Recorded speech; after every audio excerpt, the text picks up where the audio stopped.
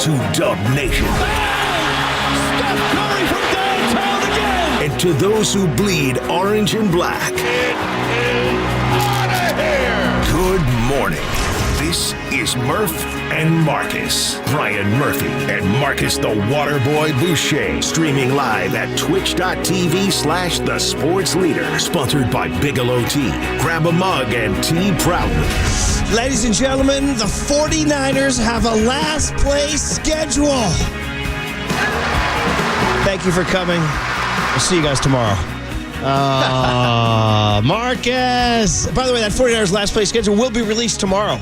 You thought you were going to get some pessimism and some gloom and doom and some funeral? Well, you will. You will get all of that. But you're also going to get the 49ers with a last place schedule because that's the only thing we got, Marcus Boucher, the Waterboy, El Chico de Agua, who was in the building last night. Did you pay your respects to the corpse of the Golden State Warriors? I did, Murph. Good morning, brother. What's up, my man? I was out there last night, Chase Center, for what could potentially be the last Warriors home game of the season. I said potentially. Whoa. I said potentially. You know, Dubs down 3-1 going to Minnesota. Can you get out your red pencil as an editor and just cross out the word potentially? Oh, no, Murph. It was fun while it lasted. Was it? Actually, was it fun while it lasted? Yeah, it was fun until last night. I'm sitting there in the Michelob Ultra Club pounding a beer and just Nice having plug, by the way. just having flashbacks to Murph fumbling his suitcase while Geno Smith hits the night-night on the 49ers season. Man. Those were the flashbacks I was getting last night. Oh, wow. You went Geno night-night. Yeah, that's... You know what's funny? That is a very symbolic thing. Yeah. Geno night-night was last night. That's when we said the 49er season is toast. Feels like the Warrior season is toast. Yeah, I'm getting sick of starting shows with you talking about seasons being toast. We did that in Hawaii. Mm-hmm. We opened in Hawaii. We're like, hey, we're in Hawaii. The 49er season is toast. And here we are. It's springtime. You know, it's May. We got summer around the corner.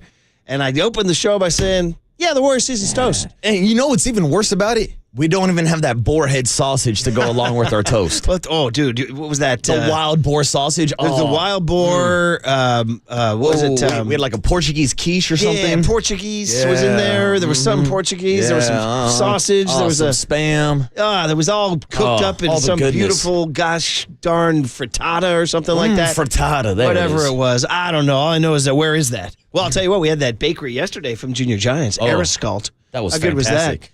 So that's it. Every time we get unbelievably good baked goods or cooked goods, a Bay Area team gets eliminated. Stop feeding us, Murph. By the way, stop feeding us. Your analogy, Seahawks, same color scheme as the Timberwolves. Oh, no, that action green. Yeah. No, it's PTSD with that action marine, bluish, grayish thing. Oh, yeah, I'm talking about like the accent, the green color. It's a little bit of that Minnesota accent also. It's navy blue and action green. Enough of that damn color scheme. Boo! Enough of that. Anthony. Get out of here, A-Rod. Edwards and Julius Randle show. Wow. I mean, Randle in the first half, but then he finally cooled off. And guys, I mean, honestly, listen, we'll be here all day. And no, they're not officially eliminated. If you're just waking up and you're like, hey, I go to these guys to get my scores. There's no call-in today. The Warriors lost Game 4 last night in the most deceiving final score I think I've ever seen in my entire life. Minnesota Timberwolves 117, Golden State Warriors 110. An inexplicable run while none of you were paying attention. The Pat Spencer crew cut a 21-point deficit to 7 by the end of the game. Believe me, it was not a 7-point game.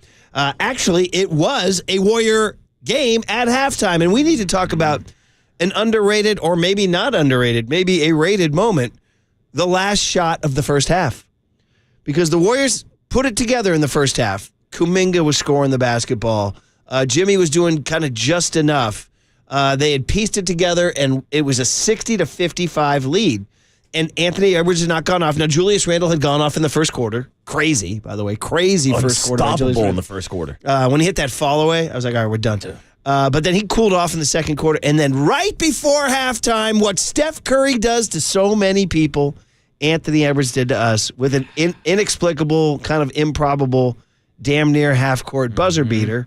At that time, though, the Warriors still lead 60-58, but lit it kind of like you look back on it now, that was the beginning. Yeah, that felt like the momentum shift, to your point. Still had a lead at halftime, but it was actually pregame. I don't know if you saw this footage where Anthony Edwards was launching up half-court shots and was doing the night celebration before the game started in honor of Steph Curry. He was calling his shot. Yeah, he really was. and he hit it. And, people have said, oh, we haven't seen Anthony Edwards go off yet. And he kind of had, but really, that third quarter display by Anthony Edwards and that three, he's turned into a freaking lethal three-point shooter. Yeah, thanks a lot, Steph Curry. I know, right? Thanks for giving him all those tips during the Olympics. It's the Tarek Skubal change-up to Robbie Ray on a much bigger scale, right? I mean, Tarek Skubal and Robbie Ray affects very few people.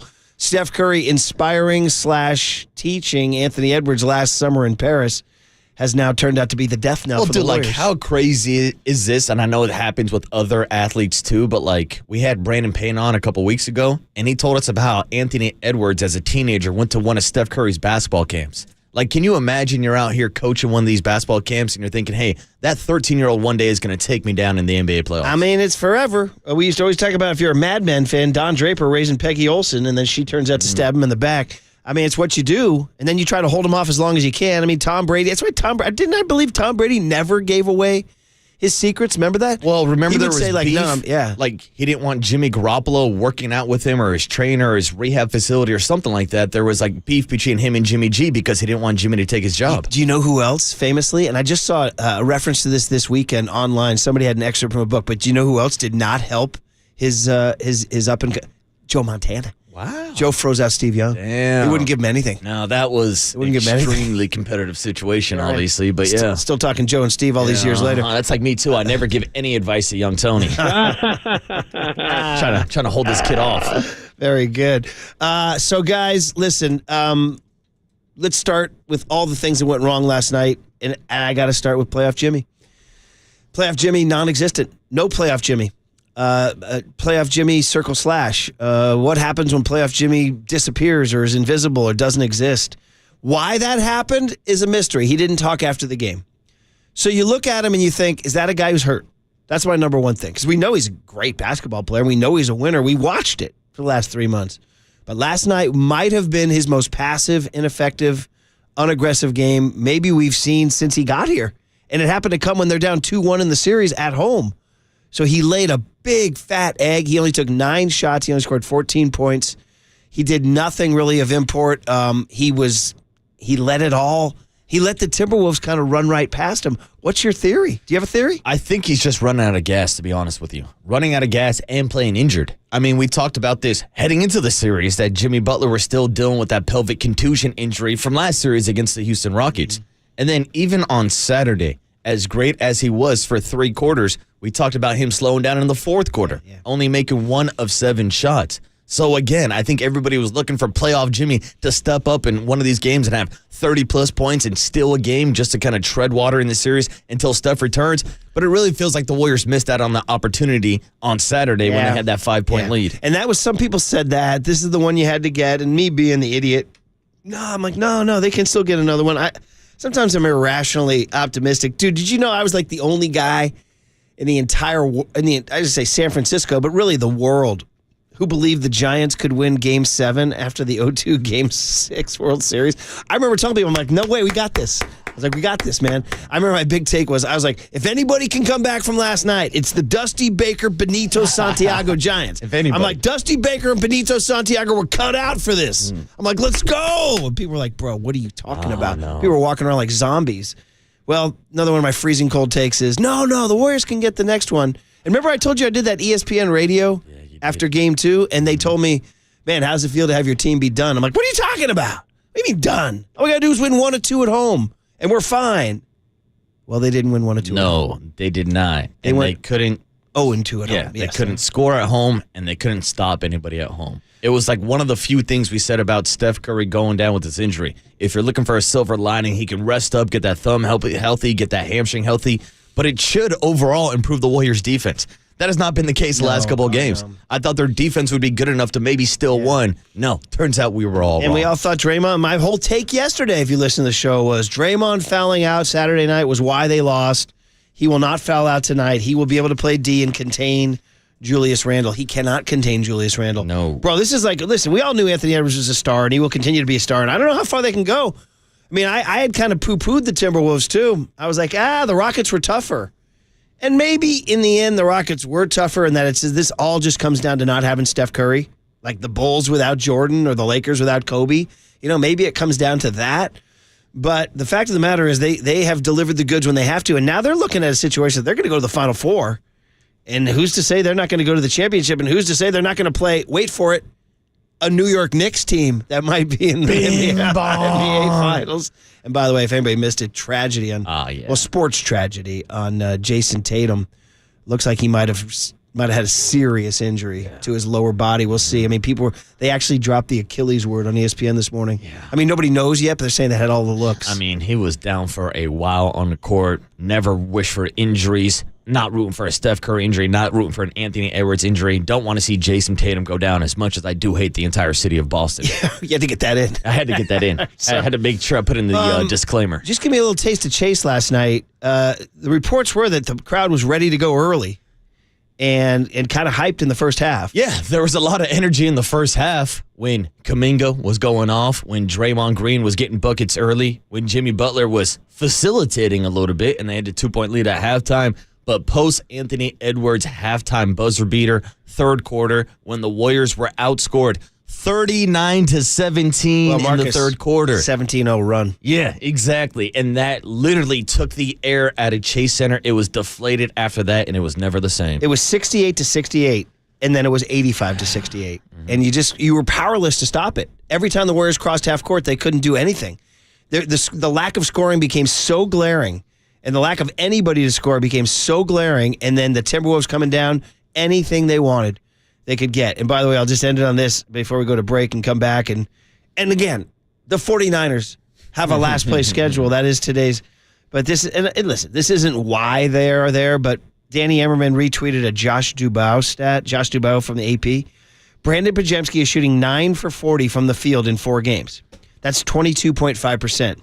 According to Josh Dubow, that's the worst of any player in an NBA playoff series who's taken 35 or more shots since a guy named Pero Antic shot 16% for the Atlanta Hawks in 2014. Wow. Bro, number 1, 2014. Number 2, Atlanta Hawks, dude. And number 3, Pero Antic. I've never heard of him. Who? Do you guys remember Pero Antic? No, I have no knowledge. Pajemski may be texting him today. This is bad, dude. Sideshow Pods might be looking for a new sideshow. Anyway, again, he's not the reason, but he's one of the reasons. Yeah, and he's one of the examples of how much more difficult it is to score points when you don't have Steph Curry on the court. All that, and we didn't That's the number one reason. All that, and we didn't even mention the Giants scoring 1 run for the third time in 4 games and losing a third consecutive 1-run loss. Saturday 2-1, Sunday 7-6, Monday 2-1. Bob Melvin even shook up the lineup to no avail. Nope. And Lourdes Gurriel made the catch of the night to steal the chance to tie the game. And Justin Verlander he's at this point now. A win. He must be walking into the clubhouse going, blank all you guys. Just blank all of you. I mean, he must be. Just give him the silent treatment. He's like, what do I got to do? I blank all y'all. Mm-hmm. I'll talk to you guys in about a month. Verlander might grab the bat and start hitting himself at this point. All right, guys. We're here for you. It's therapy. It's therapy day. 808 KNBR is the phone number. Oh, by the way, if you care, Game 5, a performative Game 5, Wednesday, 6:30 in Minnesota. That's tomorrow, 6:30 in Minnesota. All right, we'll say good morning to Tony, get the guest list, and continue to figure out just what the hell happened to the Golden State Warriors on KNBR 104.5 and 680, the sports leader.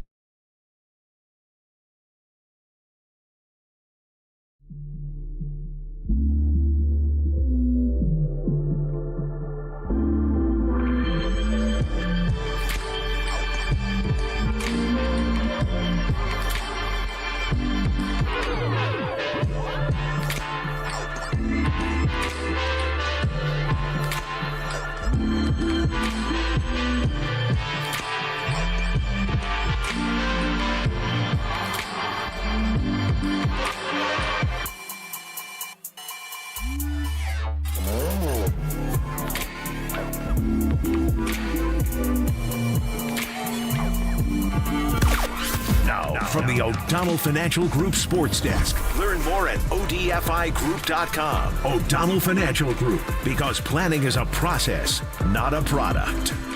Good morning. We have a new contest this week. We are giving away 2 single-day tickets to see Metallica with Limp Bizkit and Ice 9 Kills on Friday, June 20th at Levi Stadium. We want you to stay tuned through the 8 a.m. hour for your chance to win. And when you hear the cue to call 415-896-KNBR. And if you're caller number 10, you will win. This is all brought to you by Live Nation, and you can find official rules on KNBR.com.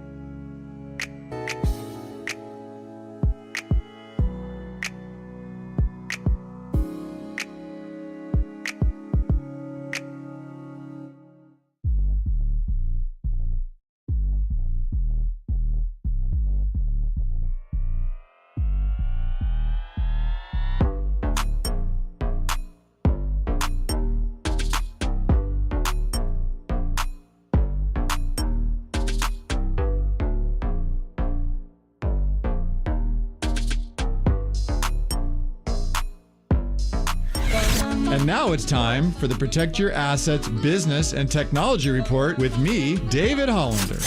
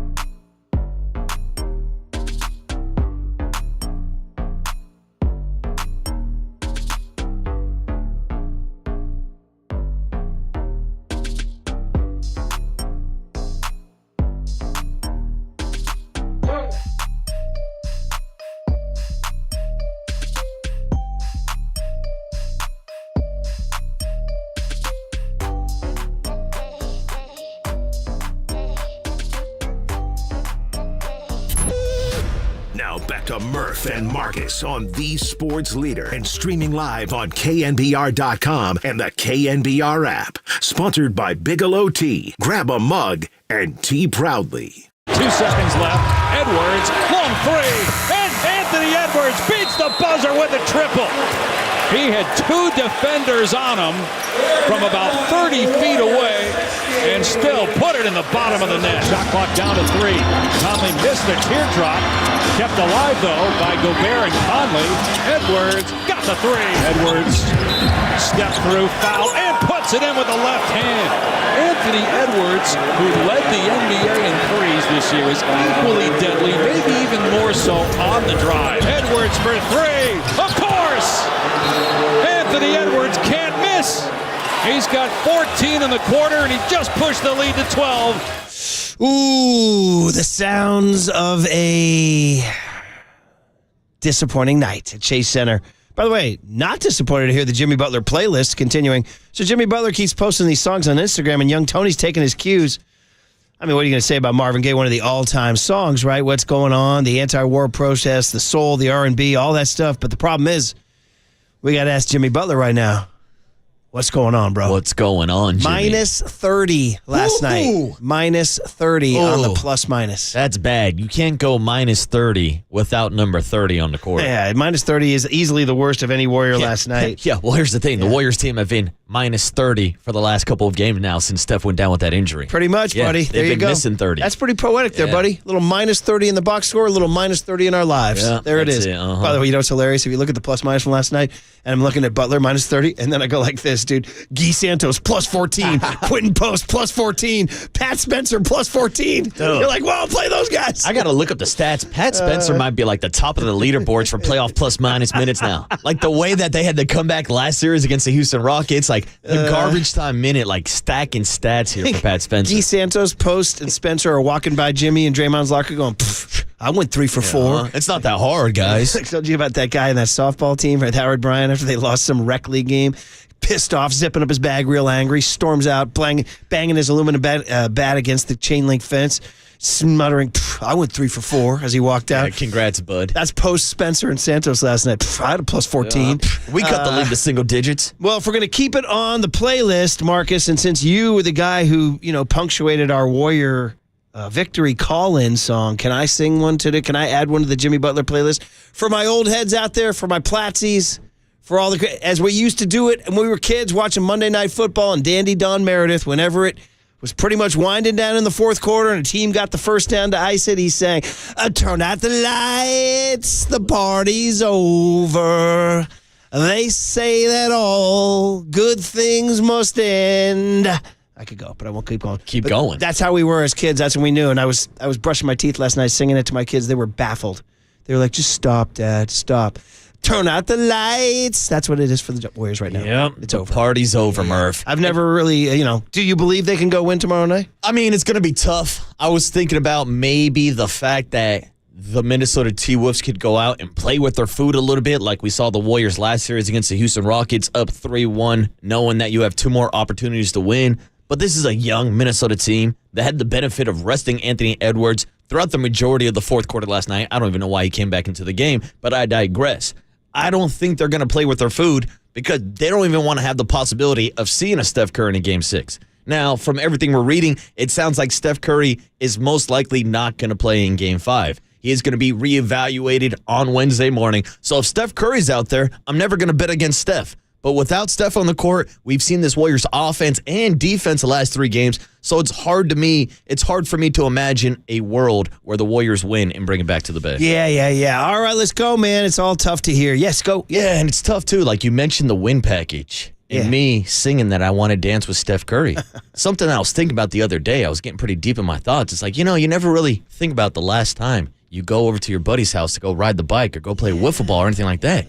You never know when the last time you're going to hear me singing, I want to dance with Steph Curry, because the Warriors might never win again. This is for true. The remainder of the playoffs. This is true, buddy. And next year we'll have a new win package. The very poignant ride, the last ride a bike with your buddies. That was kind of like the Wonder Years. You guys remember the Wonder Years? Remember that show? Yeah. No? Oh, yeah. It's like I the know Wonder what you're Years. talking about. Yeah, but I was thinking about, it's like you never think about, like, today's the last time I went on a bike ride or played pickup basketball or played wiffle ball with my buddies. It just happens, and it was the last time. You never really know when it's going to happen. I didn't know that was going to be the last time I sang about dancing with Steph Curry. On Tuesday, May 13th, 2025, Marcus Boucher came face-to-face with the fleeting nature of existence. Dude. Yes, it is. Yeah, what is this thing called life?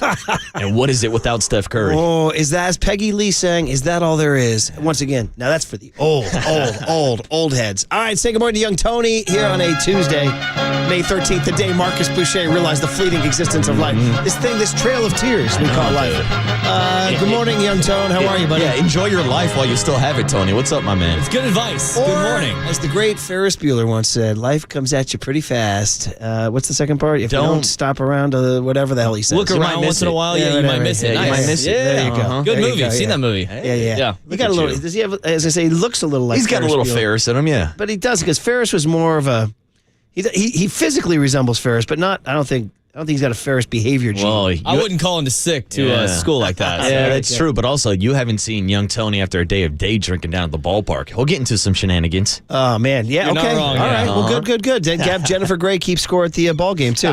What'd you think, Tony? What'd you think of the game, bud? Yeah, so I stayed up the entire game. I'm very Whoa. tired this morning. Yeah, I know, right? Crazy. You stayed up for that? I know. That's what I wrote down, Murph. I was like, dude, why did I stay up for this? But I stayed for the full fourth quarter. Did you not in the third quarter think about Well, when shutting the it down? starters came out, I was like, all right, I'm shutting Wait, it you down. went all the way into the fourth? Oh, yeah, dude. This is what I wrote down. I wrote 17-0 run was the difference in the game. I wrote down Pods is a great player, one of the best rebounders in the league as a guard, but he's got to get better in the offseason. He is not playing well. Yeah, I think a lot of Warriors fans would disagree with you this morning that he's a great player. What else did you write down, buddy? I mean, that's pretty much it. That was it? Those I are your wrote down- takeaways? I wrote down, it's not over, but I'm not feeling great. By the way, you did mention Pods. During the break, I looked up. I said, who is Piro Antich?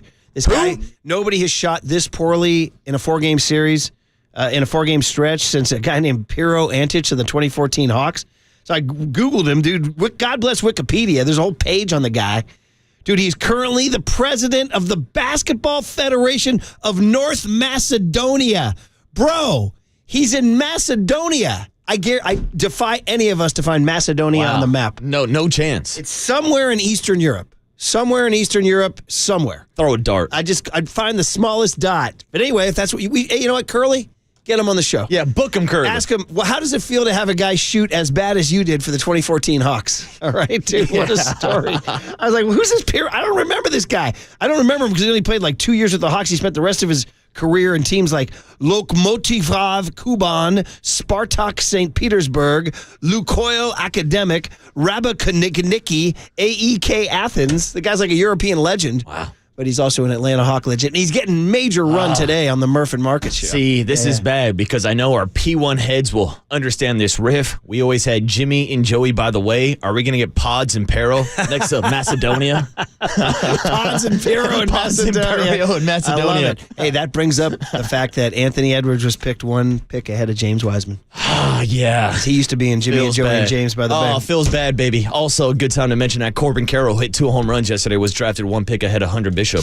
Oh, boy. But hey, that's another story. It's too soon. For too another soon. day. All right, guest list kid, what do we got here? That's great knowledge. Dwayne Kuiper is going to join us, unfortunately, after a loss. Oh, no. I know. We suck again. By the way, I looked this up last night. If anybody's curious, Verlander needs 38 wins to get to 300. I was just curious. 38.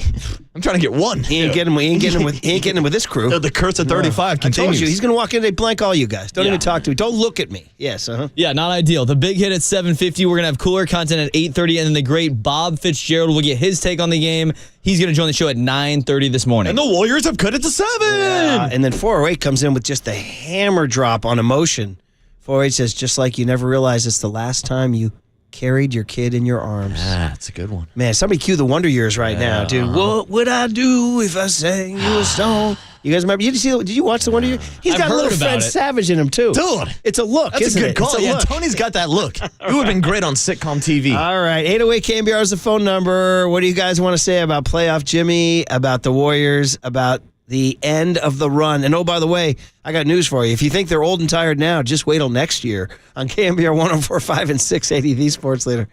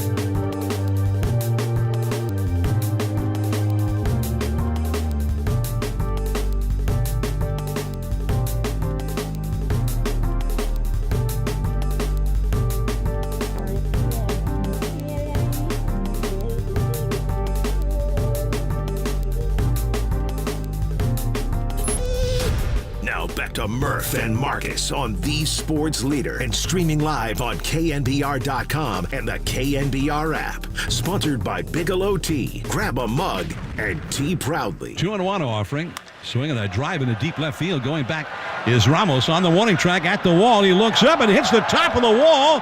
And it's gone. A home run. The opposite field home run. The 12th home run of the year for Corbin Carroll. And it's 1-0 Arizona. And there's a high drive. Center field. Looking up is Lee. And it's gone. Corbin Carroll has done it again. It's 2-0. Struck him out swinging with another splitter. Third time that Bailey has struck out tonight, and the Giants have lost their 4th in a row. Oh, just when you thought it was bad enough at Chase Center, few steps away on the Terry Francois two-step, the Giants lose their 4th in a row. They were once 24-14. They are now 24-18. If you missed it, Diamondbacks 2, Giants 1. Justin Verlander, 6 innings, 2 earnies. Only gave up 2 solo shots to Corbin Blanken Carroll. I was just telling you, Sarah Langs, Marcus, had this stat. She's the great statistician, obviously, for MLB. She does such a good job. Since the All-Star break of 2024, top 5 home run hitters in Major League Baseball. Spoiler alert, there will not be a Giant on this list. Oh, no. Say it ain't so, Murph. Number 1, ya boy, the Linden Lion, as you were calling him yesterday. All rise! Aaron Judge, but he's only one ahead of the guy Chipper Jones will not give his flowers to, Shohei Ohtani. Yeah, the guy I was glazing yesterday. The third guy, and I had actually a little Sunday night riff with my kids on this guy because he was Sunday Night Baseball, Guardians, Phillies. My kids are baseball fans. They're watching Guardians, Phillies. And this guy was on the TV, and I'm like, when are people going to start talking about this guy as a slugger, man? Kyle Schwarber. All he does is mash. Remember he was flirting heavily with the Giants? Yeah. I can imagine, like, Kyle Schwarber's camp when they were like, hey, the Giants are calling. He's like, are you blanking kidding me? Because all I do is hit home runs. And where's literally the worst place for me to go is San Francisco. Yeah. Freezing cold, windy, Triples Alley. Hell no. Yeah, a lot easier to hit home runs in Philadelphia as Bryce Harper. But those are kind of guys that have all park power. They could put it in the Cove, but yeah, why would you cut down on any amount of home runs? So Schwarber's third. Fourth is a guy just nobody talks about because he was playing for the Cincinnati Reds for the last several years, and now he's a Diamondback. Eugenio Suarez. Wow. Just one of those guys who's just floating along. Nobody talks about him. You guys have him in your fantasy? Oh, Anybody of course. He's owned by somebody. Went early? I mean, didn't he have a 4 home run game earlier this season? Yeah, good call. So yeah, he definitely is on somebody's roster, not my roster. You know who's fifth in Major League Baseball in home runs with the likes of frickin' Aaron Judge and Shohei Ohtani? Little tiny, itty-bitty, elfin Corbin Carroll. Dude, what is he, 5'3"? He ain't big. He hit 2 bombs last night, and he's fifth in Major League Baseball since the All-Star break in home runs. I just looked it up. He's listed as 5'10". He listed. Yeah. Listed. Yeah. God, man. Again, where's my first rounder?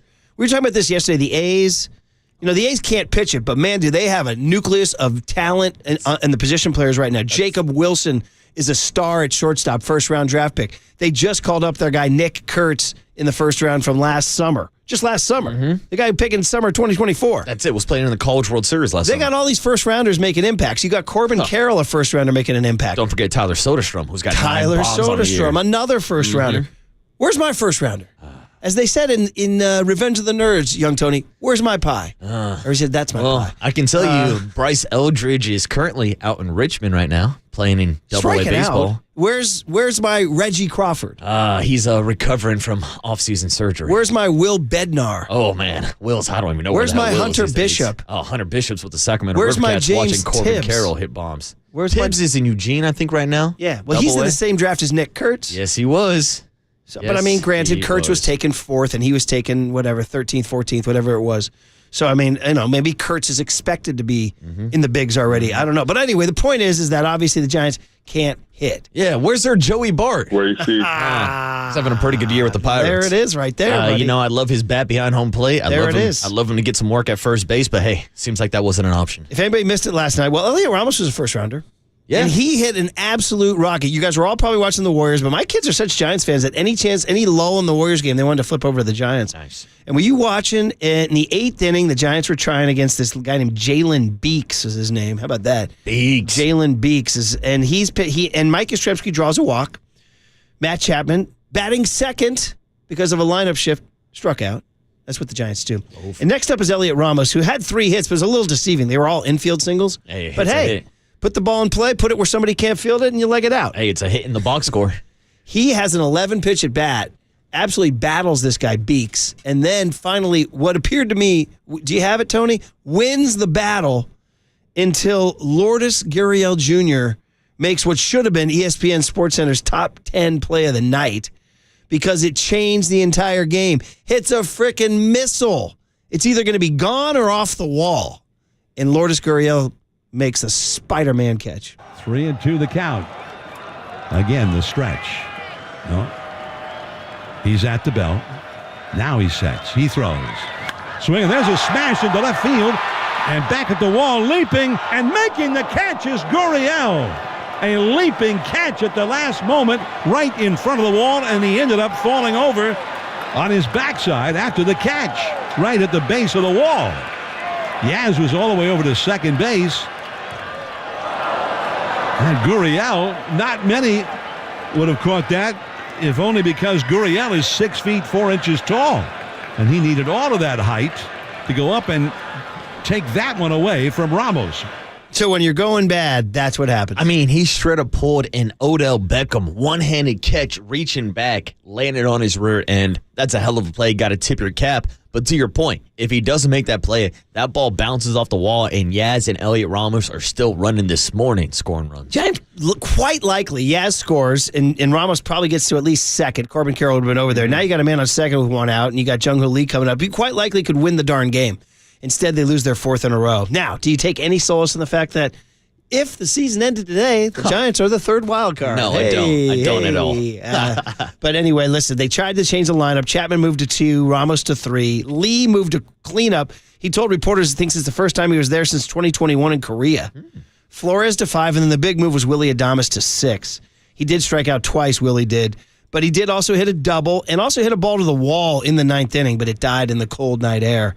But it's the bottom of the order, guys. Pat Bailey, 3 strikeouts yesterday. Your boy Luis Matos, 0 for 3, 2 strikeouts, hitting 175.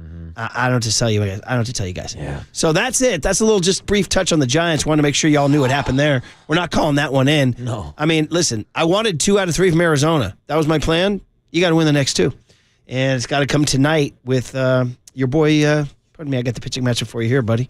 Got to make sure you got to go. Brandon Fott. Young Tony, you want to hop on the mic here, buddy? That's my guy, Brandon Fott, dude. Straight out of Louisville, Kentucky, Trinity High School. Legacy, I believe his grandfather played in the bigs. He's the Fott family has had a couple players in the big leagues, I do believe. This guy literally was your high school classmate. Oh, yeah, multiple classes with the guy. Brandon you guys Fott. same year? You had math class with this guy, Math right? class, theology, This science. is so random. Yeah. Love the guy. Do you think if he ran into you at Gambino's today, he'd know you? I'd say so. Yeah, 100%. Yeah, He follows Tony on Instagram. He watches his stories and stuff. 100%. Yeah. Him and Brandon Fott are boys. Are you torn tonight? Are you rooting for your classmate, Brandon Fott? Hey, man, I'm a Giants fan. Let's be honest. That is, but I am also a fan of Fat Bottom Girls, and Fat Bottom Girls are sponsored by Redwood Credit Union. Whether you're dreaming of a new home, planning your children's future, or growing your business, Redwood Credit Union is a financial partner that feels like home. Learn more at redwoodcu.org, federally insured by the NCUA. You have his jersey, right?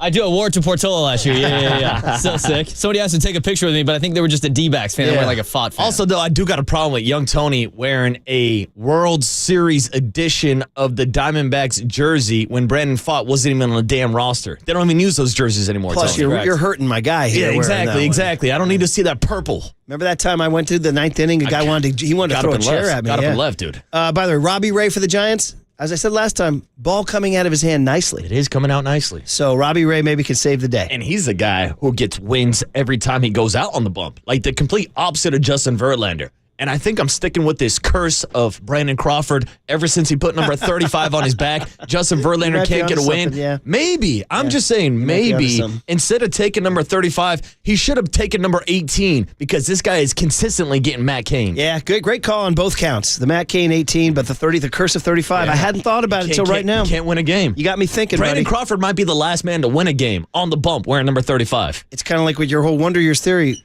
When did you realize the last time I saw a 35 win a game? Yeah, I didn't know it had happened. It was Crawford. All right. Hey, we got 2 tickets to see Metallica. Stay tuned in the 8 a.m. hour, the Friday, June 20th show. Metallica tickets at Levi's. Come on, man. That's a no-brainer. Stick around for 8 a.m. hour on that. All right, we want to get that there. Robbie Ray versus Brandon Pfaadt tonight, 6:45. 3 straight one-run losses for the Giants. 2 of them in which they scored 1 run. One of them they decided to score 6 runs, and they lost that one too. So we shall see. They are 2 ahead of the Diamondbacks in the loss column. I need the next 2. Okay, back to the Warriors. We haven't played the post-game sound. Here's some interesting stuff. We will not play Jimmy Butler post-game sound. He didn't talk after the game. Steve Kerr addressed the Jimmy Butler absence, or I should say the lack of impact on the court. Draymond Green did too. There's Pajemski talk. What the hell happened in that third quarter? And where were you when the Warriors season ended last night? Oh, yeah. Game 5 tomorrow night in Minnesota at 6:30. All right, next, Warriors. 808 KNBR is the phone number. You guys want to chime in on what angered you the most last night? 415-808-5627 is the text line if you want to thumb it out. Or are you being philosophical and realize that if the Bulls didn't have Jordan and the Lakers didn't have Kobe, they ain't doing it? And maybe in the end, the Warriors weren't doing it without Steph. Your thoughts next on The Sports Leader. We might be on to something. From the time for traffic on The Sports Leader.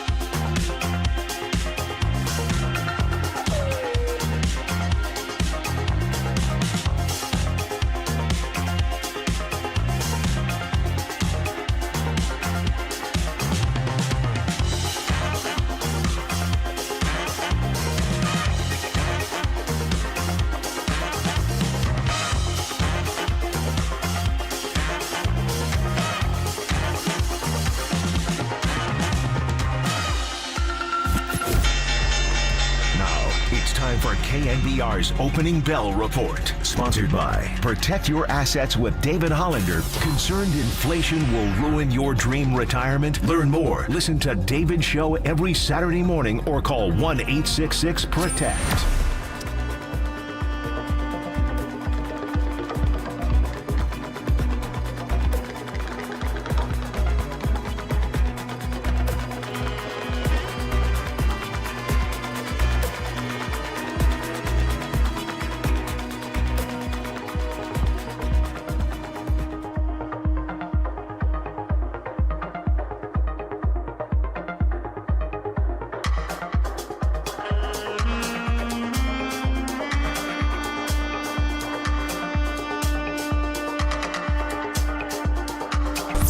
Listen to the sports leader anywhere, anytime. Download the KNBR app. Murph and Marcus continue live from the KNBR Casino Matrix Progressive Jackpot Studios. Casino Matrix. Progressive jackpots are here. Where are you? Just drop in. 1-800-GAMBLER. 2 seconds left. Edwards, long three.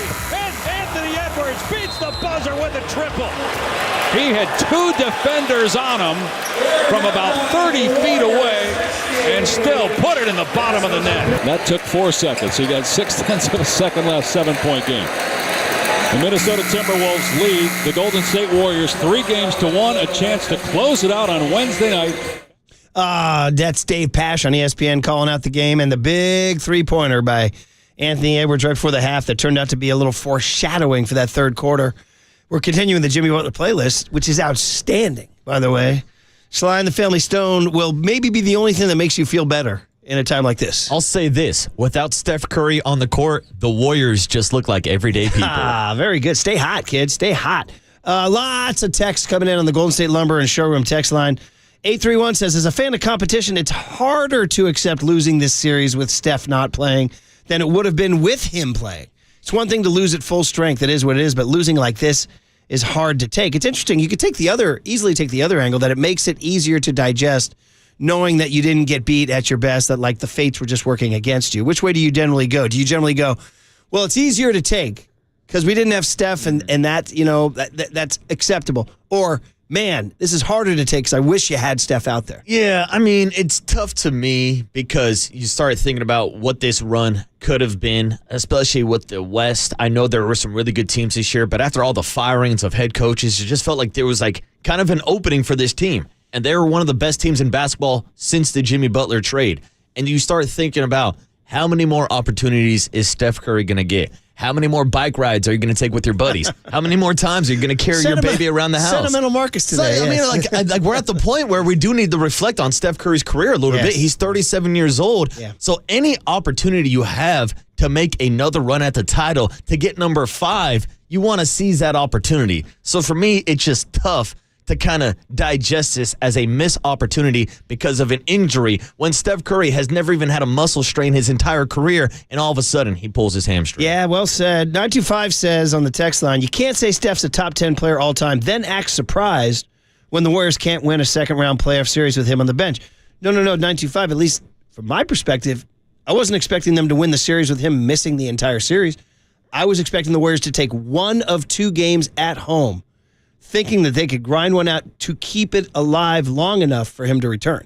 So it wasn't that I was thinking, oh, yeah, they can beat the Wolves without Steph. No, it was just getting to the point, even being down 3-2.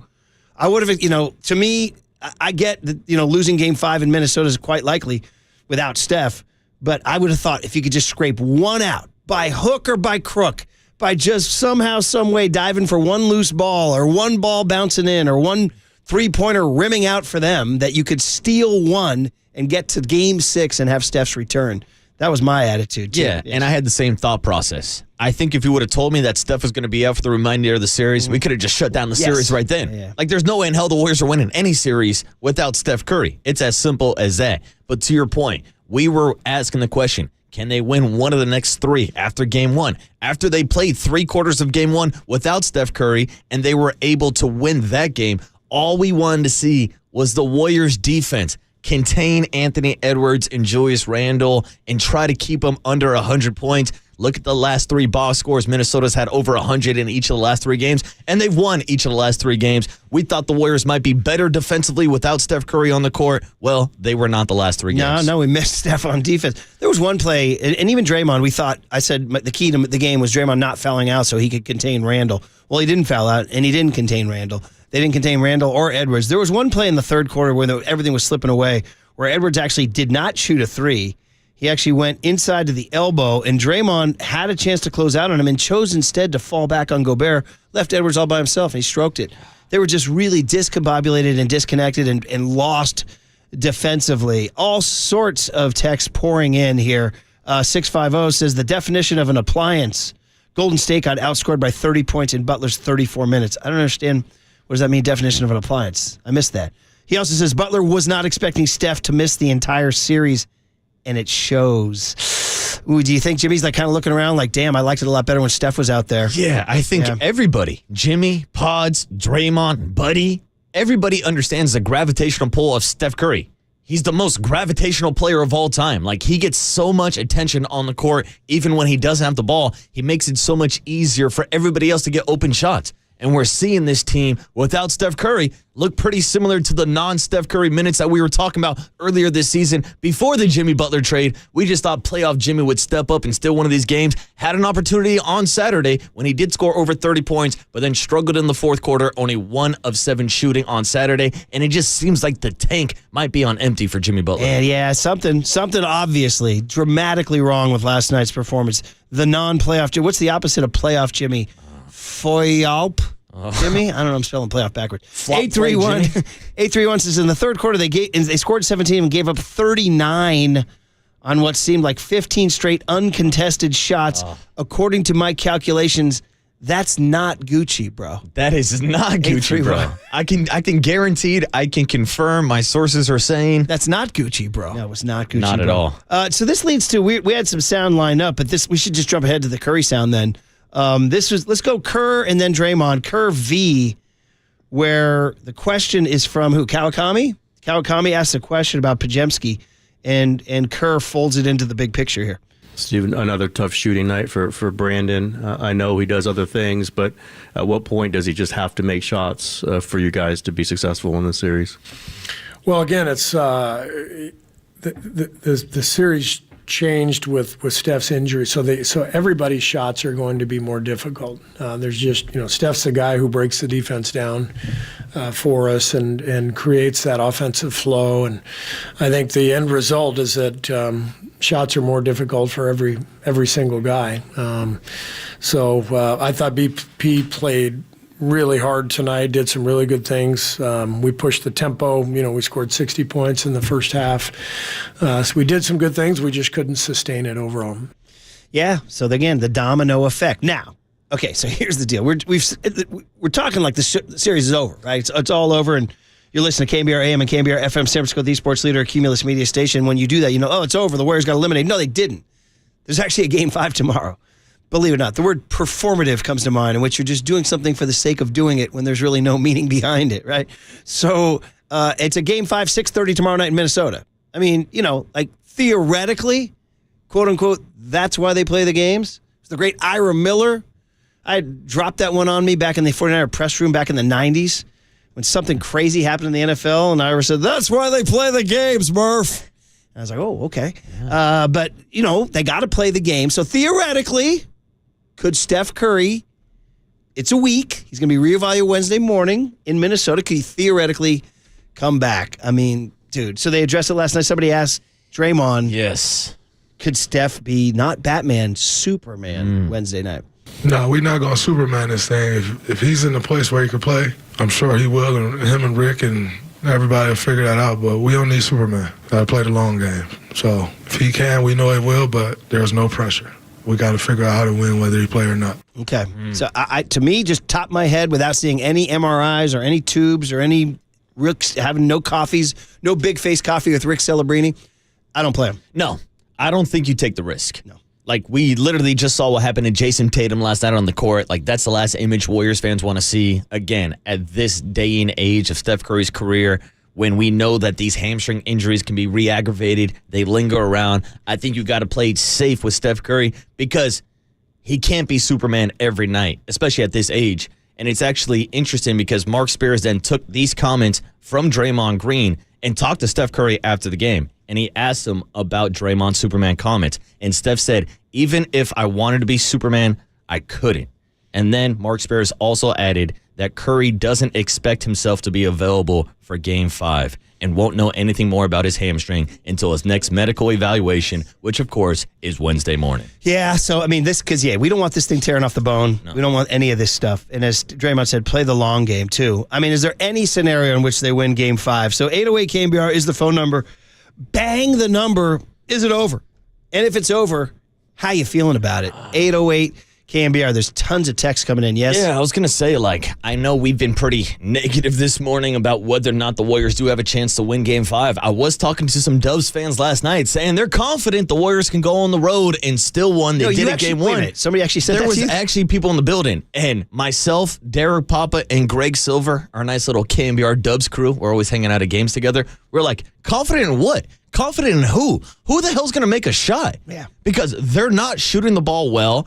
And the Minnesota T-Wolves are shooting the ball extremely well. They shot 47% from three-point range yesterday. Anthony Edwards and Julius Randle both had more three-pointers than anybody on the Warriors roster. They were 8 for 27 from three-point range yesterday, and that's an improvement from Game 3. Add to my freezing cold career of freezing cold takes, my take after the first two games that the T-Wolves were not as tough as the Rockets and that the Warriors had a little breathing room out there to do stuff. Now, I mean, I say it's a freezing cold take, and I'm making fun of myself for a terrible take.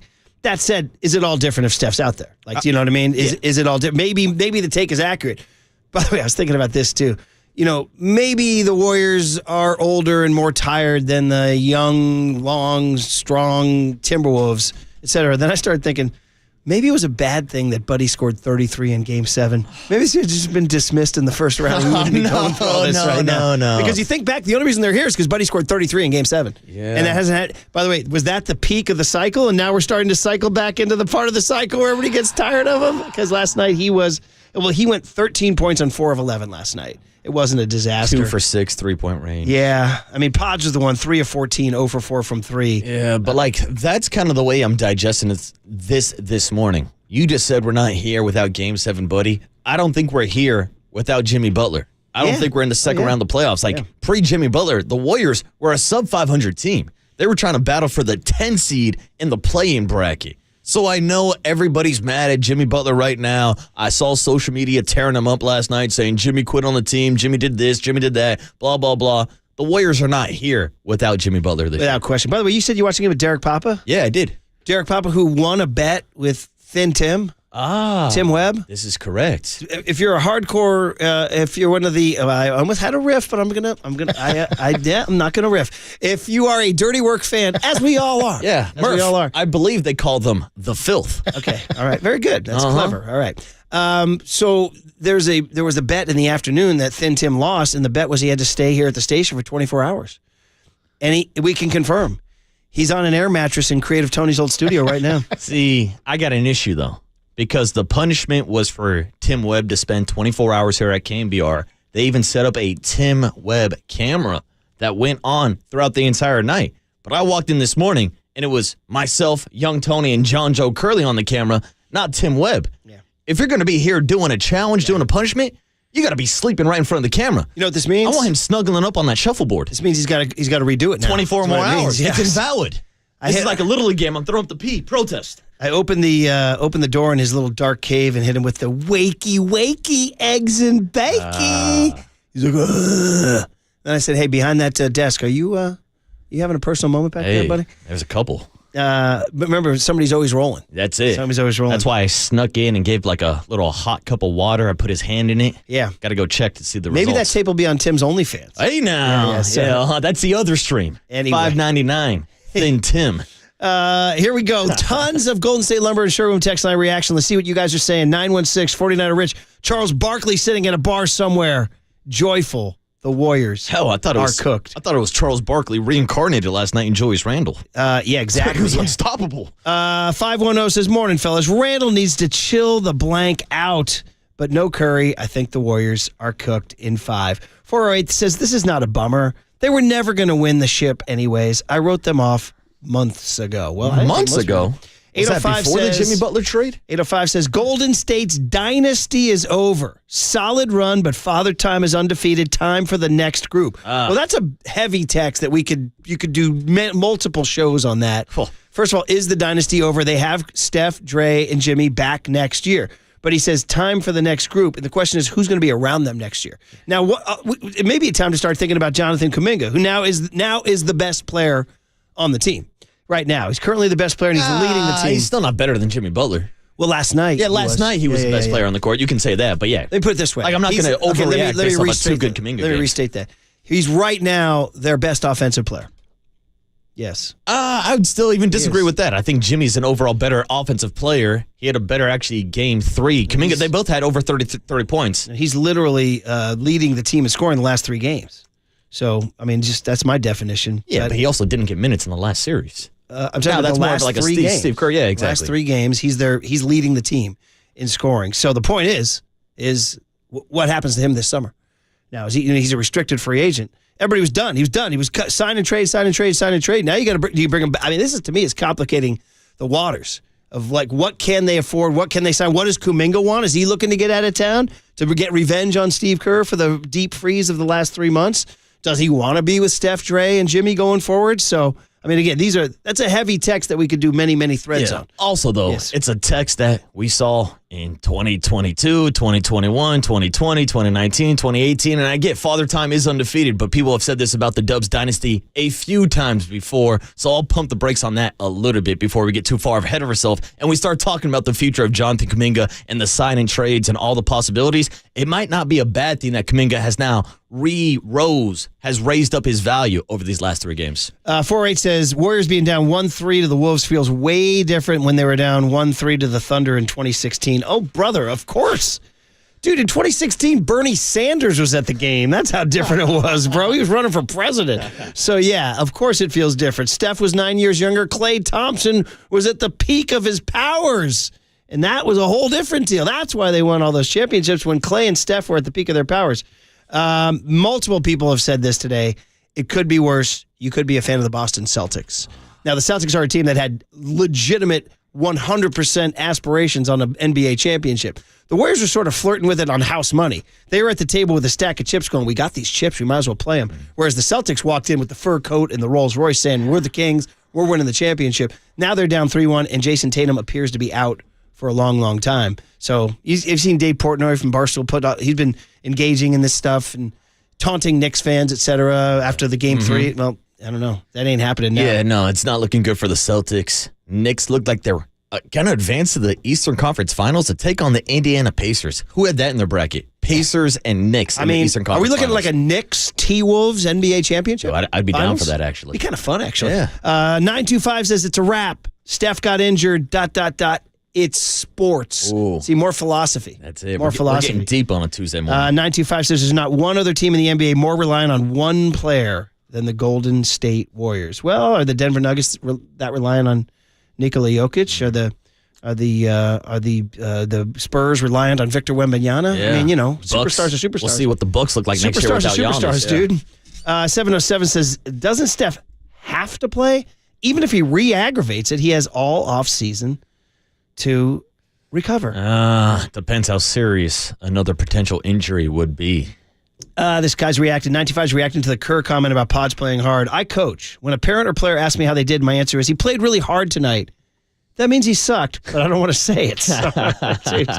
831 says, we won't address the bigs who can be a true rebounder, giving us second chance points. That kills us. Rudy Gobert, there's a couple times last night Rudy Gobert got offensive rebounds, killing me. 831 says, do the Warriors have a problem developing young talent, or are they just missing on their draft picks? Well, they missed, obviously, on James Wiseman, but Kuminga is there, and they're in the process of developing him. And until the last 3 games, you're feeling pretty good about Brandon Podziemski, right? I mean, we like Quentin Post down the stretch. And TJD and Quentin Post. Right, exactly.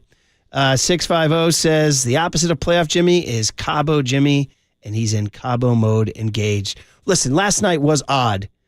And again, is it an injury? That's my number one thought, is that he's not playing 100%. Draymond Green indicated that he was feeling lousy yesterday, and that's not an excuse, but he was feeling lousy. But he was obviously passive and not playoff Jimmy. Somebody at 209 at a great text said, it's not playoff Jimmy, it's way off Jimmy. Oh. Pretty good. Pretty good. That's where we're at, guys. 650 says the Warriors need reliable bigs. My guy, Kevon Looney. 831 says we still have a game to play, guys.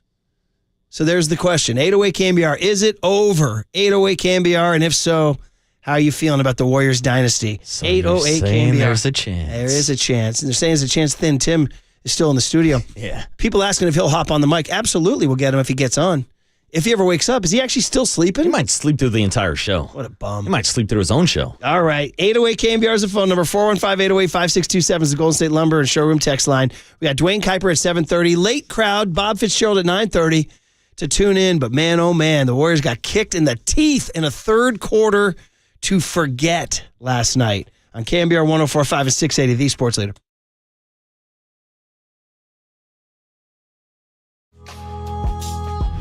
Time for traffic on the Sports Leader.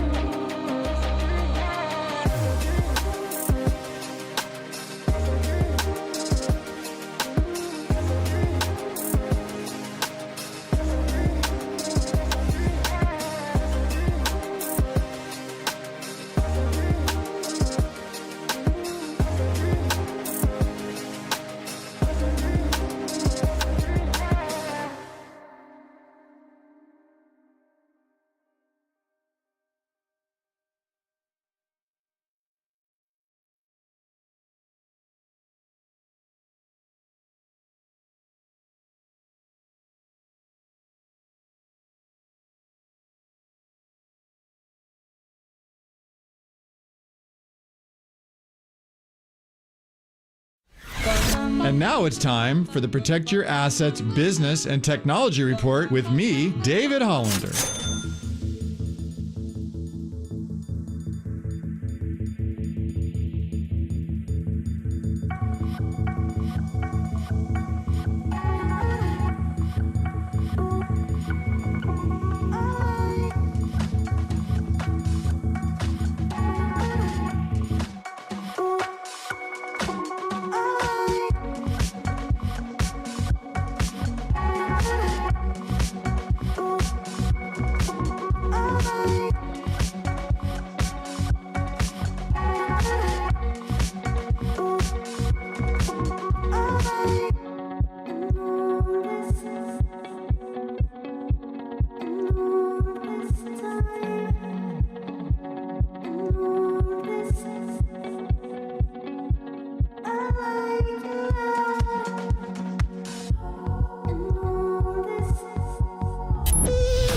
Now back to Murph and Marcus on the sports leader and streaming live on KNBR.com and the KNBR app. Sponsored by Bigelow Tea. Grab a mug and tea proudly.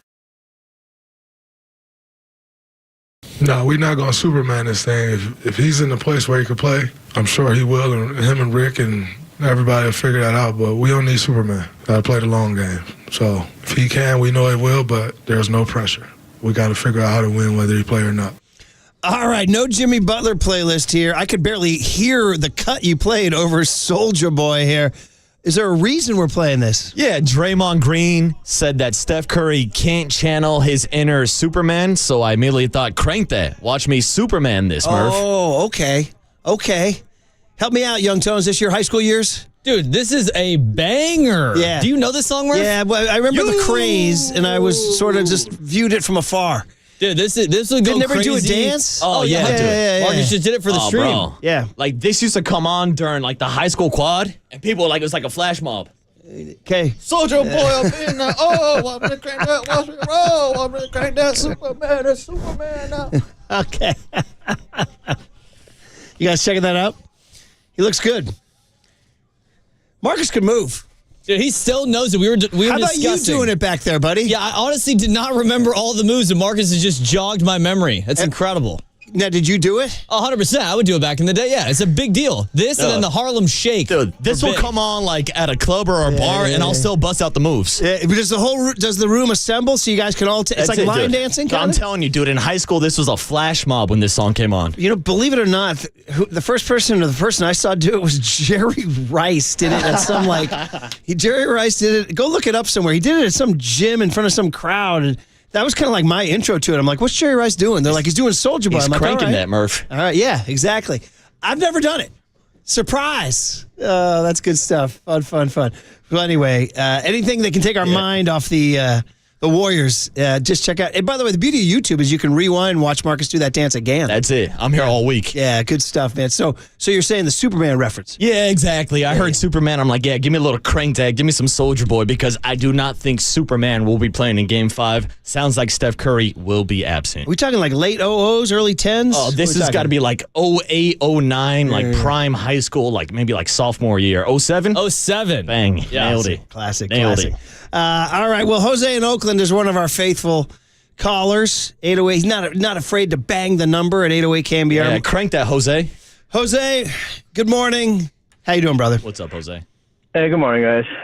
Soldier Boy. You know, that music right there, that would have been good music for that viral video they have for those kids, which says Chick-fil-A employees on Sunday. Just like it's a group of Mennonite kids, and the way they're dancing, it's a trip because, I mean, the guys have no moves at all. The outfits, they're like so Quaker. And in the background, you see this banner that says Bristol Northern Soul Club. And I said, these guys have no soul at all. The thing is so funny. I don't know if you guys have seen it, but it's a trip. That's really Anyways, going back to the Warriors. Look, like I told you guys last time, they're playing with house money, okay? They made it entertaining. We didn't expect this before the Jimmy Butler trade. Even after the trade, a lot of us were skeptical.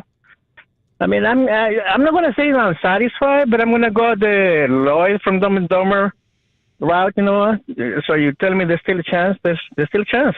Yeah. That's all I can do. Are you going philosophical, like you're thanking the Warriors for getting to the Elite Eight kind of thing? You're not. You didn't expect them to win the championship? I expected them to suck all day years, to be honest with you. But so far, they overachieved from my perspective. I don't know from other fans' perspectives. Let's look at it realistically. The guys are older, so they're going to get injured, and it's going to take a lot longer for them to heal. Somehow this team with Jimmy Butler, somehow he made it back. As far as Steph, it is what it is. Like I said, you know what? Let's just enjoy the next game and see where it goes. That's what we can do. And you want Kuminga to stay? Nah, you know what? They have to find a way to sign him and then trade the guy. Now is the time for them to trade him so they can get something valuable in return. If they don't sign him and they just let him go, then that's going to be stupid. I mean, it's bad enough that they missed on some of the draft picks in the past, as it is. But they got to do something, like I said, to get something valuable out of him. It's the big move. I mean, listen, I've been impressed with Dunleavy in general. He'll go ahead and make a big move. He'll go ahead and part ways with Clay if he has to, and go get Jimmy Butler if he has to. But now he's got another big decision to make. So, Jose, 5% chance you're given tomorrow night. All right, we got you, Jose. Thanks for the call. By the way, I did find the Jerry Rice doing the Soldier Boy, October 07. Did you really? Yeah, I told you guys. For some reason, that hit my... I don't know. That came across my radar. And I was like, that was my introduction to it. That dance swept the nation, Murph. Yeah. So I swept Jerry Rice. He's in like a high school gym. Steve in San Francisco. Steve, good morning. How are you, man? What's up, Steve? Hey, what's up, fellas? Yeah, being at the game, man, disappointed. Playoff Jimmy has been a no-show again, so we brought him in. I know with Curry, he throws everything out of the whack because when you take the best player off the court for any team in the playoffs, it's going to look and feel different. But to me, he's supposed to be that guy, and unfortunately, he's not being that dog that he was in Miami in the playoffs. And too often in these playoffs, he's been a disappearing act. And last night is basically Kuminga who wanted him more than he would. And I thought that maybe Jimmy would take after that junkyard dog mentality that they had in Miami and be that guy. So at this point, guys, it's a wrap. You've had your two shots. They obviously should have won both games, but it's just if Jimmy would have played his part down the stretch there, I think they win both games. But unfortunately, at this point, it's going to take something barring miraculous, maybe something unforeseen or an injury. I don't see any way the Warriors can win the series. And they're going to be kicking themselves, guys, because they should have won both these games at Chase. And now you got to go back to Minnesota. It's going to be pretty much a wrap. Because Minnesota, as good as they are and talented as they are, they were basically trying to hand the game to the Warriors in both stretches of the fourth quarter there, and the Warriors couldn't take it from them. So it's just a bitter feeling, guys. And one thing on Kuminga, I think it's better off if they do a sign-and trade, as the previous guy mentioned, because as good as he's looked, I just think that Kuminga is so mentally checked out right at this point with Kerr, like yoing him throughout his career here. I think he's better off that he's a young talent, and I think a team is willing to give us a haul this offseason. I want to get your thoughts on that. Thanks for the time, guys. Just a salty feeling this morning. I'm with you, Steve. First, I want to address the Butler stuff about checking out. We do understand that the previous game, Saturday night, he scored 33 points. Yeah. And he shot 12 of 26 from the field. So, to me, like, what happened between Saturday, May 10th, when he scored 33 points on 26 shots, and Monday, May 12th, when he scored 14 points on 9 shots? So, what happened? Physically, something happened? Yeah. That's my number one thought, is that physically something happened to him. Dave Pesch said multiple times on the broadcast last night, he does not look like himself. He said that a couple times. And all you got to do is look at his game log here, and you just see the 33 on Saturday, and you see the 14 on Monday. You see the 26 shots on Saturday, you see the 9 shots on Monday. That's 2 days. Well, that's what I was the most confused about, is how his shots went from 26 to 9. And even more importantly than that, his free throw attempts only got to the line for 5 free throws yesterday. He got for 9 on Saturday. Yes, that's Jimmy's game, though. Like, even if you're not getting the same spacing that you're getting with Steph Curry on the court, I understand they got the stifle tower and Rudy Gobert right there next to the rim. They have size. It's tougher to score without Steph on the court. I understand all that. Still, make the attempt, go up, draw the foul, and get to the line, Jimmy. Yeah, that's your bag. That's your game. He's been very passive that way. I'll go back to the first game of the Houston series. They opened in Houston when they got that win in Houston that changed everything. He took 19 shots, scored 25 points. He had 7 boards and 6 assists. He had 25, 7, and 6. I mean, really, really good. So, and then game 2, they kind of got blown out. He did not play. He only played 8 minutes. Oh, that was the game he got hurt. That was the game he got hurt. Yeah. He came back from the Amen Thompson ass injury, and he scored 27. Remember that one? He made 12 of 12 from the line. That was when Buddy was interrupting his post game and goes, "No, I'm not going to do anything to you here," and all that stuff. I'll get back in the locker room and all that. So, I mean, he has been playoff Jimmy to large degrees. It's just that last night he certainly was not. And it just leads you to believe that there's something physically wrong. Yeah, and that's even going back to Saturday night in a game where playoff Jimmy did show up and score 33. He was 1 for 7 in the fourth quarter. Yeah. And it seemed like he was running out of gas in that game. And we know that his dog Armando's been working out those kinks on the backside, trying to get him prepared and get him ready. But Jimmy just didn't look like himself yesterday for whatever reason. And here was Draymond Green actually talking to the media, talking about whether or not Jimmy was dealing with stuff off the court before the game even started. I mean, we obviously need him shooting the ball, but, their defense, they were collapsing on him today. So we tried to pick up that slack. But I know he's not feeling well. Been pretty crappy all day, so that also affects the energy as well. But, no excuses made here. I think that's on me. I got to find a way to get him in more positions to score. I think tonight I was just trying to get him the ball, and I don't think I got him the ball in good spots, which then allowed the defense to load up on him. So I got to do a better job there of getting him the ball in better spots to where it's not as easy for the defense to key on. Yeah, so he says he was feeling bad all day. Energy affected it. 925 points out on the text line, Jimmy had no issue getting into the lane. But once he got there, he didn't look at the basket. He kicked out to mediocre at best shooters. I would yell at the TV when he would drive and kick it back out to either Gary Payton or Draymond even for a three. I'm like, no, dude, I want you taking that up. He wasn't getting some of the calls he got during the regular season. You can hear him scream on the on-court mic, ah! And in March, he was getting that whistle. They're not giving him that whistle in May. And we've seen that play out throughout the entire playoffs, across the entire league. The loose whistle, the tight whistle. But again, that was the point I was making. Jimmy Butler, even when you are driving to the rim, put up an attempt. Yeah. You're not going to get the foul calls every single time, but a player like that should be putting up more than 5 free throw attempts. 831 says, Jimmy's playing scared in the paint. Every time he drives to the hoop and Gobert is near, he kicks it out. It is true. It seems like Gobert is affecting him. Rudy Gobert needs to go somewhere else. Rudy Gobert, that need to go home. He needs to go bear somewhere else. In terms of Kuminga this summer, that's going to become our new Brock Purdy contract. What do you do? Do you keep him? Do you somehow give him enough money to keep him? Do you have that money to keep him, make him happy? Because he is really the only thing you have going forward. Kuminga, Pods, Moody. It was supposed to be Kuminga, Pods, Moody. Poor Moody has taken a step back, obviously, and Pods has taken a step back. But it doesn't mean their careers are done. I mean, they're young kids learning on the ropes. And I mean, do you feel good of a Warriors nucleus of Kuminga, Pods, and Moody 3 years from now?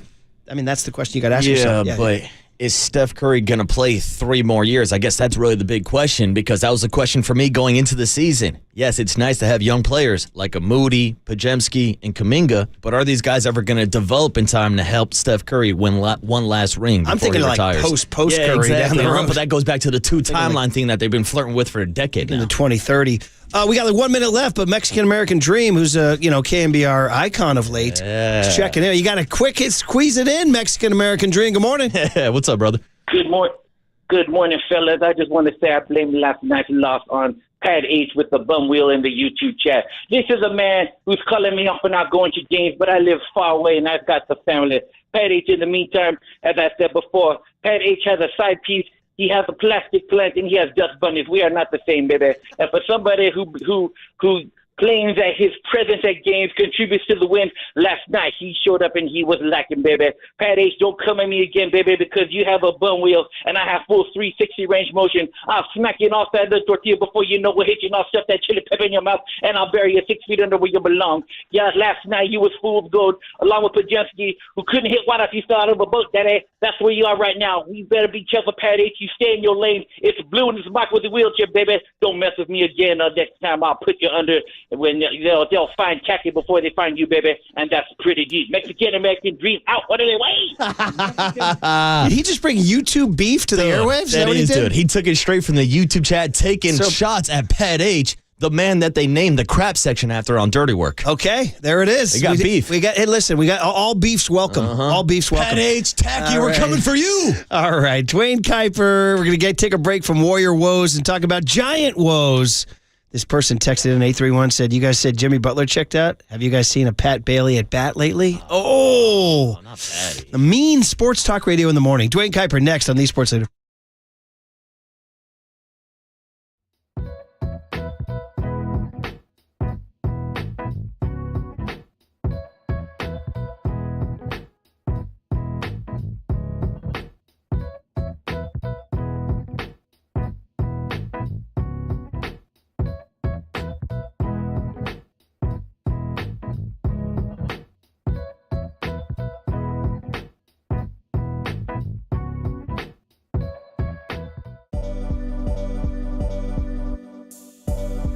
All right, the only good thing these days is in sports in the Bay Area is the good life out at River Islands. Yeah, you guys know the deal. The Boathouse.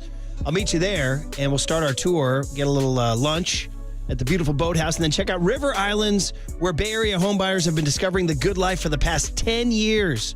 It's not another location in the greater Bay Area that offers a terrific combination of homes, lakes, parks, and schools.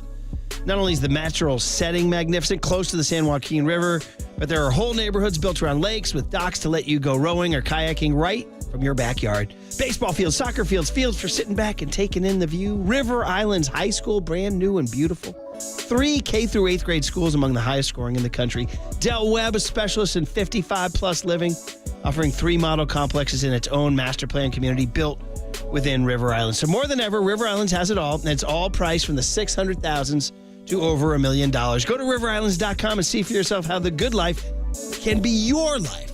That's riverislands.com, and hey, I'll meet you at the Boathouse. The good life.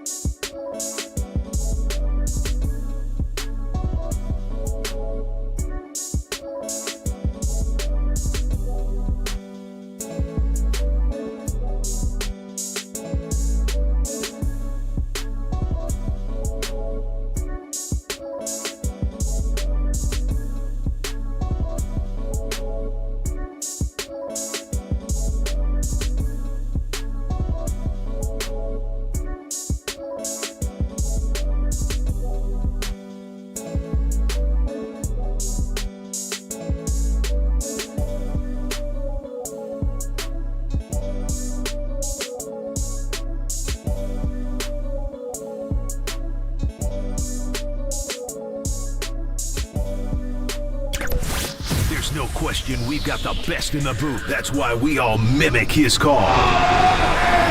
Time for Murph and Marcus to catch up with Kite on KNBR 104.5 FM and 680 AM. All right, the Murph and Marcus Show sponsored by Bigelow Tea. Grab a mug and tea proudly. We were on a roll where Kipe never came on after a loss. Now it's 2 in a row. We got to figure our way out of this. Giants lose their 3rd straight one-run game. They're all different in their own way, but they're all kind of the same, too. We'll figure it out. Kipe on the UMA guest line. Good morning, Dwayne. How are you? Hey, morning, Kipe. Hey, I'm good. It's a day where you just kind of look forward to, or for me, I look forward to tonight.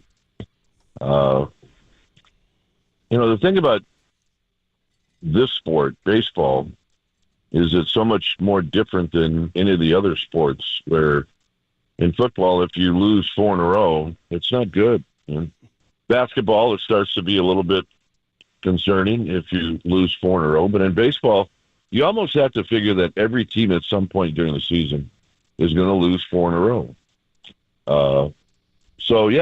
You take 4 losses in a row very seriously, but on the other hand, you understand that it's going to happen throughout the course of 162 games. And I'm as concerned as you are, as our fans are, about the lack of offense. But they're in close games. They're in it till the very end. If the kid in left field, Gurriel, doesn't make the catch last night, we have a totally different game. But that's what happens when you play close games. And it's not going to change anytime soon. When I look at the standings, you always look to see where you're at compared to the team that's in first place. But one of the other things I look at is run differential. And in the entire, both leagues, the Giants are 7th in run differential. And, that tells me that they do enough offensively, and they certainly do enough with their pitching staff that they're going to stay in games. The problem is 2 of those 7 teams are right above the Giants. Yeah. And one that's really close to being in that 7 is right below them.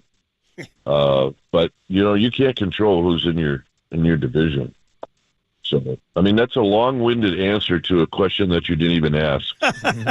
Well, we're all in the same boat, and we all were obviously thinking about the Warriors last night, too, and their loss. So it's just a little more... Well, so am I. I know, a little more, shall we say, long-term than a Monday night loss to the Diamondbacks for a Giants team that's still technically in the playoffs if the season ended today.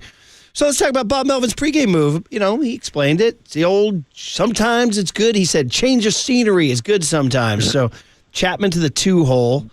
Ramos to the 3-hole. Jung-Hoo Lee says he hasn't hit cleanup since Korea, 2021 or 2020. The big move is Adames down to the 6-hole, where maybe he gets a chance to, drive in a couple of runs. I don't know, your thoughts? And is it long-lasting or is it ever-shifting? What's your prediction here? Well, the parts are the same. It's just that they moved around, right? I mean, the same people are playing with the exception last night of Wade and Matos got a chance to be the DH. It doesn't hurt to move guys around in the order. I mean, sometimes you feel like you have a different responsibility if you go from hitting third to fourth or second to sixth. Maybe it takes a little pressure off of you. It really, like I said, it doesn't hurt to move guys around. They've done that their whole lives. They've hit in different spots all over the place. I mean, I told you this story before where in Cleveland, Frank Robinson put 9 guys that were going to play on the field in a hat, and he picked out names to see where they were going to hit in the lineup. And Booth Powell led off for us, and I hit cleanup. And that sounds like, well, why don't you just forfeit the game then? Not true. I mean, we competed until the very end, and of course we lost. But lineups sometimes make a huge difference, but a lot of times it's who's hot and who gets the big hit at the right time. Kuip, it felt like earlier this season the Giants were getting a lot of big hits from the bottom of their lineup. Now, their opening day lineup actually had Wilmer Flores, Yaz, and Tyler Fitzgerald as their 7, 8, 9 hitters. We've seen Yaz and Wilmer move up the lineup, but now we're seeing second base without Tyler Fitzgerald. Sounds like he could start a rehab assignment as soon as today. So how much of a spark do you think Tyler Fitzgerald's potential return could be for this lineup at the bottom of that order? Well, I could also make an argument, Marcus said, I don't want to take Casa out of the lineup. I mean, his at-bats are just as good as anybody in the lineup right now. And I don't think, look, I mean, this is debatable in any town you go in, but if you watch him turn a double play at second, I don't think there's anybody better than he is at making a double play. And he does so many little things where you can see that he has spent a lot of time in the minor leagues to figure out how to play this game. I mean, the other day in Cincinnati, Giants needed a base runner. They're down by a run. He leads off an inning. He notices that the third baseman's back. He lays down a perfect bunt. And he lays down a bunt where he didn't try to hide it. He even squared around just so the bunt was perfect enough where it didn't matter that because the third baseman was playing back, how great the bunt was. And those are unfortunately, the next pitch he has hits into a double play. But my point is you can't rely on guys like Fitzgerald to turn this thing around just like that, because in my opinion, Casa's playing great. Yeah, he is. He got the RBI knock last night. He had a nice approach. He had a plan. Looked like he had a nice approach at the plate. Yeah, you know what? He's a solid big leaguer. He really is. Yeah, and that was credit to Bob Melvin, Zach Manassian, and Buster Posey for seeing that and keeping him out of camp, and have kept him here the whole time, too. And what people also forget is there's going to come a time where Willie Adames is going to need a day off, although history tells you that he doesn't take days off. But if something were to happen to Adames, there's your shortstop, because he can play that position just as well as he can play second. Koss is boss. That's my bedsheet banner we're bringing out to the yard. Kuip, so we only talk to you once a week, so get your check-in on Lamont Wade. Bob Melvin had to address it last night. He sat him, gave him a day. He says he's going to play him tonight against Brandon Pfaadt, a righty, and then we'll sit him Wednesday afternoon against the lefty. Eduardo Rodriguez, and it's just out there for everybody to see. I mean, we're now at May 13th, and the numbers are what they are, and the Giants' first base production is like dead last in Major League Baseball. So, you look at, like, what are the options? Casey Schmidt's starting a rehab assignment. David Villar's on the roster. Gerard rehab. Gerard Encarnacion's a possibility. I don't know. Wade's grinding. Melvin says he's working hard. I don't know. What's the Dwayne Kuiper take on Lamont Wade's situation? Well, the first thing I think all big leaguers or ex-big leaguers want to know is he working? And in all the reports that we get, and I had 2 or 3 coaches yesterday before the game say, he's working maybe too hard. Where, I mean, it's when you're in a slump and you can't figure it out, I mean, it can be a grind. And, sometimes you got to step back. But when you're in a really bad slump like he is, then instead of stepping back, you even push it even harder. So that's the first thing. And we know that he's working at it like nobody's business. The second thing is what Bob Melvin did last night is give him a rest. You're working really hard. All right, now sit back and watch. And you try as many things as you can to get a guy out of a slump. And then I guess you look at video. Work hard and look at video and listen to your coaches. I mean, he's probably doing all of that. And then what you hope is that when he gets to the park, the light goes on and all of a sudden, you go on a tear. I mean, that's what you hope. And, and then if that doesn't work out, then the Giants have to make a decision on what they want to do. We're talking, 42 games into the season? Now's about the time where you got to start turning it on. Otherwise the people upstairs start thinking about making a move. Kuip, we're 42 games into the season, and Justin Verlander still doesn't have a win. Now, he's pitched good enough, and I'd say probably his last 5 straight starts. Is there any explanation for why a guy like Justin Verlander can't get the run support? I mean, we've been talking about this for years with Logan Webb and Matt Cain, but then you look at a guy like Robbie Ray on the bump tonight. They're 8-0 in his starts, and he's won 5 straight games. Is there any explanation for that, or what do you tell a vet like Justin Verlander who has maybe seen this situation before? Look, it's all about, luck. Are you going to get runs? A lot of times it's, who are you matched up against? Are you matched up against their guy that made the opening day start of the year, or are you matched up against their 5th starter? And look, I don't have the names in front of me, but every time I look out there, Verlander's facing one of the opposition's best guys. Look, I don't think there's any doubt that the bullpen feels a lot more pressure when they come into a game and Verlander is the starter and they got the lead. I truly believe that that's an issue. And now I'm starting to believe that the offense is thinking about it a little bit too, where they want to win a game so bad for this guy. I mean, he's done everything you could possibly ask. He's helping the young guys. He's working hard. He does everything, And, and what the Giants really want these young people to do is watch him, see how he goes about his business. And I'm sure they're doing that. So, yeah, there's a little bit more pressure on everybody right now to get this guy. Forget about getting this guy a win. How about before the All-Star break, getting him 5, and then go from there because he deserves it. I was, texting with a pal last night who was very upset at the Giants lineup, and I said, maybe they're just a pitching team. That's because they pitched great last night. Verlander pitched good. Eric Miller, Tyler Rogers, and that's just maybe do we just have to accept that it's a competitive team that's just going to pitch it and have to scrape it out otherwise?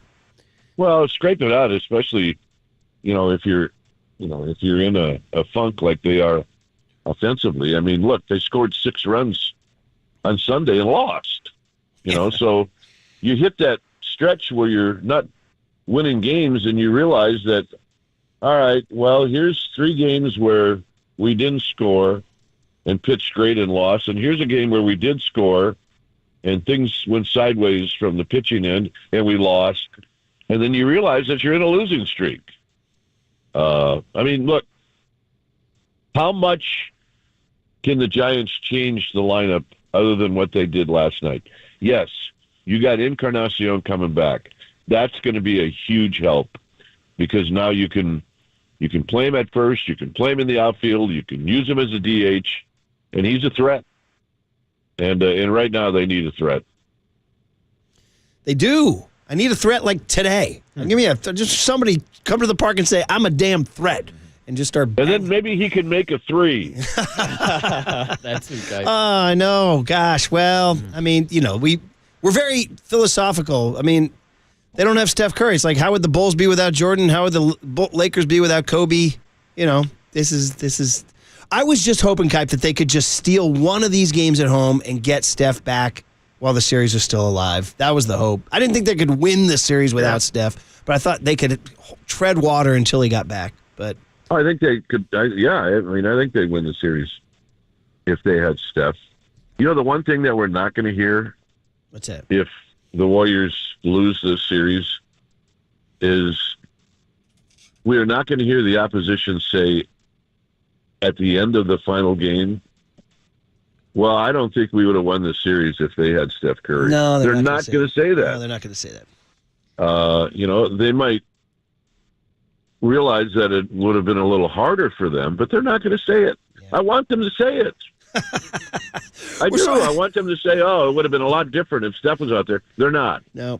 They're pouring the champagne. Even though I feel that way, not they're going to say that. Yes, I know. So, well, we know you're a true Warrior fan. You always watch it. So that it was a double pain last night. So hopefully we can get a little salve tonight with Robbie Ray. Ball coming out of his hand nicely. Let's go Robbie Ray against Brandon Pfaadt, who went to high school with young Tony. He was in the same high school class as took math class with young Tony. Well, you know what? I'm going to try to track him down. I won't talk to him tonight because obviously he's pitching, but I'll track him down tomorrow, and I will see if he has some dirt on young Tony. That would be good because the kid comes off as squeaky clean. Mm-hmm. There has to be something. Squeaky clean, trust me. Those guys that you think are squeaky clean, be careful. People have folders on guys like that. Pfaadt has all the secrets. You'll get them Wednesday after the Giants beat him. On the case. After the Giants beat him. All right, Kuip, it's always great every Tuesday. We'll look forward to your broadcast, and we will homestand. We talk to you next Tuesday. You'll still be at home. So yeah, we'll be at home. And look, I don't want to be the guy that's standing on top of the mountain yelling, "Don't worry, don't worry, everything's going to be okay." Well, look. When the team's not hitting, the world seems out of round. Yeah. When a team's not hitting, and eventually it'll get round again. Yeah. And we'll all start having some fun. But they're going to be in games just because of their pitching. One at bat at a time, tonight. Scrape one out, and we'll feel better. And you have a great call. We'll be listening. Talk to you next Tuesday. Yeah, thanks, Kuip. All right. See you guys. The great Dwayne Kuiper, who will get dirt on young Tony. All right. The big hit is obviously the Warriors. Is it over, everybody? And if so, how do you feel? Are you frustrated? Are you satisfied? 808 KNBR is the phone number.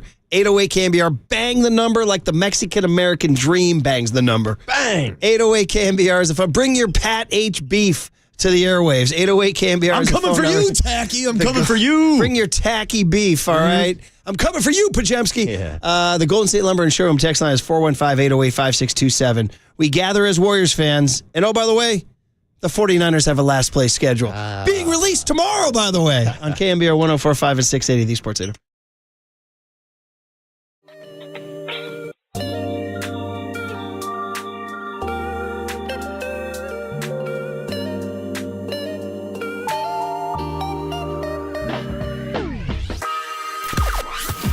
From the O'Donnell Financial Group Sports Desk. Learn more at ODFIGroup.com. O'Donnell Financial Group, because planning is a process, not a product. That was awesome. And what else is awesome is we're giving away 2 tickets to go see Metallica with Limp Bizkit and Ice 9 Kills on Friday, June 20th at Levi's Stadium. We got 2 single-day tickets, and we want you to stay tuned through the 8 a.m. hour for your chance to win. When you hear the cue to call 415-896-KNBR. And if you're caller number 10, you will win. This is all brought to you by Live Nation, and you can find official rules on KNBR.com.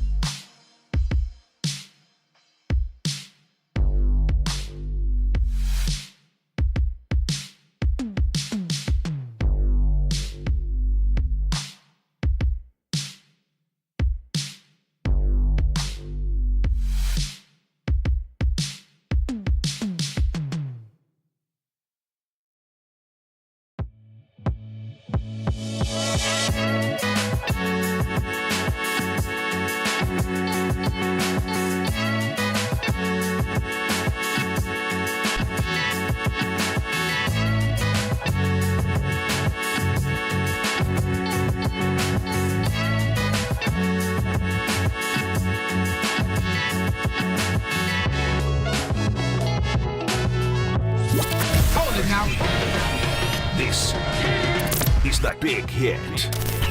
Sponsored by Benjamin Moore Paints. Experience the Benjamin Moore retail difference at their independently owned, authorized retailers today or at benjaminmoore.com. On KNBR 104.5 FM and 680 AM, the sports leader. Murph and Marcus is sponsored by Bigelow Tea. Grab a mug and tea proudly. 2 seconds left. Edwards, long three, and Anthony Edwards beats the buzzer with a triple. He had 2 defenders on him from about 30 feet away and still put it in the bottom of the net. That took 4 seconds. He got 0.6 of a second left, 7-point game.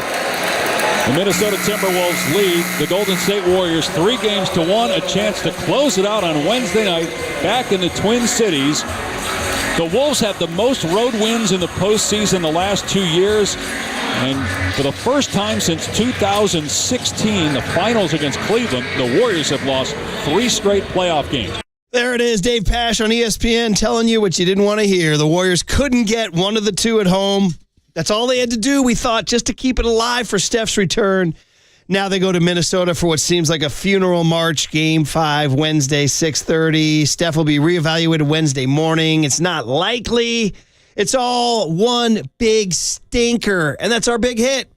Is it over? Feels like it's over. We're still playing Jimmy Butler's playlist, though. Young Tony, this one is? Yeah, this is an interesting one. This is Monologue, Ike's Mood. Also, I think it's 2 songs in one because it's got like a / You've Lost That Love and Feeling.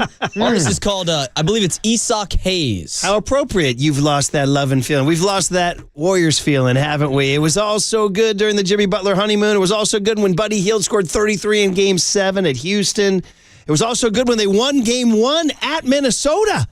And we came on the air saying, these guys aren't that tough. Warriors can do this. And, well, Steph's out. Well, how long is he going to be out? And, well, you can hang on and steal one at home and maybe even lose Game 5 in Minnesota and come back here for Game 6 next Sunday, down 3-2, and you could win 2 straight with Steph.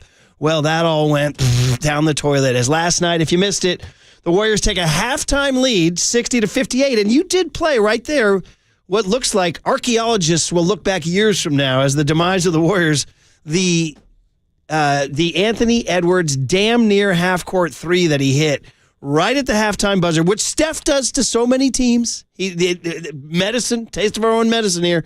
And it went from 60-55 to 60-58, and it set the tone for what turned out to be a disastrous third quarter for the Warriors, a smoking third quarter for Anthony Edwards, who scored 16 points, destroyed the Warriors from 3, made every big 3 he had to. Warriors discombobulated, couldn't get anything going on offense. Jimmy Butler, playoff Jimmy? Somebody said it was way off Jimmy. How hurt is he? How damaged is he? How out of gas is he? This was clearly not the 2020 Miami Heat Jimmy Butler dragging his team to the finals. This was Jimmy Butler dragging his feet up and down the court, looking tired. So, Marcus, that's the big hit. 808 KNBR is the phone number. Is it over? I think it is. And my question, where were you when the Warriors season ended? I think I know where you were. You were in the Michelob Ultra Club, That's right? it. I was crying into my beer watching the Warriors waste away as I'm watching Anthony Edwards pull up from 3 and bank one. Not even bank it. No, I swished it. Just hit it straight in.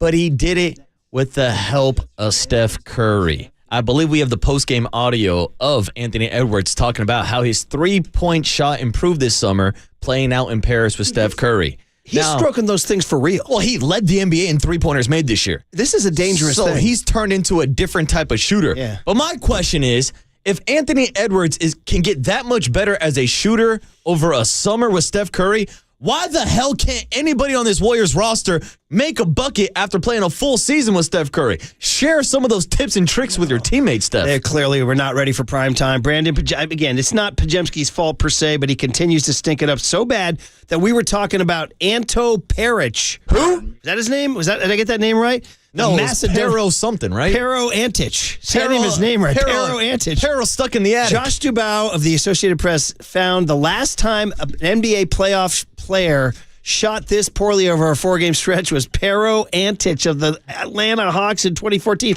I said, who the hell's Pero Antich? Who? And what were the Hawks doing in the playoffs? And we looked him up. Freaking guys running the Macedonian Basketball Federation. Macedonian. Right now. That's where we're at. That's it, dude. Anyway, Pods went last night, 3 of 14, 0 for 4. Now, again, across the board, Jimmy Butler only takes 9 shots. It's all bad across the board. I do want to tell you, you're listening to KNBR AM and KNBR FM San Francisco, the sports leader, a Cumulus media station. So many different people are checking in on the Golden State Lumber and Showroom text line and calling. But just that quick moment you were referring to, Anthony Edwards did the postgame interview with ESPN, towel over his head, and then he came to the postgame talking about last summer. If you watched Court of Gold, here he was with Kerr and Steph, and like a good student, he was taking notes. I mean, it's the same every night, man. Let it fly. I work on it, man. Like I told Steph, I was working with him all summer, man. So big shout out, big credit to him, man. You know, so he influenced me to be able to shoot the ball really well. So I went back in the summer and started working on it once I left him, and I got better at it. So just let it fly. Credit to him. Credit to him. He expanded on this later in the night on the postgame podium, the victorious podium, as they boarded their flight home for tomorrow night's Game 5, which should be a coronation to take the T-Wolves to their second consecutive Western Conference final. They went last year before they lost to Luka and the Mavs, which we got to talk about the Mavs. Yeah, we do. And the international conspiracy theory. Mm-hmm. But anyway, here was Edwards after the game, even farther on the podium. You have you pregame, having some fun with the night. You know, how tough is it to not have that player on the court competing against you, to have someone to have that game within the game against, and how do you keep that even though he's not in the game? Sometimes it's tough, but trust me, man, I wish he could be out there to play against him, no matter how it goes. But yeah, just from working out with him in the summer, that's what I told him after I hit a Tracy, because he told me I had missed one. He was like, "You weren't gonna make that. You was too open," and I was like, "I ain't gonna never stop shooting him. I learned that from you this summer." So yeah, man, he's the greatest shooter of all time. So I would definitely love to compete against him, man. But, you know, he got hurt, unfortunately, and I hope he gets better. Man, I said this last night on Twitter. I was like, I like Anthony Edwards a lot, but I'm definitely not a fan of his onslaught of scoring on the Warriors last night. Yeah. He was relentless. Thanks a lot, Steph. I know. I think maybe you can blame the big 3 reasons why the Warriors are going to lose this series. Because Steph got hurt and he's not on the court. Because Steph taught Anthony Edwards how to shoot the ball, and because Steph Curry refused to put on the T-shirt last night. Oh my God! They want to ruin the red bomber jacket he had on. Here looking like Michael Jackson in Thriller. He did look like something. Like, it was quite a look, wasn't it? What the hell are we doing with this red jacket on? We were joking about, like, do you give your state secrets? Like Tarek Skubal giving the change up to Robbie Ray on a much lesser level, and how Tom Brady, I believe, was never a guy to want to give tips. And then I had to go into the, I hate to get a little personal here, but I think Joe Montana used to hide the playbook from Steve Young and not really share any film secrets with him. There is 2 ways to go about it. You can be generous like Steph and say, let's go. I remember I was somehow, some way, I used to write a Yahoo Sports golf column back in the 2010s. I have a Monday morning golf wrap up, and I had one of them was about how Steve Stricker, who was a very, very good American player, he won on the tour, he was a Ryder Cup guy, that Tiger Woods went on a run in like 2013. And he said, yes, Stricker gave me a putting lesson. And I did the whole bit about like the entire world going, what are you doing, Stricker? You're helping Tiger Woods. What are you doing, dude? The guy's already freaking Superman times 10. And you're like, yeah, let's make you even better, dude. And so, I mean, it is funny. But Steph's trying to be, you pass the game on. You pass the gift on, but right? Sometimes you got to ice out the younger generation like me, icing out young Tony on the soundboard. I'm not giving him any of my tips because I want to remain the best board up in the building. So you're going Montana Brady? That's it. That's why I'm in the GO conversation. 808 KNBR. Does Steph Curry not have that killer instinct? I'm riffing, of course. Oh, I'm man. riffing. So many texts pouring in on this here. 831 said, the basketball gods had it in for Kerr because Kuminga was a part of getting the team there. And then you benched him. Was basketball he a part of the team? Win. Was he a part of the team getting there? Because he didn't play in those last couple games of the season. Yeah, he wasn't. He was literally DNP. I mean, the stats will show you they were a better team without Kuminga on the court after they traded for Jimmy Butler. 510 says the last day of those golden vibes is tomorrow. Stay golden, pony boy. 408 says, Stay golden. our shooting was bad, but we were giving them, the Warriors, open threes all night. And the defense was not there, guys. Shot the lights out. The defense was not there. 47%. Yep. Cousin Vinny on 408 says, we've been playing with house money. The Jimmy edition made this season enjoyable. The series is going as it should. You're missing Batman. We have a chance, but it's like a 2% chance. 209 says, it looked like Rodney Dangerfield may need to change his riff to, what are we going to do with pods? I mean, pods can't stay here. 510 says, man, you could feel the Warriors season end when Edwards hit that 3 at halftime. Felt like you could feel the building lose its mojo, and so did the Warriors. You were in there, buddy. Yeah, Chase Center was deflated. Even at halftime with a 2-point lead, things felt sketchy, and then they get outscored 39-17 in the third quarter, go down 20 heading to the fourth, and it was sayonara. People started to pack it up and go home. 925 says, I bet Houston's feeling the what-ifs of a Steph-less Warriors team, but I'm not giving up one game at a time. Remember the 2012 Giants. 415 says, I seem to recall the Warriors being up 3-1 and losing to the Cavs, so I can't give up hope. It's not over till it's over. 623 says, with curtains on the Dubs and the Giants not hitting, I guess John Lynch, you're on the clock. Sign Brock Purdy. We did start the show mentioning that the 49ers do indeed have a last-place schedule. 415 says, and the Warriors do not have a draft pick this summer.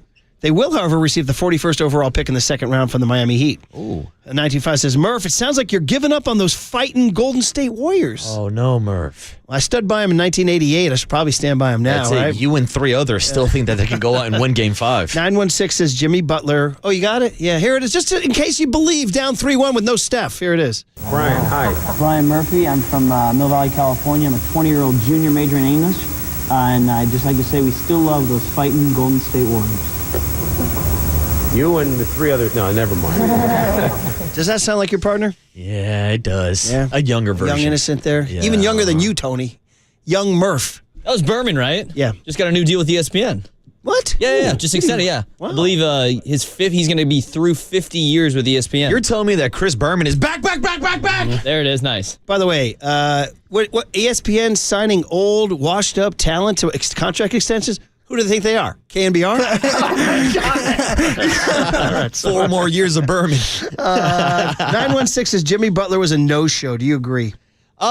He showed up, just did not give the performance that we even saw in Game 3. Because we had a caller earlier saying playoff Jimmy did not show up at all after stuff went down. I would disagree with that because I thought playoff Jimmy showed up when he scored 33 points on Saturday, but then he did struggle in the fourth quarter of that game. That's to me when the tank really hit empty, and it sounds like maybe he was dealing with something off the court yesterday, not making any excuses, but he just did not look like the original Jimmy Butler, not even regular season Jimmy Butler, because at least regular season Jimmy Butler was putting up the shot attempts and getting to the free throw line. Saturday night Jimmy Butler, as you pointed out, until the fourth quarter, he scored 33 Saturday night.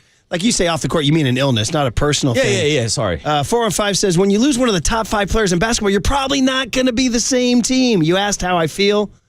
I felt this way as soon as Curry was injured. I knew it was done. I'm over it already, but it sucks. How do you think the Boston Celtics feel about losing Jason Tatum? Now, it's not official, but it appeared to be a very serious injury to Jason Tatum last night. Has anybody seen anything by Shams or anything this morning? No, the latest updates are he will go underneath an MRI today for his right leg, but no updates yet. 310 says, the Warriors are nothing without Steph, but I am grateful. The team did what we wanted. They went out and got Jimmy. It just didn't work out. Them's the breaks. Somebody else said, he got hurt. It's sports. 925. Because these are the breaks. 209 says, somewhere in the third quarter, my 5-year-old daughter wanted to watch Matilda. Oh, wow. So there I was watching Ant destroy the Dubs on my phone while she watched Ant's favorite movie. I'm praying that's an not incredible a riff text, and an 209. actual text. Is that true, 209? I hope so. Is that true? I really hope it is. Oh, man. I might leave the show and go watch Matilda. By the way, we got back-to-back texts from the 925, different numbers, both quoting Belushi from Animal House. Was it over when the Germans bombed Pearl Harbor, says 925, number 1.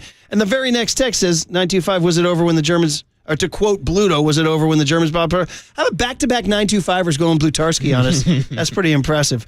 Does young Tony know that reference? Well, I mean... Animal House, was it over? No.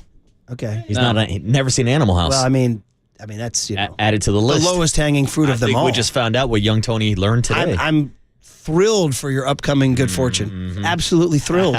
You're going to join the pantheon of American culture. That's what you're going to do. Welcome to adulthood, Tony. All right.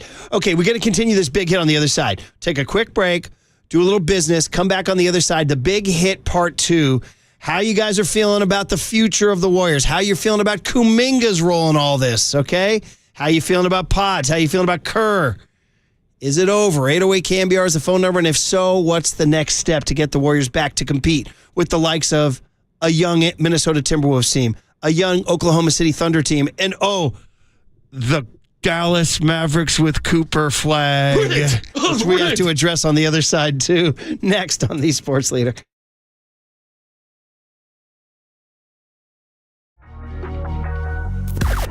Now, from the O'Donnell Financial Group Sports Desk. Learn more at odfigroup.com. O'Donnell Financial Group, because planning is a process, not a product. We are still giving away 2 single-day tickets to go see Metallica with Limp Bizkit and Ice 9 Kills on Friday, June 20th at Levi Stadium. And we want you to stay tuned through the 8 a.m. hour for your chance to win. So stay tuned. And when you hear the cue to call 415-896-KNBR. And if you're caller number 10, you will win. Let me give you that one more time. 415-896-KNBR. And it's all brought to you by Live Nation.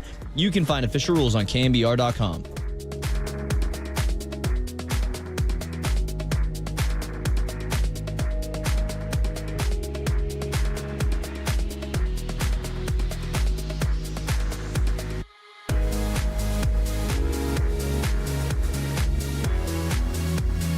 All right, on our phone, bright and early on a Tuesday morning, Steve Moskowitz. He's here to help.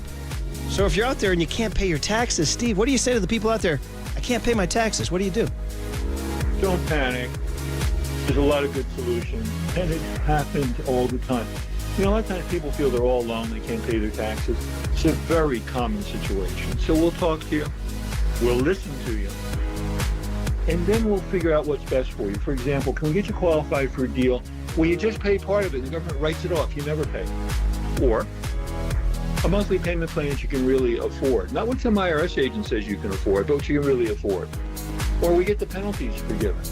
And sometimes the penalties and the interest are more than the taxes.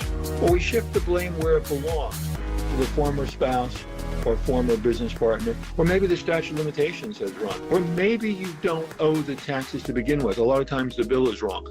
I could go on and on and on, but I know you have other things to talk about on the show. But call us for your free consultation. We'll take all the time we need with you. We'll explain everything. And if you want us to, we'll do everything for you so you have nothing to do with the IRS. The only thing you have to do is pick up your phone and say, hey, Steve, take care of me.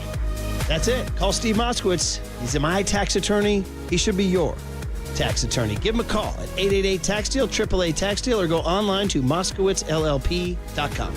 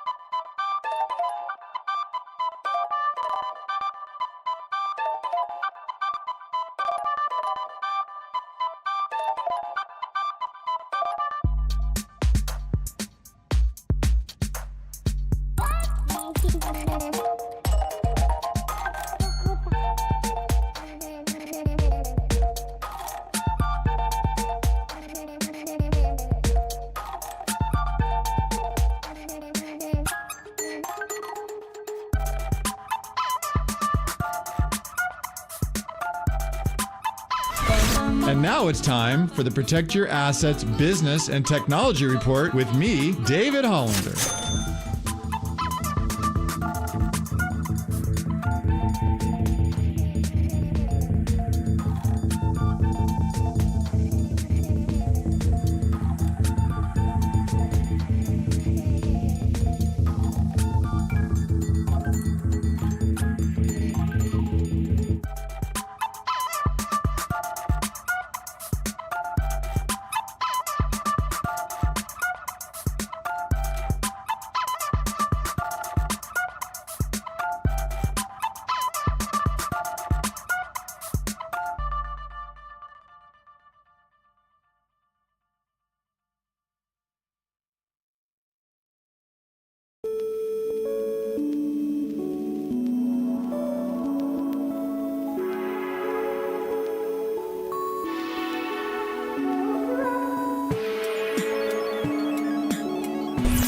Listen to the sports leader anywhere, anytime. Download the KNBR app. Murph and Marcus continue live from the KNBR Casino Matrix Progressive Jackpot Studios. Casino Matrix. Progressive jackpots are here. Where are you? Just drop in 1-800-GAMBLER. No, we're not going to Superman this thing. If he's in the place where he can play, I'm sure he will, and him and Rick and everybody will figure that out, but we don't need Superman. Got to play the long game. So if he can, we know he will, but there's no pressure. We got to figure out how to win whether he play or not. There it is, Draymond Green after a depressing night last night. Warriors got blown out in the stunning second half collapse. They were leading at halftime in the third quarter that ended their season. Played out right in front of us and got us thinking about how we're never going to call in a Warrior win again. And Marcus, I was like, is this the last time we heard Marcus say, oh, I want to dance with Steph Curry? And Marcus got in a poetic riff about never realizing when something happens for the last time. And started realizing the fleeting nature of existence. I said, what is this, the Wonder Years? Dude. So here you go. Made me think about it, Murph. The Wonder Years. Made me think about life without Steph Curry. Oh man, it's not a pleasant one. Somebody texted in on the Golden State Lumber and text. I've gotten so many texts, I start to lose track of which one it was. It says, Steph needs to visit Tom Brady this summer for the Fountain of Youth. Oh, start eating that avocado ice cream. Get that body good to go. Go play like until you're 45. That's Raider owner Tom Brady. Minority owner. The man who's going to remake the silver and black in your image. The man that had zero input on this year's draft class. Oh, man. All right, guys. Well, listen, 808 KNBR is a phone number. Chris in San Jose, our regular. He's checking in. Here comes a Fremont Chris, good morning. How are you? What's up, Chris? Gentlemen, thank you for taking the call. Waterboy. Fremont. You know. Sunnyvale. You know. T-High. You know. Hey, get in there, Murph. What's up, Chris? What's up, Chris? What's your take? You know, it's this is kind of one of those tip your cap kind of moments. I mean, good players on the Timberwolves are playing great. You know, Ant-Man is as advertised. You know, a good player who's on his way to becoming a great player, and he's playing great. I think you know, the defensive identity of the Warriors seems to be a little bit questionable right now in terms of their spacing and their ability to defend the three-point shot. You know, I mean, there's just a lot of wide open threes that the Timberwolves are taking and making. So, you know, I think Ron Adams and Coach Kerr and, you know, the entire coaching staff, you know, particularly with these younger players, you know, they're schematically, they're just not executing on running guys off the three-point line. And, you know, the Timberwolves are taking advantage of that. I think the same thing can be said offensively. You know, I think, you know, there's a lot of iso ball, a lot of dribbling on the Warriors offense, and not enough ball movement, not enough passing, not enough cutting. And I think, again, schematically, and I know we're missing Steph, and, you know, you're missing, you know, the GOAT of shooting, but, you know, if you look back at those Iguodala, Livingston, you know, years and the ball movement and the passing and the, you know, and the slashing and the cutting, you know, and proper screen setting for perimeter shots, that is definitely missing from this year's team. I think it's been missing for the last couple of years. Yeah, Chris, some good takes there. It's true. It's interesting you mentioned the defense, the first part of your comments. The Warriors' zone defense was effective for a while. It really was. It was giving them trouble. Then Dante hit one or two. I mean, the one thing, and you're right, they were able to, the Timberwolves moved the ball enough to get that extra pass to find that guy open. And then they were making them. I should know, it's a stat we haven't even mentioned today. They were 16 of 34 from three. That's extraordinary. Call it 50% from three. When the other team shoots 50% from three and they shoot 34 of them, yeah, you're up against it. Yeah, and that's why this series was the tougher matchup, in my opinion, than the Houston Rockets. Now, we talked about how the Rockets are better defensively, but Minnesota was a top 5 3-point shooting team during the regular season year, and Anthony Edwards literally led the NBA in threes. I read a Timberwolves angled story that said, to your point about the three-pointers, the only reason they lost game one was because they had an uncharacteristically cold night from three. Yeah, they did. We thought it was the Warrior defense. They didn't have a three-pointer until the third quarter. Right. But I get Chris's take on the offense because it's a different offense without Steph Curry. Now, back in the day, they had the luxury of having a Kevin Durant, a Klay Thompson to step up. Yeah. And that's why you could run that same system. I mean, I think you even brought up the stat the other day that the Warriors were 9-3 in playoff games without Steph Curry. Yeah. Well, guess what? Now they're 9-6 because we're at a different part of Steph Curry's career, but also a different roster that doesn't have the shooters. Yes, Buddy Hield is on the team, but he's not Klay Thompson. He's not Steph Curry. They can't run the system for Buddy Hield. Dare I even go there? Dare I even say, now you miss Andrew Wiggins? Do I say that now? I mean, Jimmy Butler turned the season around. They had Wiggins. No, I can't go that far. They had Wiggins, and they weren't going anywhere. They were 25 and 26. Now, let me ask you a different question. A question that I was asked last night by a couple Warriors fans at Chase Center. Do you now miss Jordan Poole?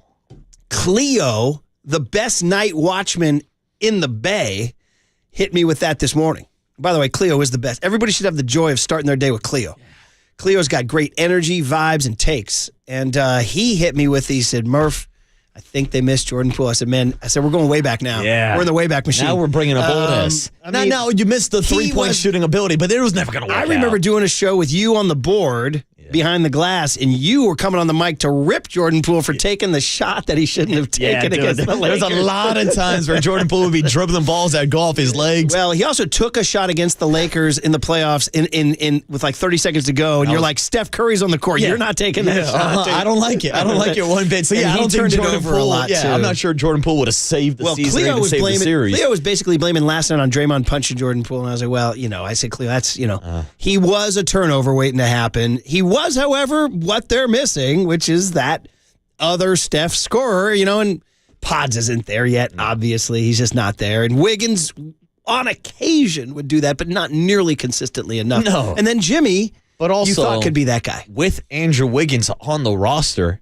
think about the way we talked about the non-Steph minutes before the Jimmy Butler trade. And that included two-way Wiggins, who really hasn't been two-way Wiggins since 2022. Right. So I get the angle you're going with here, but we got to be realistic. Let's talk about this Dubs team before Jimmy arrived, how they were a sub-500 team, how they were competing for the 10th spot in the play-in bracket. And so to see them finish the way they finished the season, offensively and defensively, they were one of the best defensive teams in the league. And I thought that's maybe why they could still game without Steph Curry, because logically you would think they would improve defensively without Steph Curry on the court, but it didn't happen the last couple of games. Playoff Jimmy had an appearance for 3 quarters on Saturday, but it was not enough to get the job done. And maybe that's a bigger question for Mike Dunleavy about how he builds this roster around the nucleus. Let's be honest, how good they were with Jimmy in that stuff, and then how much changed when Amen Thompson got him underneath and he took that fall. I mean, he had a flash. Game 3, the next game, he was really, really good. But I don't know if he's re-aggravated or something, because this isn't the same Jimmy we saw during that run. By the way, just to kind of some numbers from last night, Brandon Bajemski, 3 of 14 from the field. Somebody actually writes in, 415 says, we have Jordan Poole. His name is Buddy Hield. Buddy. That's interesting. Now, Buddy last night, 4 of 11, 2 of 6 from three-point land, 13 points. Yeah, I'd say Jordan Poole could create a shot better, but then once again, I was just ripping for dribbling those balls off his knees. So Buddy more of a catch-and-shoot kind of guy, but I get the point. I think it just goes beyond Buddy, behind Steph. Who are your three-point shooters on this team? Quentin Post, a guy that was playing down in Santa Cruz earlier this summer and couldn't even get minutes because he's so bad defensively. He was getting eaten up by Rudy Gobert and Julius Randle, so you couldn't even put him on the court, and that was the difference to me. You look at Minnesota's roster, they have a lot of athletic players, and they have shooters. They got Dante DiVincenzo coming off the bench. Naz Reid, to me, is like the model big that you want in today's game, a 3-and-D big who can stretch the floor. They're more athletic, they had more shooters, and that's why they're going to end up winning this series because Steph Curry is also not on the court. Dante hit 2 threes last night. Naz didn't do much last night, 24 minutes, 5 points. But you know who did? A 9-2-5 points this out. And it's always tough to do this because you're so focused on your own team. What happened to Jimmy Butler? Why is Pod so bad? Where was Draymond's defense last night? And then you look at the other side. 9-2-5 says, guys, Julius Randle is having a hell of a series. That is true. And I got to say, listen, we were all familiar with Julius Randle, all NBA, second, third team type of guy, big time player, traded for Cat. We all knew that intellectually, former Laker.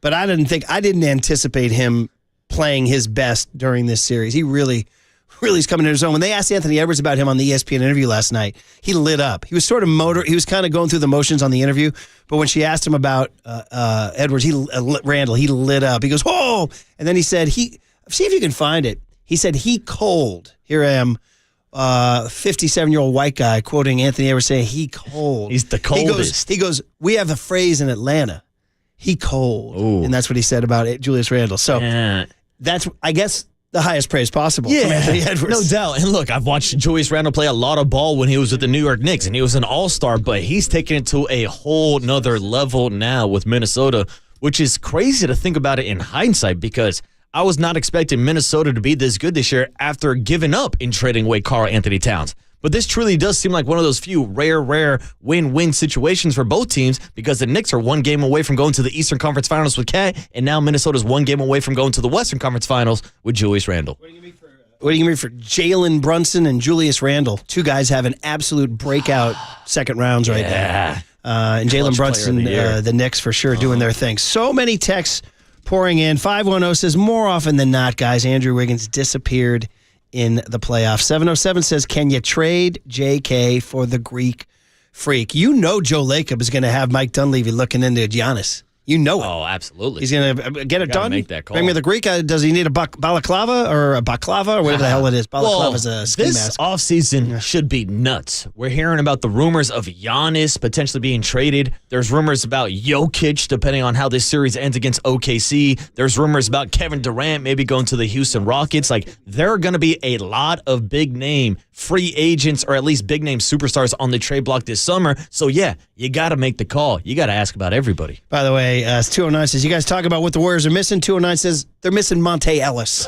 Yeah, bring back Monte. Bring him back, buddy. All right, there you go. All right, man, listen, that's the big hit, part 2. Listen, here's our deal. Cooler content, always the fun stuff, including the mania with the NBA Draft Lottery last night. And some fun stuff. And then Bob Fitzgerald at 9:30. We'll see what Fitz says. We know Fitz is the ultimate Warrior guy. He's like, come on, Warriors going to do it. Warriors going to do it. Does he think they're going to do it down 3-1? Or is he just going to tell us without Steph? The Warriors have cut it to a 3-1 deficit. Very good. On KNBR 104.5 and 680, the Sports Leader. I told him, I was like, he cold.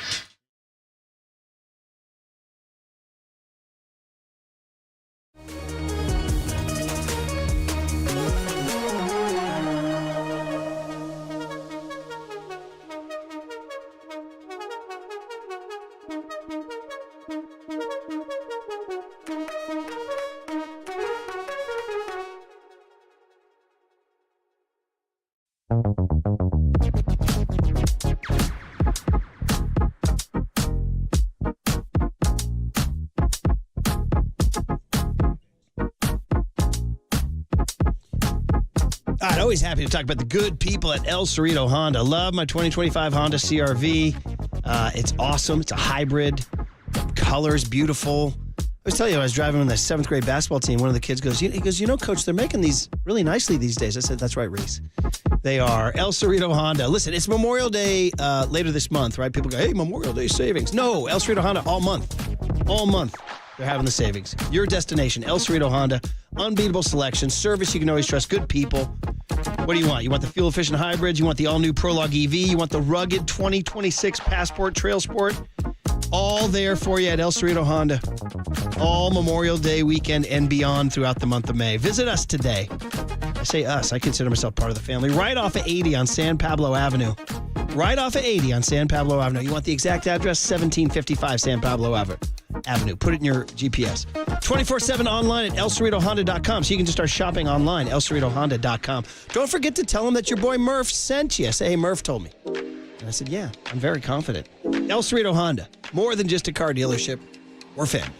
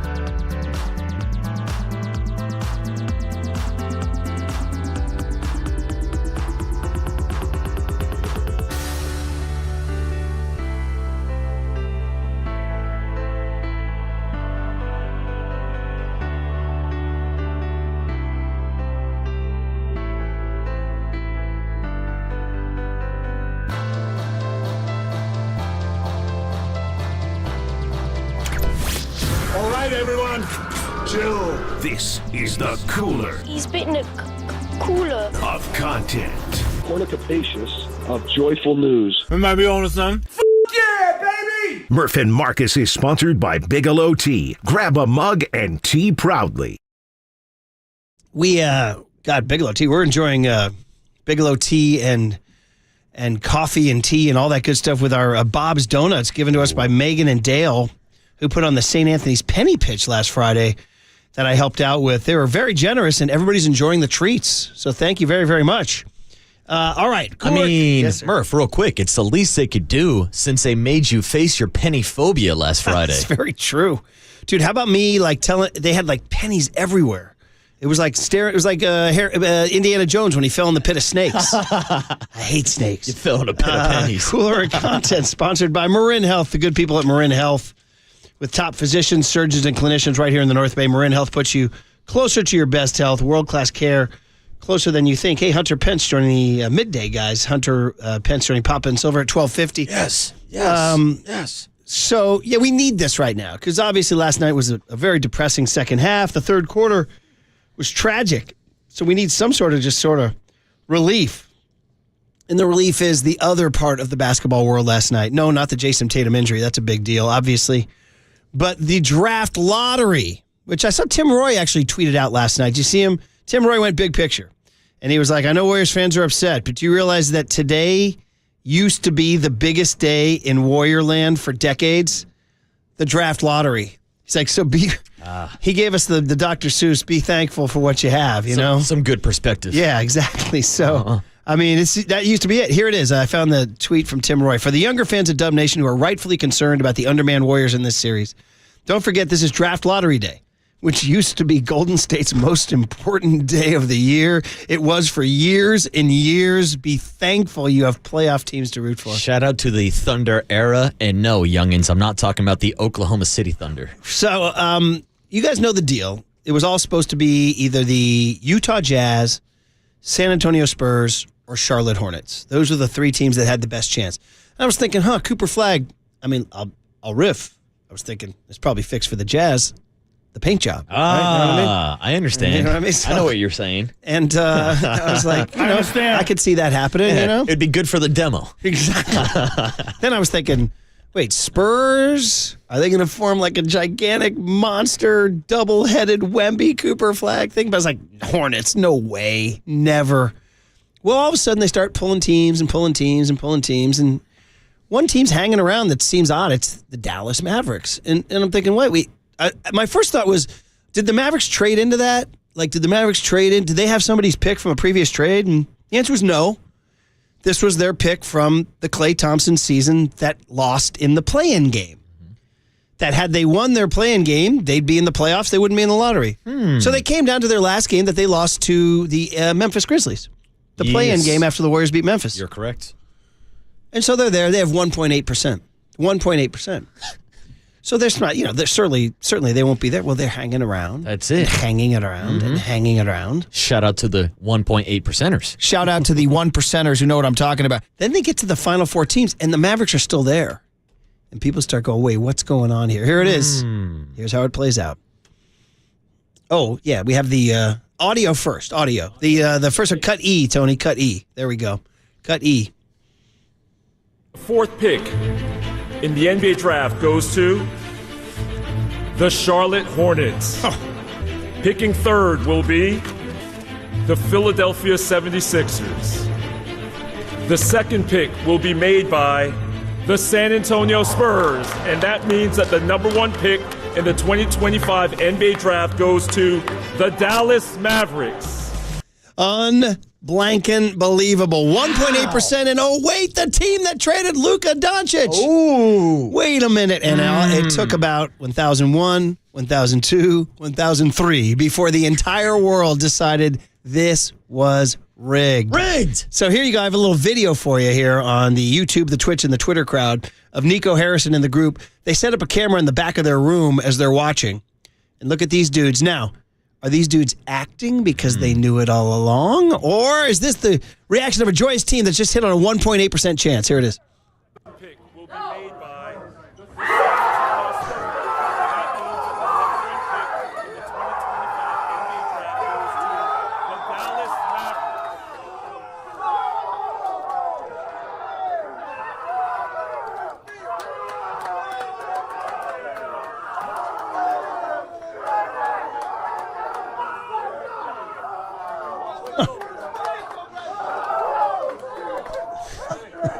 What's up with this camera angle? So I don't know.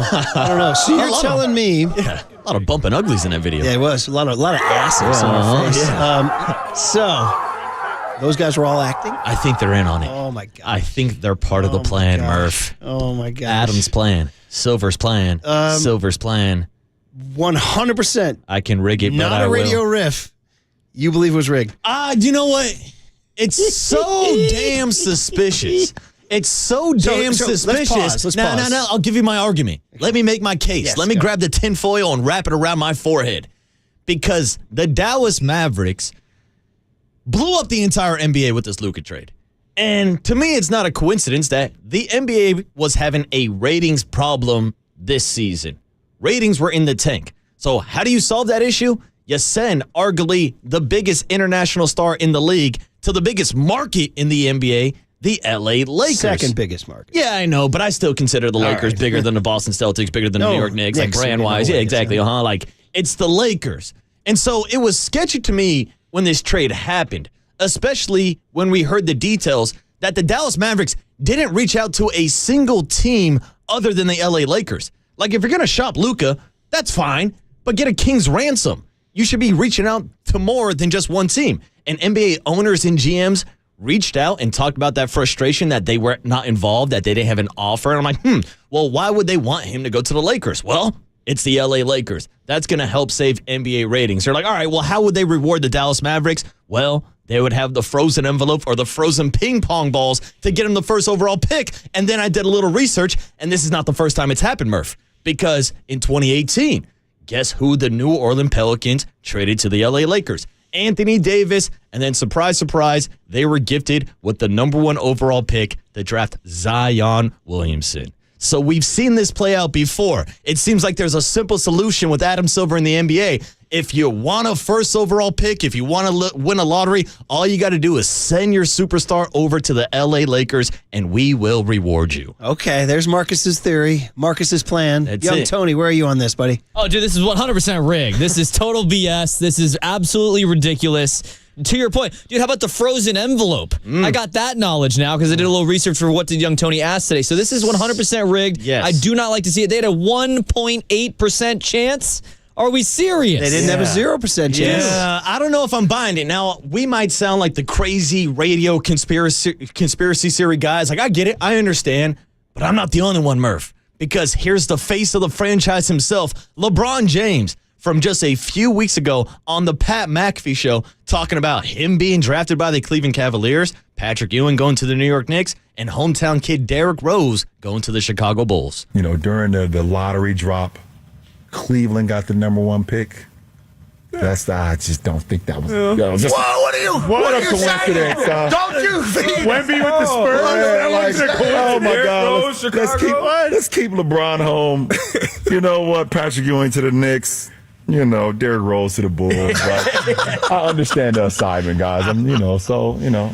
I had to make sure that, I had to do my part. You don't think he's riffing there, my friend? He said he understands the assignment. I mean, when you have LeBron James throwing out conspiracies, I'm more than likely to buy into it. Okay. And Murph, here's my biggest problem. People are like, whoa, it can't be rigged. They select ping pong balls. Who sees them draw the balls? Well, where are the ping pong balls? That is a legit question. Show me the ping pong balls. Don't they? Put your ping pong balls on the table. Did they last night? No. I tuned in for the Final Four. The entire process is them just picking up cards that have the team logo on it. Nobody gets the actual see the process of drawing the ping pong balls. You can end all the conspiracy talk. I know that for a fact. If they just showed us the damn ping pong balls. Well, I know they Don't have. be shy, Adam Silver. Put your ping pong balls on the table. Yeah, let's see. Did they see? They used ping pong balls. Did they see them? Nope, I didn't see them. What did I can't imagine they do it out of the sight. Ping pong balls? Where are they? Well, I got to be honest with you guys. This is my point. I just don't have the energy. I'm exhausted. I can't even muster. Come on, it's fun. I can't even muster. Join the party. I got extra tinfoil. As somebody says, if it's all rigged, then what the hell am I doing listening to you guys talk about the NBA? How do you know the show's not rigged? It's all entertainment. And you want further proof that the NBA is rigged just like the WWE? Guess who made an appearance at Madison Square Garden a few weeks ago, early this year, during Monday Night Raw or Friday Night SmackDown? They had Tyrese Halliburton step into the ring against Jalen Brunson, a preview of your Eastern Conference Finals. All right, now I think I'm tapping out. Okay, cool. That one was a riff. That one was a riff. What are we doing here then? Why do we even pay attention? Because we're all sheep. That's it? Because we're all being fooled. There is. I hate to bring a serious note to this very funny riff because it is funny, but the not you, but everybody in the country thinking it's rigged is honestly part of a larger national problem that we have that sinks down into the foundations of the nation. But I don't want to go there. The media said what? Adam Silver said what? I don't want to go there right now. That's why I don't even want to because it's like, I get it. It's fun. But I'm not sure where you and the people are riffing or not riffing. What do you mean, you people? Really sure. But you really don't think it's rigged? You don't think it's rigged at all? I don't have the time or energy to rig something. How do you explain the lottery? They won the lottery. They won the ping pong ball. They did. By the way, I mean, sorry. You never bought into the frozen envelope conversation with Patrick Ewing? I don't even know. Ask Tonelli. Tonelli's the rare. Oh, I need Tonelli. He's the rare older generation conspiracy guy. I missed talking conspiracies with him. I was raised kind of like the way I was raised when I was growing up and looking at the world. Conspiracy people were bat-ass crazy, right? They were like the people. And now they've been normalized, and I'm a little freaked out by it, quite frankly. So question everything. I'm just going to let the riff hang from Marcus. I'm not going to push back on it. I'm just going to let you guys have your fun and just say, then what are we doing here? What are we doing? It's a great question. We're just killing time? Yeah, we're providing free radio. Killing time? So why doesn't somebody script the Giants to get a hit? I take that too. Why doesn't somebody script Brock Purdy to throw a freaking first down on third down? How do you know the NFL didn't script the last play schedule for the 49ers this year? 415 says, think it through.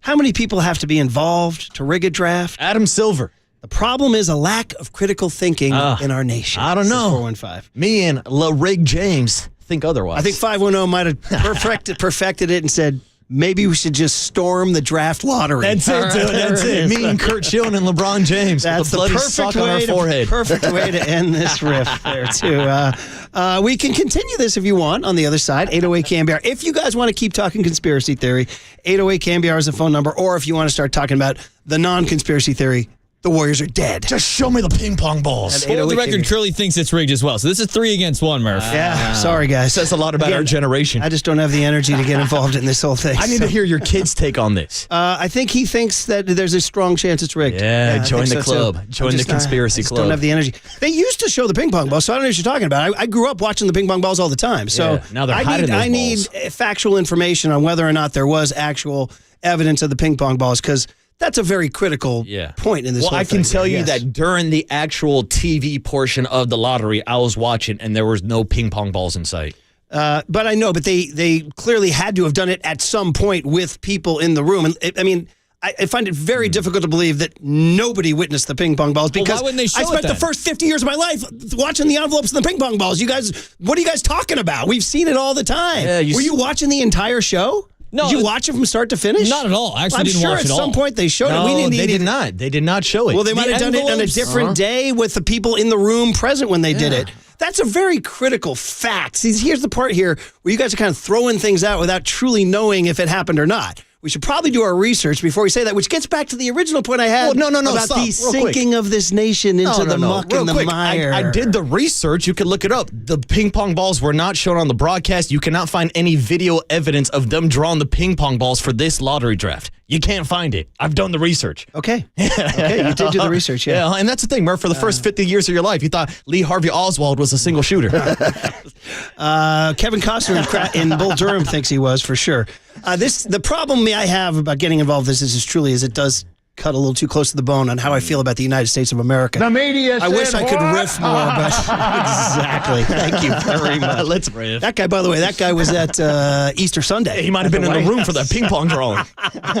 Well, now you got me. Yeah. If he was in the room for the ping pong balls. I think so. Can somebody explain to me where the hell the ping pong... There was no witnesses? That's all I need to know. No witnesses? Show me the ping pong balls. Show me the ping pong balls. Mm-hmm. Oh, don't be so shy, Adam. It's all right. Somebody says, and Marcus told us the naked statue was gone. Yeah, this is true. I've been wrong before. All right. Seldom in doubt. Could just be theater of the mind. That's it. Radio riffing, y'all. Radio riffing. Live a little. If you guys want to continue, we can do this at 808 KNBR is the phone number. If you guys want to join Marcus's brigade.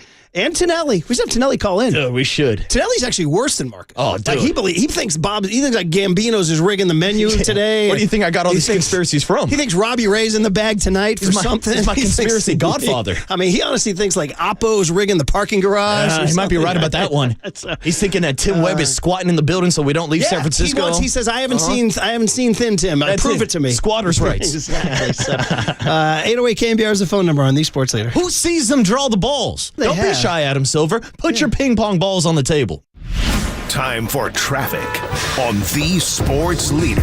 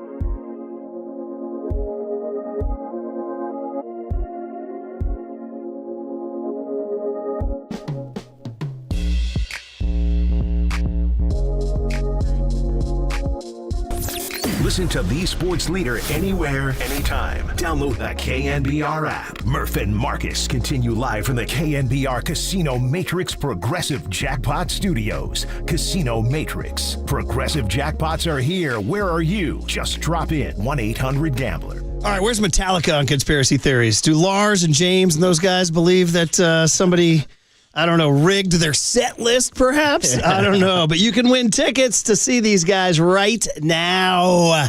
Caller number 10 at 415-896-KNBR wins 2 tickets to see Metallica at Levi's Stadium on that Friday. That's pretty darn cool. Friday night, Metallica in the summertime? Should be a nice warm day, warm evening down in Santa Clara. It's the M72 2025 tour. And single-day tickets for the no-repeat weekend shows are on sale now. Levi's Concerts, midfield in the round with the snake pit in the center of the stage, so attendees will have a complete 360-degree view. Call John Joe Curley. Tell Curley to wear the slacks, the loafers, and the quarter zip down to Levi's to rock out with Metallica. Has Curley ever seen Metallica, I wonder? Oh. The answer is no. He has not. Not live. We had James Hetfield in studio before Super Bowl 2016. That was pretty cool. You're listening to KNBR AM and KNBR FM, San Francisco, the sports leader, Cumulus Media Station.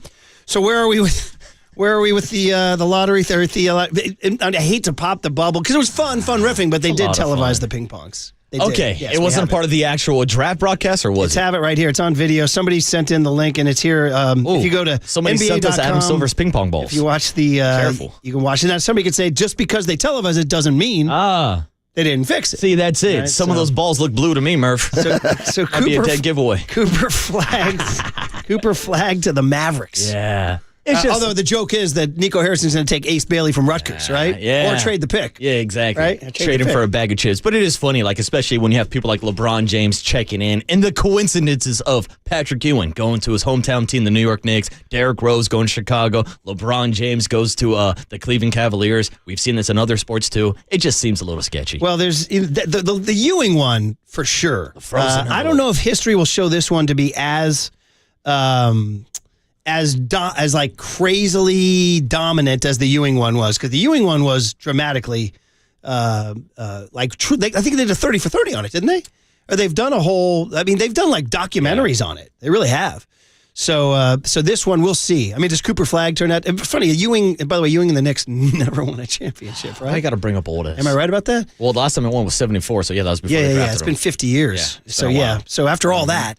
They didn't win one, right? I mean, still my guy, though. I got a Patrick Ewing jersey. Do you? Yeah, All right. Yeah, like growing up, like my dad brought this up the other day. We had like those old like SYBL, like CYO basketball leagues or whatever, and I had one of those action cards with me on the front, and it flipped over on the back and said, favorite player, Patrick Ewing. Like a dad raised you well. That's it, dude. Go win it for Pops. You know what's funny? When I met the lovely Candace, it was 1995, and the Knicks were hot. She was living in Manhattan. She had a John Starks jersey. Wow. Yeah, she had a John Starks jersey. Nice, Candace. She got all into the Knicks. Because the Knicks, when the Knicks are hot, I mean, listen, I always tell you, it's a baseball town, but it's a sports town. When the Rangers are doing great, they go nuts for the Rangers at the Garden. But the Knicks have a special place, too, because the old heads remember the old Garden days and Walt Frazier and all that stuff. And the old heads are still around, still hanging out in subways and bars, and they raise their kids on the legend of the Garden. So this could be really, really fun to see the Knicks get be their first NBA Finals since wait, they didn't even lose. They didn't make a final with Ewing, did they? No, they got knocked out by. Well, no, they played the Rockets. Right? No, they played the Rockets. Yeah, the OJ year. OJ Chase. Yeah. It was a strike year. That was so weird. Yeah. So it would be their first final in 30 plus years. They cut away for the picture-in-picture. Yeah, they did. Yeah. They did for sure. So anyway, so where are we doing? Are we doing conspiracy? Or are we doing war? Wow. We can just do a general NBA topic because I agree with you, man. The NBA is fun when the Knicks are good. When they're out there celebrating on the streets of New York. It's unfortunate to see Jason Tatum go down. Like, that was a great back-and-forth matchup last night between Tatum and Jalen Brunson. Nobody roots for an injury, as we're seeing now here with Steph Curry out in this series out here on the West Coast. But it's good for basketball when the New York Knicks are winning, in my opinion. Yeah, for sure. And by the way, are we sure that series is over? Because even with Tatum out, the Celtics still shoot threes like crazy, man. Yes, they do. We talk about it a lot, but how many of you sat down and watched a Celtics game? Because all they do is freaking fan out and shoot threes. Yeah. It's crazy. It's mind-boggling. Like, it's like none of you wants to cross that line. It's almost like the Field of Dreams thing, where if Bill Lancaster crosses the line, he leaves the cornfield.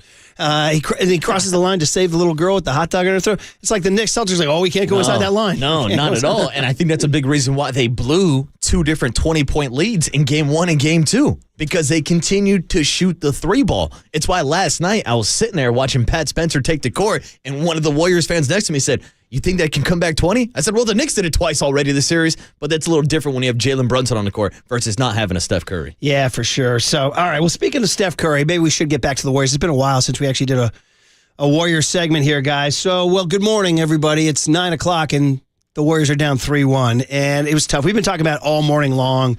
The number one storyline, I think, from our perspective is where was playoff Jimmy? Where was somebody called him 209, called him layoff Jimmy. Clearly, I'm going with, you talk about conspiracy theories, I'm going with the theory that he ain't not 100%. That has to be it. Other people were going more, dude, somebody sent in a text saying Jimmy Butler last night, bro.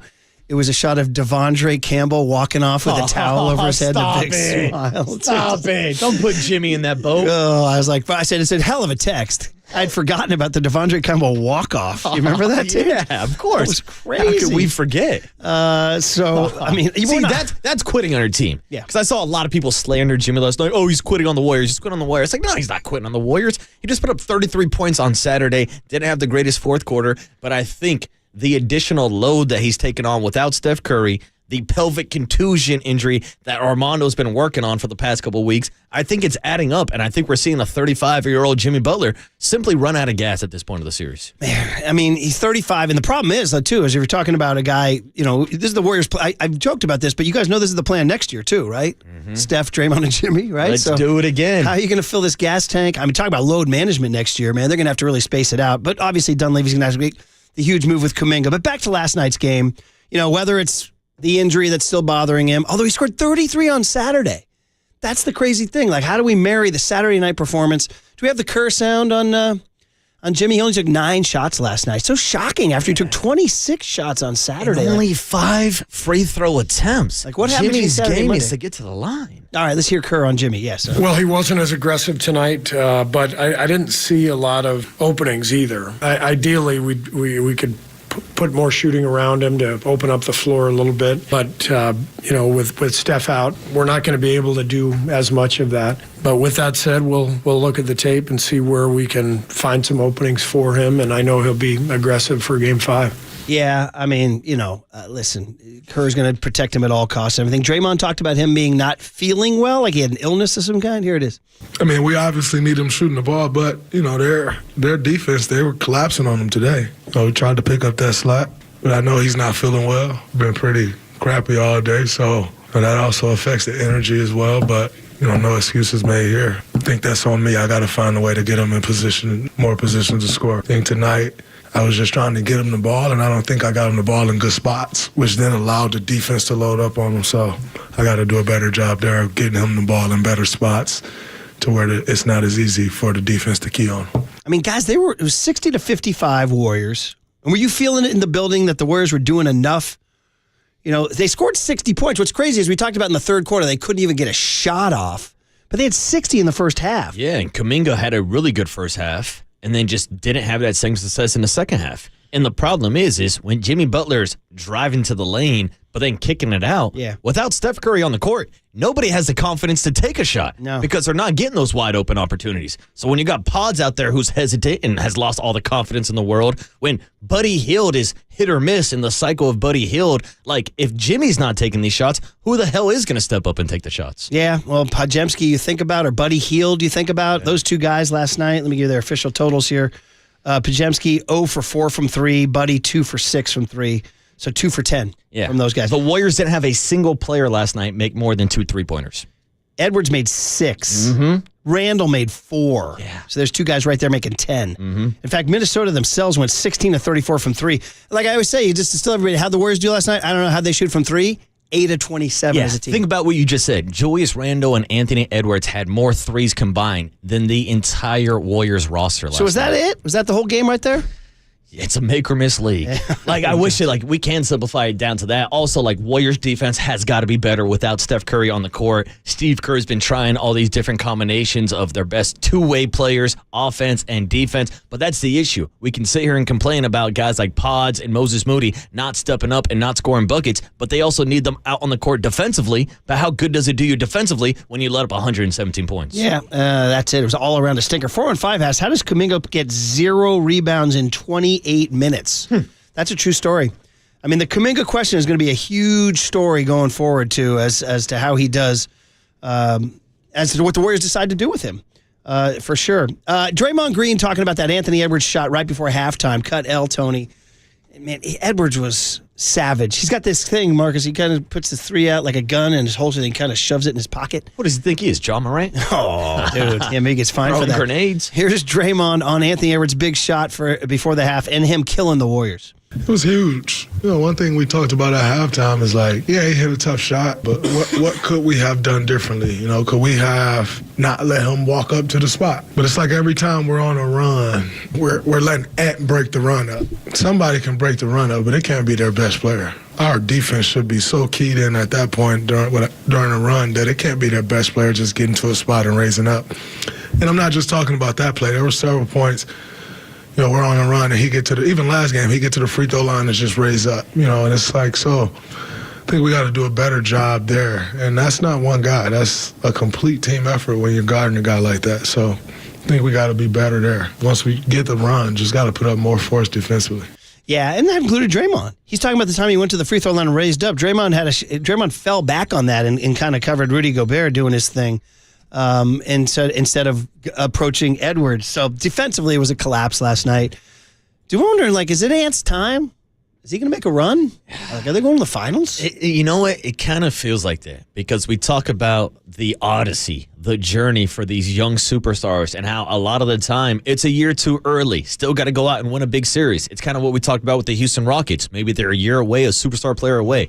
But think about what Anthony Edwards has done over the last 2 years alone. We talked about his journey last year when he took out Nikola Jokic in the Denver Nuggets. Then he gets revenge on Luka after losing last year against the Mavericks. Takes out LeBron and Luka. Also took out his idol, Kevin Durant, last year. And that's why I said it seems like Steph Curry is next up on the hit list. It's just unfortunate that we didn't get this true battle between maybe the changing of the guards between Steph Curry and the future face of the NBA, Anthony we got Edwards. It for one game, and the Warriors won the game. Yeah. Batman over Ant-Man. By the way, you mentioned Luka and the Lakers. You mean part of the conspiracy? That's it, dude. Conspiracy. I mean, that's one positive for the Warriors. If they're ever looking for a first overall pick, all they need to do is trade Steph Curry to the Lakers. I got a guy in my life who's insisting, normal guy, reasonable guy, rational guy, insisting that the whole thing came down to the Warriors should have traded Steph Curry 3 years ago to build for the future. They won a championship 3 years ago. I know. I'm just telling you, there's people out there, just wondering about making that big trade. Yeah, there's people out there who are still calling for Steve Kerr to get fired. Well, there's that true. Yeah. Well, by the way, that same guy wants that too. Yeah, I was going to say, there's people out there who believe the conspiracy theories about the NBA lottery also. Hey, you got company. You got Tony and John Joe and in a nation. And LeBron James. Is there a chance in games? Listen, let's be honest. Even me, the guy who believed the Giants could win Game 7 of the 0-2 World Series. I covered a 49ers-Falcons game that day, and I was walking around clapping. I was like, we got this, man. Game 6 of the 2002 World Series was the most devastating loss, arguably, in the history of Bay Area sports. I mean, we could go 1990 NFC Championship, or Game 7, 2016 NBA Finals. It's hard to overstate how bad it was that the Giants were going to win their first World Series. They were up 5-0 in the 7th inning in Game 6. It was over. Sean Dunston kissed. Jeff Kent got the RBI. Jeff Kent ran out of the box, pointed to the Giants dugout, and was shaking his fist, and the dugout was going crazy. Sean Dunston scored. His son was the bat boy. He kissed him on the cheek when he hit a home run. It was like it's over. They lost the game. And the next day, everybody was just walking around in a daze. It was a Saturday night. They lost Game 6. Sunday was Game 7. I had to cover a night again. I was walking around like this. Okay, got this, baby. I was like, everyone's like, are you insane? They have no chance. And I kept saying, if everybody can do it, it's the Benito Santiago, Dusty Baker Giants. We got this. Spoiler alert. They didn't have this. Come on, Murph. But we need that positive energy. All that said, I don't believe the Warriors can win Game 5. Come on, Murph. Be positive, bro. Be positive, bro. Draymond Green, here's the blueprint to get to Game 6 here. Yeah. We got to get loose balls, long rebounds. So I thought we did a pretty good job of pushing the pace for parts of the game today. But if you get loose balls and those long rebounds, that ramps that up even more. They get offensive rebounds, get the loose balls. We're taking the ball out the net. We're already missing our number one guy who makes the dominoes fall. So it makes it that much tougher. So got to come up with all the loose balls, set that type of tone, and then defensively, got to be really good. You know, you can't give up 117 points without Steph. You're probably losing. Because the likelihood that we're going to score 117 points without him is not that high. Everyone has to commit to getting it done on the defensive end, everybody being on the string. That's how we can give ourselves a chance. He talks about those loose balls. I do find them all going to Minnesota. Was there an offensive rebound number last night? Minnesota had, only 6? And the Warriors? Actually, the Warriors had more offensive rebounds than that doesn't make sense. It's happened a few times this series. Actually, the rebound totals were even last night, 38-38. Huh. Weird. Feels like big ones have gone to Minnesota. And then it feels like every time they get a second chance, they hit a 3. Yep. That could just be my emotions playing into this, but it seemed to happen. I remember specifically one time when Rudy Gobert tapped out an offensive rebound and it wound up being an Ant Edwards 3. And I was like, wow, you had a chance to grab the ball. You didn't.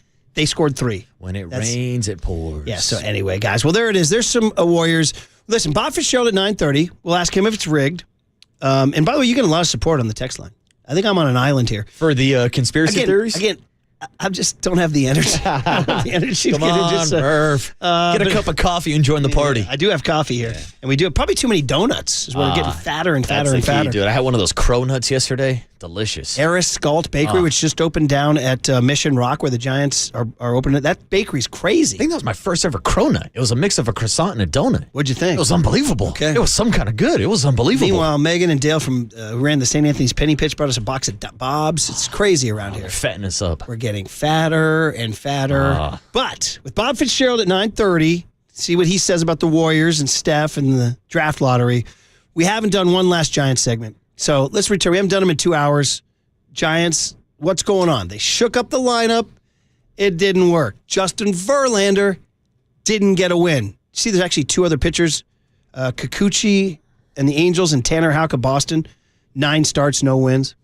Verlander's not alone. He's got company. Yeah. But where are you guys with this little 4-game skid? And 3 out of the last 4 games, they've scored 1 run. Okay? Let's start pointing fingers. Next on The Sports Leader. The Giants. Fun.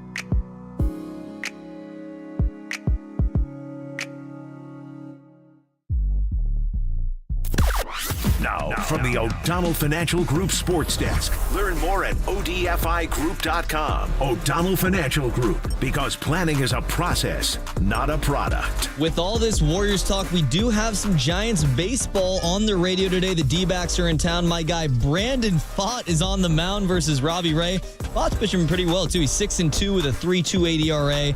We have pregame coverage for the Giants game at 5:45 this evening, and first pitch is at 6:45. You'll have John Miller and Kuiper on the radio because Dave Fleming is on assignment. You can hear it all live on the KNBR app and KNBR.com.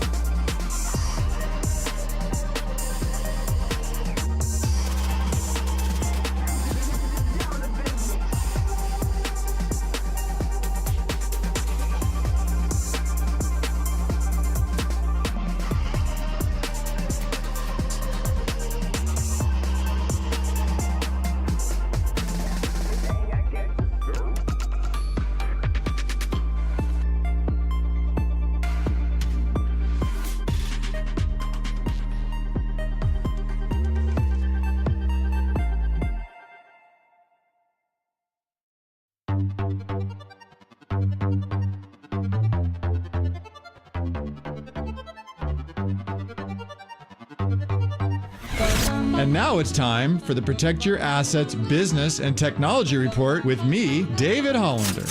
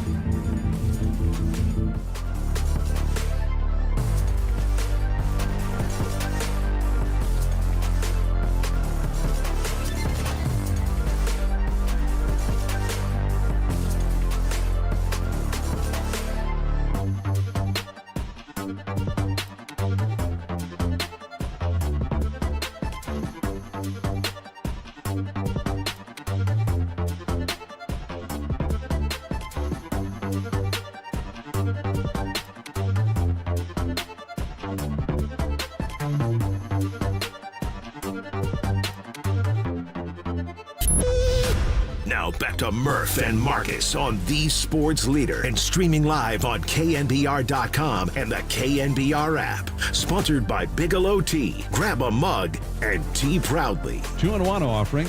Swinging a drive in the deep left field. Going back is Ramos on the warning track at the wall. He looks up and hits the top of the wall. And it's gone. A home run. The opposite field home run. The 12th home run of the year for Corbin Carroll. And it's 1-0. Arizona. And there's a high drive, center field, looking up is Lee, and it's gone. Corbin Carroll has done it again. It's 2-0. 3-2 the count. Again, the stretch. No. He's at the belt. Now he sets. He throws. Swinging. There's a smash into left field. And back at the wall, leaping and making the catch is Gurriel. A leaping catch at the last moment right in front of the wall, and he ended up falling over. Yeah, and Tony did a pretty good job there in 3 clips of summarizing last night's game. While we were all watching the Warriors get absolutely stomped in the second half last night, the Giants were in a little bit of one of those Giants torture games, well-pitched, low-scoring, and they lost 2-1. Corbin Carroll hit 2 solo home runs. We need to talk about that guy for a minute. And then when the Giants showed some life in the 8th inning, Mike Yastrzemski grinds out a walk, lefty-on-lefty walk. Matt Chapman strikes out because the Giants strike out a lot. And then Elliot Ramos, who had 3 infield singles and was hitting third, hit an absolute rocket on his 11th pitch, battling this lefty, Jalen Beeks. And I got to tell you, I at that point switched over because my kids like to watch the Giants, man. They really do. I think it's because Rory has other interests, like maybe wagering on a site. No. It's out of control. Rory the Greek's out of control. Yeah, but hopefully anyway, he had the under last night. Hit a rocket that I said is either going out of the park or off the wall. And Lourdes Gurriel Jr., who I guess is 6'4", and used every bit of that to leap and make a Spider-Man, Rubberman, Gumby catch. Odell Beckham style. Odell Beckham. One-handed, leaning back, falling into the end zone. He didn't have to make that catch. No, he did not. If it goes off the wall, scores. It's a 2-2 ball game, and Ramos is at second. Now, I don't know if the Giants get him in or not, but at least maybe you're looking at extras. But that didn't happen. Gurriel made the catch. You got to credit him. And Corbin Carroll got Justin Verlander on 2 solo homers. Dude, Corbin Carroll. Where's my Corbin Carroll? When the Giants going to have a first-rounder arrive? Look, you seen the Sac A's? Oh, wait, sorry. The Athletics, no city attached. Bro, they are stacked with first-round kids who are delivering. Jacob Wilson, shortstop, turning into a star. Nick Kurtz, they just called him up from last summer. They drafted him in July. He's now starting.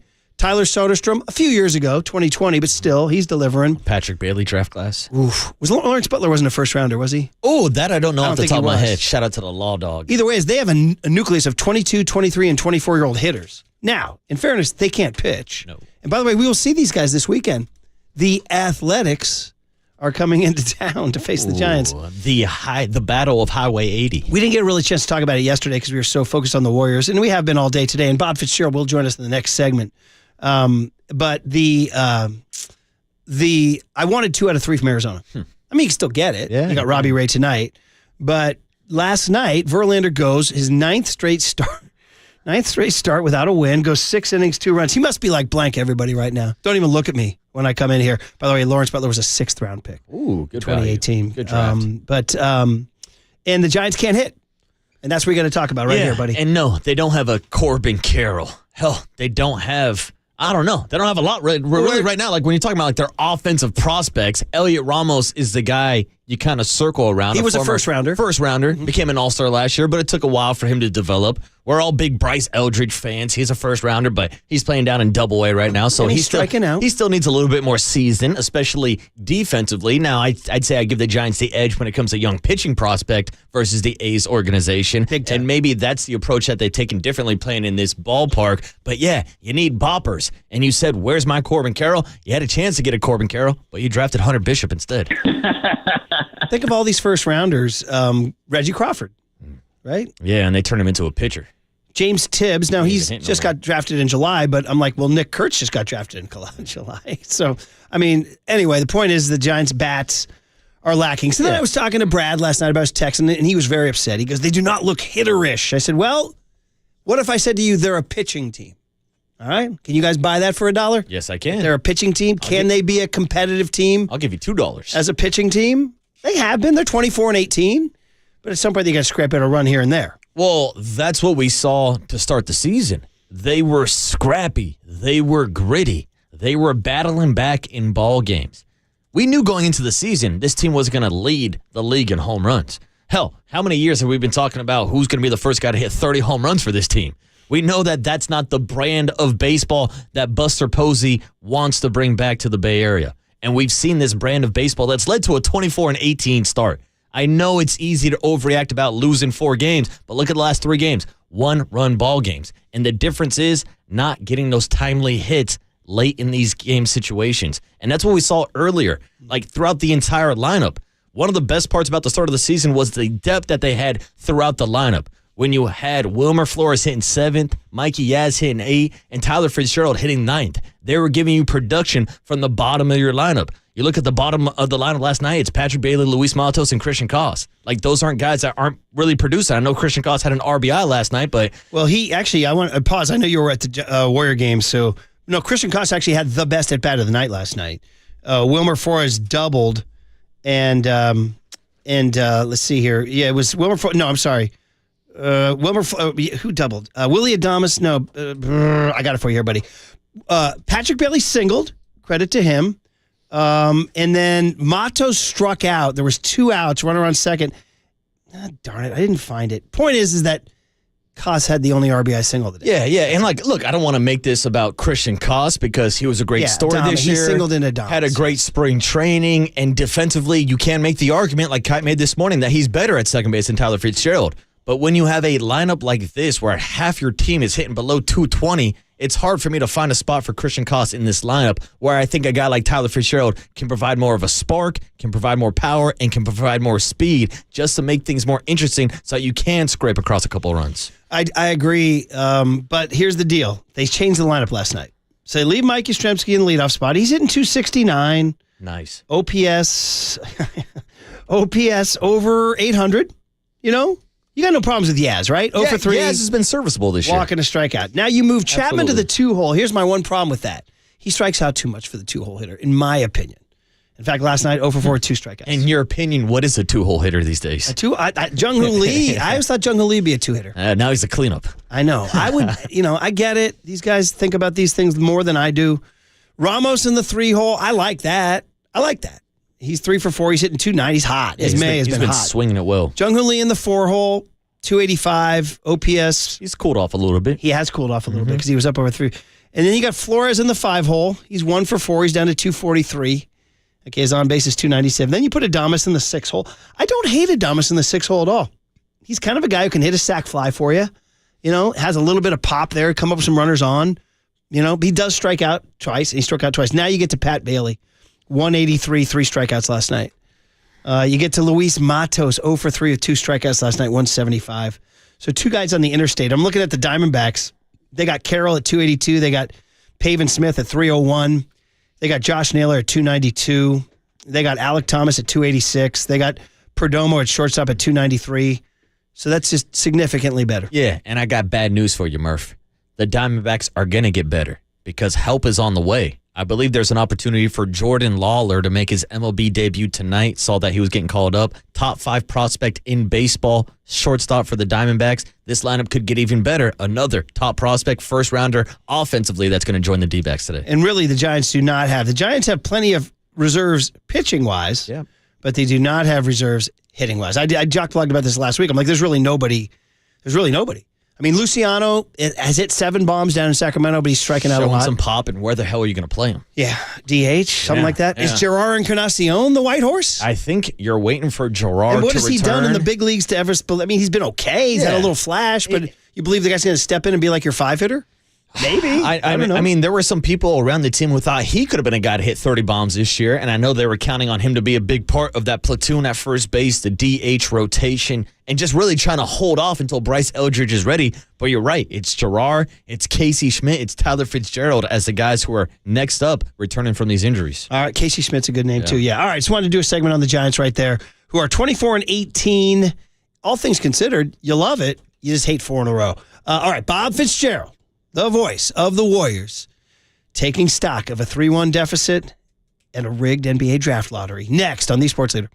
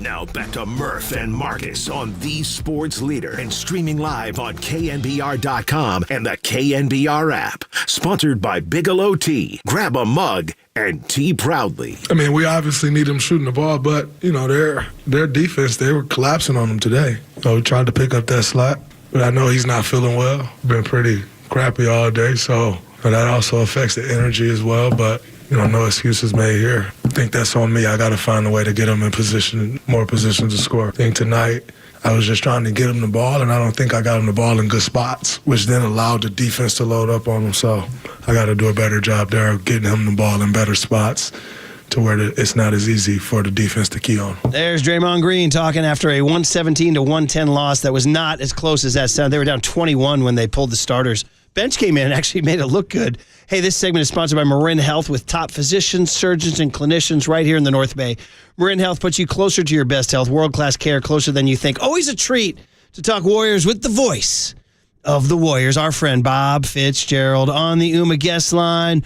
Murph and Marcus saying good morning to you, Fitz. Not a good night last night, brother. How you doing? Hey, what's up, Fitz? I'm doing fine. I mean, that's the, unfortunately what you have in sports is when it matters most, your best players have to be available, and when they're not, you're screwed.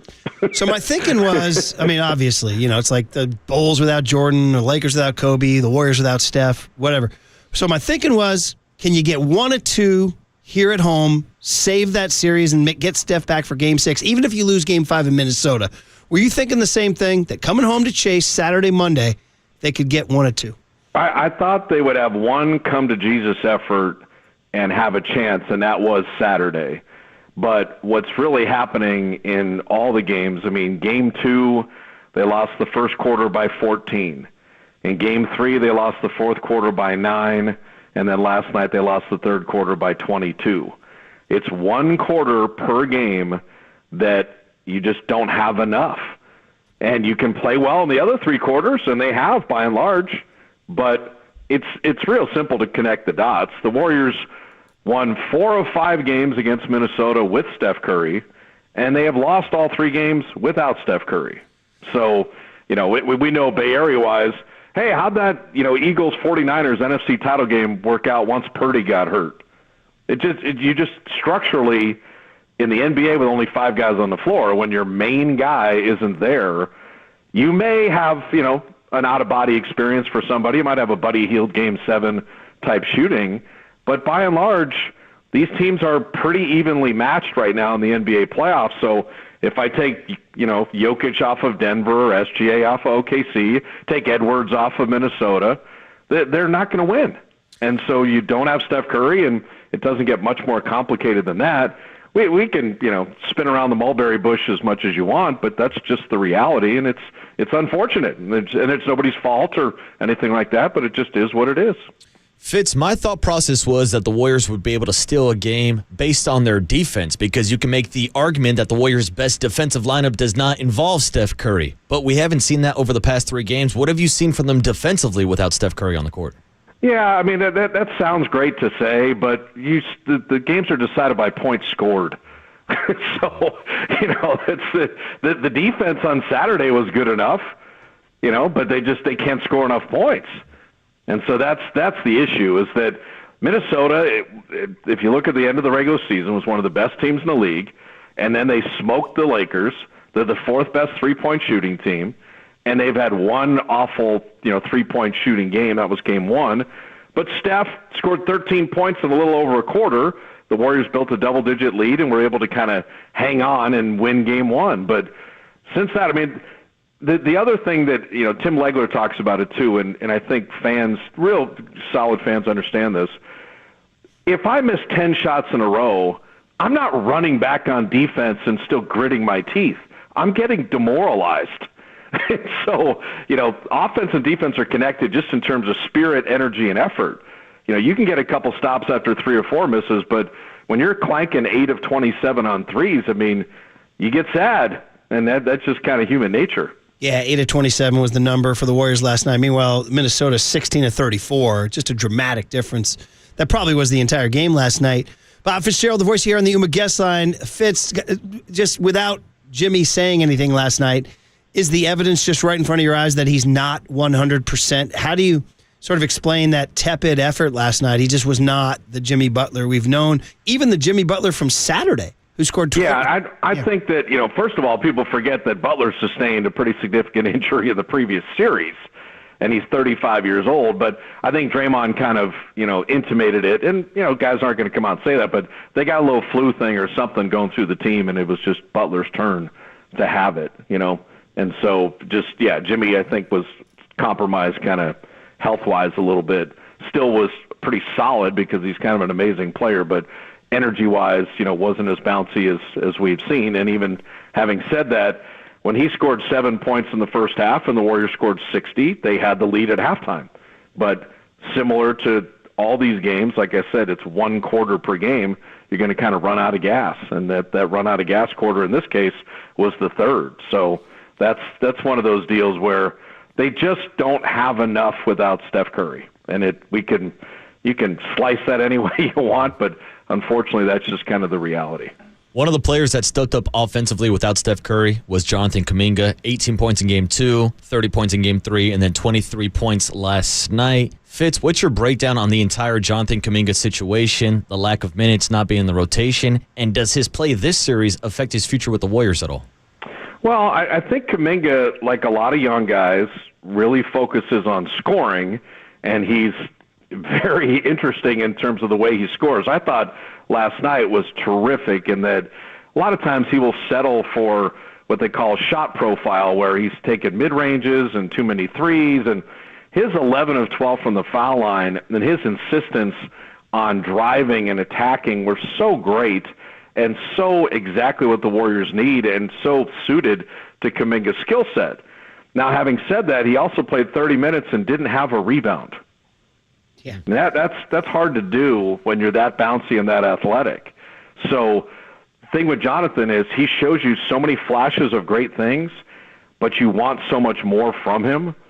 And it's not unlike a lot of young players where you're going to not be as consistent. But, I mean, the last couple games, he's been wonderful. And he was terrific right until he got injured. He was playing his best basketball and then had the 31 games missed with the sprained ankle. And, never really found that rhythm. But the last couple of games he's been great, but it's just one of those where the scoring, I think, will always be there for JK. But how many other things is he going to do to be, to get to that elite level? Because good players do for themselves and great players do for others. And so that's going to be the, kind of the arc of his career is, what's the next leap for him? As far as his future, that'll all be determined in the summer based on what do you want to do financially, what do other teams want to do financially. He's a restricted free agent, so the Warriors have the ability to match any offer, and the Warriors have engaged in contract discussions with him even last summer. But you got to figure out where the numbers are that make sense, and where it makes sense now that you have Draymond and Steph and Jimmy Butler on your team, and what number would Kuminga work at. But that's all for Mike Dunleavy and the super smart cap people in the summer. Bob Fitzgerald, the voice you hear on the Yuma guest line as the Warriors take one on the chin last night, 117-110. They're down 3-1. By the way, Fitz, just talking Wednesday, Game 5. Over? Is it over? I think Wednesday would be, hugely in Minnesota's advantage. Is that they know, just everything we're talking about right now, do you want to give Steph Curry 3 more days and the opportunity to possibly play in a Game 6? Chris Finch and those guys are super smart. They know you have an opponent that's wounded right now, or you have a NASCAR race where the car's running out of gas. You don't want to give them a pit stop. But having said that, as I said, in all 3 of these games, 3 of the 4 quarters have been more than competitive. Can you avoid that clunker quarter? And can you somehow slow down either Randall or Edwards just a little bit, to Marcus's point about defense, where maybe you have a great defensive game against one of their 2 main guns, and all of a sudden you're winning some grappling, 93-91 ugly rock fight type of game. The one thing buried last night for the Warriors that was good, and I mentioned it with Kuminga, is how well the Warriors got to the foul line.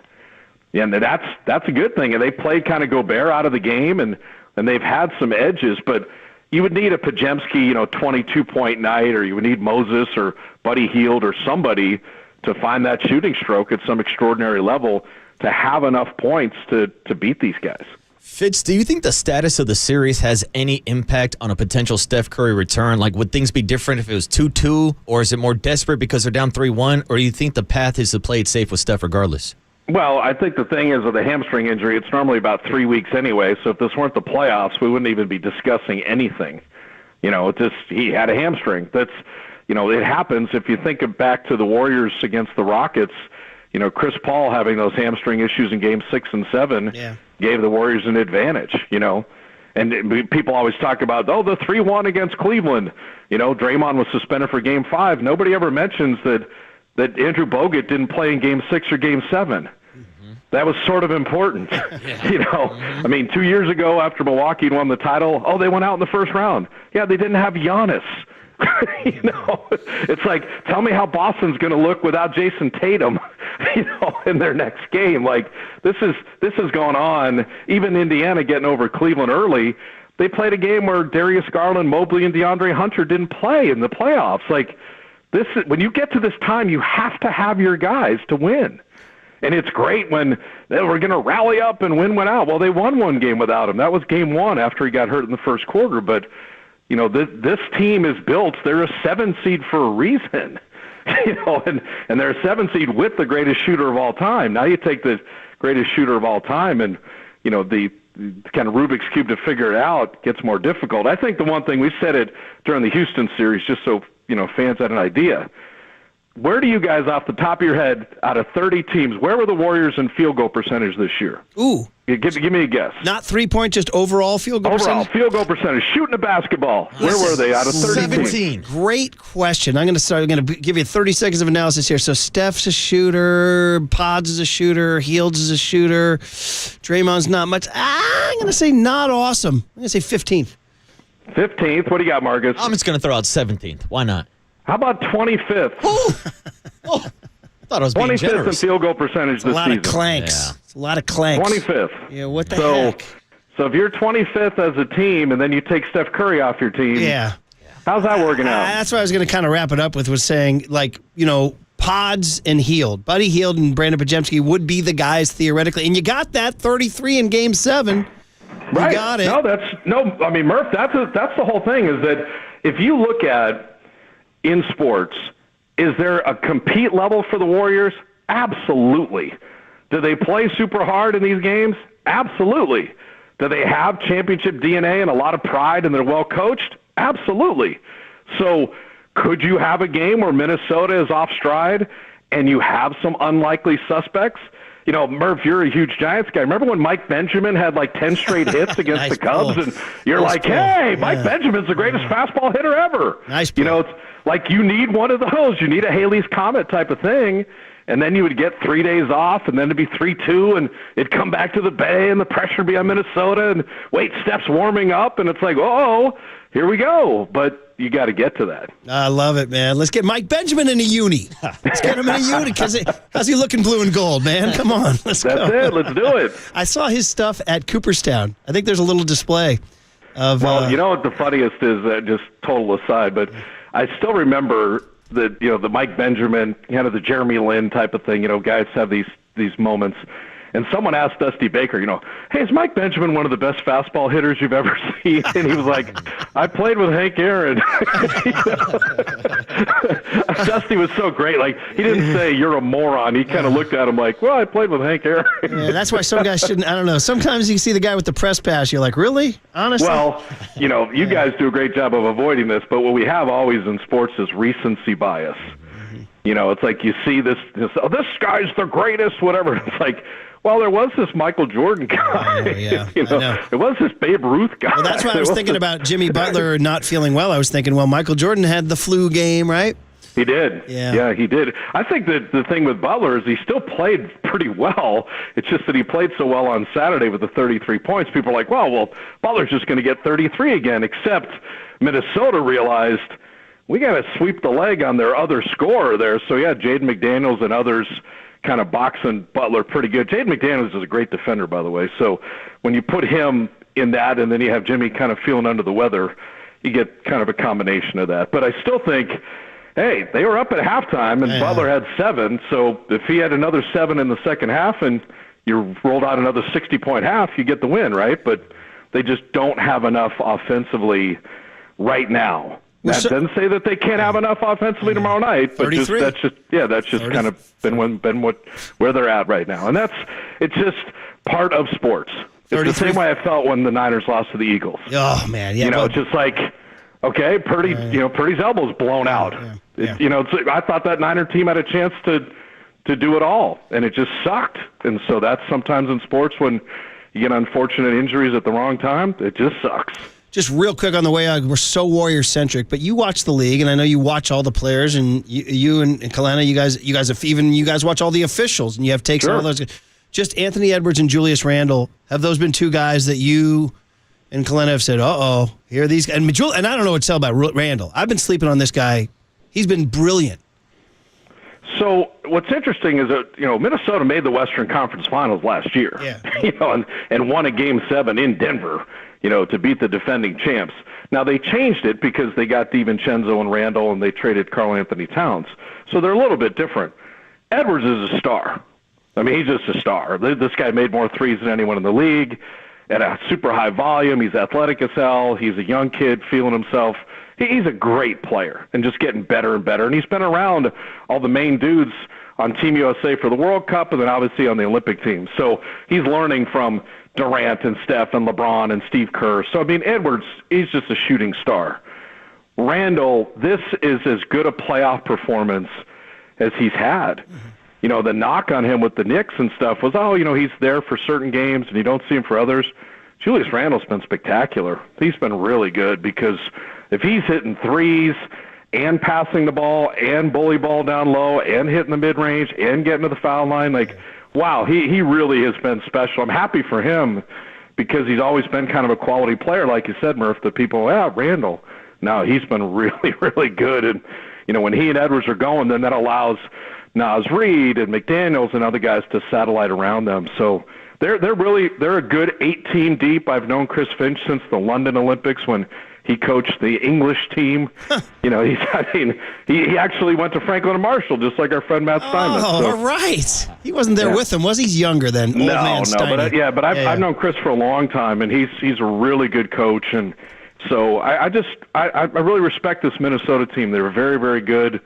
And with Steph, hell of a series, kind of a coin flip thing. Without Steph, Minnesota does have the advantage, but that's why we play sports, is you could get something very, unsuspecting, unlikely tomorrow night and build the whole drama for Sunday. And that would just be a great other chapter in kind of Warrior history if that was able to occur. When I was young in my sports writing career and I didn't know better, I was expressing surprise at some result, and Ira Miller barked at me in the Niner press room, "That's why they play the games, Murph."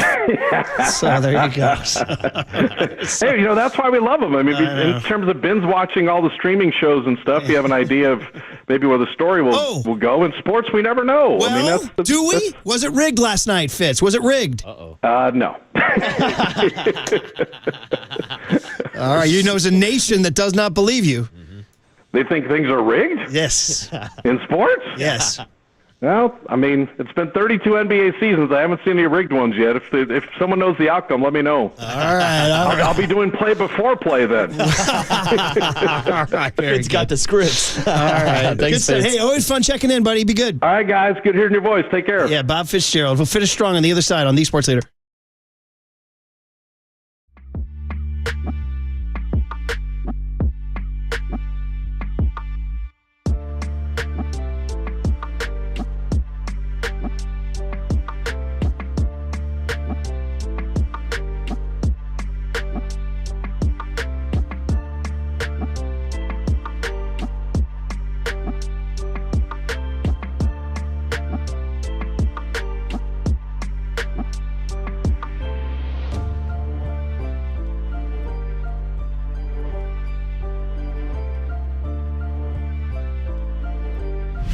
Time for traffic on the Sports Leader.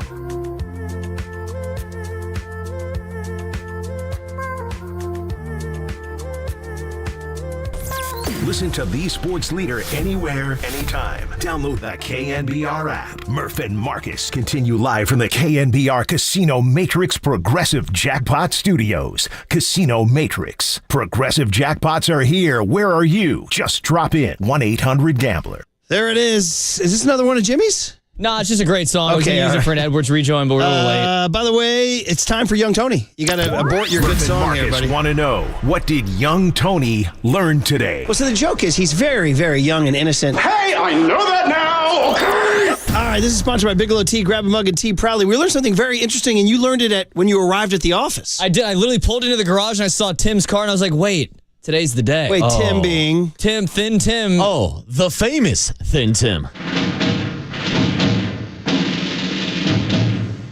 Now it's the Thin Tim mistake of the day. Oh, my God. By the way, rest in peace, that voice. So what did you learn when you saw his car? Tim Webb stayed 24 hours in this building. This guy's still here. Wow. What? Yeah. Get on the air. Yeah, Tim. I've been here since about noon yesterday. I'll be here till about 13:30 when award-winning Diamond Notes ends, and so the marathon continues. Okay, explain, please, quickly. This was a fantasy playoff bet between me and Derek Papa, and the choices were watching the screening of the movie Wicked back-to-back times by yourself or spending 24 hours at KNBR. We put it up to the audience, the filth and everything, and they decided the 24 hours was a worse punishment, so that's why I'm here. Where the hell did you stay? I slept in Creative Tony's old studio. I had an air mattress. I didn't need a bed, and we inflated that bad boy, and it slept from about 1:30 to 9:30. Did the ghost of Creative Tony visit you? No, actually, I slept pretty well. Was there any toe jam on the floor, or flip-flops, or hairy you get any toes? toe hairs or anything in your mouth? Man. No butter and egg, man. We were fun. Then, Tim, I can't believe you had to stay at the office for 24 hours on Stevie Wonder's birthday. On his birthday. I wrote trivia questions for my trivia night. Did some work for my Tim's Tuesday Takes and Trivia. Dude, we got a lot done. How's your back? How's your cramps, back pain? What do we got? Oh, I'm completely miserable. Well, here's the thing, Tim. You're not going anywhere because we know the history of squatters in San Francisco. This is how we stay in San Francisco with the studio. Tim I'm Webb having is our my new mail squatter. forwarded here at this point. I practically live here at this point. That's what you learned, Young Tony, today. Well done, Young Tone. Hey, when it's time for a change, think Speedy Oil Change and Auto Service. Engine light on. We can fix that. You're listening to KNBR AM and KNBR FM San Francisco, the sports leader, a Cumulus media station. And that means that the number one pick goes to the Dallas Mavericks. I understand the assignment, guys. Who sees them draw the balls? So it's a famous line we got in Atlanta. He cold. He know it. That's the end of the game. 4 hours, 3 faces, 2 Gregs, and 1 place to be. Excellent. Greg Papa. San Francisco. And Greg Silver. Let me tell you something. There is no such thing as being calm. I am fired up to be here. This is Papa and Silver. Randall got enough airspace to can a three-pointer. And he's got 2 threes in the game and 10 of the 21 Minnesota points. And a big smile on his face, and I can see why. Right now, the game is very easy. Randall gathers, launches, and scores with 1 on the shot clock. He can't miss right now. 5 seconds to go. Kuminga 16 points, 8 of 8 at the line. 2 seconds left. Edwards, long 3, and Anthony Edwards beats the buzzer with a triple. He had 2 defenders on him from about 30 feet away and still put it in the bottom of the net. Shot clock down to 4. Great defense. Edwards pokes it away. Randall and Edwards have combined for 50 points. DiVincenzo got another 3, the 16th of the game for the Minnesota Timberwolves. The Minnesota Timberwolves lead the Golden State Warriors 3-1, a chance to close it out on Wednesday night back in the Twin Cities. The Wolves have the most road wins in the postseason the last 2 years. And for the first time since 2016, the finals against Cleveland, the Warriors have lost 3 straight playoff games. Yeah, that's the stat right there. First time since 2016, the Warriors have lost 3 consecutive playoff games. Of course, there's some big circumstances getting in the way of this one, but it turns out with a little revisionist history here on a Tuesday morning, Papa and Silver, that Saturday looked like the one they had to get. With a great effort, had a lead in the 4th quarter. Draymond Green fouls out. Anthony Edwards and Julius Randle get the job done in the end. And then last night, it came out of the gate with a good effort. Draymond Green was looking very different as far as his intent in a good way. And then the 3rd quarter happened, and it was tied at 66, 31-11. Timberwolves to close out that stretch. Jaden McDaniels put the clamps on Jimmy Butler and the Warriors offense. It fed into the Timberwolves on the other end, and they were shooting 16 of 31 from deep after 3 quarters. Anthony Edwards was a man possessed. Julius Randle went wild in the first half. And look, got to say it this way, Papa, as I tell you good morning. The 2 best players in this series by a long shot are Anthony Edwards and Julius Randle, and they've got a commanding 3-1 lead, and that's that. You're going to have to pick me up a little bit today. The dauber is down, Roger Craig. And, last week after we saw him just kind of meander through Game 2 in Minneapolis, we invited Gary St. Jean on to try to pick our spirits up with a little Cabernet. Today it's Hunter Pence. He's got a Gold Bar whiskey event coming up that's going to be a hoot. Only Hunter could pull it off, and the Giants rearranging their batting order and dropping Adames down, and it's just, they got shoved again last night by Woogie from Something About Mary. Merrill Kelly is just so tough on them. So we'll get to the Giants' woes with Susan, and Hunter will pick us up a little bit later in the show. The Warriors are leaving at noon, and Hunter will be on at 12:50, but last night was just disappointing on so many levels. Going into this series, even with a healthy Steph Curry, I thought Minnesota was going to be a real challenge. First time, in the dynastic run with Steve as the head coach and Steph and Draymond, they were an underdog going into this series, so we knew it was going to be hard. And then losing Steph, obviously, 13 minutes into the series, winning Game 1. And what has transpired has made it seem like, wow, it is just everything the Warriors do is so hard. Everything Minnesota does is so easy. Although they're a young team, they do play with their food every now and then. That's the one hope I have, is that they may just kind of disrespect the game a little bit at times. They've done that. But as far as the game last night, we went into, you're talking yesterday about lineup changes. What would they do? They started the same 5, but they did make the change we thought about, and that is to get Draymond Green off of Julius Randle. And Marcus Thompson will drop by, and he's written so many great pieces and has such access to Draymond about Draymond's defensive genius and acumen. He's got to explain to me why Draymond's not been able to guard Julius Randle in this series. Julius Randle is an older player, more mature player. Draymond is aging a little bit, but that's the one thing I completely misdiagnosed heading into this series. I thought Draymond Green would take Julius Randle out like he always has previously, and they took him off of him. They put him on Gobert. They put Trace Jackson Davis on to Randle. They did not double Randle.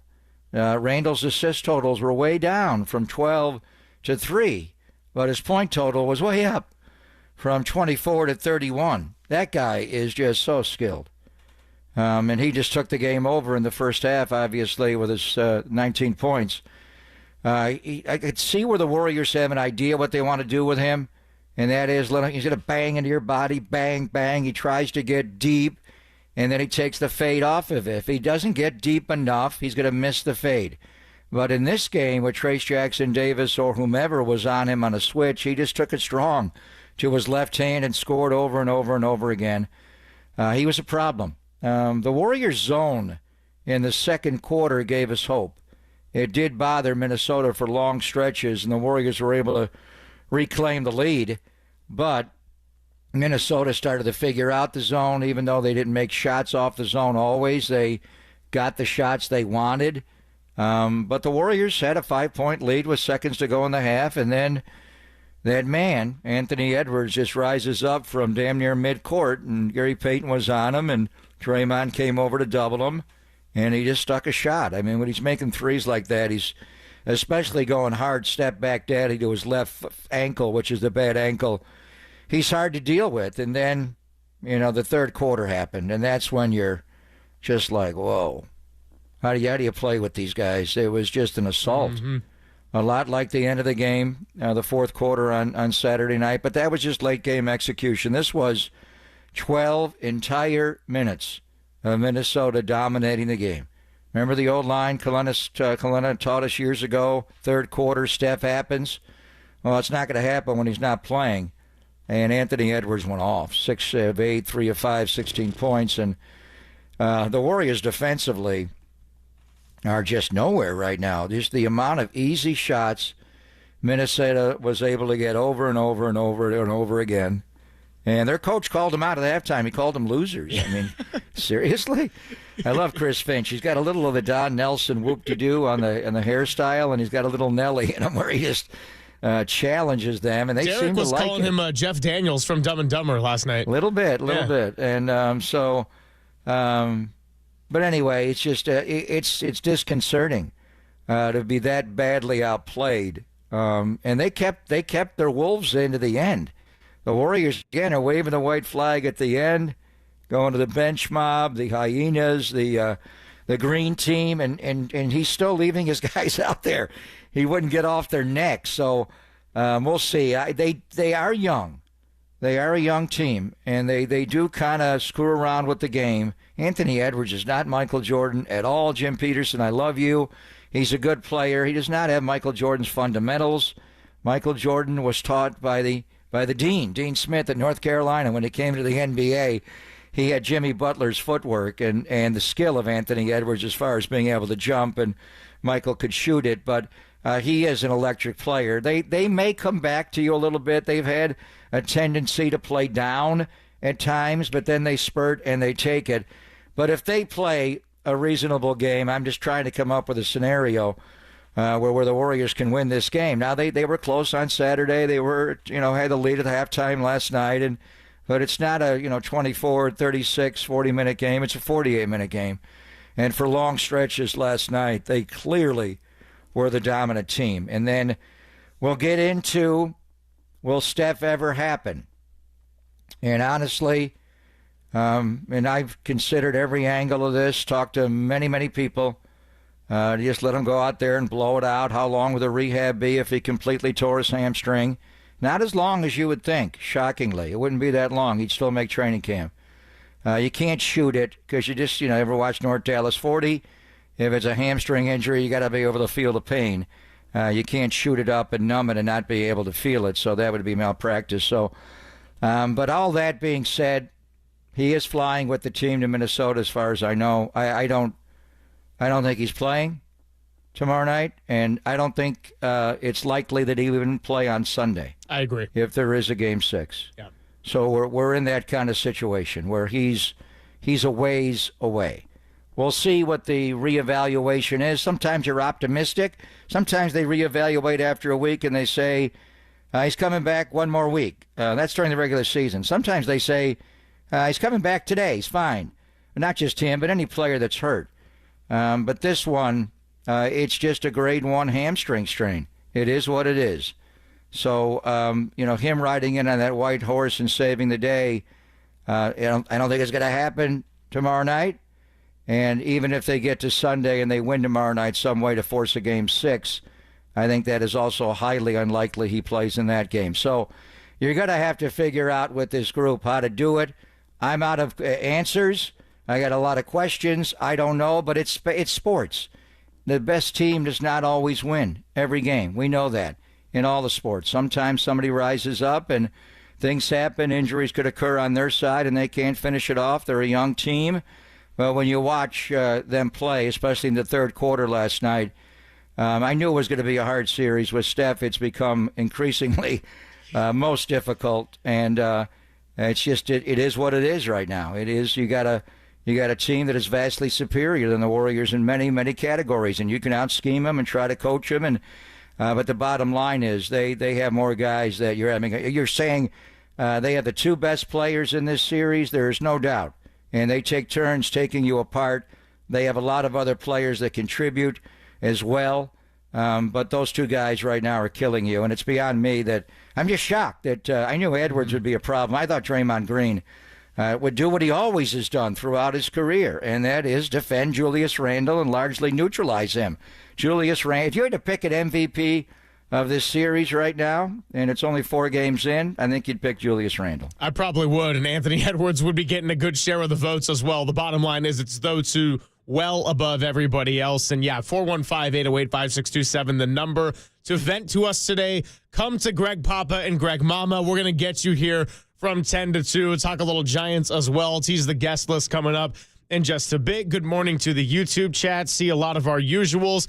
Couple of texts to read just right off the top. 650. How about make a freaking layup? Yeah, the interior finishing whether it's your 7-footers or your guards, has been an absolute struggle. Jimmy Butler was not himself last night. He wasn't taking a lot of shots inside. We'll get into that story.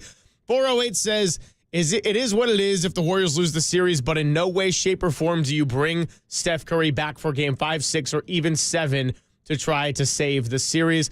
I will say, when he went down, the thought was you had that gap between game 5 and game 6 if you were going to get there. And with that gap, you're thinking, okay, maybe there's a world in which he could come back in game 6, and all you got to do is win one of the next 3. You sort of figured out what you had rotation-wise without Steph in game 2, punted the game, soft punt, come home, put up a couple of good efforts, and really it's been one quarter in each of the 2 games that has done the Warriors in. They have not been able to take any of the 3. They trail it 3-1, and they now go to Minnesota with their season officially on the line tomorrow. It's Papa and Silver. We'll take your calls. We'll take your texts. We'll take your YouTube chats all day on KNBR, the Sports Leader.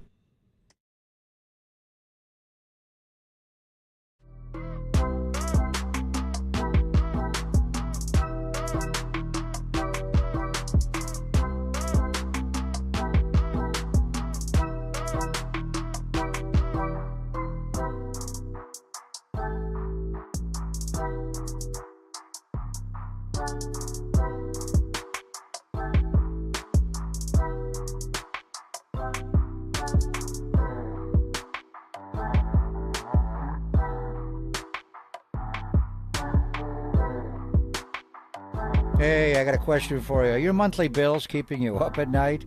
Are you worried about your finances in these crazy times? Greg Papa here. If you're like most people, you have racked up a sizable amount on your credit cards, and the monthly payment is not making a dent into it. It's time to call Loan Pronto. Pronto, if you own a home, you have a super easy way to get tens or even hundreds of thousands in cash. Loan Pronto has lots of options for helping you tap into the equity in your home and get the cash you need to get back on solid footing. Most homeowners who do this end up wiping out all their credit card debt and cutting their monthly expenses by $1,000. Look, you didn't mean to end up here, but you're here. You don't have to keep stressing about money, not sleeping at night, so call Loan Pronto for fast debt relief now. 415-808-5721, loanpronto.com, 415-808-5721, loanpronto.com. One more time, and you'll have a beautiful sleep tonight. loanpronto.com.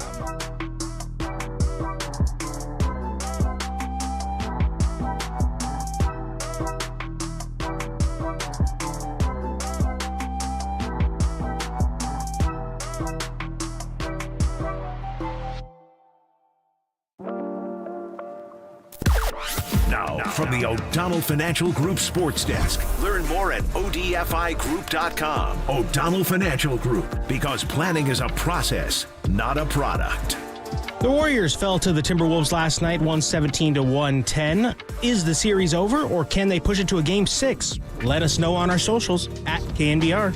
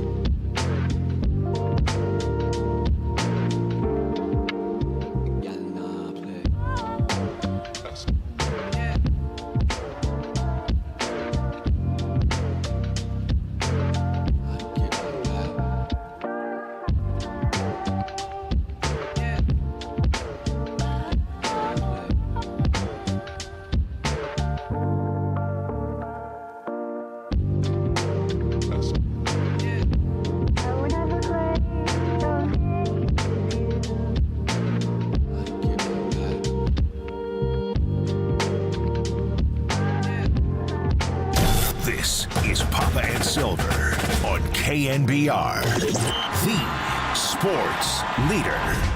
5 seconds to go. Kaminga 16 points, 8 of 8 at the line. 2 seconds left. Edwards, long three. And Anthony Edwards beats the buzzer with a triple. He had 2 defenders on him from about 30 feet away and still put it in the bottom of the net. Yeah, it was Anthony Edwards just before halftime. The Warriors made a nice push there in the second quarter, had a 5-point lead. That was trimmed down to 2 with that deep 30-footer by the Ant-Man. He had a quote going into that break that Papa referenced in segment number 1. He said, Chris Finch told the team, you guys are playing like losers. Whatever, how brash the message was, seemed to get to Minnesota in the third quarter. Jaden McDaniels, Julius Randle, and of course the Ant-Man run away, take a tie game, build it up to 20, got all the way to 21 before the starters came out.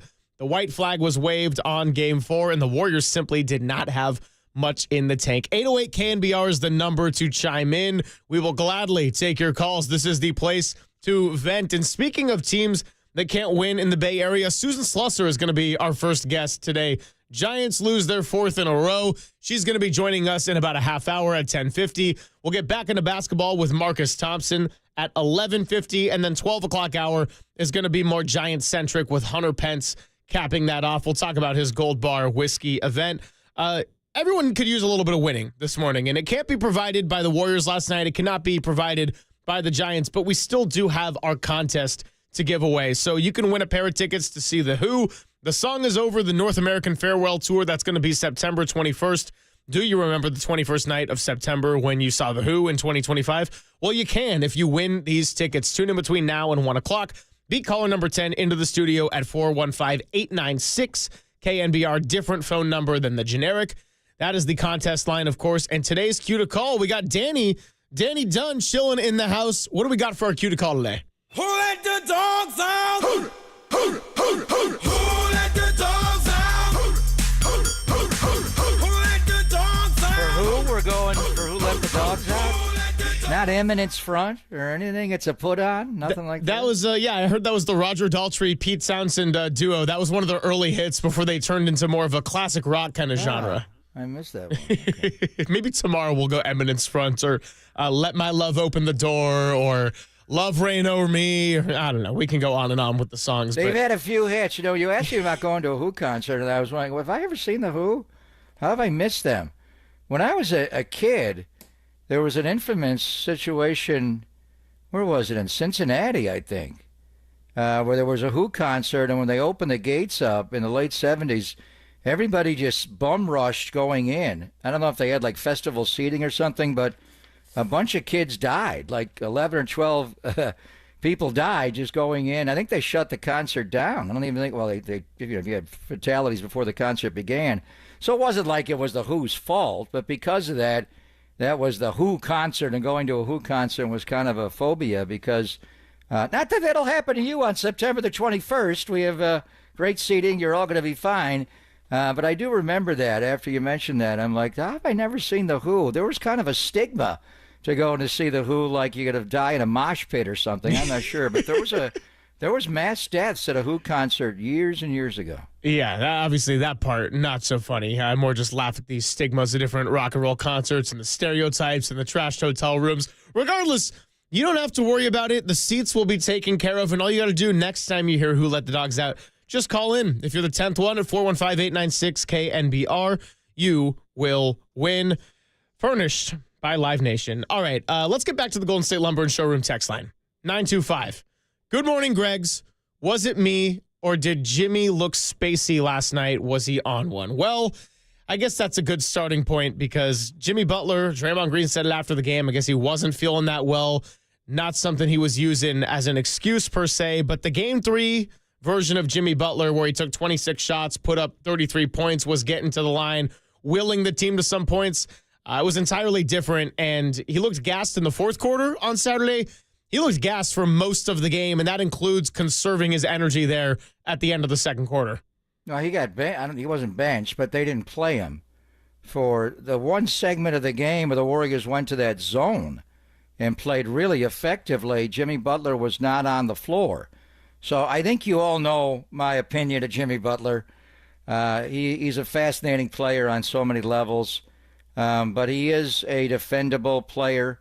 He was a minus 30 in last night's game. He was not well, but there's something going around the Minnesota Timberwolves locker room as well. Julius Randle has a terrible sinus infection. He brought his son and sat him on his lap during his post game last night, and his whole family is sick, and there were several Timberwolves that were talking about it. When you get something, and I don't know, what's the nature of Randall's sinus infection, sinus infection. Springtime brings out allergies, pollen, and then you exacerbate that by getting on airplanes. That's not good. It's believe me, I've lived that life my whole life, and it's terrible for you, and it's impossible to get over it. But Julius Randle didn't look sick. And anything, he made the Warriors sick last night. Beyond me that this guy could play this well. But he is a good player. He's a 3-time All-Star. I'm not here to diminish his ability, but I thought the Warriors would come up with a plan to diminish him. But the length of Minnesota is bothering Jimmy. It's a lot like the Houston series, where when you watch it up close with your own eyes, they're so damn long. Yeah. But this team they're older, they're more mature. Şengün's their back line with Steven Adams. They're good players. They can block shots, but not like Rudy Gobert. And not having Steph Curry does eliminate some of the isolation of Gobert. Although one thing Chris Finch is doing, Elston Turner is their defensive coordinator, they're not switching all the way 1 to 5 when Gobert's on the floor. He's dropping and staying back in. Now, it's a lot easier to do that when Steph Curry's not in the game to shoot over the top of you. They do switch 1 to 5 when Naz Reid is on the floor because he's so athletic and he can get out and guard guards. But Jimmy was not right last night. He was not alone. We'll see if he's better in this game. But, Jimmy just kind of plays at a very slow pace. He is not a three-point shooter. He's a good help team defender, but he's not a good individual defender, and he's older. So you get into situations like this. You got an old roster. That's part of the problem, and we'll talk about it more. They got one more game to win tomorrow night. They force a game 6. They can still win this series. We've seen them come back from 3-1 down. It's going to be hard because they have 2 games in Minnesota to get it done, and Steph's return is not around the corner. But he was obviously lacking energy. Didn't look good last night. But Randle had a sinus infection, and at times, like the entire first half, he was the most dominant player on the floor, and Finch would not take those guys off the floor. I thought with like 2 minutes to go, basketball gods are going to get this guy, and someone's going to tear an ACL. How about Anthony Edwards coming back into the game during the fourth quarter? We're like, what is he doing?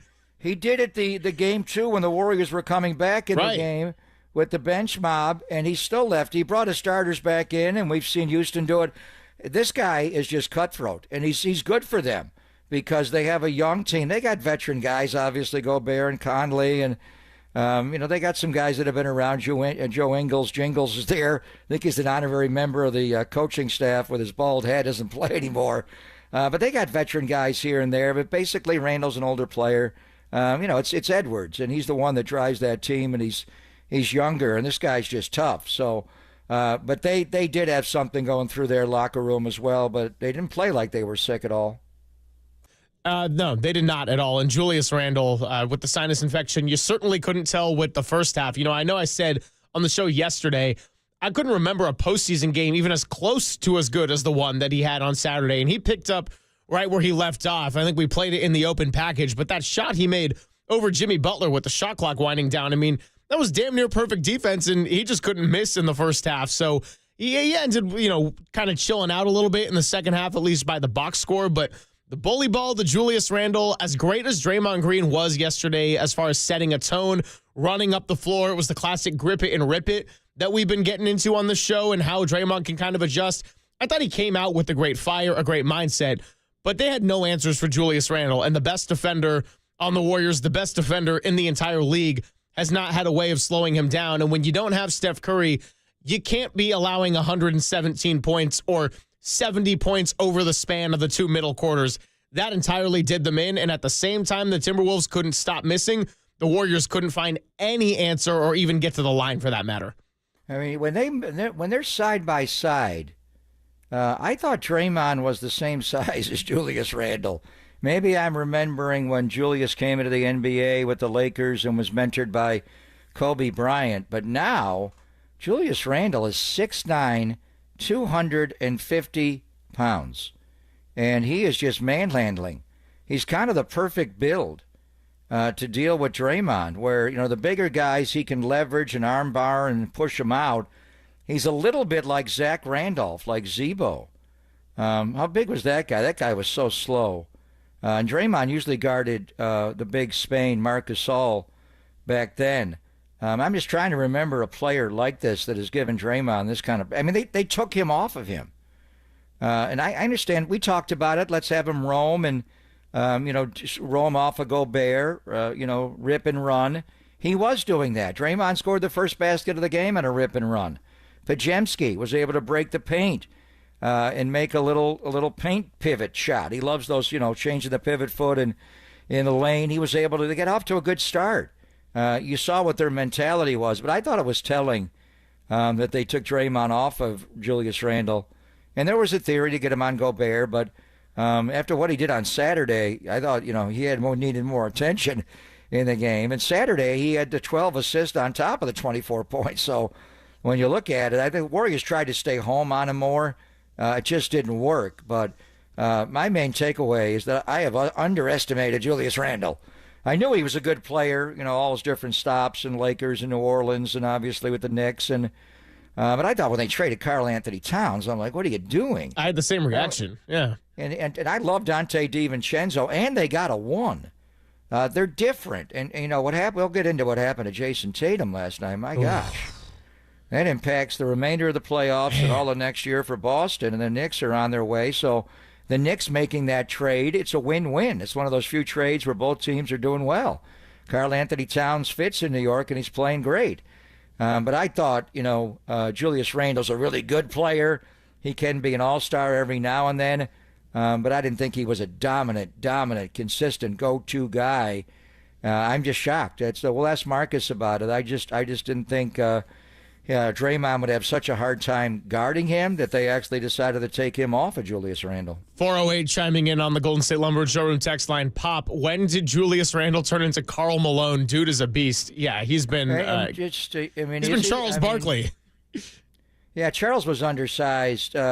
Malone could shoot it. How big was Karl? Karl could run the floor.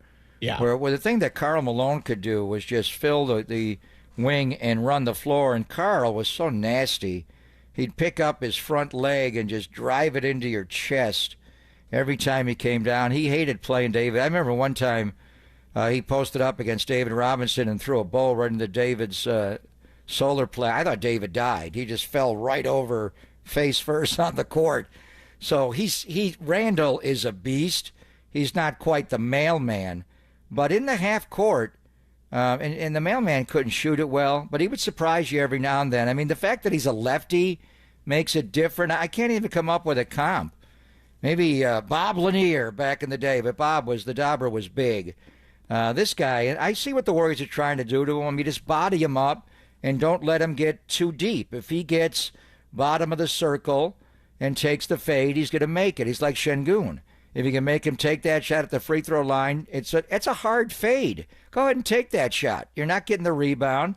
And he missed it short a lot. But last night, the fact that a second help defender wasn't coming, he just faced up Trace Jackson Davis and blew by him and got to his left hand. So Trace Jackson Davis is another talking point that's interesting. It's a hard cover to deal with a grown man like Julius Randle. But I thought he could have had a little better game plan on how to deal with them in certain isolations. But they weren't going to help him. They did not want to double on Randle and have him kick to shooters like he did on Saturday night when he had the 12 assists. No question about it. That was the corner threes that did the Warriors in on Saturday, and a big reason why they're trailing 3-1 instead of tied 2-2. And, of course, the biggest reason of all, Steph Curry out, will not be playing tomorrow. Don't even know if he would play Game 6 if there is a Game 6. The season is very much on the rocks. 808 KNBR to chime in. Really good text from 707 I want to get to on the other side. And then we got Susan Slusser joining us at 10:50 for a little bit of a baseball break here. Papa and Silver on KNBR 104.5 and 680, the sports leader.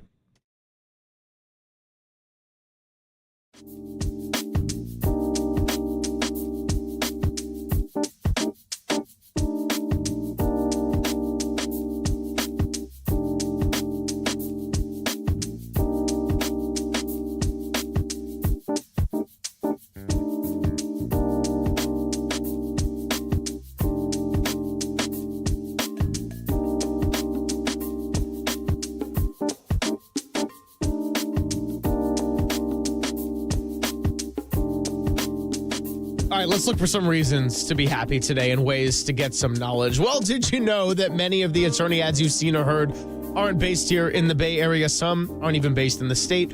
Chris Dolan and the Dolan Law Firm are based right here in the Bay Area. They have been for more than 25 years. Yes, this is award-winning personal injury and employment attorneys fighting for you where you live. If you've been discriminated against at work, wrongfully terminated, or sexually harassed, your rights matter, and DolanLawFirm.com is where you can go to learn more about all your rights and how they can be protected. Unfortunately, over the past year, Chris and his team also saw a sharp increase in no-fault injury accidents. And we got motorcyclists, pedestrians. I mean, it was raining on the way into work yesterday. Sometimes it's just a lot when you're trying to get from point A to point B in this busy life. So please just take that extra second. Let's be careful and work together in making the Bay Area a safer place. But feel confident that you are in good hands with award-winning California Lawyer of the Year, because the Dolan Law Firm has secured more than $1 billion. That's right, 9 zeros in all, in verdicts and settlements on behalf of their clients. You pay nothing up front, no hourly rates, no upfront fees, and they don't get paid until you get paid. They live here, they work here, they win here. DolanLawFirm.com.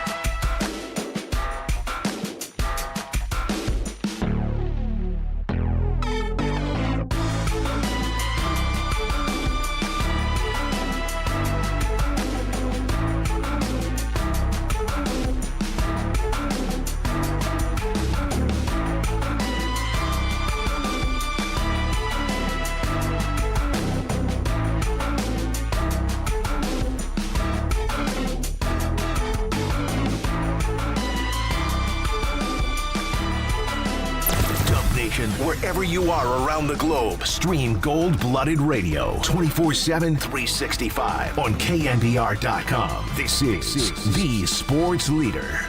Another tough shooting night for Brandon. I know he does other things, but at what point does he just have to make shots for you guys to be successful in this series? Well, again, it's the series changed with Steph's injury, so everybody's shots are going to be more difficult. There's just, Steph's the guy who breaks the defense down for us and creates that offensive flow, and I think the end result is that shots are more difficult for every single guy. So I thought BP played really hard tonight, did some really good things. We pushed the tempo. We scored 60 points in the first half. So we did some good things. We just couldn't sustain it overall. Really tough series for Brandon Podziemski. Another rough night. The problem is, how many options do you really have on the roster at this point? You were dependent on Steph Curry. You were dependent on Jimmy Butler. You were dependent on Draymond Green. Jimmy Butler missed a game. The Warriors found a way to get it done against Houston. Steph Curry has missed 3. It has derailed the series against a very good, young, and up-and-coming Timberwolves team. I got the stat for you, and I said this on Dubs OT with JD last night, Papa. Worst field goal percentage in a 4-game playoff span in a single series, second round or later, in the last 50 years. So, yeah, I know it's a bit of a mouthful. Brandon Podziemski is tied with Trevor Ariza, 9 of 40, 22.5%. That Trevor Ariza, by the way, was in 2018 in that conference finals against the Golden State Warriors. And then the third player on that list, also involved in a Warriors series, you may remember the 2016 finals, Harrison Barnes, 10 for 43. Yeah, I remember that well. When you mentioned that, I thought of Harrison Barnes. And specifically on the 3-ball, what was Harrison? Like 6 for 32 or 6 for 28? Trevor Ariza was a good shooter. So was Harrison Barnes, not a knockdown shooter. Podziemski, and I hear what Steve is saying. They throw the ball to him. Earlier in this series, they would throw the ball to Moses Moody so late in the shot clock and force him to throw up a grenade. It was just it was a couple of them. The night he was 0 for 5, they did it to him. The very first offensive possession of the second half last night, the Warriors have the ball. This is after Anthony Edwards rose up and made that long shot, the buzzer beater, to close the first half. The Warriors go into their set, and Jimmy Butler just takes so long to do everything. It takes you 8 seconds to get across midcourt. So once you're in the front court, it's 16. Once you get set up, it's 14. This is not college basketball. You got to move it a little quicker here. I mean, would you ever think the Warriors would have a hard time beating the 24-second clock? They used to shoot in 4 seconds, let alone 24. And then Jimmy does his patented, drive the baseline, know where to go, jump up in the air. And then, I don't know how he doesn't commit turnovers on that. He does it all the time. He jumps in the air with no one to throw the ball to. And then he found the ball, I think it went to Draymond, and then it wound up going up top to Podziemski, and he had a launch. And he wound up shooting a backboard shot, and it was a 24-second clock violation. So that's a hard shot to give him. They do give him a lot of late-in-clock shots like they did Moody earlier. Brandon came out right away. We talked about, as far as the keys for the game, defending Julius Randle, Draymond ripping and running, and Podziemski getting going after what happened in Game 3 on Saturday. Draymond scored the first basket of the game on a rip and run. Podziemski got in the paint for his pivot paint shot, and then he just couldn't make a shot. He was 3 of 14, 0-4 on the 3-ball, so it all just deteriorated. Right now, there's some roster construction issues on this team. And is Steph Curry going to mask all of it? Well, let's be realistic to who you are. You didn't win 58 games this year. You're not one of the best teams in the NBA. You got an aging roster. You're going to have to factor in these guys are going to get hurt. They're going to get soft tissue injuries. They're not going to be able to play, certainly back-to-backs throughout the regular season. And even though you don't play back-to-backs in the playoffs, you got to travel in between. They're getting on an airplane in an hour and 16 minutes and flying back to Minneapolis. That's all they've been doing is flying to Houston, to the Bay Area, to Minneapolis, to the Bay Area every other day. Not good on the body, especially when you're older and you're trying to recover. Anyway, beyond that, they need more three-point shooting. There is no doubt. And I remember when they ended the season last year, and they, Clay had the 0 for 10 and sack in the play-in game. They both said at their exit interviews, Mike Dunleavy and Steve, we need more shooting. And they had Klay Thompson on the team then. And they said with or without Clay, we need more with shooting. Or without Clay. They needed, they a lot of the people they added in the offseason are no longer here. And they were knockdown shooters. Anthony Melton, I hardly knew you. I don't remember what you were. He could shoot the ball, but he was a combo guard that could guard. Kyle Anderson is what he is. Buddy Hield's a knockdown shooter. You need 3 Buddy Hields. 3 more. And 2 of them that can actually guard and make a pass and dribble. And, that's why the Jimmy Butler trade just befuddles me on so many levels. Jimmy is not a 3-and-D guy. He does not shoot threes. He does not D up. He plays good team defense, but he does not guard his man well. But right now you have a lack of shooting on this team, and it's way heightened when you don't have the greatest shooter in the history of mankind. Then you get all these funky defenses thrown at you. Even when Steph is on the floor, they don't respect the rest of you. And then you just don't have guys that can win off the dribble. You don't have shot creators. That's why Kuminga's game is so obviously needed. And it wasn't always needed. It's just beyond me that he got into mothballs and didn't play at the end of the year. You couldn't figure out a role for him against the Clippers, and I thought more guarding James Harden and Kawhi, just a shot creator. We're not going to, you can pass the ball 330 times a game and move it around, and that's great. But sometimes late in shot clock, let's not just throw the ball to Brandon Pajemski up top and ask the guy with the floppy hair to bail us out and make a ridiculous shot. That's not a good shot. Let's clear aside and go and take advantage. Rather than playing against a set defense and playing 5-on-5, can we play 1-on-1 once in a while and make them bring a second defender over to stop a guy like now Kuminga's next evolution is when they bring that second defender, and he was doing that in the split action.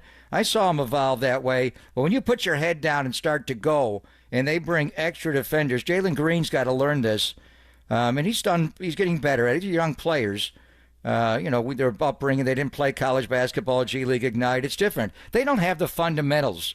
The guys that played 3 and 4 years of college basketball, they're kind of rushed into the game, and they have to learn it at the NBA level. It's hard. But what's obviously needed is Kuminga's ability to just break down his man and just go and win. Who else on this roster can do that? Jimmy does it with footwork, but it doesn't always translate in a shot because what he's trying to do is crack the paint and pitch to an open shooter. He is Chris Paul in a different form. Steph can do it with his amazing dribble. Buddy Hield's not a guy that can beat you off the dribble. And who on this team can win just beating you off the deck? Let's clear the side and go. Kuminga's the only guy. So you need more of those guys, and you need more guys that can just shoot the basketball. It's hard for me to believe I'm saying this about the Golden State Warriors after watching what I watched the years with Durant and obviously with Steph and Clay and the greatest offense we've ever seen. But you're lacking. And then you take that one guy, and it's not just a guy, it's the guy in the history of the game, and he's the epicenter of all the defensive tilt. And now all of a sudden you're just kind of wandering, and you're forced to throw the ball to poor Pajemski with a clock at 1 and say, here, make a heave, Brandon. You missed again. What the hell? How do you expect me to make that shot? We can get deeper into the Pajemski, the Kuminga, the Buddy Hields of it all around 11:15. We can take your calls, but on the other side, we're going to take a quick baseball intermission, talk to Susan Slusser, as we do every single Tuesday. She'll join us on the other side. It is Papa and Silver on the Sports Leader.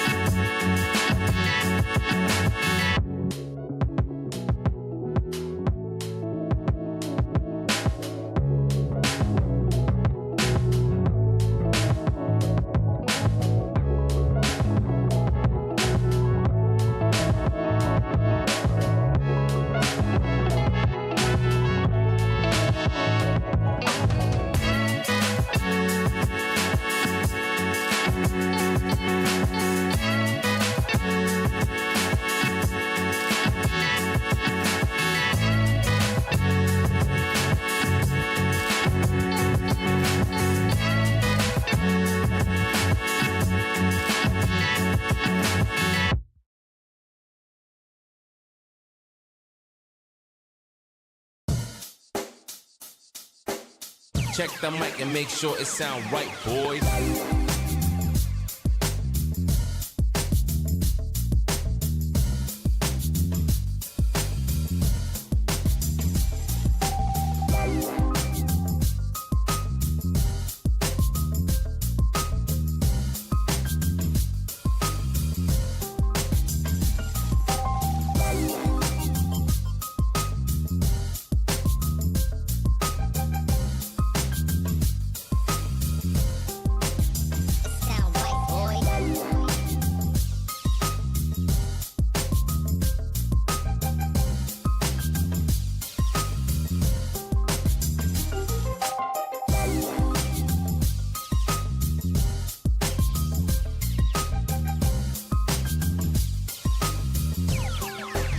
It sound right, boys.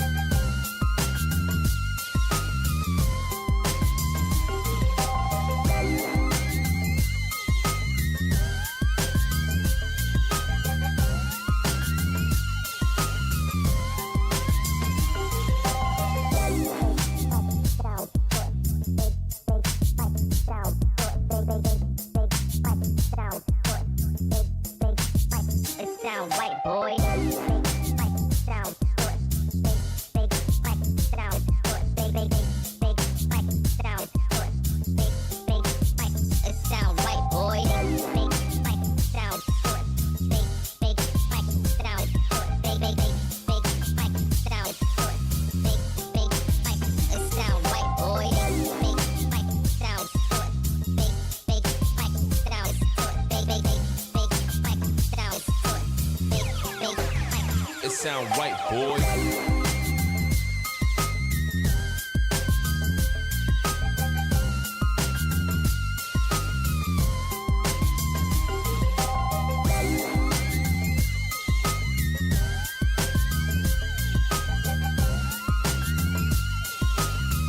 Papa and Silver now continues live from the KNBR Casino Matrix Progressive Jackpot Studios.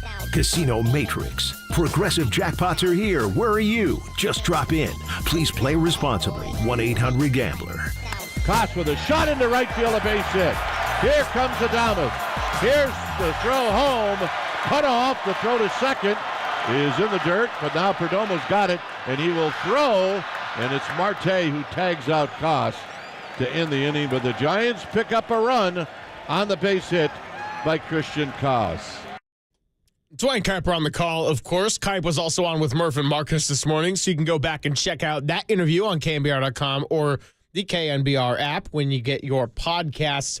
Christian Koss did get tagged out in that play, but that was still the bright spot of the Giants offensively because it accounted for their lone run in a 2-1 loss. Corbin Carroll goes deep twice off of Justin Verlander's solo shots. And that was all that Arizona needed in a classic Oracle Park low-scoring affair. Giants lose it. They've lost their fourth in a row, and it's time to welcome in our good friend, as we do every single Tuesday. Susan Slusser is sponsored by River Islands. Come home to River Islands in Lathrop and discover the San Joaquin River lifestyle with its lakes, parks, and schools. Start your journey today at riverislands.com. She is also brought to you by Weichert Realtors, where home is everything. To get started, call your local Weichert office today because at Weichert, we guide you home. Susan, good to be with you, and does it feel extra special to be double sponsored? It always does. Yes, I enjoy the double sponsoring. I feel extra, the love a little extra. I mean, yeah, you should. And we're going to need all the love and happiness we can get right now because it wasn't great for the Warriors. That's been a big focus of the first half of our show. Also hasn't been the best stretch for the Giants. Now, take a step back. They're still 24-18. And if you'd said that at the start of the season, I think a lot of Giants fans would have taken that by and large. But let's just start with last night in particular, because sometimes with baseball being played almost every day, there are days when there are a lot of headlines, then there are days where it's a little bit drier. I thought the Twins series, yeah, there were little bits and pieces to take away from that. Last night offered us a lot in terms of the lineup tweaks that Bob Melvin was putting in there. Now, this might not be something that is a long-term experiment. It could just be a let's see where we're at. We're in a bit of a funk. That said, I want to get your early impressions of a lot of those tweaks, moving Adames down, Chapman going to the 2-hole, Jung-Hoo Lee hitting cleanup for the first time since the PBL. So just what were your impressions of just kind of a lot of guys being in different spots that they haven't been in this season? Yeah, it would have been nice to see maybe a better response to kind of gauge that.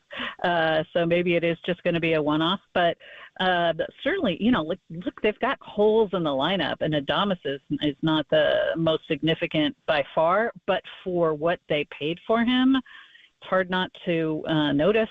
He's not doing much. To me, the bigger issue with him has really been the defense, because that's something that should not slump and has not been good. So, yeah, kind of concerns a little bit all around there. I think he's going to come around. He's a very good player. I don't like, you hear fans going like, hey, what a waste of money, terrible contract. I don't think that's the case. I think it will all be fine. But right now, he is not pulling his weight by far. But first base, catcher, to some extent, second base. And obviously they've got two guys close to coming back there. And then they've got Gerard Encarnacion, who I think will probably be at first a lot when he comes back.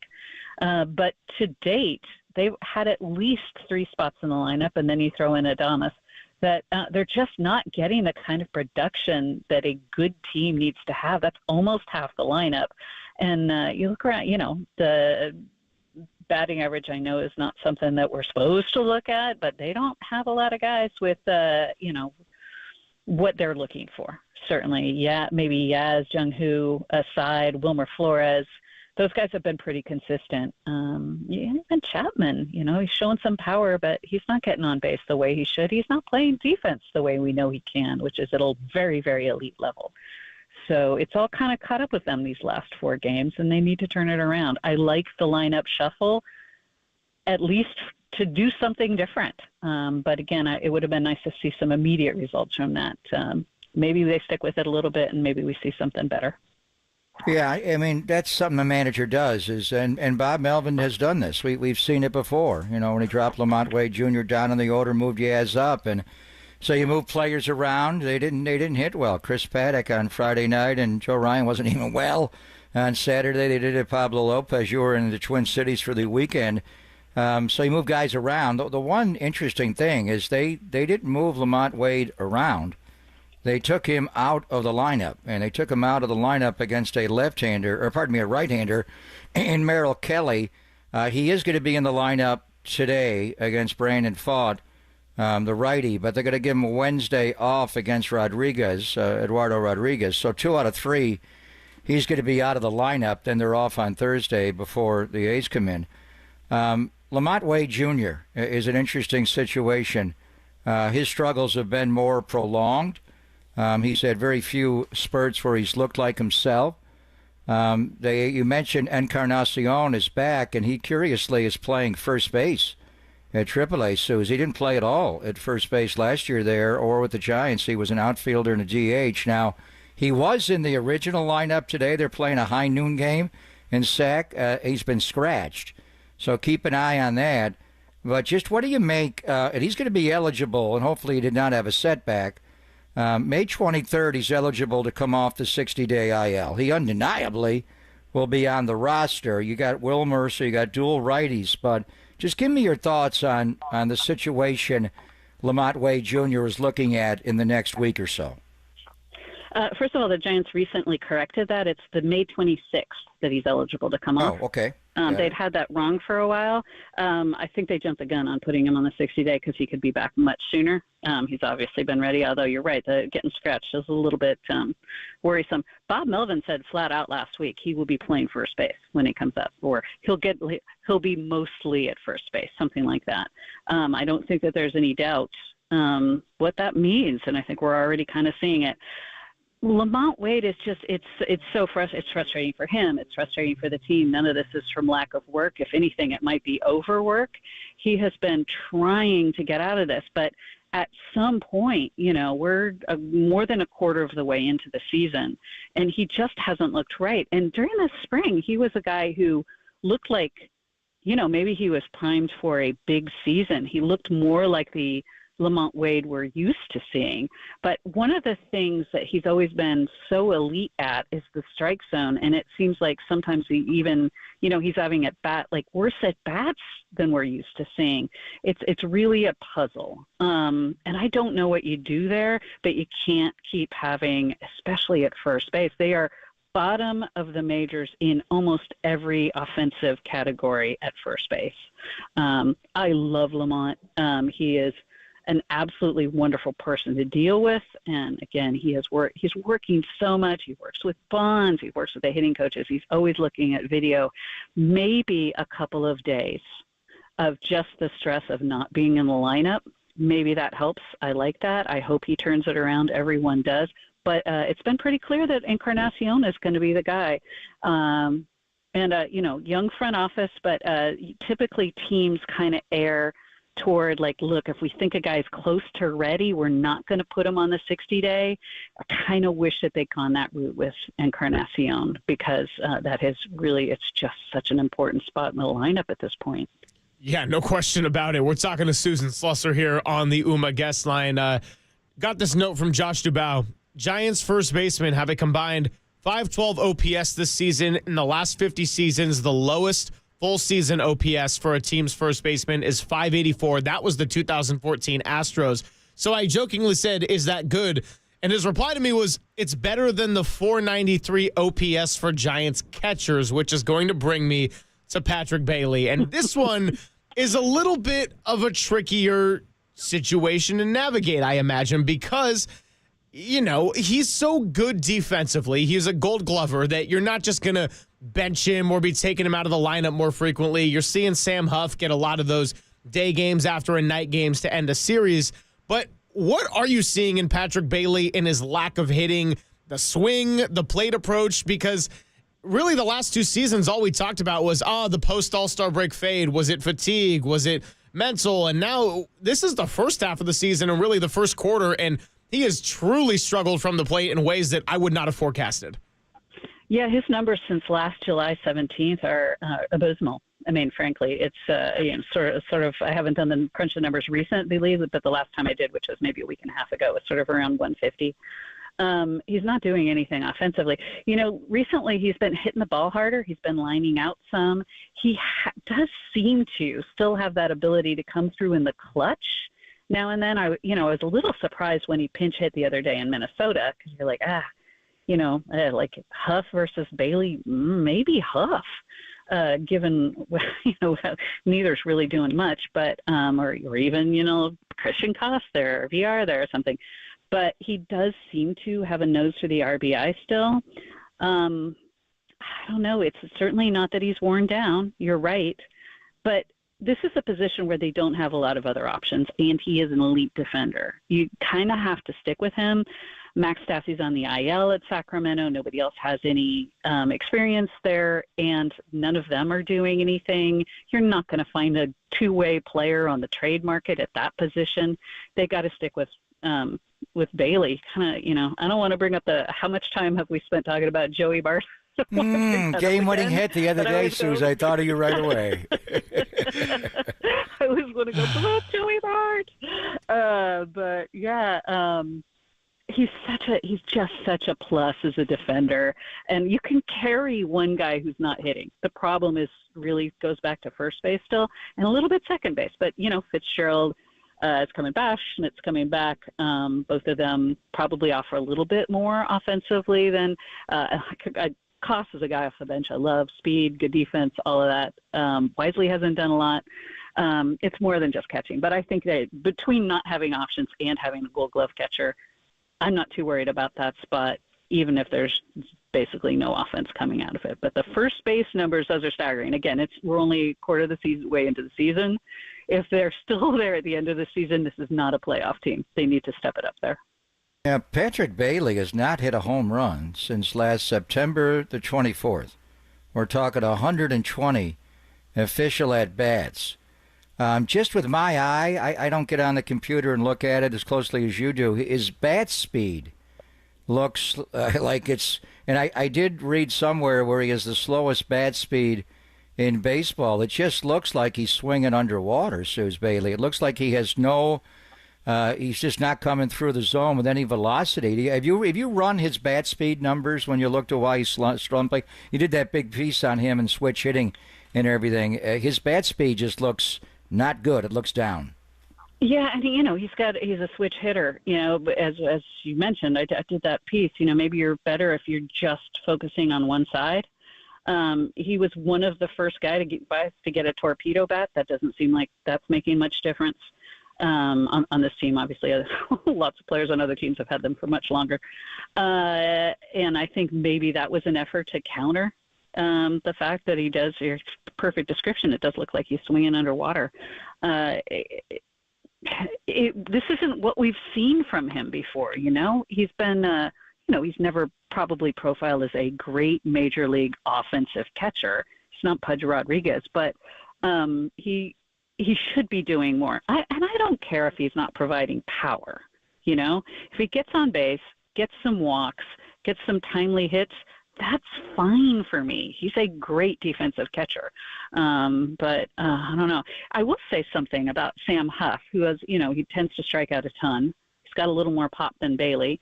He has worked so well with Robbie Ray. That's not something that I would have called. His ERA with Sam Huff is like low 2s, high 1s, something like that, rather than with Bailey. His numbers with Bailey are higher. Sometimes that's coincidental. You just get him on a day he's really feeling it, and it has been more in this stretch when Robbie Ray's really pitching well, but it has been Huff. So, that's a nice little thing too. I still don't think catcher is the biggest problem they have, and I think kind of what you're saying with Bailey, there might be ways to improve that somehow. Few more minutes here with Susan Slusser getting into some of the gritty details of the Giants as they've had a 4-game losing skid, looking to snap that tonight in Game 2 against the Diamondbacks. So we can talk about first base and Gerard Encarnacion coming off the 60-day IL. What have you made in the small sample size of Casey Schmidt playing first base? Because that's another person who, the first time we saw him in Houston, Papa and I were talking about that, and we're like, "Ew, that was looking ugly." He is a third baseman. He's a shortstop. You could play him at second. It didn't go well. Then he actually gave a lot more productive reps pretty soon after and adjusted quickly. Maybe if he's not a starting first baseman, but someone you could throw in as a pinch hitter. I'm just thinking about the Giants right now in the context of ways you can get some power and ways you can get some hits, because they've lost 4 games by a total of 5 runs, and in 3 of those 4, they couldn't hit the ball for anything. Yeah, Casey Schmidt's just an elite athlete. He's got a good glove, and I think he's a quick study at defensive positions. I love him as a super utility guy. That can be a hard role, more from an offensive standpoint than a defensive standpoint. But for a young player, bouncing around positions isn't necessarily ideal. I think he can handle it because he really does have just sort of an innate ability when it comes to glove work. He's got one of those kind of gloves. So I'm with you. The first time at first, you're like, I kind of was like, oh, God, I thought he'd be better than that. He really he's picked it up, and I think he's somebody you could probably put anywhere. He could probably catch if you needed him to. I don't think they would do that. Christian Koss, by the way, has volunteered to be their emergency third catcher on DB, and I think that would be great because he's the sort of same way, just a whiz with a glove and willing to do anything. Casey Schmidt's the same way. Great attitude, great guy in the clubhouse, goofy, fun personality.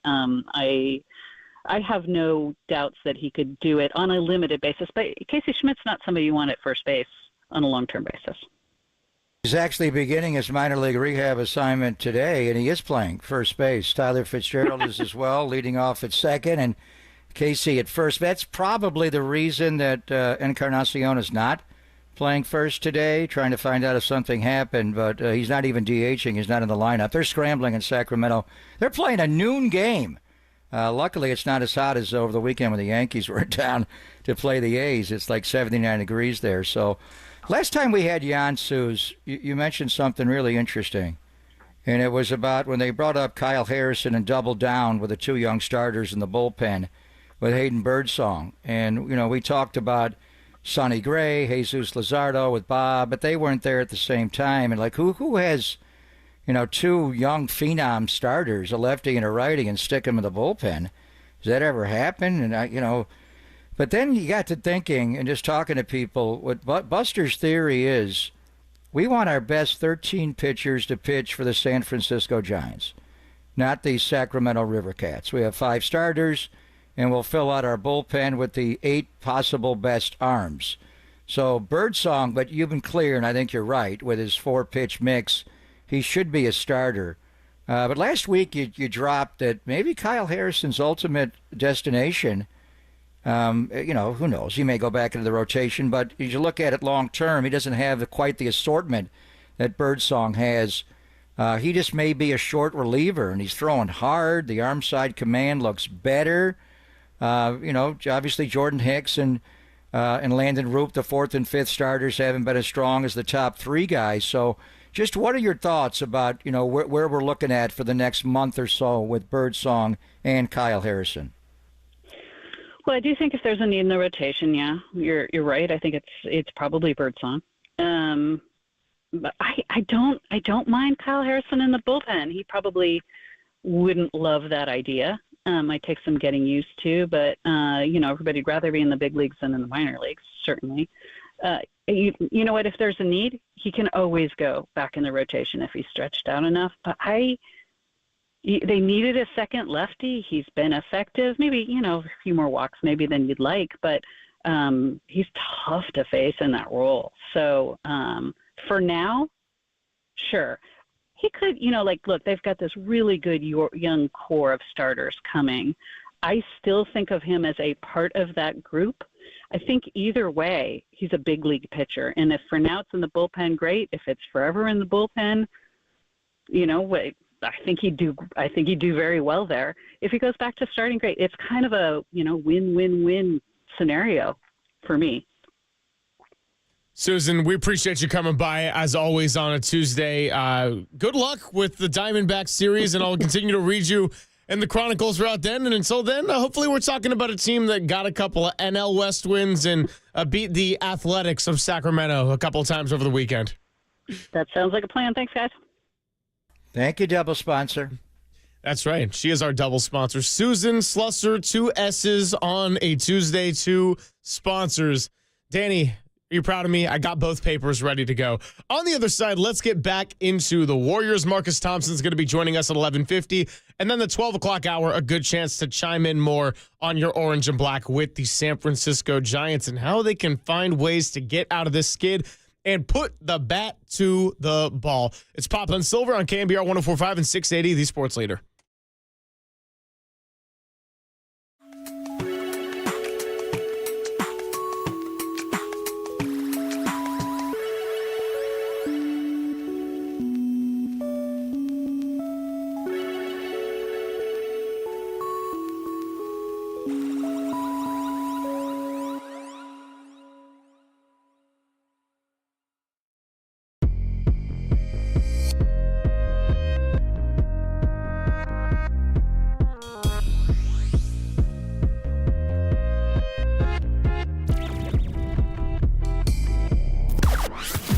From the O'Donnell Financial Group Sports Desk. Learn more at odfigroup.com. O'Donnell Financial Group, because planning is a process, not a product.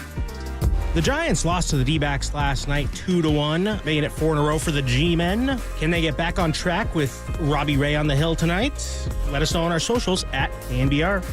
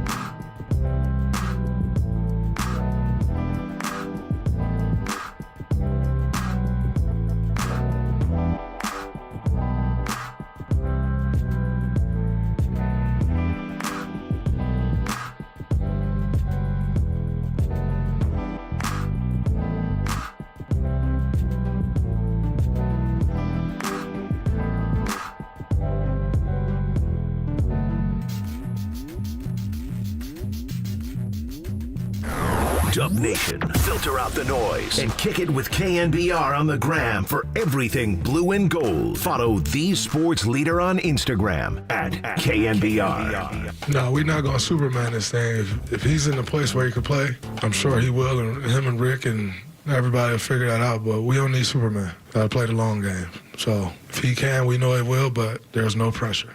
We got to figure out how to win whether he play or not.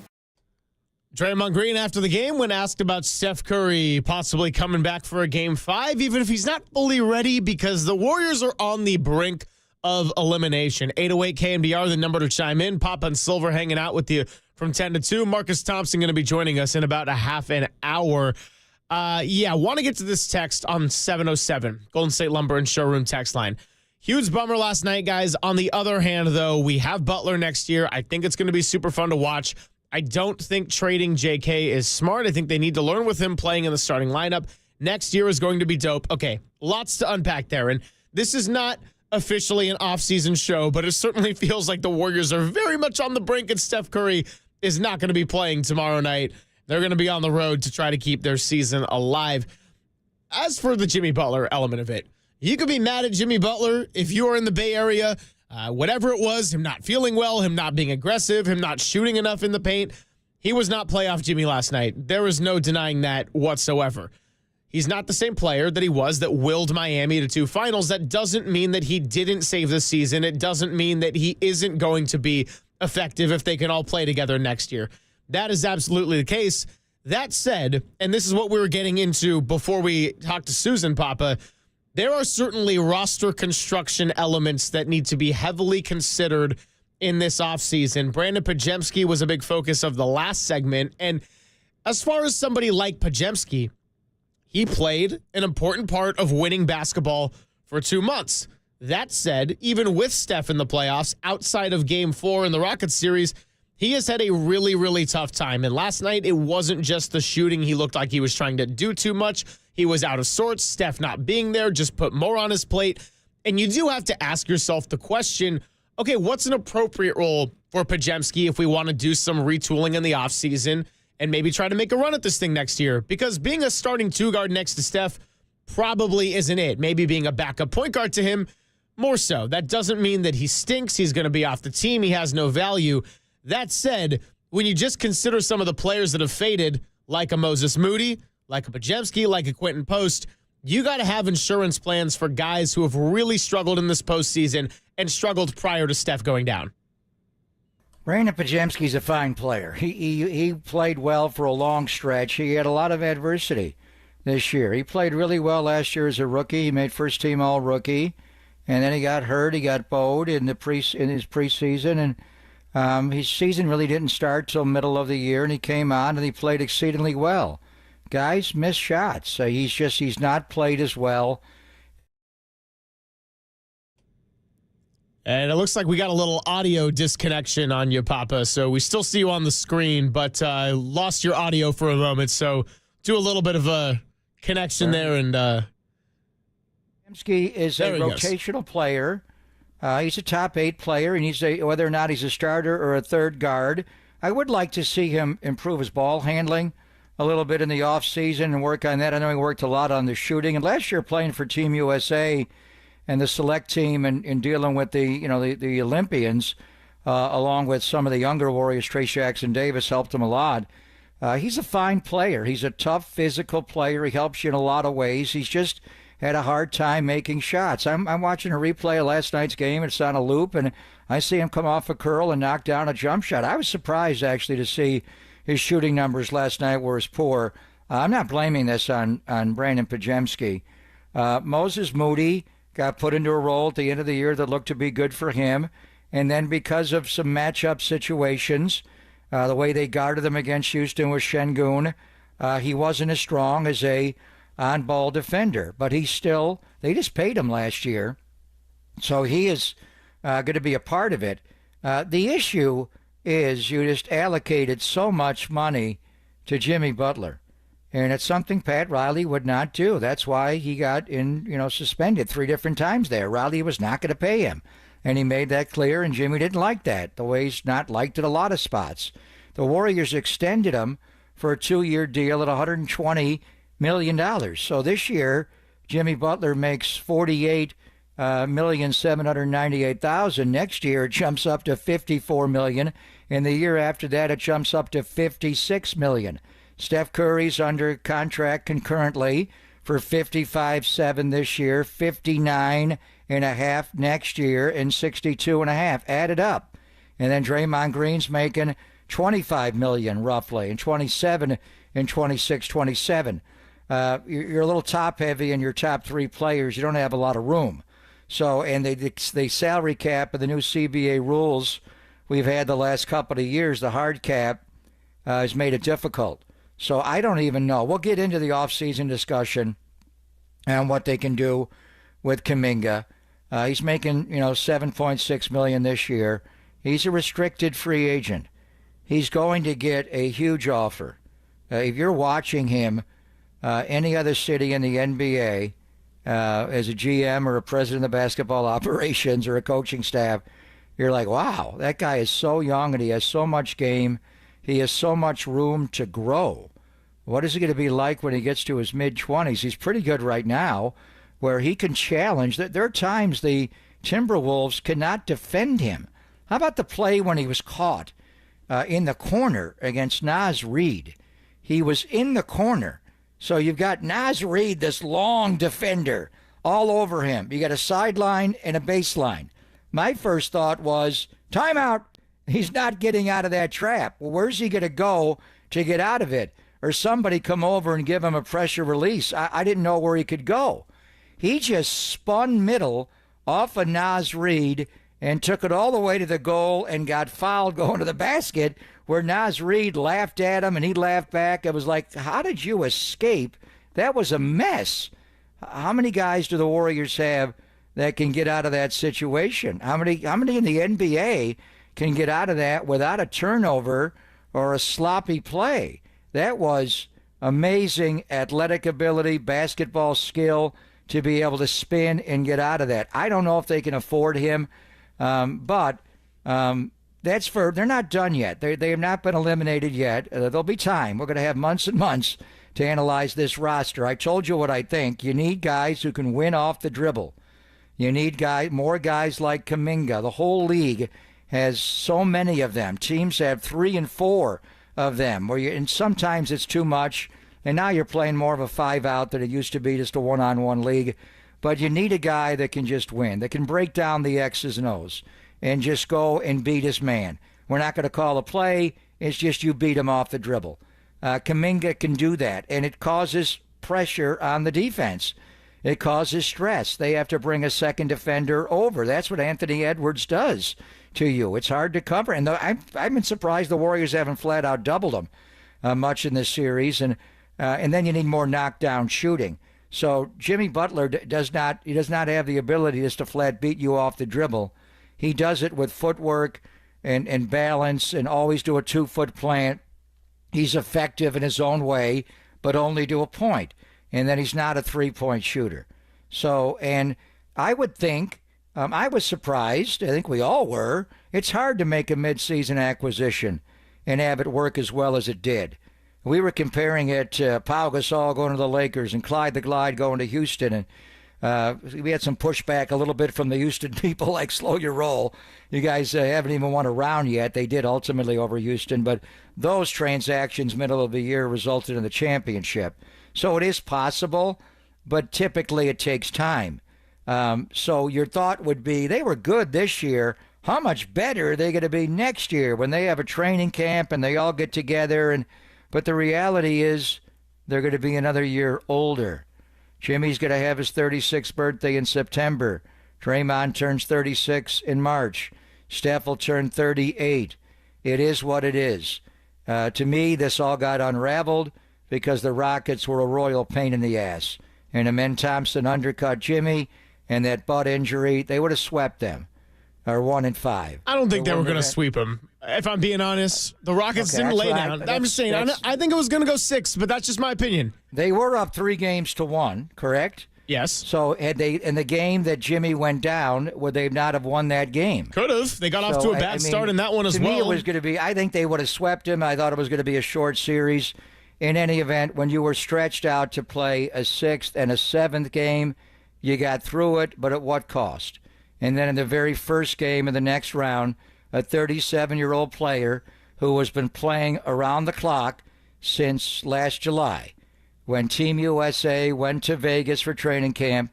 He went to the Olympics. He had a little bit of a break after the Golden Dagger, but you roll right into an NBA season, host the All-Star game like he did, be the All-Star MVP. You're just asking a lot of a guy. And then having to play an extra game and all the travel to and from to Houston, that's not a short trip. Is it a shock that he partially tore a grade 1 hamstring strain? No. So that's the situation you're in. Next year, that could be one of your other players that has that happen. So you got to get younger, for one thing. You also traded. We're watching the draft lottery last night, and Dallas wins. And wow, when Kyrie Irving gets back and healthy, how you going to stop that team? But that's a bad injury for Kyrie. It may take him all year. But putting Cooper Flagg next to Anthony Davis with all their jumpers and Clay, and when Kyrie gets back and you got the two Dookies together, wow. But, the Warriors don't have a pick. They traded not only Andrew Wiggins and a couple of other pieces, Schroeder and Kyle Anderson, they also traded their 1. They don't have a 1. Everybody's at the scouting combine, and the Warriors are there looking at, a second-round pick or maybe trading up, whatever. So you paid a cost, to get Jimmy Butler. Now it is what it is. You got an older player who's not the player he was, and you got older players around him. And then you have to make a monumental decision on the by far your most skilled, athletic young player. And does he fit? I mean, all the talk about them not fitting together got me angry. You got to figure that out. They do fit together. They got to figure it out, or they can sign and trade him in the offseason. I mean, you get into trouble when you do that. I'm just saying, if you're going to pay him, you're already paying 3 guys a lot of money, in Steph, Jimmy, Draymond. And, truthfully, I'm a little bit tired of the Kuminga ups and downs over the case of 4 years. And this is probably not exactly what I need to be saying on May 12th. He's just a young kid. I'm not blaming the kid at all. I'm not blaming Kuminga. I'm just saying his next 4 years will not have the ups and downs. He was drafted as a teenager. He will start to round into form. That's inevitable when you don't play college basketball and you come right into the NBA. What did you expect the guy to do? To come in and dominate every single night? You're going to have ups and downs when you're a young player. His next 4 years will not be as up and down. And then the next 4 years, but his next 4 he'll years dominate the NBA. Next 4 years are probably going to be in a system that is more suited to his style of play. I'm not blaming Kuminga for coming over internationally at the age of 19 and having to not play the college game and just be so much raw talent and everything. But the bottom line is, I just don't think that what the Warriors have wanted to do and what Steve Kerr has wanted to run with his system fits with the style of basketball that Kuminga thinks he's best suited to play in the position he's best suited to play, in his opinion, in the small forward. I mean, he's been really good in this series. I do not want to take anything away in that regard. He got his confidence back. I am rooting for the kid to succeed and have a good career. The bottom line with this season, he was playing a lot. He was playing well. It wasn't exactly a heavily winning stretch of basketball. They make the trade because they're 25 and 26. Jimmy Butler comes in. Kuminga didn't contribute to winning basketball in the ways that Butler, Podziemski, and Moody did over the last 2 months. We know he's athletic. We know he can do things that most people can't do on a basketball court, and that's why he needs to be treated as a valuable trade chip if they do decide to move on from him in the offseason in some kind of sign and trade scenario. He should go get paid to be a 25-point per game scorer for another team, but it's been a saga now for 3 years where it feels like you're trying to fit a square peg into a round hole. And truthfully, part of the reason why he's thriving right now in this series is because they've had to completely blow up the style of basketball that they've played with Steph Curry being off the floor. They need to play this style more. So I remember it was March of 2022. The Warriors asked me to come to Napa and do a Q&A with Bob Myers, who was the GM of the team then. And it was in front of their major sponsors. And it was a great event. But we both got there early. We had breakfast, and we were just talking, Bob and I. And Kuminga, this is when Kuminga was a rookie. He was a baby. And you could see his ability in flashes. And the conversation was, we're going to have to adapt to his skill and play less ball movement and body movement. He can do that, but he also has an ability that no one else has, and you're seeing it. And it's a lot. And what I came in with, Greg Popovich did the same thing. Greg Popovich and Don Nelson started the ball movement and body movement. Pop took it to San Antonio. But when they got Kawhi Leonard, it was just different. They never isolated anybody. Manu Ginobili would have a freedom on a high pick and roll, Tony and Tim on a side pick and roll. But I'm talking a flat-out ice. Just go to the elbow, clear aside, and get the ball to Kawhi. Pop knew Kawhi Leonard can beat his man one-on-one. We can play the beautiful basketball 5-on-5 and move it around. What's the point? Let him just win and stress the defense. That is who Jonathan Kuminga is. He was then. He was raw. He'd run up your chest and charge. Now he is backed off. He is a young Colt that you had to get out and run. And now you see the refinement in his game. The guy was 11 of 12 from the free throw line last night. So how many rebounds did he grab? He also guards the ball a lot. You don't like Jonathan Kuminga, Greg? You want to get how many rebounds did he grab? I'm just asking. Jonathan Kuminga, actually, he got 0 rebounds. So for that reason, you want to get rid of Jonathan Kuminga? Seriously? I'm not saying for that reason alone. I'm just saying he's 6'7". They're an undersized team. That's probably a stat where you'd like to have him clean up a little bit. Like Podziemski over rebounds. Klay Thompson did not rebound well because Klay Thompson, when you're the guy guarding the shooter, it is almost impossible to be also the guy that gets the rebound. Klay did not rebound. Steph always rebounded better. Kuminga, if you put him in a different spot, can rebound. You think a guy can't rebound the way he jumps? He can rebound the ball. Of course he can. Of course he can rebound the way he jumps. My point is, if you have that kind of athletic ability and height, you should be ripping down 8 to 10 a game. He's also guarding Anthony Edwards a lot. It's difficult when you're out guarding Anthony Edwards at the three-point line. How do you want to get back and get the rebound? That's not going to happen. Yes, he should rebound more. The point is that you're tired of his first 4 years. He's a kid. He had to mature. He had to play through it. His next 4 years will be a lot better. The 4 years after that, he will be a dominant player, and probably the next 4 he will. The problem with the sign and trade is, I don't know how they pull that off. You have to match salaries in the NBA. So how do you do that? You sign him first, and then you trade him for players that make equal money. Well, I just gave you the list of the money these guys make. And they'll figure it out with their capologist. I don't know. But how are you going to take on all that kind of salary? What kind of salary is Kuminga going to get? It is going to be Jordan Poole and way more salary since it's been a few years later. How do you take on that kind of salary coming back the other way and still have Jimmy and Steph and Draymond under their contracts? You're right at the cap line, the apron line there. They may have to move one of the veteran players. I would rather trade one of the veteran players than I would Jonathan Kuminga.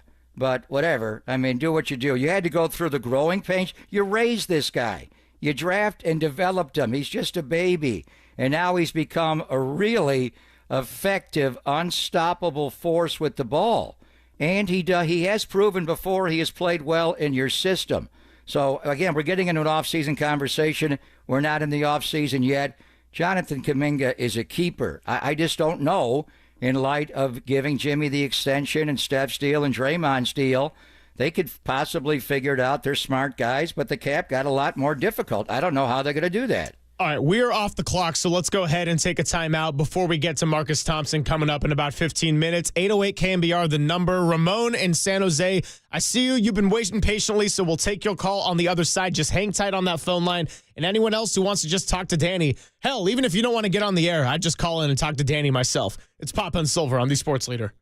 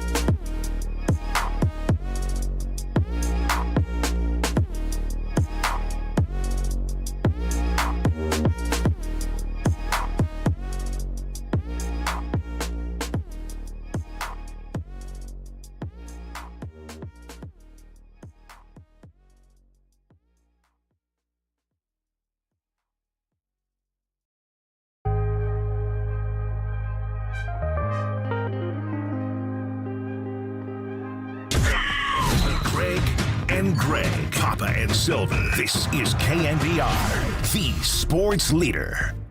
When I think about Jonathan Kuminga, right? You look at the Warriors, and I know every single season because they didn't got, satisfied and complacent with winning titles, you still have to grow and build for the future. And from reports, I'm hearing that Jonathan Kuminga is now 7'2". The kid has gotten better every single season. He has a nice skill set. His athleticism is through the roof. I can always rely on Danny Dunn to just find the most obscure clips deep in the archives. Yeah, one thing that is for certain is Jonathan Kuminga. He's not 7'2". Now, we can argue about what to do with him in the future. He's played some good basketball this series, etc. He is 6'7", 6'8", somewhere around there, but Kendrick Perkins falling into that trap gets me every time. Could you imagine if he was 7'2"? If he was 7'2", I'd be like, you got to pay him everybody's that's contract. The second dumbest thing Kendrick Perkins has ever done involving a young Warrior. Remember when they drafted Moses Moutier Bay? He could. How do you not get Moses Moody? It's the simplest name out there. I would say the third thing on that list, too, is saying, I'm going to say the quiet thing out loud. Steph Curry's not an all-star when he did that earlier this year. Yeah. So, yeah, he's got a good streak with the Warriors going. So what was the line? Why did he believe on social media? Somebody mentioned that he grew like 10 inches. Where did that come from, that Kuminga? Could you imagine if Kuminga was 7'2"? Wow. He'd be Wembenyama and better, way better. Yeah, if he was 7'2", it'd be a much bigger problem. And if he was getting DNPs at 7'2", I think it would be full-on rage, and rightfully so. I did promise we'd take Ramon in San Jose before we get to Marcus Thompson. So, Ramon, you're on the Sports Leader. Thanks for hanging on the line with us. You're with Greg and Greg. How's it going? All right. I just want to say quickly about Jimmy and Buddy that they're blowing it right now. Jimmy's going to get paid big-time money this year and next year, and he needs to come through for the team. Buddy has to come through as well because Klay Thompson left. So when Jimmy's dishing the ball, he needs to make those three-pointers. And also on defense, when Draymond needs a break, they need to put Trace Jackson in there and be physical, be an animal, get the rebounds, and give it to Jimmy and Buddy or Curry or Pajemski, all those guys. Hey, appreciate the call, Ramon. Thanks for chiming in. 808 KNBR if you want to join the conversation. I mean, Buddy Hield was not good last night. Jimmy Butler could have been much, much better last night and more aggressive. Jimmy Butler's not the same player he was a couple of years ago when he willed his team to the finals, and that's why he's a Warrior in the first place, because he had a big old dispute about money with Pat Riley. He ends up coming over. He gets paid. I mean, look. Jimmy Butler, maybe he can't be a full-on Batman in a series without Steph Curry that's already got some roster limitations. He also is dealing with the fallout of his glute injury from round one. If you got Jimmy Butler and Steph Curry playing alongside each other, I mean, what were they at one point together in the lineup? Like 20-2? Yeah, I mean, that's regular season stuff. You get into, against elite teams like Minnesota, it is what it is. The one point about Buddy Hield, the Warriors gave him a 4-year deal. They can get out of it after 2 years. So Buddy has saved you. I mean, everybody wanted to give him a lifetime contract after Game 7 in Houston. Now everybody turns on you. So that's just the nature of sports. As far as, and this is what I haven't seen, has Marcus written it all after last night? And Marcus knows these guys so well. Has a great relationship with Steph and Draymond for years and had the sit down with Draymond. So Ramon was saying, when Draymond needs a rest, you got to have Trace Jackson has to defend. Well, last night, they pulled Draymond Green off of Julius Randle. They put the young guy on him. And I was interested by it. I think it was trying to get him on Gobert and Rome. But Julius Randle went off. He just faced him up and got to his left hand. And they didn't double him, but he had 31 points in the game and 19 in the first half. Why is Draymond Green having a hard time with Julius Randle? I think is the essence of this. Losing Steph Curry changed everything, obviously. But beyond that, I can't say anything has shocked me. I thought DiVincenzo would be playing better. Some of the guys are in and out. Alexander Walker's better than I thought he was. But the bottom line is, you know who Ant-Man is, Gobert. We know these guys. The Draymond Green, Julius Randle matchup has been shocking to me. Just going back to when Randle was young, and Marcus will be able to enlighten us. I remember Draymond had a thing for him because he was called because they ran their offense through Julius Randle a lot, even in L.A. And Draymond just always shut him down. It was like Blake Griffin, Draymond shutting him down. LaMarcus Aldridge, Draymond shutting him down. He's getting nothing.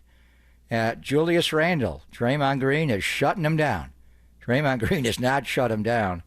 Draymond Green is getting outplayed by Julius Randle. Why? Is Julius Randle just a better player at this stage of his career? The answer would be yes.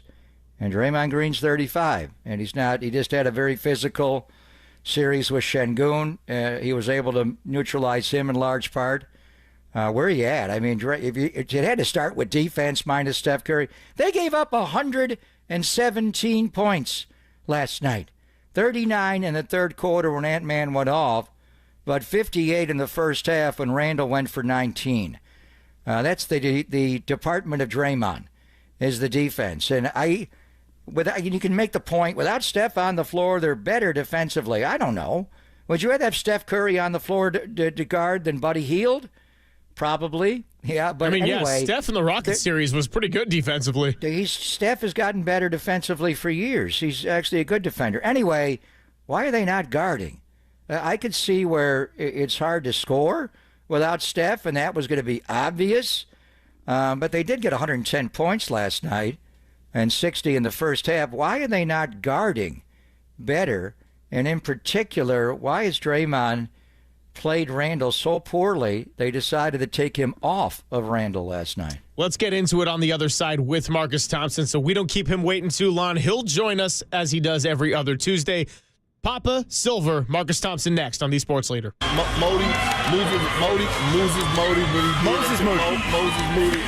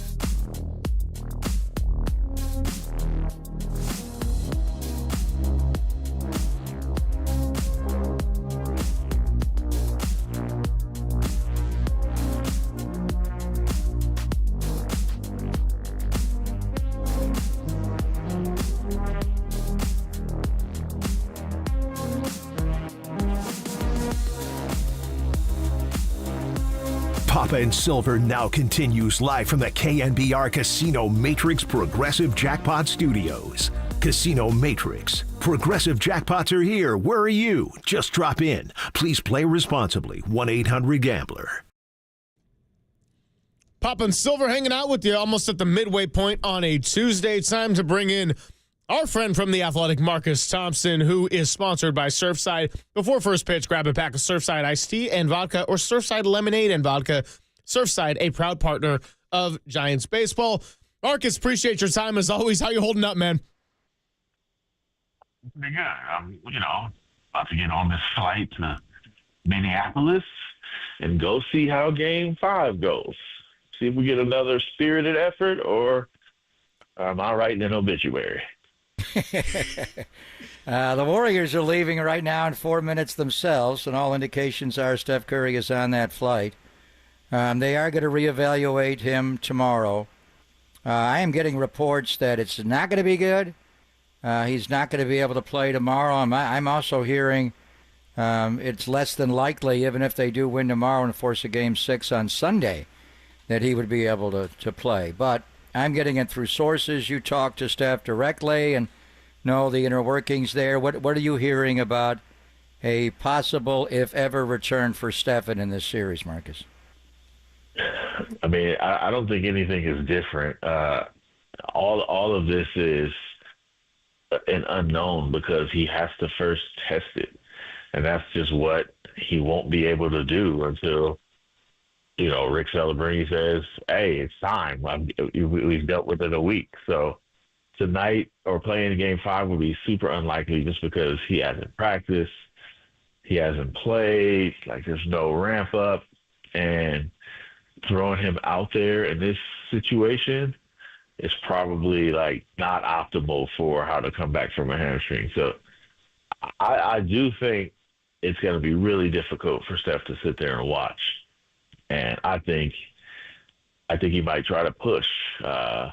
You can just see his demeanor, talking to him in the locker room after the game. He can see number 5. He can see this year. They could get 5. That's on the table. But I don't know how Celebrini allows it because it's just too delicate, too tricky. And I heard the same thing. Game 6 wasn't a guarantee. It was just the hope. But no one will know anything until they test it. He has not tested it yet. It's been conditioning, working hard, but not all right, let's see if this hammy is ready. And that's the thing that Celebrini says you need at least a week to do. So we'll find out after that. And if he can't do anything on that, that kind of tells you about Game 6 right there. Marcus, so much has been made about the physical fatigue for the Warriors when you account for the fact they were 25-26. They had that long stretch. They played an extra game to get into the playoffs. Then they went 7 with Houston. Now they're here. And I think you saw it last night between what they had in the tank in the first half versus the second half. I want to get your sense because you're so ingrained with these players and just kind of their day-to-day, and you can pick up on the energy so well. What has the mental exhaustion factor been like post-Steph injury? Because they were able to rally in Game 1, then Game 2 was kind of the experimental one, and I think you saw the 2 home games. They fought hard, but one really bad quarter, and each of them kind of did them in. Yeah, I don't know that it's mental exhaustion as much as it is they just don't have capacity, right? They're relying on players to play, above their head or at a really good level in a situation they've never been in before. So you get the sense that they know what to do. They've got it. They've got a grasp on it, but it doesn't matter if you don't really have the ability. So even after last night's game, the sense was we just don't have enough, right? There's just not enough without Steph. Everything has to be perfect. And in that sense, if you're Jimmy Butler, if you're Draymond, it can be pretty exhausting because you just need something from somebody to play above their head. And they're getting the other way. They're getting guys not even giving you their baseline. So that's the part where I think it's exhausting because even when they play well and they play hard, they're just overwhelmed without Steph. because it puts everybody in a position to have to be greater than what they normally are. And he's the great one, right? He's the one who kind of gives them that talent quotient that's up there. Without it, they're just short. And it's kind of unfair too, right? Like, I mean, Quentin Post is a rookie. Like, I was with that dude at Turtle Bay, and I was, I'm like, hey, what's up? What's your name? Like, I didn't know who he was in Turtle Bay, and now it's like, you really need to make 4 threes in a playoff game to keep our season alive. Like, it's a lot to put on guys. It's kind of unfair, but that's what it is. Heading into this series, Marcus, we were sizing up their personnel and against the Warriors, and how they get to guard Anthony Edwards. Can they get Gobert off the floor with Steph out? It's less likely. But the one thing going into this series, Julius Randle. I remember him coming into the NBA as a young guy with the Lakers, and Draymond Green just always guarded him well. Whether it's when he was in L.A., and they kind of called him a baby Draymond. He didn't guard like Draymond, but they run the offense through him a lot, like a point forward, and Draymond took on the challenge with him when he was there, and then briefly in New Orleans, and obviously with the Knicks. And I just thought going into this, I don't know how they're going to guard this guy or Anthony Edwards, but Draymond's got Julius Randle all day, every day, and he will guard him the way he shut down Blake Griffin, the way he shut down LaMarcus Aldridge. It's not been that way. He's having a really hard time with Julius Randle. I mean, Julius Randle in Game 3 on Saturday night took him apart. Got him in foul trouble, 24 points, 12 assists. He's just dishing the corner threes. It got to the point where they took him last night. They put Trace Jackson Davis onto Julius Randle, and I get it. You want him to roam off of Gobert a little bit. Just enlighten me as to why is Randle that much better at this stage of his life? Has Draymond lost a little bit here? Why is Julius Randle winning this series for the Minnesota Timberwolves? Well, first off, he is better, right? He's been playing a lot better this year, and especially like in these playoffs, he's been good. He's worked on his 3-point shot, which I think has helped his ease, because now he's like an inside-outside player. To me, it's a combination of both, though. I think number one, Draymond can't do the I'm going to just smother you or shut you out every game. He just doesn't have that every game. In the same way Julius Randle won't have 11 for 20 game, every time except against the Warriors. But he can't do that. I'm going to just summon all you've got. The other thing is Julius Randle is very physical. And the reason they put Trace Jackson Davis on him is because what he's doing with, quite a bit of liberty from the officials is he's just pounding into the chest of the defender. He'll do it 5 times, 6 times, just boom, boom, get to his spot, and then he's pretty good once he gets in the lane. Trace has been better holding it up. But when you think about Draymond, he's been playing center for 3 months. He just finished a 7-game series dealing with Steven Adams and Alperen Sengun. So this is now another game of a guy just going directly in his chest. I was talking to him about it last night, and he was saying he's giving him too much space, because if he has to keep embracing, he's they're not calling the push off. He can't get offensive foul, so he just has to take the barreling of Julius Randle. He's doing it to everybody. I just think it's a lot to ask Draymond to do at this stage. And another sign, they just really clearly need to get a big man, because he also has to guard Gobert when they're going small and battle for rebounds and do all that. We're just seeing that as great as they are and as great as they can't be, they really can't do it every night. And that's pretty much the difference when you're in your 30s, when you're mid to late 30s. Every night is hard. Yeah, that note on the big man is actually going to bring me to my next question. We're talking to Marcus Thompson here on the UMA guest line. So whether it ends tomorrow night or on Sunday, or if somehow they pull off this 3-1 miracle, whenever this does end, what do you think these playoffs, both with and without Steph, have kind of exposed as the glaring holes to address in the offseason roster construction-wise, besides the big man that you mentioned to help Draymond out? They just need more, playmakers. They need more guys who don't need screens and cuts and passes to score. Right? They need some killers. They just don't have that. They either have guys who can dribble but can't shoot, or guys who can't dribble or shoot but can attack.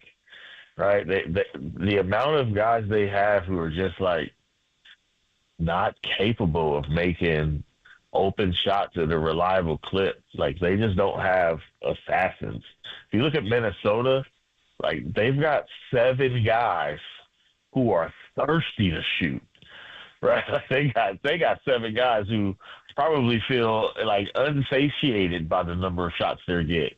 You know, part of their problem is like kind of having too much thirst for the ball sometimes. Sometimes Alexander Walker goes crazy, or Jaden McDaniels try to do too much, and Dante DiVincenzo wants to get shots up, and Nas Reed and Ant, and Mike Conley can catch fire. Like, and because of their thirst, like when they get the open shots, they're knocking them things down. They are living on wide open shots. I think they're at like 47.5% this series on wide open threes. The Warriors, on the other hand, they got maybe 3 guys who want to shoot. And that you just can't do that. In the end, in the playoffs, like, defenses are too good. It's too hard to rely on screens and cuts. At some point, you need guys to say, I am going to beat you off the dribble, and if you don't put somebody good on me, I'm going to punish you. They got 2 guys who can do that with consistency, Steph and Jimmy Butler, and Jonathan Kuminga is looking like that, but it's a little too late. They need like 3 more of those guys, or some really knockdown shooters. They just don't have enough guys who can generate their own offense. It's all Steph. And to me, that's the most glaring thing that we've learned from this series. It's amazing. You just take one guy out, and he's the guy. He's the GOAT.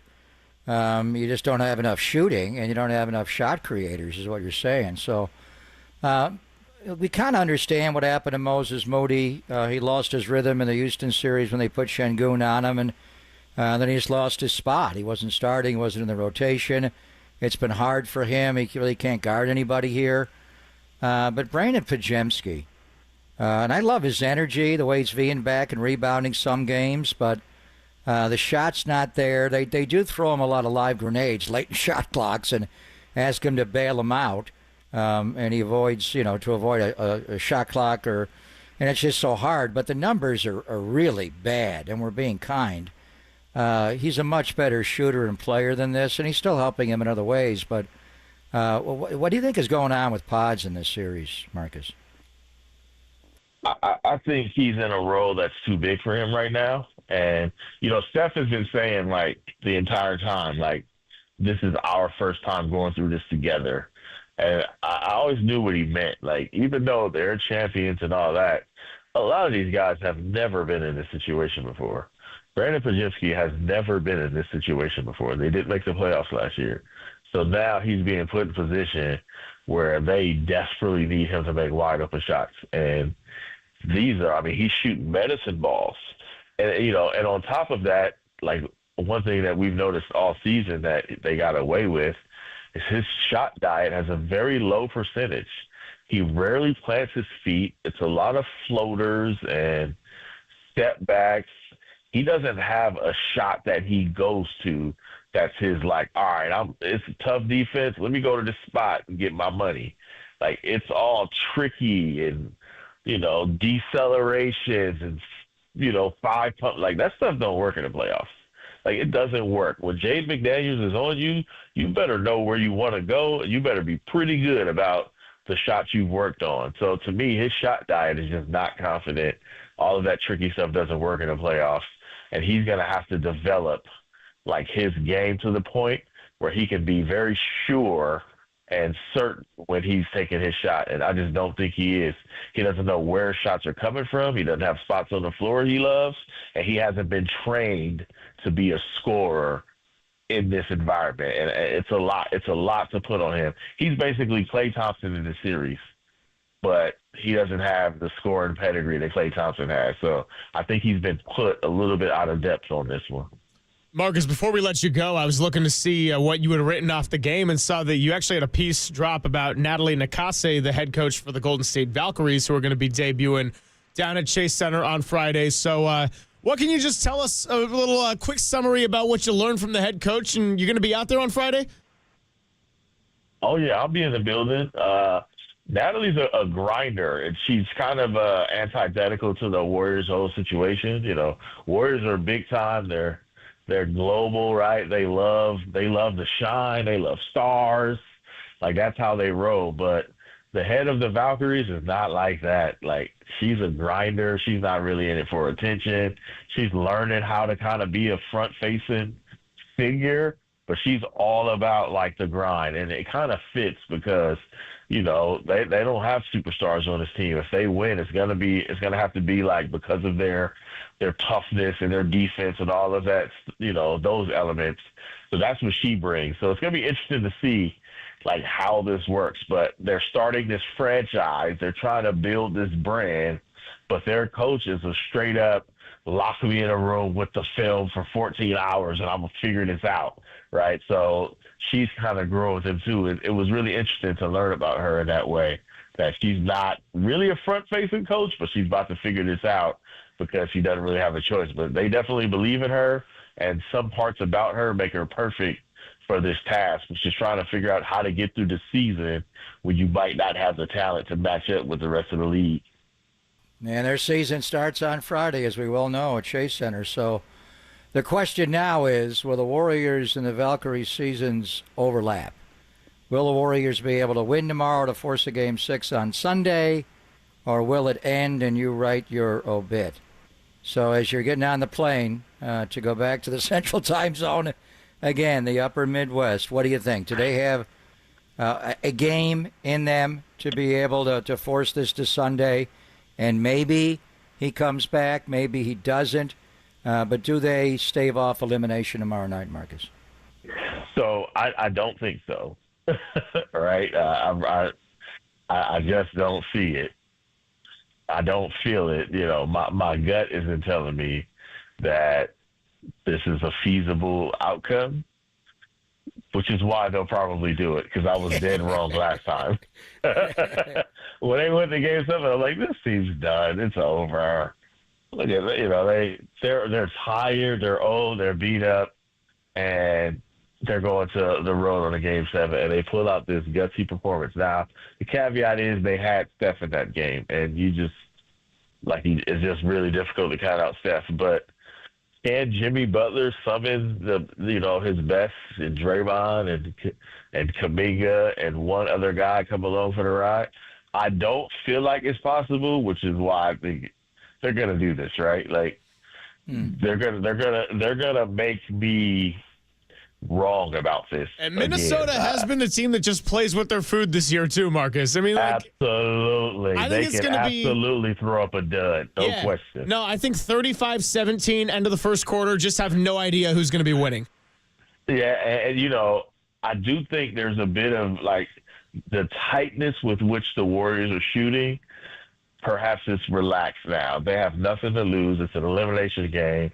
You can just go hair on fire, no pressure, and just go out there and let it fly. And perhaps that's what these kind of inexperienced players need in this situation.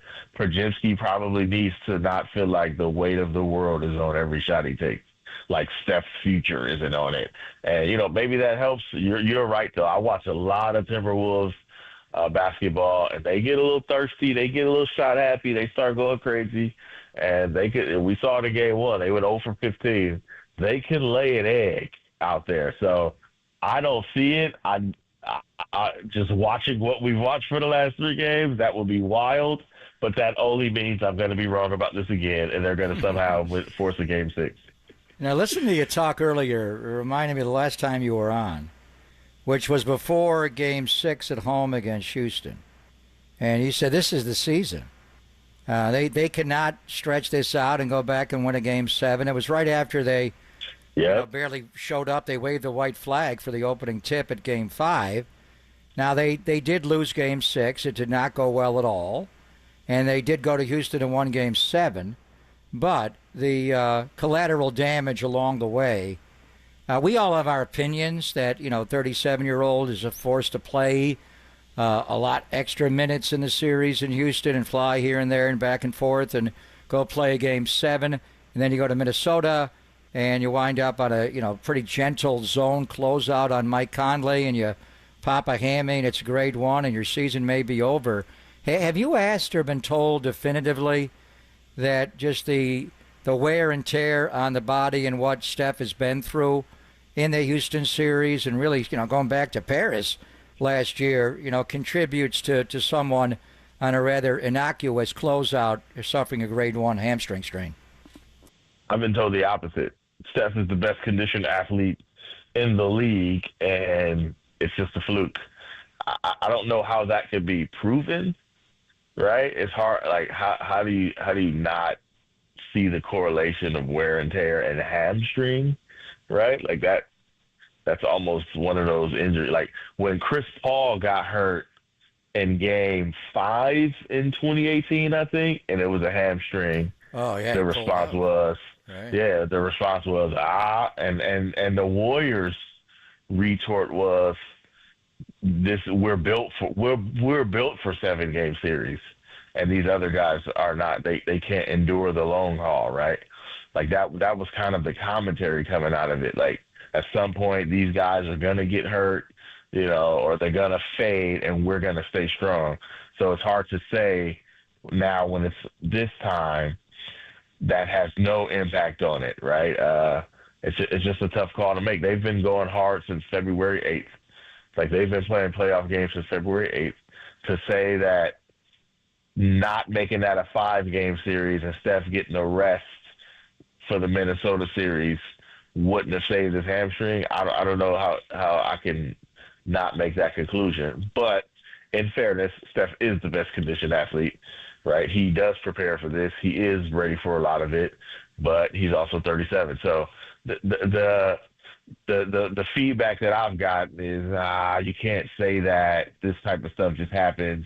You can't make the correlation to that, but I don't know how you can't, or at least it's possible. So no question to me, like he would have, what would be the injury you could be like, yeah, so you played too much. Like this feels like one of those type of injuries to me. Marcus, we appreciate you coming by as always. We'll catch up with you in a couple of weeks. We'll see what the case of the Warriors season is going to be, but if they're still alive in 2 weeks, I will be stunned, and we can talk all about it and how you were wrong and just blame you for all the Warriors' success. But in all seriousness, have a great flight to Minnesota, and we'll catch up soon. All right, have a good one, homies. Thank you, brother.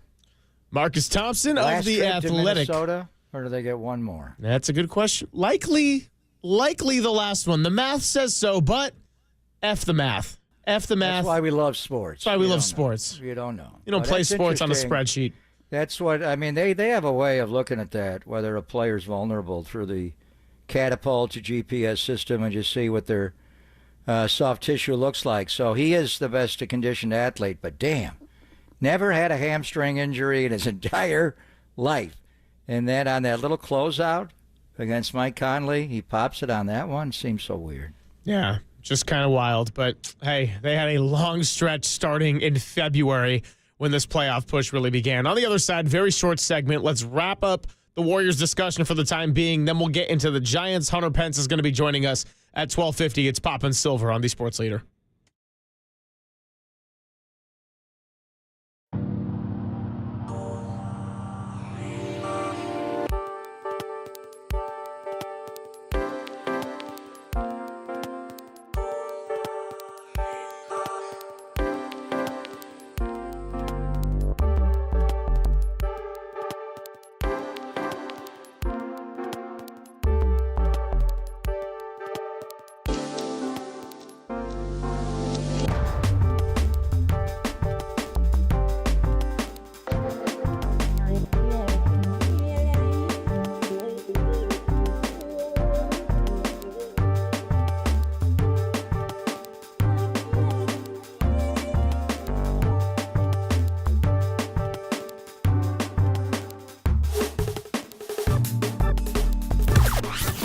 from the O'Donnell Financial Group Sports Desk. Learn more at odfigroup.com. O'Donnell Financial Group, because planning is a process, not a product.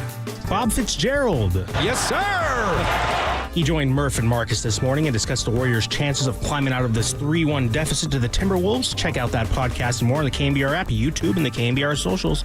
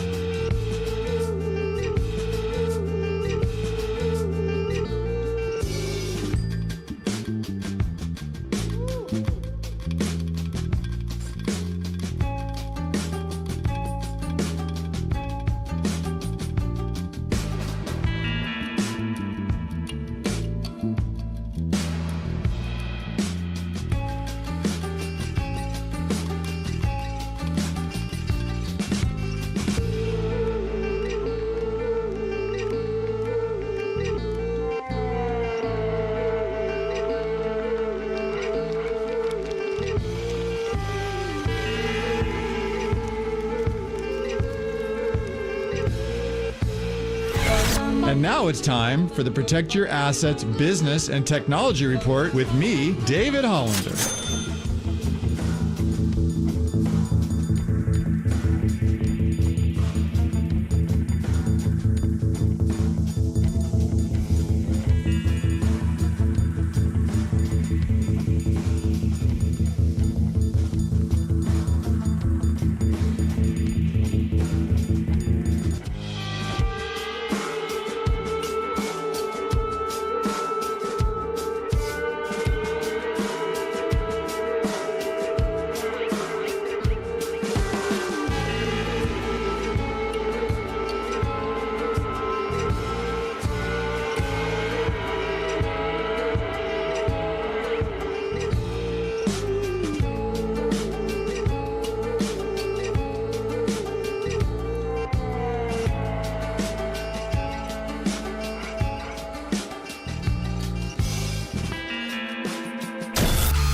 back to Greg Papa and Greg Silver on KNBR, the sports leader.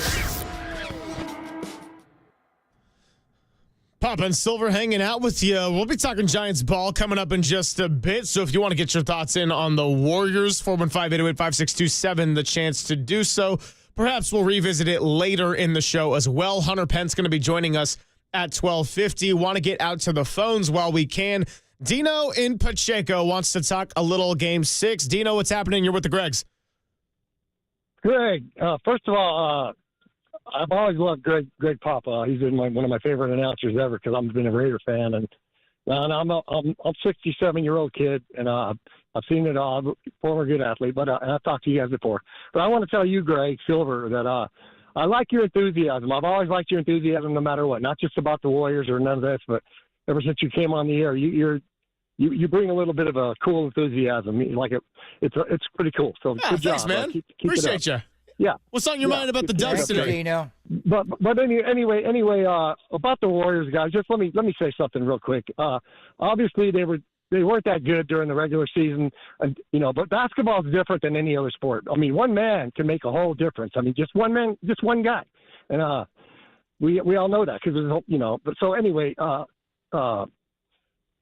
when they got Jimmy Butler, that fit a piece in the puzzle that made them just so much better than they were before they got Jimmy Butler, and it made everybody else better. It was just incredible, and they had a great season when Jimmy came, and then they went through, made through the first round. But anyway, I don't like to be negative, but you're not betting any money. I mean, this season, I mean, the nightmare happened of all nightmares that we always dreaded that would happen, and it happened in Game 1. And since Game 1, I mean, come on. I mean, you're not putting. I mean, everybody's talking about this in reality about them playing, and I just heard your Marcus Thompson interview about the Warriors have nothing to lose, and so they're going to come out and play great and this and that. But we've all been on the other side. I mean, as Warriors fans, this last decade when they won their championships. Can you imagine the enthusiasm if you're in Minnesota right now, and if you're a Timberwolf, and you want to go out and win that, you want to go out and put this away tonight or the next game, tomorrow night or whatever it is, and tomorrow night, and there's no doubt, they think about what the Wolves fans are looking at, going back to the Western Finals where they were last year. They'll be back to back for the first time ever, but they could do it at the expense of the two most villainous players, I don't want to say against him in the franchise history, but clearly every time Jimmy Butler touches the ball in Target Center, he gets booed. And they don't like Draymond Green much because of Rudy Gobert. And even though a lot of it was Rudy in Utah, it was Rudy last year in Minnesota. So if they could eliminate Jimmy Butler and Draymond Green tomorrow night, and they don't have the Superman there to save him and Steph Curry, those fans are going to be chomping at the bit to end it. The thing is, and even some of their players were saying it, they have a mentality the series is already over, that they've already won 4 and they've advanced on. And this is before they got number 3 last night or even number 2 on Saturday. So they are a young team. Their head coach will get them back with the proper mindset, but you wonder if there will be lulls in their performance. The Warriors can get them. They did not play well in Game 1, even before Steph went out, and then after Steph was out, the Warriors still were their +1. So there's a world we live in where the Warriors could compete tomorrow night and win the game tomorrow night. But I'm with you. They're going to be walking into a Wolves den with them having the chance to go back to the Western Finals and to do it at the expense of Jimmy friggin' Butler and Draymond F. and Green, and have Steph Curry be sitting on the sideline for the entire game. They're going to be pumped up tomorrow. It's going to be a tough challenge for sure. Yeah, appreciate the call, Dino, and hey, appreciate his enthusiasm as a caller as well. But yeah, I mean, Minnesota has been a team that has randomly not shown up at home. It's part of why they were in that play-in bubble until the final day of the season when the Warriors lost to the Clippers. But in the postseason, they've been much more locked in. We talked to Jim Peterson yesterday. He also went into detail on how they've been much more clutch and buttoned up in the fourth quarters. They were able to carry some big wins against the Lakers, and why that series ended up only going 5 games because they had such high-level fourth-quarter execution. And now they smell the blood in the water. Steph Curry's out. It's going to be tough. This is a chance where they just want to put it away at home and not even worry about a possible Steph return for Game 6, which may or may not happen, but they don't even want to have that opportunity suited in front of them. On the other side, let's get a little Giants talk in. If you still want to get some thoughts in on the Warriors, you can call back in the 1 o'clock hour. Hunter Pence is going to be joining us at 12:50. We'll talk about this 4-game losing streak. He was out there on the TV call for the sweep in Minnesota. And what happened last night? Justin Verlander continues to pitch pretty well, but not enough, and the Giants' offense does not deliver. It's Pop and Silver on the Sports Leader.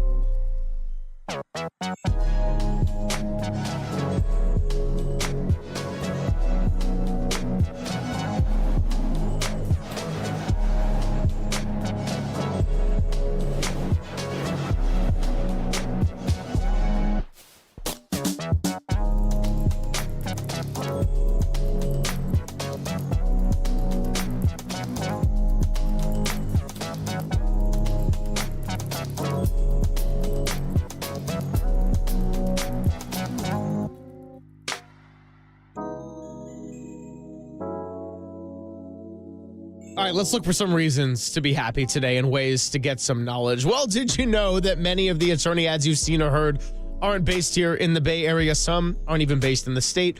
Chris Dolan and the Dolan Law Firm are based right here in the Bay Area. They have been for more than 25 years. Yes, this is award-winning personal injury and employment attorneys fighting for you where you live.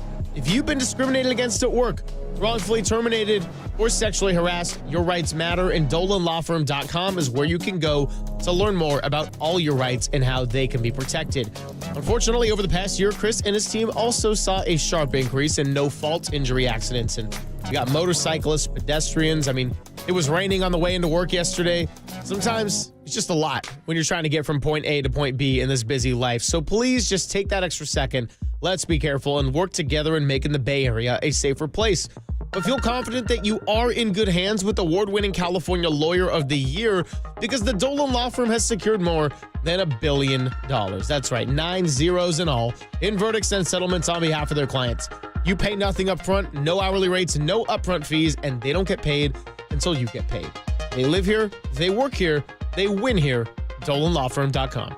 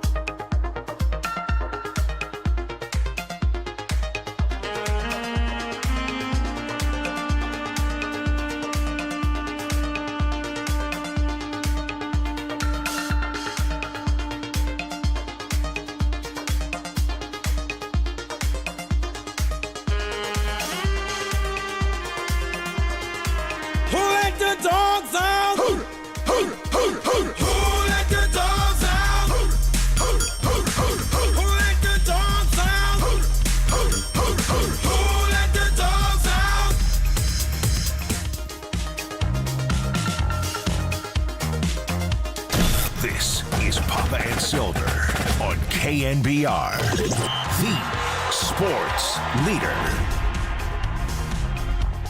Now, if I'm not mistaken, I believe it's time to call into 415-896-5627 to get your chance to win tickets to see the Who. Who Let the Dogs Out? No. Roger Daltrey and Pete Townsend is who you're going to go and see. Give Danny Dunn a call. We will shout out our winner as he gets that sorted away. I'll also tell you that this segment of Poppin' Silver is brought to you by Redwood Credit Union. Whether you're dreaming of a new home, planning your children's future, or growing your business, a Redwood Credit Union is a financial partner that feels like home. Learn more at redwoodcu.org, federally insured by NCUA. I also, as we get back into our orange and black, want to tell you about the Giants Community Fund auction. That's right, sfgiants.com/GCF for Giants Community Fund. Bidding ends at 8 p.m. on Saturday, and you got a chance to win some great prizes. I don't think there's going to be any prize that's as good as the 49ers auction when you could win a chance to hang out in the Lon Simmons broadcast booth, or even better, a Greg Papa voicemail, as we had many different leaks going on the airwaves over the holiday season. But you can win a prize to see a few innings of catch. Oh, you can play catch, pardon me, with Sergio Romo for a few innings. Even better than just watching it. You can be a Batgirl or Batboy for a game in 2025. You can be a ball dude or ball dudette in 2025. A splash hit experience kayaking with McCovey Cove Dave, and much, much more. So again, that's sfgiants.com/GCF. Bidding ends at 8 p.m. on Saturday. Hunter Pence coming up in about 10, 15 minutes or so. We'll get to talk to him. But first, Papa, let's process what happened last night. Spent so much time on what went down at Chase Center, the disappointing third quarter. McCovey Cove Dave, you may have a chance to win a bid to go and kayak with him, but he has also been not too busy because the Giants are struggling to put the ball in play. Elliot Ramos continues to stay hot, but man, that catch that Lourdes Gurriel Jr. made in left field, giving Ramos a taste of his own medicine for some of the plays he's been making on the defensive side of that position. Christian Koss gets the 1 RBI. The Giants lose it 2-1. Yeah, and, Merrill Kelly pitched well, and he historically just lights out against the Giants, and more so in San Francisco than in Arizona, interestingly. And he pitched well, and Justin Verlander was strong. He just made, I'm not even going to say a mistake, the one big sweeper they were calling it, I think it was more of a curveball to Corbin Carroll. Then he left a high fastball. Last night's the first time ever. Dwayne and Mike are always a natural reaction to watch them.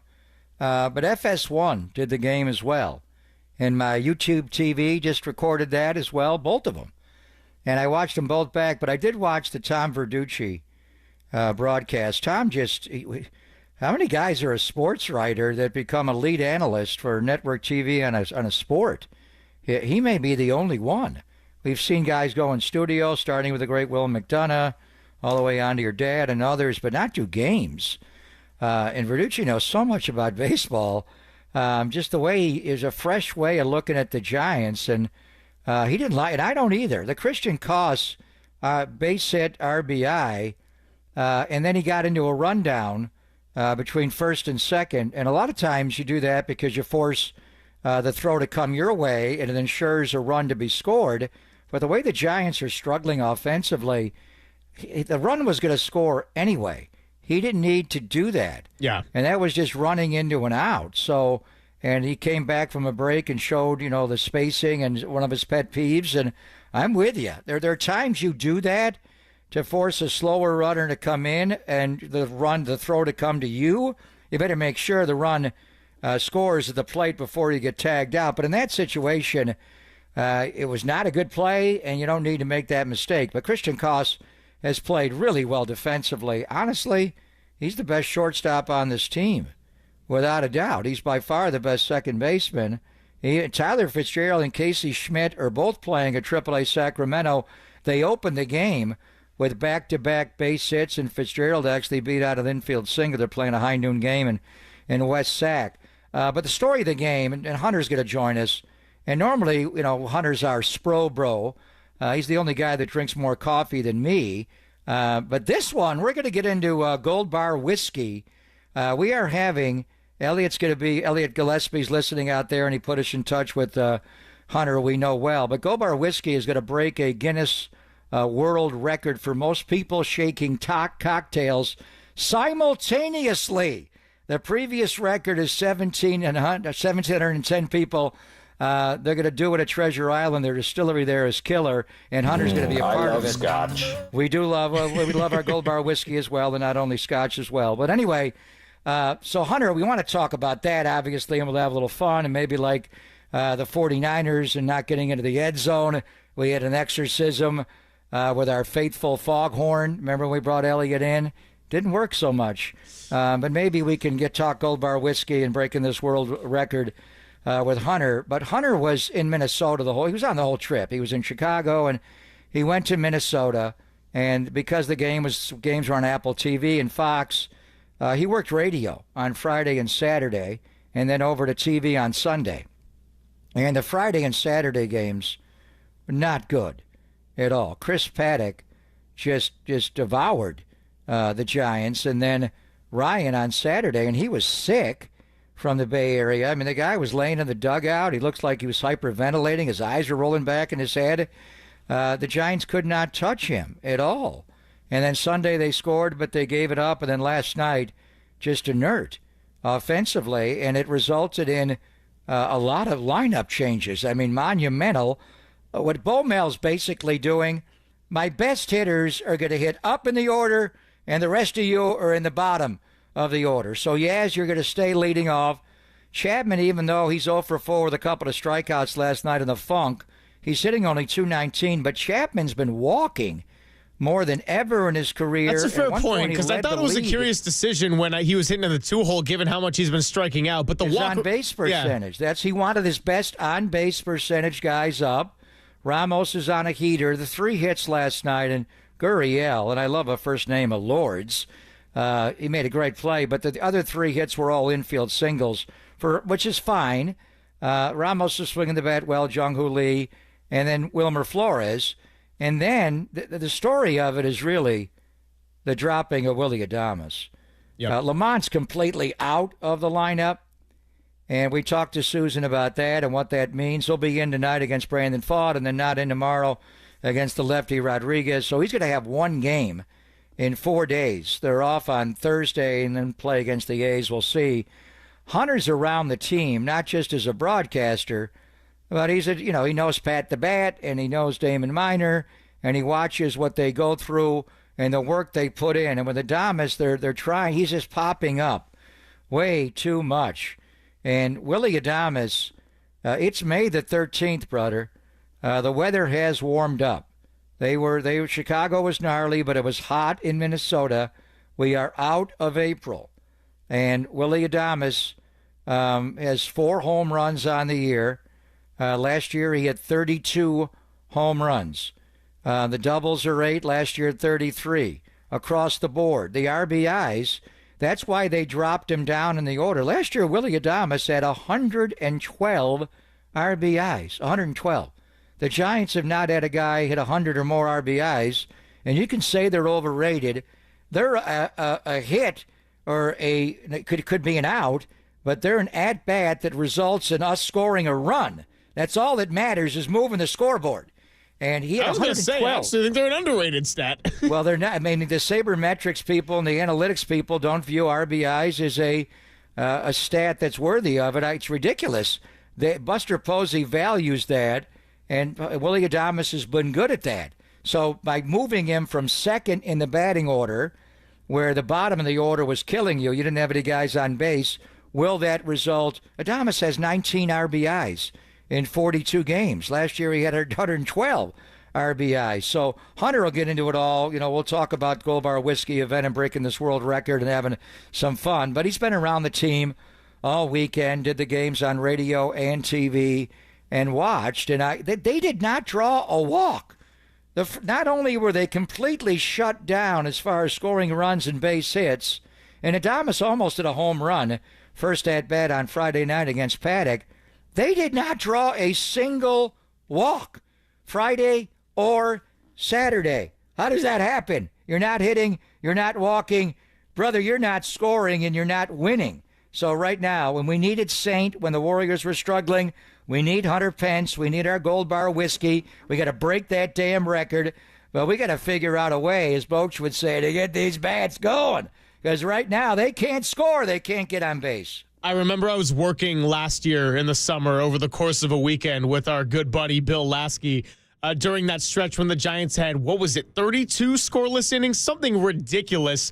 And with the walks, it wasn't quite that bad, but I do remember just scrolling online and then seeing Susan Slusser put out there that it was 15 straight innings and counting without a walk drawn, and I'm just like, what is going on?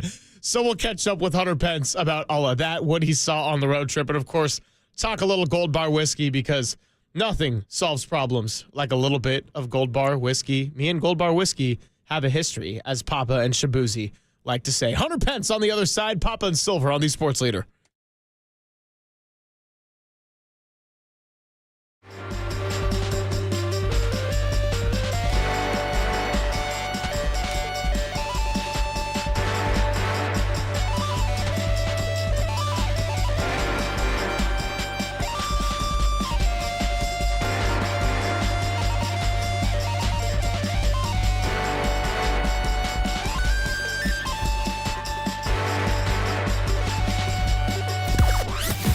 From the O'Donnell Financial Group Sports Desk. Learn more at ODFIGroup.com. O'Donnell Financial Group, because planning is a process, not a product. The Warriors fell to the Timberwolves last night, 117-110. Is the series over, or can they push it to a Game 6? Let us know on our socials at KNBR.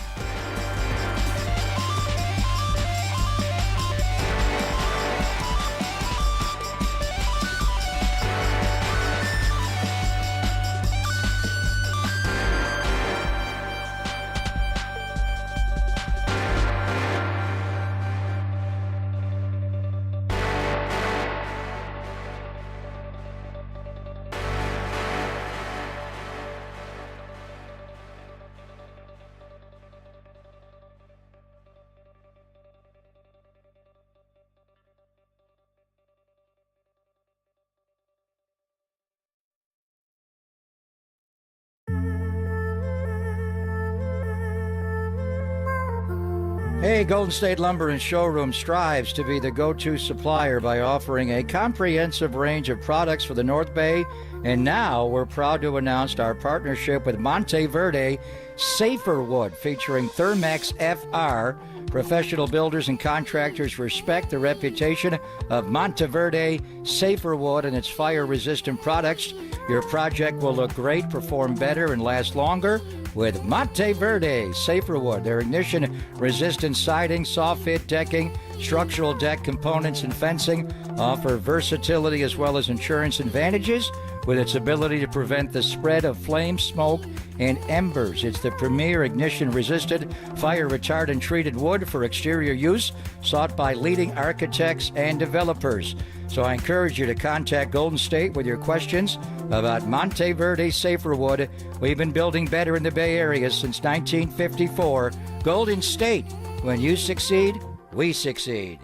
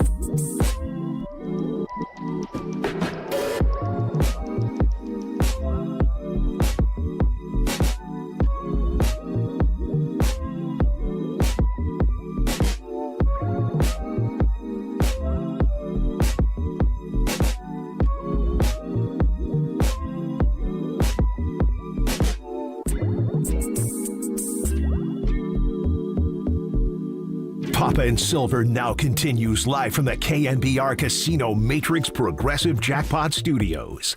Casino Matrix. Progressive jackpots are here. Where are you? Just drop in. Please play responsibly. 1-800-GAMBLER.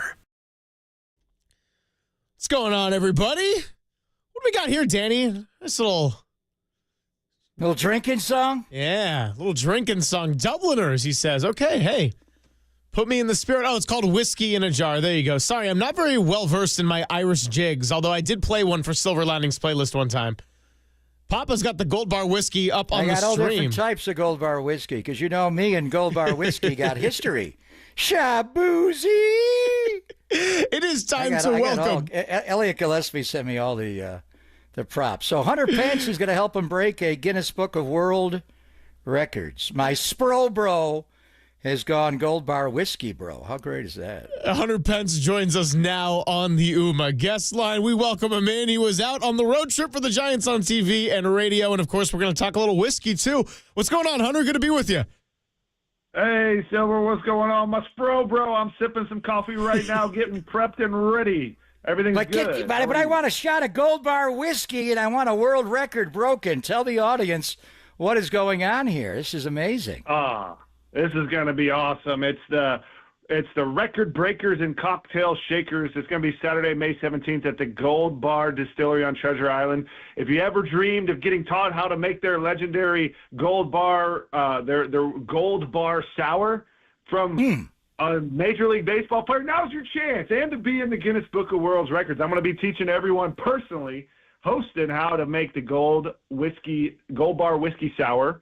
It's going to be really awesome, though. So that's pretty much the gist of it. Afterwards, we're going to try to get 2,000 people shaking a cocktail at the same time. There's going to be a Guinness Book of World Records actual official judge there. And then after we break the record, we're going to have basically a party all afternoon with a live band and a sunset DJ. It's a beautiful view overlooking, if you haven't seen it, the skyline of San Francisco at Gold Bar Whiskey Distillery.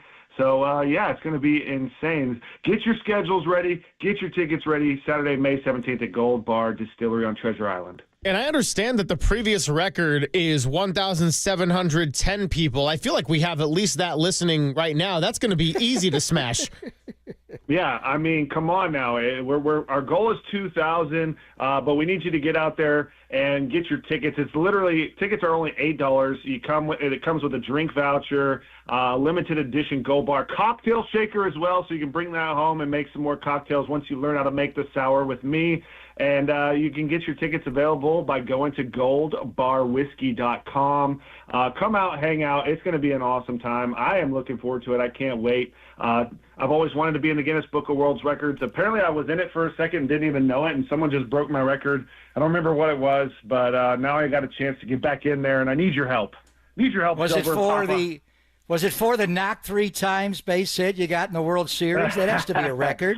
How many guys hits a baseball 3 different times on one hit? That had to be a record. That wasn't it, but I swear it was something goofy like that I didn't even know I did. It was like some just super obscure thing, and apparently I was in it, and then someone broke it recently, but it's something very Hunter Pence-ish.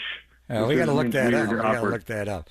All right, to the baseball matters, and maybe we should drink a little shot of Gold Bar while we're talking about the offense. And you were there in Chicago, and they had some good games there in the wind. But then it got to Minnesota, and you were on radio. It was so great to have you on KNBR with the game on Apple TV and Fox the first 2 games, and just nothing offensively, Hunter. They weren't even able to draw walks. They solved Pablo Lopez a little bit on Sunday, but the heartbreaker at the end to lose the game. And then last night, Baumel changes the lineup and drops Adames down, moves Chapman up. Just what are you seeing with the bats right now? Yeah, the Lopez game was really impressive, and they put up a ton of runs, but really Paddock and Joe Ryan just absolutely dismantled them for 2 games. And since that off day, besides the game against Pablo Lopez, who, by the way, hasn't given up 2 runs all season long, and they ended up scoring 4 off him. But really, just a lot of our big bats have gone cold at the same time. There was basically nothing in those first 2 games against the Twins. The day game, they came out. really fought hard, and that Twins team is just on fire. And played us tough, man. They just took it to us. So game 1 last night, switched the lineup up a little bit, getting home. We're gonna need Chapman. We're gonna need Adames to get going. Lamont Wade is really a riddle. What's happened to him? And but for me, obviously Ramos right now is on fire, and with our pitching staff. Papa, we're spoiling some really good ones with a couple of these guys getting cold, but that's part of baseball. Is you're going to go through these ruts. You can't tell me Adames is going to stay cold the rest of the year. You can't tell me that Chapman's hitting his homers and stuff, but I think he's got more in the tank than his average is showing. He's putting up some good at bats, but really it's just a lot of guys cold at the same time. But at the same time, Papa, I know we're on a 4-game losing streak, but they're all 1-run losses, 2-run losses, losing an extra inning. So they're in every single game. This is one of those little ruts and one of those little strands where we just have a lot of guys cold at the same time. Talking to Hunter Pence here. And by the way, you're listening to KNBR and KNBR FM San Francisco, the sports leader, a Cumulus Media station. About an hour to go here on a Tuesday with us. 40 games or 42 now is enough of a sample size to where you can really start looking at some of the trends this year. And yeah, you're right, Hunter, in that baseball, sometimes you're hot, sometimes you're cold. It's a long season. You can get streaky. But I do want to ask you about a position that you know very well, and that is the right fielder in Mike Yastrzemski and just kind of the steadying force he has been this year. Susan Slusser we had on earlier, and she wrote previously about how he leveled off his swing. That really helped him offensively. And then also just how valuable he's been defensively, because you know better than anyone what it's like to play right field, especially at Oracle Park. And what can you just say about the type of season Yaz has had and kind of a steadying presence, while some other guys like Willy Adames, for example, have taken a little bit of time to get going? I mean, I'm not going to lie. It was an absolute clinic he put on and that game 3 loss and really all season long. Him and Ramos, those two combined, to really give us a chance against one of the best pitchers in Major League Baseball. And not only, like you mentioned defensively, I mean, he cut Willie Castro in the game before to keep us within 1 when Ramos ended up getting picked off a third on a really, really amazing play by the Twins. But Castro hit a ball he thought was gone, hits the top of the wall, and Yastrzemski throws an absolute bullet strike, throws him out at second, keeps the game within 1. The next inning, Ramos obviously hits a double. They have the good at bat to get him over, and he gets picked off. But without that Yastrzemski throw out, we're not even in that ball game. Then steals second on a perfectly timed read from a left-hander. On second, ends up getting a balk. Just really doing his baseball IQ, his timing, his instincts are literally taking over the game. And watching him defensively, obviously, he's hit a couple long balls, and I got an opportunity to talk to him about kind of the rhythm he's been in. It started at the end of last year.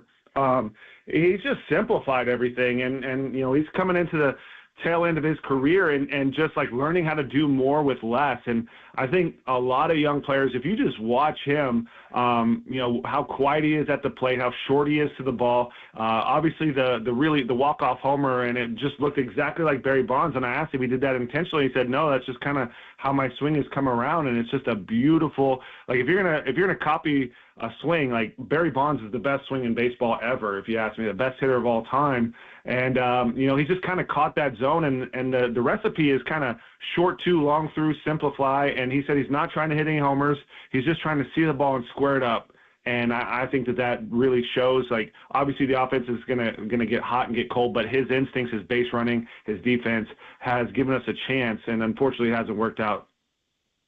Yeah, I mean, obviously, Yastrzemski is the surname, but man, fundamentally sound. I mean, the way he plays the outfield, the way he plays the care. I mean, you were so good playing right field, the most challenging outfield position spot in all of baseball. Jose Cruz Jr. years ago could play it well, and then Randy Wayne was really good at it. But Yaz just makes it look easy.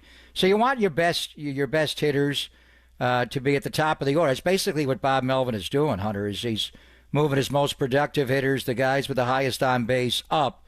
So Yaz is leading off. Chabby may not be hitting for a high average, but he's drawing walks. Ramos is on a heater. But I want to ask you about Jung-Hoo Lee. And in the cleanup spot, he hasn't done this since going back to his KBO days in Korea. His swing is interesting to me, sometimes I think he's got a really flat swing through the zone, and he's able to barrel up so much, and he's hitting the fastball so much better this year than the 37 games last year. But then does he have a bit of an uppercut? The way he makes contact flat and then he lifts and able to get the launch on the ball, not too many guys swing the bat that way. Just tell me what you see from JHL's swing, Hunter. Yeah, he does have more, I would say, more of a vertical swing, and we're seeing this. This is one thing that I learned later in my career, and I had a fun conversation with Ramos before he faced Joe Ryan about facing four-seamers versus sinkers. And right now, Jung-Hoo Lee, he is crushing sinkers, and people who even throw mainly sinkers are not really throwing him too many of those, because anything dipping and diving, when you have kind of a vertical swing, like almost like, it's not quite like a golfer, that's an exaggeration, but it's more of kind of like that up-down, which is a beautiful path through the zone and can cover many things. But four-seamers are going to be a lot harder for a guy with Jung-Hoo Lee's bat path. You can see he's tinkering, he's working, but he is very short to the ball. He's very long through the zone, but he is kind of stiff. He kind of like takes a step, gets his foot down early, which gives him a lot of time. But it's a beautiful swing. But my question is the adjustability of it. Is he able to manipulate the barrel? Not many hitters are, to be honest with you, and not many really have to, especially with the type of swing he has. He's just going to have to make an adjustment to the four-seamers. But I think he's very mechanically sound. He's very, open to and working on certain things. I think he's wanting to dive close. So he's opened up more, and then you'll see him step in and dive closed. I think he thought he was pulling off and rolling over too many balls. So he's kind of putting himself in a bit of a position that's going to keep him inside of a lot of balls, but it makes me kind of question four-seamers in and how he's going to get there. But at the same time, we all have a different way of hitting and doing things, and that's had him a lot of success early in the year. We'll see how it plays out as the league adjusts to his adjustment. Talking to Hunter Pence here, can you talk a little bit about just the value of winning divisional games, or at least seeing a divisional opponent for the first time in a season? Because saw the Padres just twice. They lost both at Petco. Then the Rockies came in, lost the first one, won the next three. Obviously, Colorado way at the bottom of the division and not really part of this. But everybody else is really going to be in this playoff race unless something turns haywire for any of these four squads come the last three quarters of a season. So when it comes to like the divisional games and seeing a Diamondbacks, a Dodgers, a Padres for the first time, and the fact that the Giants have lost three to the playoff level teams and haven't won one yet. I mean, what's the importance of playing against a team like Arizona in this series at home, especially when it coincides with trying to get back on track here? Yeah, I mean, there's definitely a level of importance a little bit higher when you're playing teams in your division, especially winning teams in your division. But at the same time, you prepare for 162, every single one of them, with every bit of your soul, everything you got. So you're coming out to win every single game. There's not a single game you're like, this game's not as important. I think I'll just take it easy today. That doesn't go through any professional athlete's mind. In fact, they're probably not even playing a card game and taking anything off. It's just competitors are going to compete. Every game is of maximum importance. But, you just kind of got to put your blinders on, lock into the pitcher you're facing, the matchup that you have, get in tune to what's going on in the rhythm of the season. And, for these Giants hitters, it's just, the one thing that I think that they have done, even though the offense has gotten a little bit colder, is the situational hitting has been really good. Stick to that. You're in a lot of these one-run ball games. You're going to have to continue to kind of follow Yaz's, lead with, like, we got to do the little things right. We got to continue to play good defense. We saw probably one of the best catches of the year from Ramos last night. His defense has picked up. His offense has picked up. We just need to get one of those, a couple of those clutch hits, hold that lead, and get back in that win column. But, yes, the importance is definitely big, but the energy and the effort and the preparation is going to be elite every single game. And you just got to stay confident through these tough times that you're going to get out of it. You got to also kind of lean on our pitching staff has been exceptional. Verlander pitched another gem last night. All five, we have probably 6 or 7 starters, if you're talking about what Kyle Harrison has shown, that we can lean on right now and confidently every single game. So in the long haul, it feels like we've mounted a lot of losses lately. But if you look at the grand scheme of things, the body of work that we've done, we're going to get back hot again. We're going to get back in rhythm. And the goal is always to 25 guys, one common goal, get out there and win today. Well, even though the Giants last weekend in Minnesota didn't score much on Friday and Saturday, it was great to have you on the radio. Then you slid back over to TV with Flem on Sunday. You can do it all, whether you're in studio on pre and post or doing TV. But what's the big adjustment for you when you're doing a game on radio, which you're learning and getting more and more of, versus on television, Hunter? Well, really, you just put all the weight on Fleming's back because he's so good, and you just kind of sit back and relax and talk baseball that you love. But honestly, I really just love the game of baseball. I think when you get into radio, it's more on the play-by-play guy. They're the one describing what's happening, and you just got to remember that they can't see what's on TV or what you're seeing, and so trying to be as descriptive, trying to talk about the game I love, and when it's a lot more fun personally. When you do have the TV and the fans can see it, so that I can tell you what you're seeing, go over kind of my experience of being in the box, also my experience of studying baseball swings, pitchers, doing this work for pretty much my whole career of game planning, the game within the game, and battling that out. So that's actually kind of my sweet spot and what I'm passionate and love. And so the radio is let Dave do his thing, let John do their thing, because they're the hero in the radio. They're the one telling you what's happening, and then just kind of dissecting that from a baseball mindset afterwards. For me, it's an absolute joy to get to be a part of it, and I love doing it.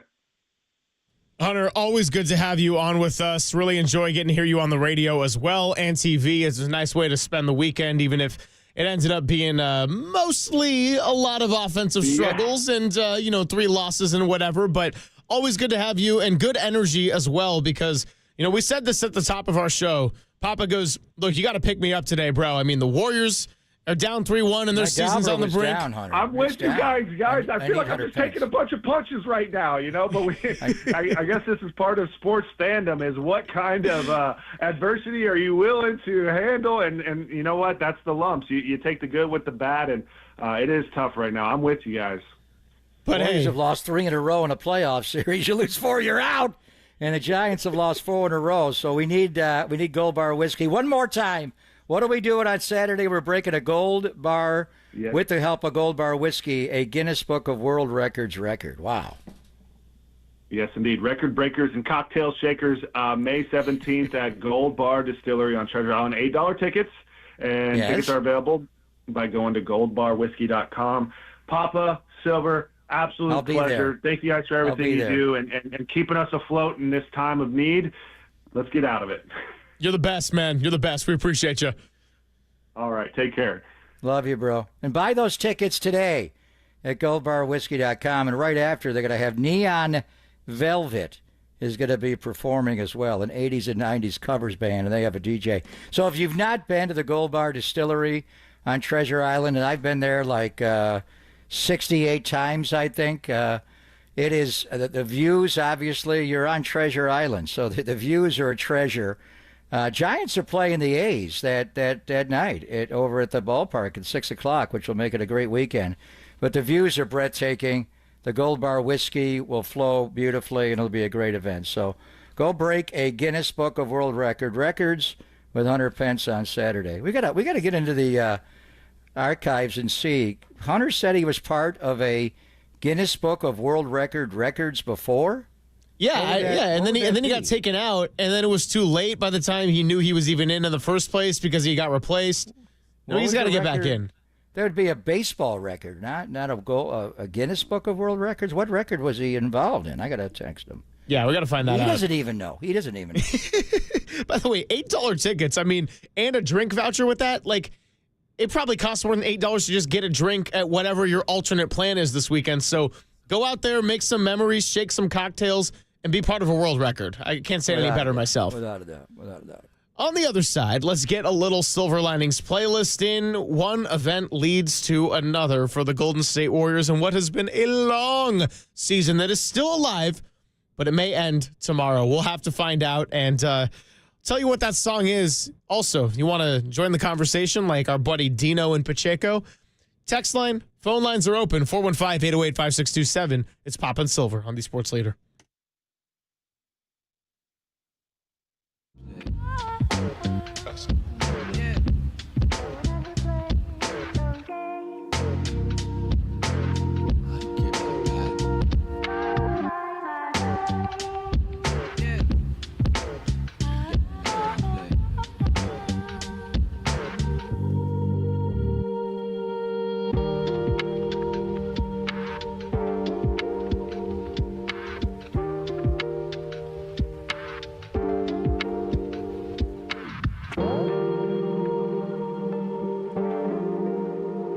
everybody. Good to talk to our friend Steve Moskowitz, founder and tax attorney at Moskowitz LLP, always giving the people the best financial saving tips. And today, Steve, what should you do if you can't pay your taxes?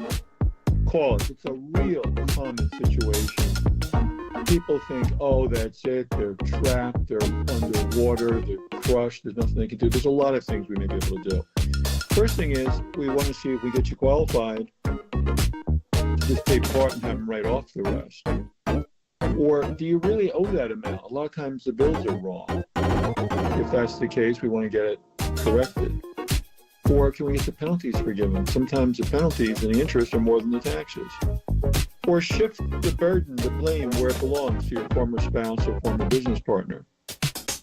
Or a lot of other things, too. For example, maybe the statute of limitations on collection has expired. There's so much for us to explain to you. You have tremendous experience with this. The only thing you have to do is call for your free consultation. We'll explain it all to you. And just say, hey, Steve, take care of this for me. And that's what we want to do. Appreciate the call, Steve. As always, give him a call now at 1-888-TAX-DEAL, 1-888-TAX-DEAL, or go to MoskowitzLLP.com.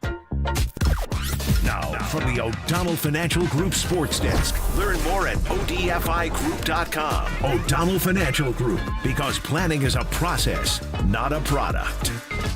The Giants lost to the D-backs last night 2-1, making it 4 in a row for the G-men. Can they get back on track with Robbie Ray on the hill tonight? Let us know on our socials at KNBR.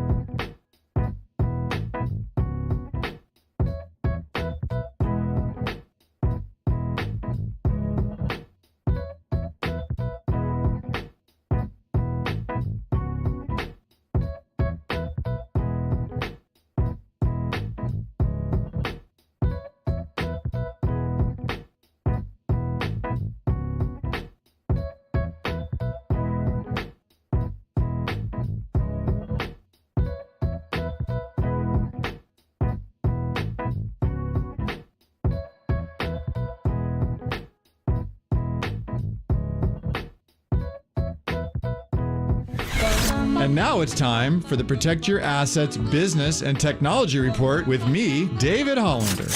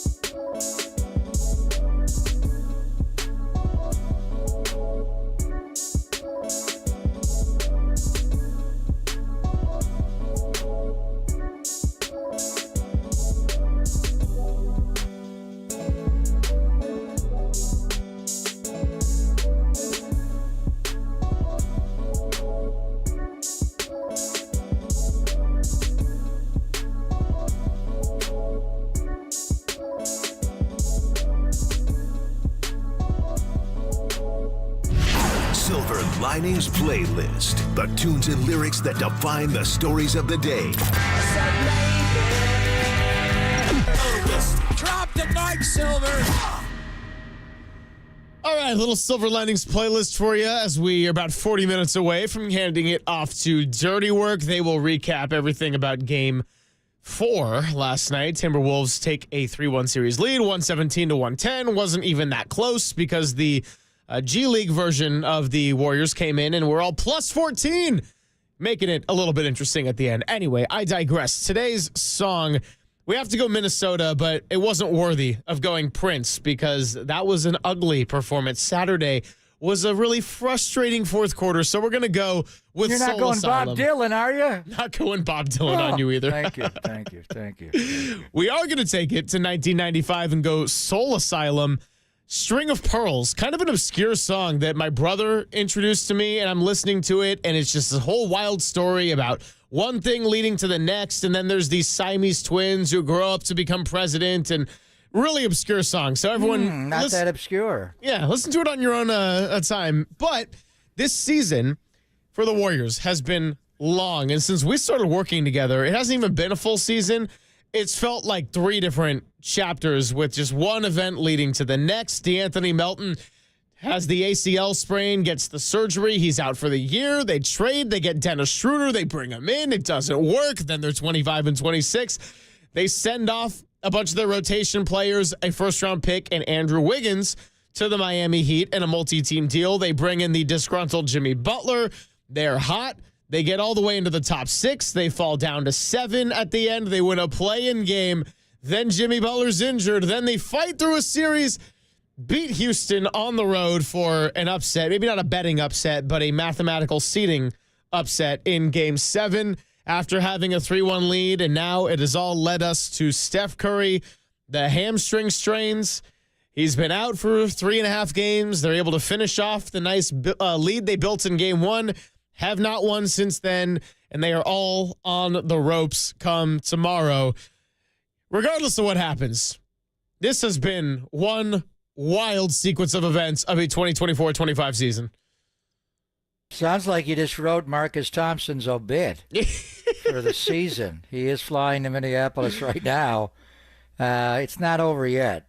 We shall see, what they can do. But it has been, to your point, going back to having training camp in Hawaii. We used to do that when I first joined the Warriors in '86. We'd go over there and play the Lakers. And remember, they did not lose a single game in the entire preseason. They went undefeated and then get off to the great 12-3 start and then lost 12 of their next, or 3-12 over the next 15. It's been up and down and all around. It's not over yet. We'll evaluate, the major of everything that went down. A lot of it was just moving chairs around. You lose to Anthony Melton, and then the first day, that Sunday, you could make the deal to get Schroeder. Mike Dinwiddie got him, and we thought Schroeder would be the guy that would answer it all. He just didn't play well here. Very surprising how he struggled here, just for a variety of reasons. And then he was a piece, along with Kyle Anderson, who was one of your pieces in the offseason, and obviously the big piece, Andrew Wiggins, and a 1, which you'd like to have to get Jimmy, and how that changed your regular season. But they wound up playing in the play-in and all those extra games. How many home games have they lost here at the end? Go back to starting with Houston on April the 6th, that game. The Harrison Barnes game coming in with San Antonio, the 3 late. The Clippers game. Yeah. The last game of the year forced you to play game 83. You didn't win that game at home against Memphis. The Rockets, you lost game 6, which forced you to play game 7. You wound up losing both of these games 3 and 4 at home. That's what's hard. Maybe it's better that they go on the road. They are the road warriors. They've just had a lot of letdowns. Now, I don't want to get into, we miss Oracle Arena on this play. They won a championship in this building. I think we've gotten past that. It's not that. But for whatever reason, Greg, look at what all these losses we just delineated at the end of the regular season and in the playoffs. The one thing is you have to change your level of expectation. We got spoiled beyond spoiled. Mm-hmm. We became Laker fan. We showed up late.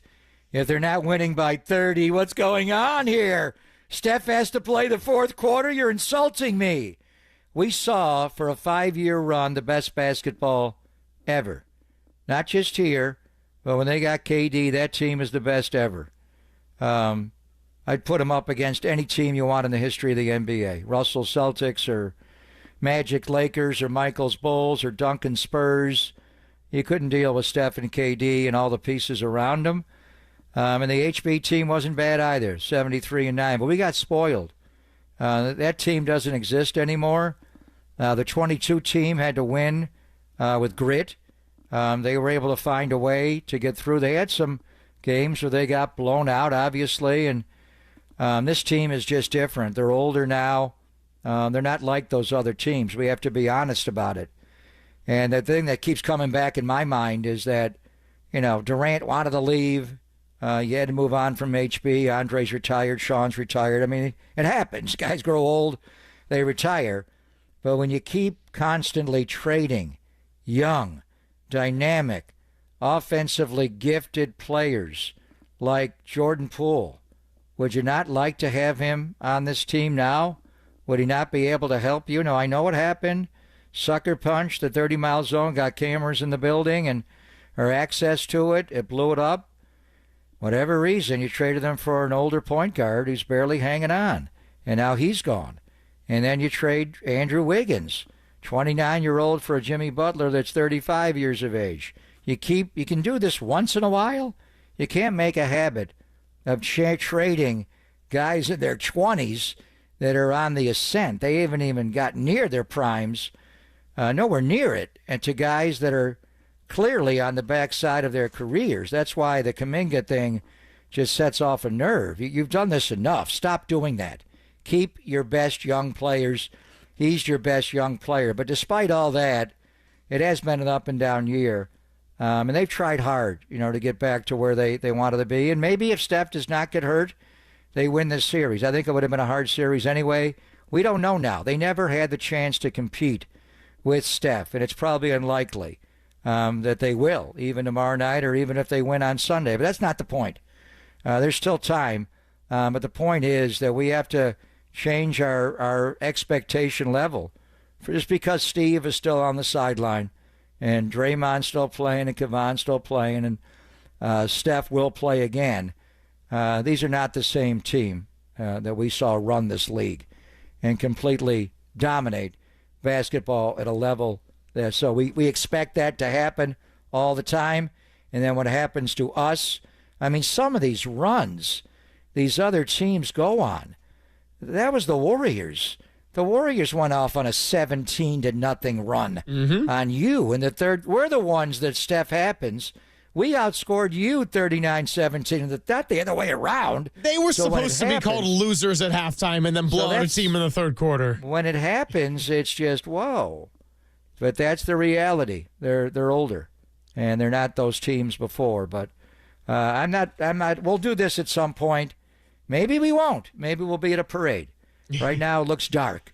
but I'm not doing the obit. But I think you just wrote. I'm going to send that clip to Marcus, and he can put that in the story if they lose tomorrow night, because Marcus was wondering, am I going to Houston to write the obit, or yet again they have risen from the ashes? 707 on the Golden State Lumber and Showroom text line says Soul Asylum's Misery would be a better song. I'll tell you this, 707, I actually did think about that, and I didn't select it, although the lyrics Frustrated Incorporated apply to this series. I didn't do it because it's kind of hard to go Misery for what Papa just kind of alluded to, in the sense of how spoiled Warrior basketball fans have been, especially when you live through a lot of the days of those 40 years before. I know there was the Run TMC in there and everything, but by and large, the mid-90s to the Steph Curry rise really was kind of a dark time outside of We Believe and little bits and pieces there. And so it's tough to say it's truly Misery. And I think Misery, I do think, and by the way, I'm not taking a shot in any way, because I like the Sacramento Kings. If the Warriors can't do well, I want to see the Sacramento Kings do well. But that's a team that looked like they were trending upward. Tyrese Halliburton, meanwhile, who they traded away, is now going to go to a conference finals for the second straight year. De'Aaron Fox, their other point guard who they chose to keep, is with the San Antonio Spurs. And by the way, if the Kings had beaten the Dallas Mavericks in that 9-10 play-in game and then lost to the Memphis Grizzlies, would the draft lottery have shaken out in favor of the Kings last night? We haven't talked about that. We haven't even opened that can of worms. Cooper Flag will be a Dallas Maverick, from Dirk to Luka to Cooper, and they have Anthony Davis and all of those shot-blocking forwards and centers. And when how long will Kyrie Irving be out? When is he coming back? And then San Antonio gets the second overall pick in the draft again. So first and second picks in this year's draft, including the great Cooper Flag, are coming to the Western Conference. You know what's Misery by Soul Asylum? It's the Utah Jazz and the Washington Wizards, who couldn't even get a top 4 pick for the seasons that they just committed themselves to, with a guy like that who's going to be the top of this class and pick number 1 in Cooper Flag. I thought Mark Kestisher knew something when he said, I just got a feeling Washington's going to win this lottery. I'm like, you got a feeling, or you know which one they're doing? So in any event, it's good news for Dallas, a franchise that needs good news. But man, look at the skill set of Kyrie Irving, a healthy Kyrie at point, Klay Thompson at 2 or 3, whoever you want to mention on their front line, P.J. Washington. They got a bunch of guys that can jump out the gym. And then you put Anthony Davis next to Cooper Flag. Wow. Mavericks fans, I think they deserve this moment after everything they went through emotionally in this season. Nico Harrison, you, if this is not rigged, which I've never been a sports conspiracy theorist, but let's just say it happened to be by chance in the 1.8%, you are one lucky mother, is all I'm going to leave it at. Wow. Coming up on the other side. 1.8%. That was pretty amazing that they won this lottery. Yeah, I know. We were talking about the New York Islanders going 3.5% to take the number 1 pick. That's like double the odds. It's crazy. So 18 ping pong balls out of 1,000, or whatever ratio you want to split it up into, went in favor of the Dallas Mavericks, and here we are. On the other side, we can continue this NBA draft lottery discussion, also unpack what happened with Jason Tatum and the New York Knicks, get you ready for Robbie Ray taking the mound tonight, and we got a little guest joining us in the final 5 minutes of our show. He's been in the building for over 24 hours. He's going on hour number 27, coming at the start of Dirty Work at 2 o'clock. It's Tim Webb, everybody. Coming up, Poppin' Silver, the sports leader.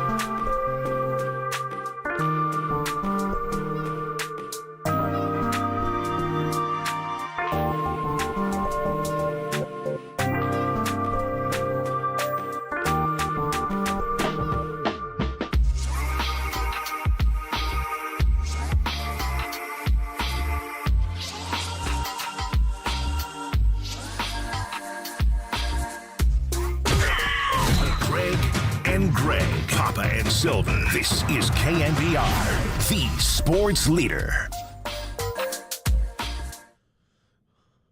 Papa and Silver with you. Another 25 minutes or so. Then we're going to hand it off to Dirty Work as they will get you ready for game 2. It's going to be Brandon Pfaadt on the mound with Robbie Ray. Robbie Ray, they've won all of his starts so far. It's the reverse Justin Verlander effect. We'll see if he can keep this thing going, but the Giants got to find a way to get some hits. Some baseball news that happened during our show is that in a historic sweeping decision, baseball commissioner Rob Manfred on Tuesday removed Pete Rose, Shoeless Joe Jackson, and other deceased players from Major League Baseball's permanently ineligible list. Pete Rose can now be eligible for Cooperstown in the Hall of Fame. Wow. I mean, that is a monumental piece of news. And we actually, heard rumblings from the White House.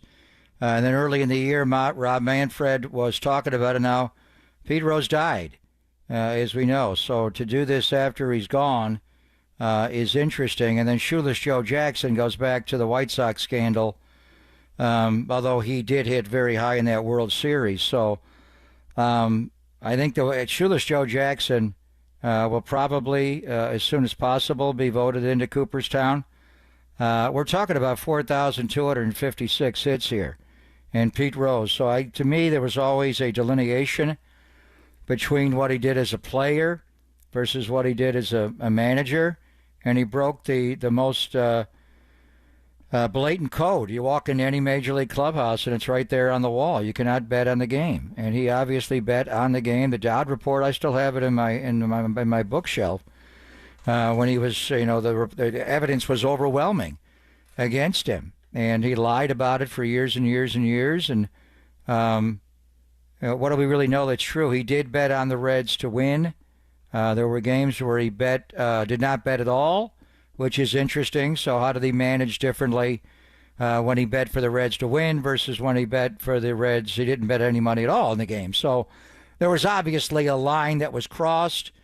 As a manager, as far as we know, he didn't bet ever on his team to lose a game. He's Pete Rose. He's Charlie Hustle.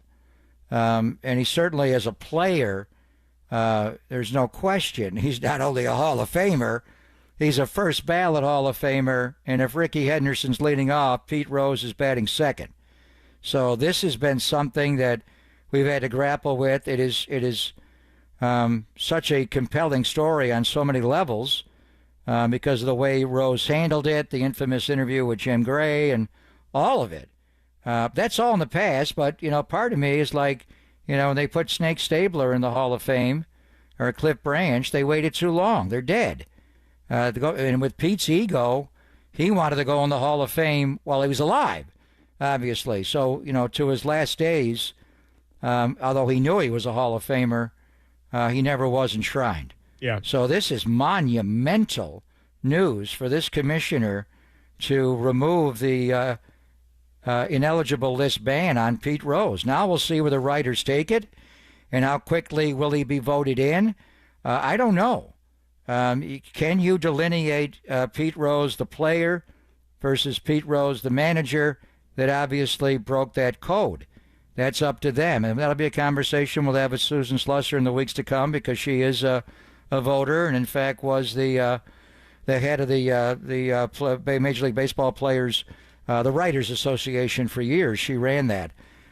So that is monumental news in every regard. It's the biggest news in the sports day, is that Pete Rose is now eligible to be voted into the Hall of Fame, and will he in fact be voted in swiftly? The other side of it, and it all comes back to Barry. Just one of the sights of the game the other night was Alex Rodriguez, who was looking to become the owner of the Minnesota Timberwolves, inviting the home run king, Barry Bonds, next to him. And the video he put out there of his Uber driver. And there they were, just sitting together. It's Barry Bonds, the home run king, with 762 home runs. And Alex Rodriguez got to 696 home runs. He is fifth on the all-time list. And when you're thinking about living, Aaron's gone, Ruth's gone, Albert Pujols has 703, and then you've got A-Rod. So you've got two of the top three living home run hitters of all time and two of the top five. When you add it up, they have hit 1,458 career home runs, and neither guy is in the Hall of Fame. Barry Bonds is now passed, and they lowered the 15-year eligibility requirement to 10 years, which was curious, but it was not trending the right way for Bonds. And Alex Rodriguez has changed his image dramatically from when he was a player and he was a fraud to being on TV and being glib and owning the Timberwolves and all of that. This is a separate category completely. They were not banned. They were always eligible to be voted by the writers. They just didn't vote him in, yeah. And they weren't close to voting him in. So when you find out that a guy like Pete Rose that broke, the code of codes, which is, and for this commissioner's office to say, you can enshrine him now. Cooperstown, you can vote him, dispense to your voters that you could vote for Peter Edward Rose to be a Hall of Famer, although he broke that code. And what exactly did Bonds and Alex Rodriguez do? You can all have your opinions.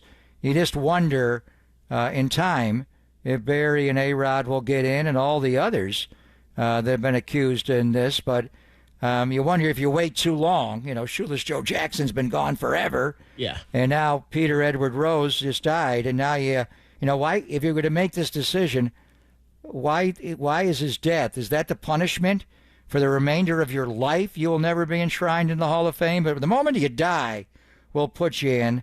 And what does that mean? His family will be honored by it. But Pete's ego was so huge that he would have wanted to been there to put out that barrel chest and maybe run down the line one more time. So I think they've righted. I'm not sure how I feel. I think what he did was wrong, and there was a rule. Pete Rose is to me, you have a real debate on Pete being a Hall of Famer for what he did. As a player, there's no question. For Bonds, and I didn't even get into Roger Clemens and what the Rocket has done. You're talking about the only 7-time most valuable player, Bonds, the only 7-time Cy Young Award winner, Clemens, neither in the Hall of Fame. When I go to the Hall of Fame in upstate New York, this is not the Hall of Fame. You're not recognizing the all-time hit king, the all-time home run king, and the greatest pitcher of his generation. You're doing it for a variety of reasons. So this is different with Rose, but I think it does set people on a different path of thinking. If you're going to allow Pete Rose to be eligible for the Hall of Fame, did we err in keeping Barry Bonds out of the Hall of Fame? What do we do with Alex Rodriguez? Yeah, it's a fair question on guys like Bonds and Rodriguez because, as you noted, very different reason than Shoeless Joe Jackson and Pete Rose. As far as Rose and Jackson, so their candidacies will be decided by the Hall's 16-member committee, and we'll talk about this next Tuesday with Susan Slusser. We had her on just a smidge early today, so we couldn't get into this conversation with her, but we'll definitely be bringing this up a week from today. So the committee isn't scheduled to meet again until December of 2027, and then they would need 12 of 16 votes to win induction. We also have some breaking news, and it was to be expected, but brutal news about last night. And the Boston Celtics star Jason Tatum confirmed torn Achilles, underwent surgery today to repair a right torn Achilles tendon. Knicks were already looking poised to go ahead and take a 3-1 lead coming down the stretch run of that one. Then Tatum is just writhing in pain on the floor. And when a player like that, Papa, I mean, you've been around sports so long, when they showed that shot of him getting wheeled to the locker room, and there's a player with just hands in face, or when they seem totally mentally checked out, I think that's when you know that it's really bad. Because if you're thinking about, Steph Curry and the hamstring or something, yeah, he was bummed. And, Marcus Thompson reported tears, but that's an injury where you're thinking, okay, maybe I can come back. Maybe there's a little bit of hope for a minute that you could find a way to return to some game. Jason Tatum, I think he knew right away, and that was a brutal scene there at the Garden last night. So not only does it put Boston's current season in jeopardy, which was probably going to be the case without the injury, now you're also looking ahead to next season for the defending champs, with most of it being played without their best player. It is good news that he had the surgery immediately. Yeah. A lot of times you have to let that calm down a little bit, and you can't do it immediately. So if, in fact, that's the only surgery he needs, and they were able to, and it's a complicated procedure when you tear an Achilles, how they reattach it. But he can begin his rehab immediately, but it's a long process. You just don't see wheelchairs come out. You see stretchers all the time, and stretchers are even more severe when they strap a guy down, and you're thinking, is he able to move again ever? And but wheelchairs are, the Paul Pierce one, and we all laugh at that. But the one that I saw was Kevin Durant in Toronto. He was put in a wheelchair when they wheeled him off the court in Toronto when he tore the Achilles after the calf injury, and he wasn't crying. That's KD. KD's more stoic. But Bob Myers was crying. He was crying alongside of him because he had to make the call along with Rich Kleiman and Dr. Celebrini to put him back on the floor. Horrific sight to lose Tatum.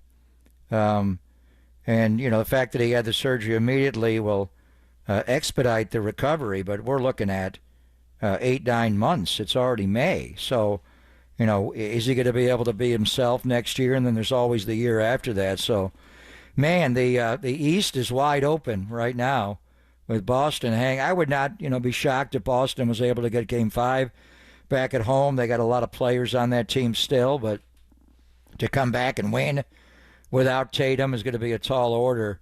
What Indiana's doing, that's why what, Marcus was saying was if they could just get Steph back, there is an opening here to go ahead and win this year. But, and it's nothing like Tatum suffered.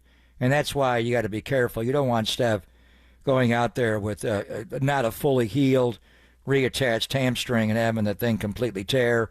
Or like Klay Thompson, had a hamstring in 2019, missed one game, came back and tore his Achilles. But you just don't see wheelchairs very often. And to see him sobbing like that, it was pretty obvious that it wasn't Achilles. So hopefully he heals as quickly as possible. Yeah, and the theme of the playoffs and a lot of playoffs in many sports is that when you lose your best player, it's really hard to continue on and keep advancing. And like I said, Knicks were probably going up 3-1 no matter what. Jason Tatum now gone. Donovan Mitchell went down, and they already had 3 other important Cavs dealing with injuries. Steph Curry missed what might be the whole duration of the series after the second quarter of Game 1. That's going to do the Warriors in. If Nikola Jokic or Shai Gilgeous-Alexander went down, that would probably be trouble for OKC and Denver. So it's just part of the game, unfortunately. But yeah, it's really brutal when you put it in the context of thinking about next season. And this takes you right back to 2019, as you detailed. Kevin Durant and Klay Thompson, when you got the news about the ACL with Klay, it wasn't just brutal because you lost the finals that night. It derailed all of next season, and little did we know that Klay was going to miss the following one after that, and it was going to change everything. So coming up on the other side, we got a chance to wrap up the show, hand it off to Dirty Work, and give Tim his one shining moment. Yeah, March Madness may be over, but Tim Webb is going on hour 26 here at KNBR, the sports leader. We'll be back.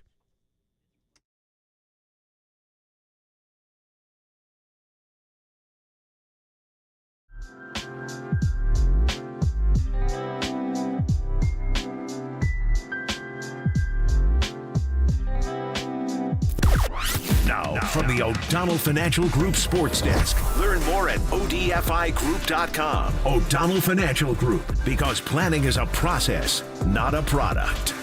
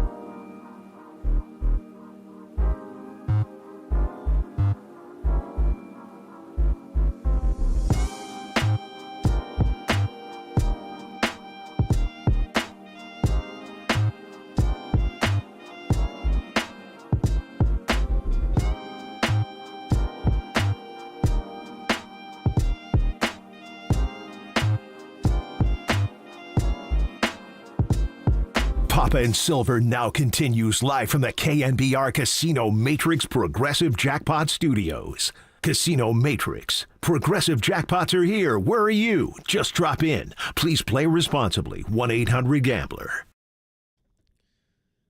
Final segment here, Pop and Silver. Dirty Work's going to have it in just a moment. Cope's Depop Tim Webb coming your way. Robbie Ray will be on the mound tonight. Of course, he spent parts of 6 seasons with the Diamondbacks from 2015 to 2020. And the Diamondbacks are the last team in Major League Baseball that Robbie Ray has yet to pitch against. So it's going to be checking off that box. We'll see if Robbie Ray can keep this mojo going as he is off to a hot start. He's the first Giants starter since Bill Swift in 1992 to have his team win in his first 8 starts of the season. The last Giants pitcher with at least 5 wins and no losses in the first 8 starts of a season was 2010 Tim Lincecum. Speaking of Tims, a Cy Young. This guy, he's a Tim. He's also a Webb, so he's parts of Tim Lincecum meets Logan Webb. I guess they had a baby. Tim Webb has been stuck at KNBR for almost 26, now going on 27 hours. Tim, first of all, how are your eyes? Are you going to take a shower first thing? Are you going to eat? Like, what's the mood going on right now? Well, the very first thing will be immediately to go home and take a shower. I feel like I'm just like in a KNBR kind of grimy filth on me right now. The eyes are doing terrible because I wear contacts and I did not take them out last night. The 6 hours of sleep that I got was amidst moving dust and everything. So it's been a great night. I'm having a lot of fun. Okay, so other than that, you're great. So what is the reason? What is the reason you did this? Derek and I wagered on a fantasy football playoff game, and I lost. And the punishment was left up to the audience. We like to be as interactive as we can with the filth on Dirty Work.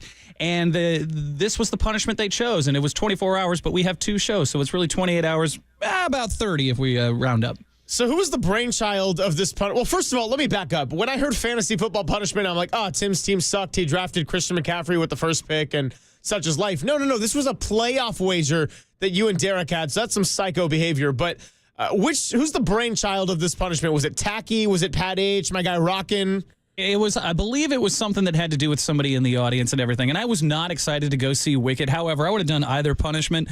The real grief I've gotten is we kick this down the road. I would have kicked it past the Warriors playoffs, but we're moving. So I got comfy last night. The other punishment was to see Wicked or sleep at KNBR. It's to for see a day. I saw Wicked. It was to see Wicked. Good. You didn't want to see Wicked? Really? 2 consecutive sittings by yourself. Oh. Yeah. I would have done that easily. Much better. Just get the jumbo popcorn. Where did you sleep? I slept in the old Creative Tony studio. I had an air mattress and 1 blanket. I posted a photo of it on Twitter. I did not get bothered by anybody, so there's that. Was there anybody in the building? What's going on there at like 3:38 in the morning? Oh, it would just be me and Overnight Dave, and that's right with its own can of worms. So. Oh, love me some Overnight Dave. Well, yeah, I mean, Tim is kind of doing his full tour of shows. Started with Dirty Work yesterday, hopped on with Dubs OT last night, then he did a little Murph and Marcus cameo, and so we have to, of course, complete it with the Papa and Silver roundup. And, yeah, I mean, Tim, you are a true warrior, and when are you now... done? 6 o'clock, you go to sleep then? 6:13:30 is right when Diamond Note ends. Between now and then, sleep. We got a whole full show. We got Tim's Tuesday Takes and Trivia. We got our Butter and Egg Man, Adam Copeland, coming up in just a moment. And, you know, we're just here not to yuck anybody's yum. How's the brain? Are you locked in? Your eyes, I know, are dusty, but your brain good? I hate myself right now. All right, that's enough out of Tim. You Shut hate up. Derek more. Stop complaining. Stop complaining. Hey, Derek, congrats on the win. Thanks to Danny for everything you did today. Pop, I will see you tomorrow, but we will not have a show together until Thursday. It's going to be a short one with Giants day game, so we'll catch up in a bit. What's so bad about seeing Wicked back-to-back? Who would not take that punishment? I would rather be here for 28 hours than watch Wicked back-to-back. Good for you. Good for you. Did you see Wicked the first time, Derek? I don't need to see it twice. Outstanding. Wasn't my choice. Phenomenal. Maybe next time we got Danny Dunn in, we'll do a Danny's Big Poll on your preferred method of a fantasy football punishment. Thank you to Danny. As always, thanks to our guests, Susan Slusser, Marcus Thompson, and Hunter Pence. We'll be back tomorrow. It's going to be me and JD. He's going to be out in Minnesota for what could be the final game of the Warriors season. Either way, we'll talk then. You're listening to KNBR and KNBR FM San Francisco, the sports leader at Cumulus Media Station. okay? The fun's over. They've done the dirty work of the radio business. Anybody messes this thing up for me tonight is through. Engineering, board operating, and producing. Not only are you fired, your life is over. And now they have the microphone. What could go wrong? Nobody messes up. You understand me? Don't mess up. Adam Copeland. You wanted some sort of like hard-hitting Bob Lee journalism. You came to the wrong place. Derek Papa. Oh, boy. Okay. It's getting hot. Is it getting hot, Derek? That's even worse. How are we feeling? It's getting hot. Oh, boy. And Tim Webb. Mankini, yes or no? 59. We go with this, Tim. It's a dirty job, but someone's got to do it. Ridiculous. Completely ridiculous. Welcome to Dirty Work. KNBR 104.5 and 680. The sports leader.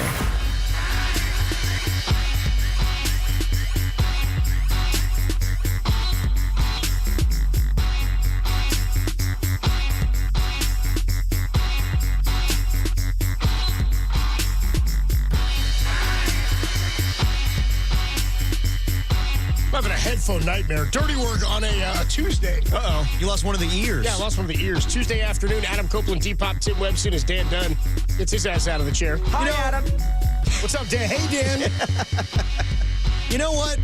I don't need everybody giving Tim sympathy for this, okay? This was his, we agreed to this thing.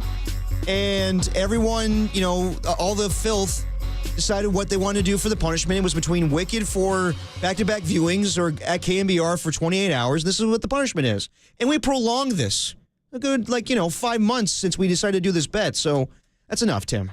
Let it be known by the listeners that Derek, 2 minutes and 28 seconds into the show, has already waffled on something today. He offered to buy Tim lunch today, and now he's going, why are we going soft on Tim? Why are we giving him credit? You offered him lunch. I did offer him lunch. You tried to take some of the sting away. Well, it's a long night here, and he's bought me lunch many a time. How about this? Let me offer you this one. I found looking for sympathy. You Come got on your now. pound of flesh. Now you want the sympathy vote, too? Yeah.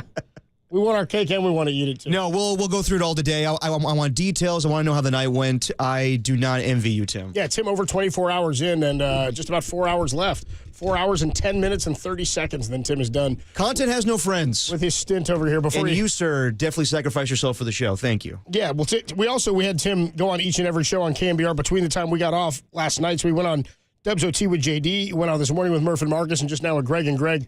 We give him some phrases to say. We'll see if he said them all. I believe he did. I think he did. We'll go through them all a little bit later in the show, play you some of that audio. Something that came up, though, before the show is that Tim said last night when he was here, Kyle Harr, the great Kyle Harr. Oh, yeah. One of our nighttime guys. You hear him and see him on Dubs OT with John Dickinson, following each and every Warrior game, and there may not be many left. Kyle Harr apparently brought him a Tupperware spaghetti. Oh, how nice. How nice is that? Spaghetti. Dude, begs two questions. Oh, he's nervous. Did he make his own spaghetti or did his mom make it? I believe it was a family spaghetti. I can't swear on it, but I believe. Which now brings us to the question. If Tim didn't eat it, he pulled the Derek here. Is it appropriate for Tim to take the spaghetti home? He went and bought another lunch today before diving into the spaghetti. So it's okay. It was nice of Kyle. Tim already had dinner planned last night. It wasn't a guarantee that the spaghetti. I didn't know about the spaghetti until after the burger plan was in motion. But you knew about it today before you bought lunch. I bought lunch for Danny Dunn, who came in at the last second. Didn't know that he was supposed to. And I am going to take the spaghetti home. I'm going to pull a Derek. But I think I claimed that. I said, I'm pulling a Derek. Will you actually eat the spaghetti? I will. Tonight, I got to do trivia night. I'm not. This is a full day, man. You know my stance on this. I totally endorse it. Yeah, I know. I don't. I think he should have had to eat it here, but hey, neither here nor there. Well, he didn't know about the spaghetti. Yeah, but he did today before he went and bought lunch. That is true. I can't just gift the spaghetti to Danny for coming at the last second. You act like you could have just bought Danny lunch and eaten the spaghetti yourself. But you're also missing the point of not being able to leave the building. Danny's trying to play a drop and Tim keeps jumping in. Kyle Harr? If you know Danny you has can't the best leave drops. the building, if you know you can't leave the building except 2 times to get food and come directly back, are you really going to sacrifice the opportunity to go out and get a breath of fresh air? Also, is spaghetti really a lunch item?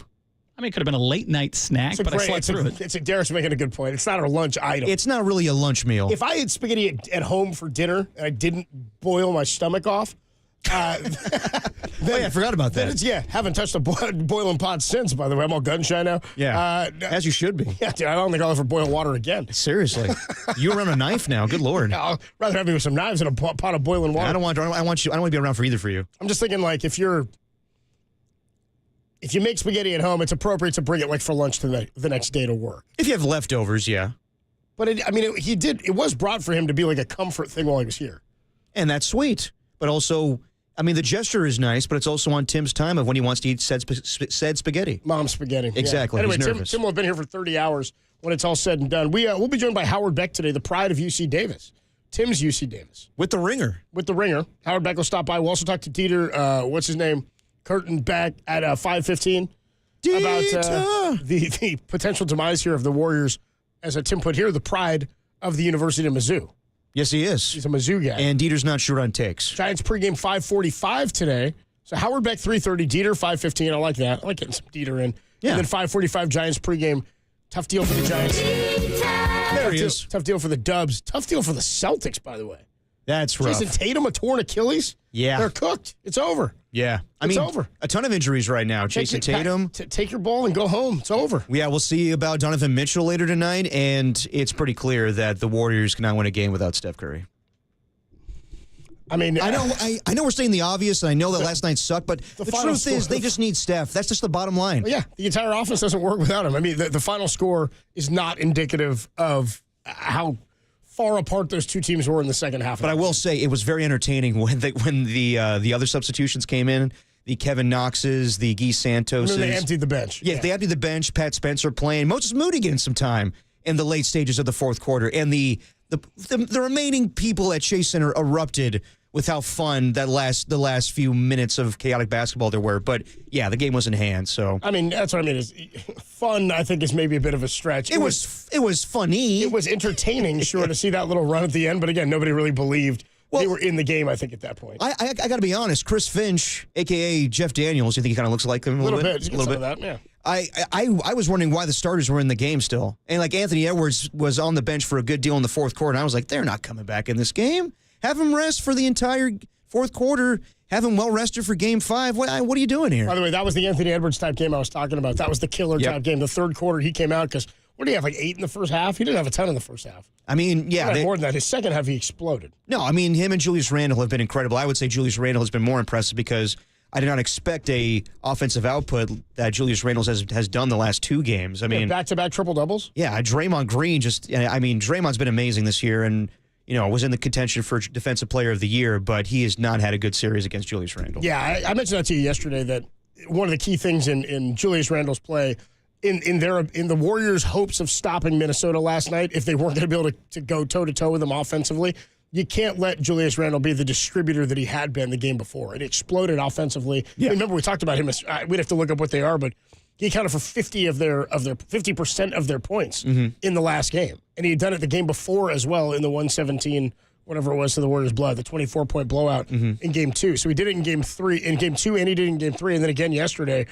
I don't know how many of the assists, of his 12 assists, ended up being three-pointers, but he's assisted here on at least 48 points at least. Just by number of assists, and I'd have to see if any of them were threes, and it could have been even more. So the distribution of the ball by Randle, the rebounding, his ability to score and do it from the outside a bit yesterday. Only one three-pointer made, but he can shoot from outside. Draymond had a really, really tough time on him. So we'll talk more about that. But Warriors having to go back now to Minnesota. As I said, they may just be out of gas and not having Steph.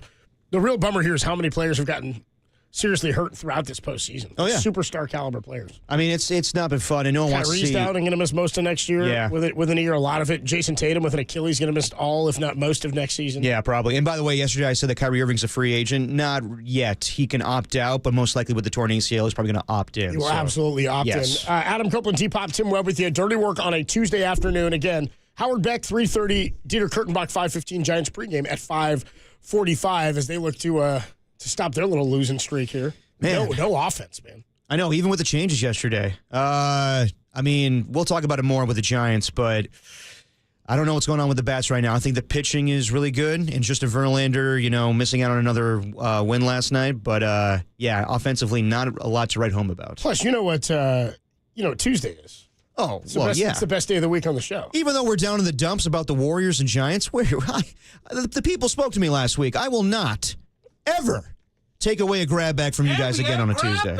I thought you were going to say Pete Rose is going to get in the Hall of Fame now. But no, it is a Tuesday, which means the NBA grab bag is here, which is fantastic. And even though he's in the midst of his 30 straight hour stint at KNBR, Tim's Tuesday takes and trivia before he heads to trivia tonight at the bitter end. So you got a jam-packed Tuesday show. We'll get it all in for you before 5:15. Plus, not enough Papas on KNBR. Tom Papa, the comedian, is coming to San Francisco. We'll be giving away 2 more tickets today. He's coming October 4th of this year at the Masonic. Tune in between 3 and 6. We'll give you the cue to call. All you have to do is be caller 10 to the studio, 415-896-KNBR, and you will win those tickets. It's furnished by Live Nation. You can find the rules at KNBR.com. Tim, what's our Tom Papa cue to call today? I'm going to call you Half Squad. And you can call me Papa. It's from Tropic Thunder. All right, nice. Well done. You hear that between 3 and 6, 415-896-KNBR. Caller 10 gets those tickets to go see Tom Papa. Dubs are down 3-1 to the Wolves. Is it all over? We'll talk about it next. Dirty Work, greatest show in America on a Tuesday on The Sports Leader.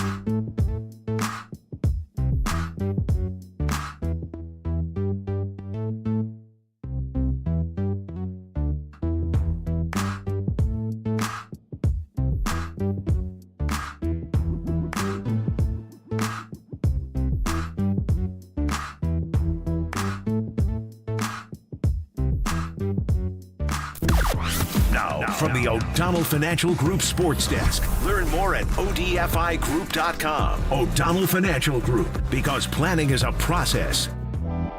The Golden State Warriors are on the brink of elimination after their 3rd straight loss, falling 117-110 last night at Chase Center. Jimmy Butler only managed 14 points on 9 shots and was a team worst -30. Do you think Golden State has a shot to extend the series, or they cooked? Tell us about it on the KNBR YouTube chat, the only place for Bay Area fans to tell Pat H to retire that Kevin Durant jersey.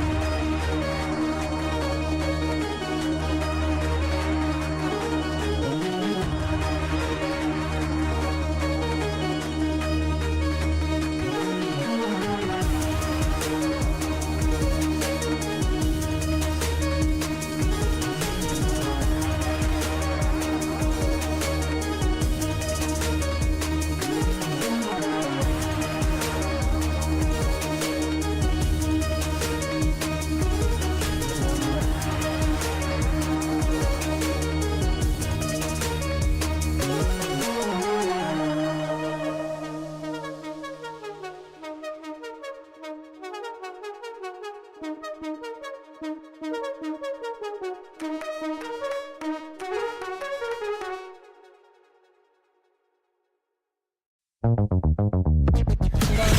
now it's time for the Protect Your Assets Business and Technology Report with me, David Hollander.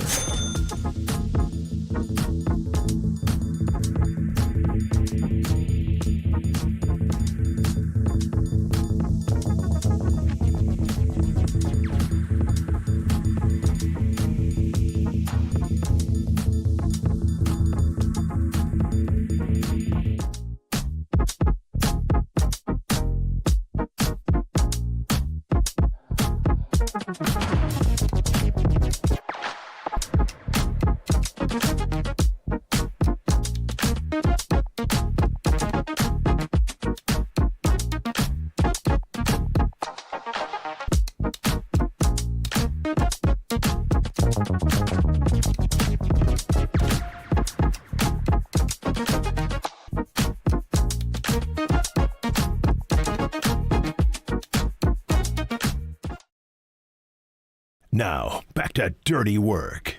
Adam Copeland and Derek Papa on KNBR 104.5 and 680 AM, the sports leader. Dirty Work on a Tuesday. Warriors now down 3-1 to the Minnesota Timberwolves. Not what we wanted. It's what Derek was feeling all day yesterday. Well, was I wrong? Everybody said, don't be so negative, Derek. Don't be so down on this team. That was you. I just said I wasn't writing off Jimmy. I think everybody was saying it. Well, apparently Jimmy came into the game last night really tired, and I guess he was sick. Oh, was he? There's a bug going around with the Minnesota Timberwolves, and now it's on the Golden State Warriors, and it's a mix of Jimmy Butler feeling sick and tired and still a little injured, obviously, from the last series, but he was not aggressive enough last night. And I'm not saying that you wouldn't do the Jimmy Butler trade. Obviously, you do that, and they're a great regular season team. They got the 7th seed. They beat the Houston Rockets in the first round. I don't know if Jimmy Butler can be playoff Jimmy for an extended amount of time anymore. I think that it's taxing on his body, and this is the caveat to getting him, as I said when they acquired him. Well, certainly not in the... He is older. Yeah, for sure. I'm with you. It may not just be that. It's also the means at which they had to use to get here, right? Yeah. And how much they had to do to climb out of the hole they were in when he arrived. Because, when he was in the East, it was like, yeah, we're a 7 seed or an 8 seed or whatever it was, and then they just go on a run. There was no having to work their way into the play-in in the same capacity. He was just kind of going on runs. The Warriors were in the 10 spot when he showed up, right? Like they had to play nearly perfect basketball all the way through the stretch, and they didn't at the end of the season. Fell into the play-in, and then had to work even harder to get through round one. He is exhausted now. Steph's out. Like it's a totally different. I mean, show me the superstar, the one superstar in the league with the depth or the bench that the Warriors have right now that's going to carry them out of this series. Yeah, no. You know what I mean? Like, there's not one guy who can come and save them. If Steph were added to the team, yeah, changes a whole lot. I'm talking about look at the players around Jimmy right now and how their inability to score, and show me anything or any one superstar in the league who's going to show up and that team's definitely going to go win 3 in a row. Like, it doesn't seem to be the case because nobody else is all that helpful. Now, the Kuminga Army is out there, and they'll tell you, this is exactly why he needs to be playing more, and Steve Kerr, blah, blah, blah, blah, blah, blah, blah. And I can answer you again. Every time he has a decent game, they lose, and Steph doesn't play. Yeah. Like, he's the best guy when Steph's not there and they're losing games. I definitely wanted to avoid this conversation because this is something we're going to talk about a lot in the offseason, what happens with Jonathan Kuminga. But I really want to talk with people that believe that Steve Kerr has it out for Jonathan Kuminga, or it's his fault that he hasn't grown and mature as a player, because I just think that's absolute bullcrap. And I can't stand that this fan base comes after Steve Kerr after what he's contributed to this organization and the championships he's won, and to think that he's tearing down this young man because he has some vendetta or agenda against him is absolutely ridiculous. So I want to hear from fans today that think that Steve Kerr has done Jonathan Kuminga so wrong, because I don't think it's just Steve Kerr. I think you have to look at the players on this team, the superstar in Steph Curry and Draymond Green. They have a hand in what goes on in this organization. Don't think that Jordan Poole was shipped off just because of what went on with Draymond. It was a lost cause at that point. I think Steph Curry couldn't play with him anymore either. So I want to hear from people that actually believe that Jonathan Kuminga is this superstar and somehow Steve Kerr is screwing him over. But anyway, back to last night's game. Derek wants to hear from you if that's what you think. Back to last night's game. He was passive, I think Jimmy was last night. I think he was also, to your point, just kind of exhausted. Yeah. I mean, where are they? Are they old? Are they just tired? Is it simple? Is it as simple as they need Steph? Like I told you before the series, I told you before the playoffs, if they fell out of the 6th spot, it would have meant something different about how they played against tough competition at the end of the season, be it exhausted or not. And I said, if they fall out of the 6, I might have a tough time believing they're still championship contenders. That's where I am now, is they're certainly not contenders. Even with Steph on the court right now, with the level that they've played at even around him, I'm not sure I would call them contenders. Where do you? How would you judge it? Simply tired? Is it I think it's all of it. Not very good? I think it's all of it. I think that it's a combination of them being old, and I have my worries about that. That's why I thought they were going to lose this series, to be quite frank. I think that they're an older team, and I see a much younger team in the Timberwolves. And, yeah, right now they are better. It was 50-50 with a healthy Steph Curry. And judging how they've kind of been lackadaisical at times, the Timberwolves, probably the Warriors would be leading this series had Steph Curry not been injured. But in the situation they're in right now, yeah, they can afford to goof around a little bit and have Chris Finch tell them you're all losers at halftime. That lights a fire under their ass. And then they come back and they're able to turn it on in that third quarter. That was the difference in the game.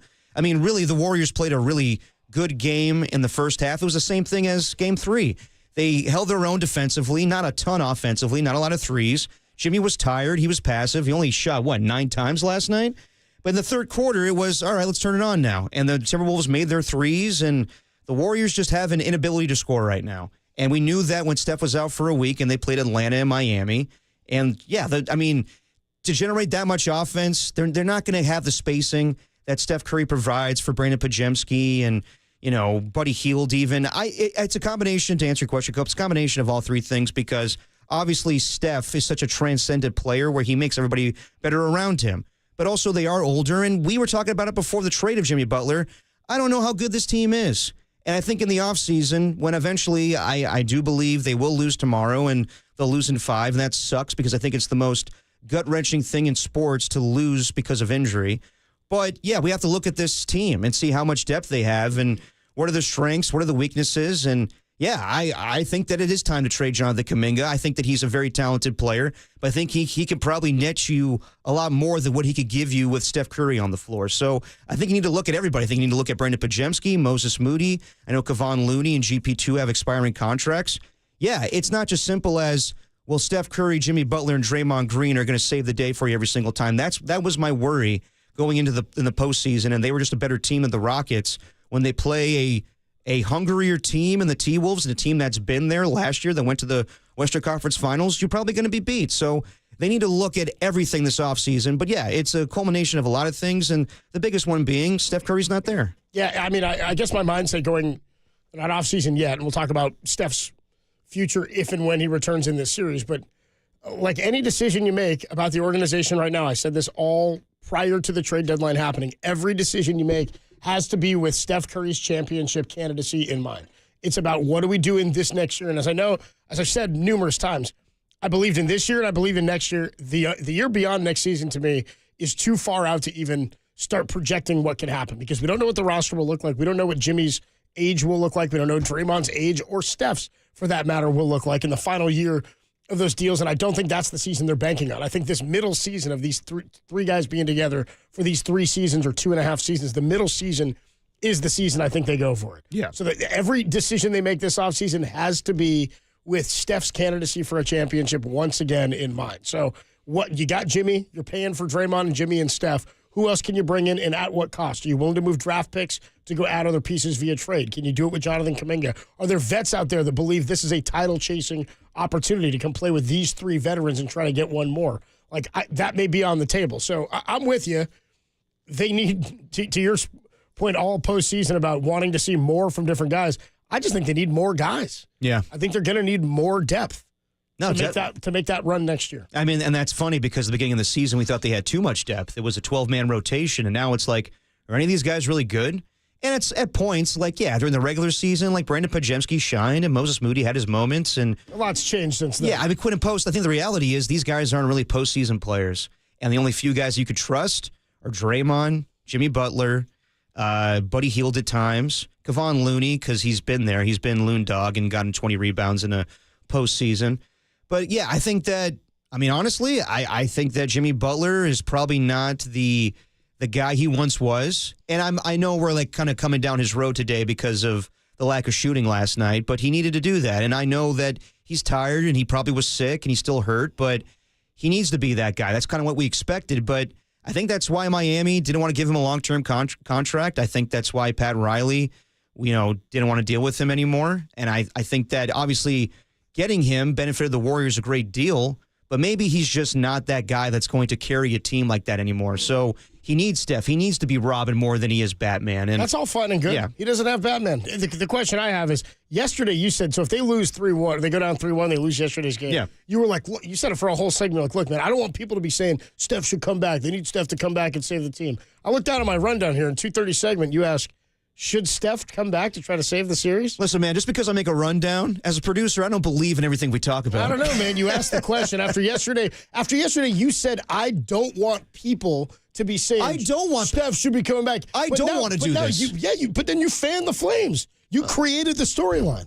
I know. I'm a product of my own. So you're saying you don't want this. Why would people be talking about this? I don't want to hear that. And then you're like, let's discuss this, whether or not he should be coming back. Because it is a topic of conversation. And, I mean, we'll get to it. Marcus Thompson believes that Steph's going to push to play. And I would advise against that. I don't think we should be doing this. I think this is Dr. Derek advises against that. I do. I think it's honestly, everything that could go wrong did go wrong. Murphy's Law for the Warriors right now, because we needed them to be tied up 2-2 and prolong this series in order for Steph Curry to come back possibly for a Game 6. And now this is the worst case scenario. So no, Steph shouldn't rush to come back, because I know I shouldn't say this out loud, but I will. I don't want him to tear his hamstring so he's out the entire season.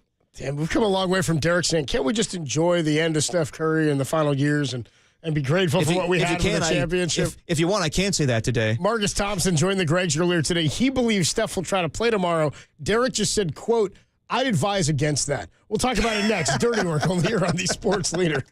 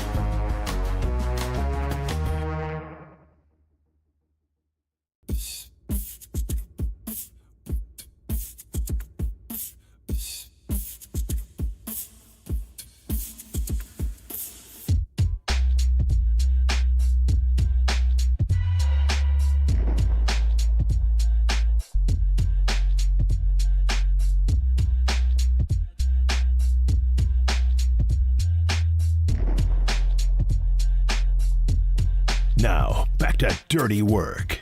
Adam Copeland and Derek Papa on KNBR 104.5 and 680 AM, the sports leader. Dirty Work on a Tuesday afternoon, 808 KNBR, 415-808-5627. I mean, it doesn't really matter if you believe that Steph should try to come back and play. It's If you believe it, then it must be true. It's really just about whether or not he's healthy enough to do so, but Derek wants to talk some Kuminga today.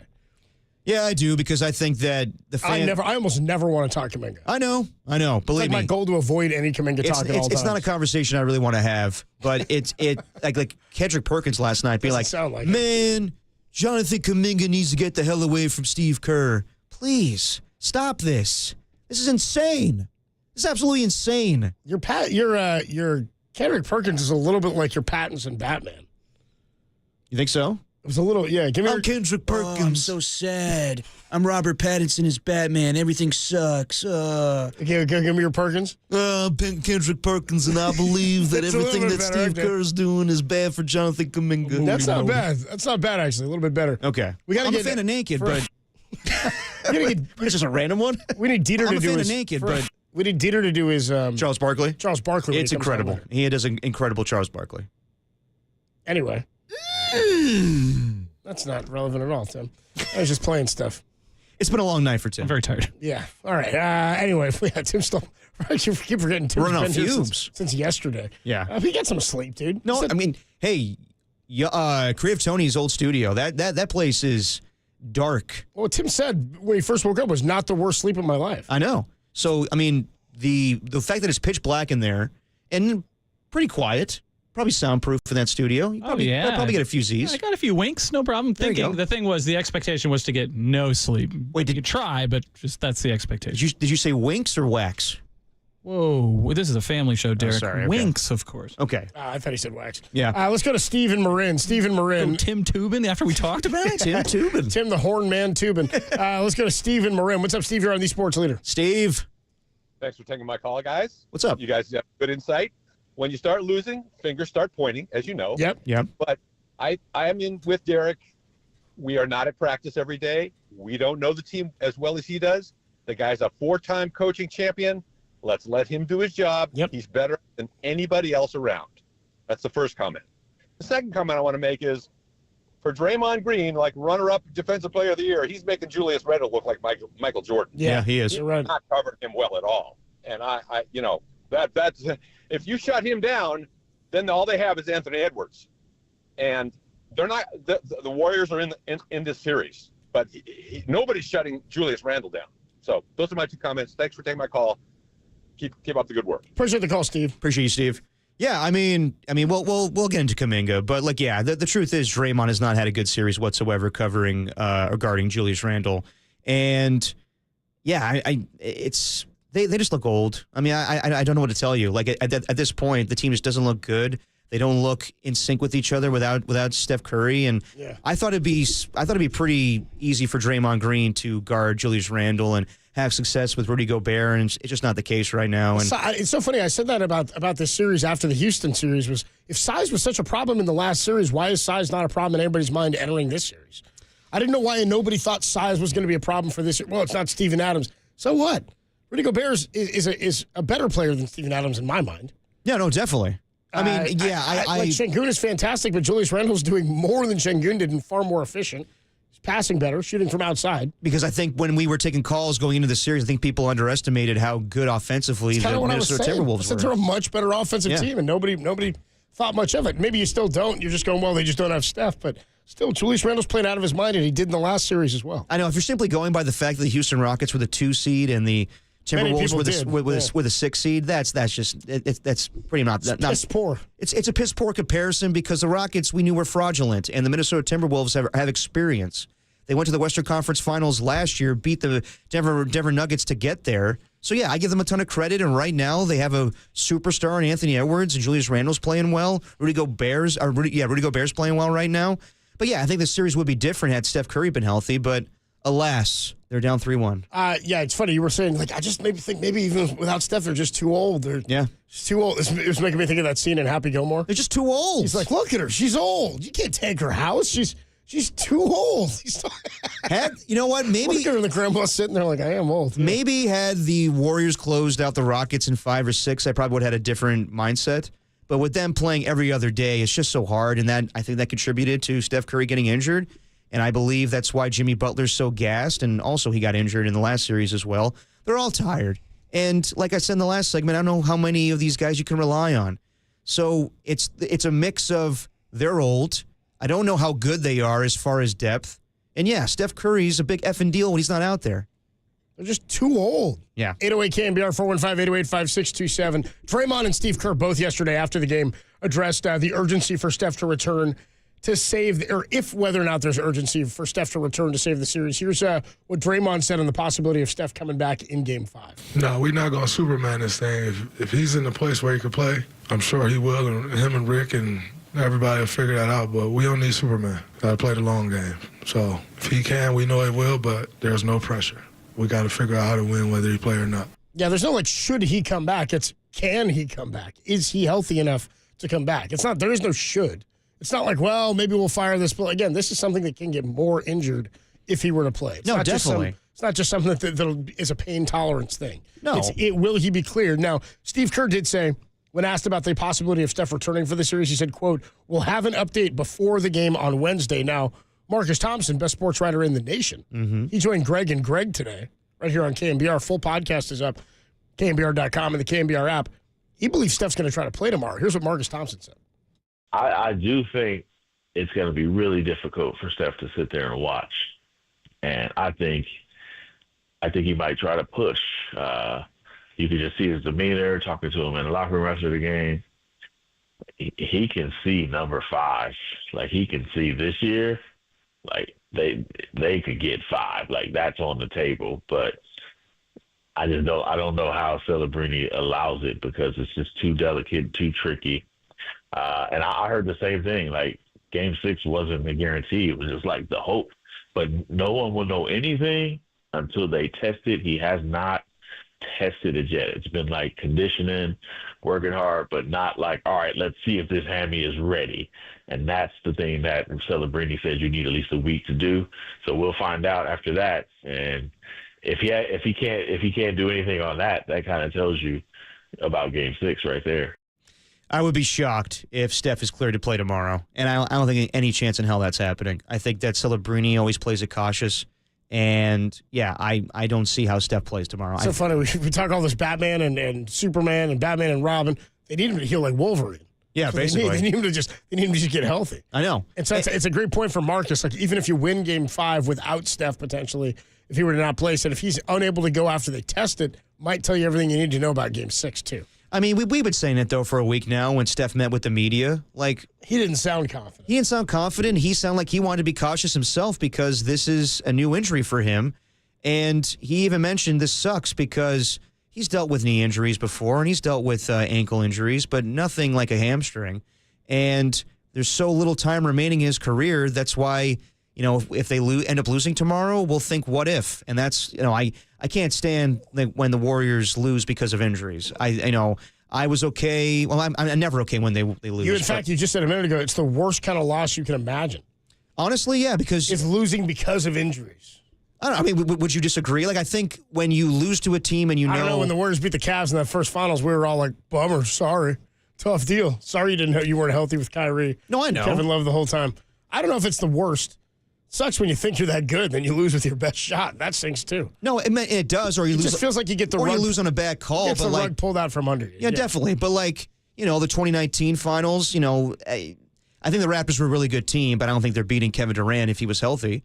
I think there's a lot of instances with the Warriors not being their best because of injury. I think that Steph came back a little bit too soon during the 73-9 playoff run, and that contributed to him not being his best.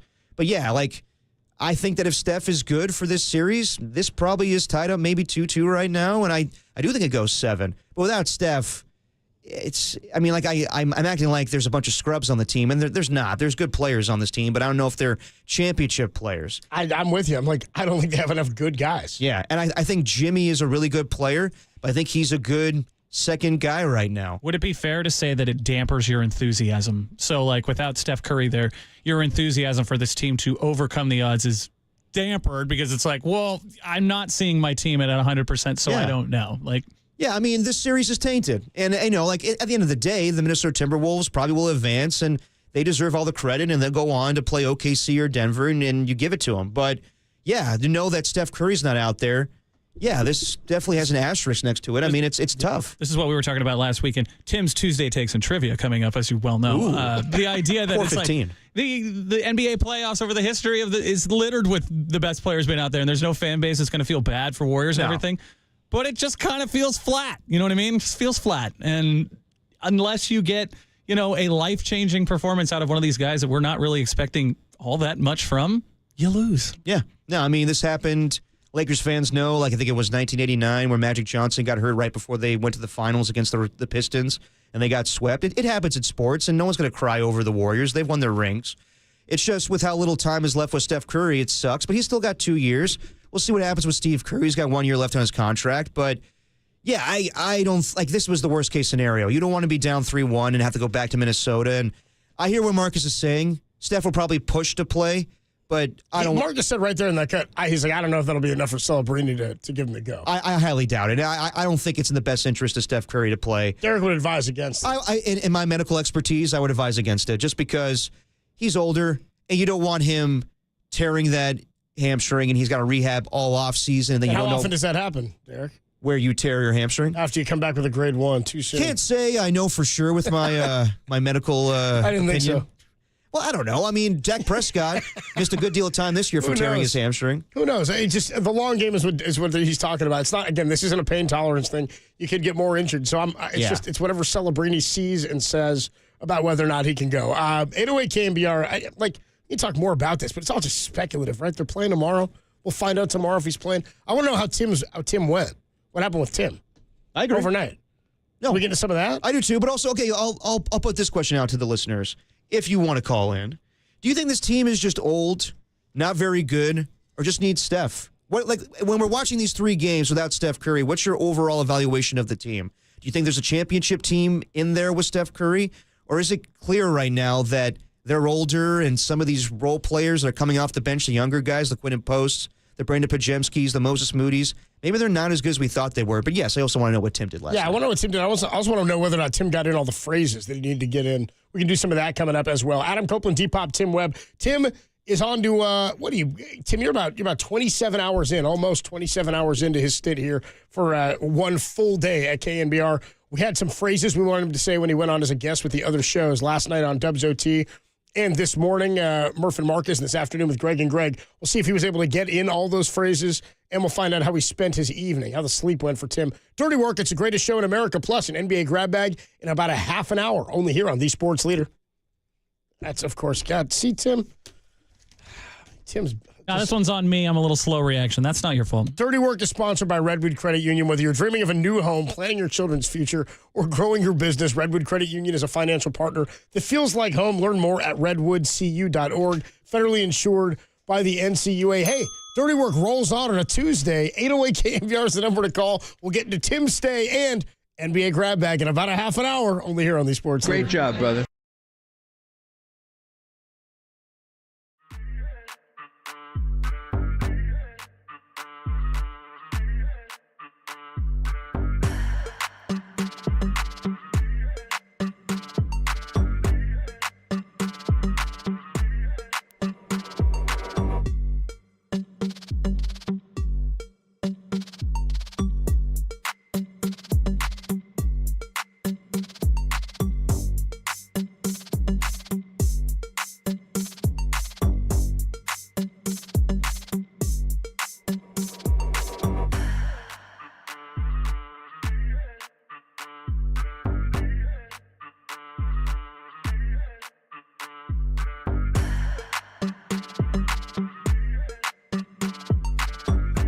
The Giants dropped a pitching duel last night, falling to the D-backs 2-1, despite strong pitching from Justin Verlander. 2 Corbin Carroll homers did San Francisco in, as the team was only able to muster a single run on a Christian Koss single. Robbie Ray looks to right the ship against Brandon Pfaadt. Pre-game 5:45 right here on KNBR, the Pfaadt leader. Pfaadt!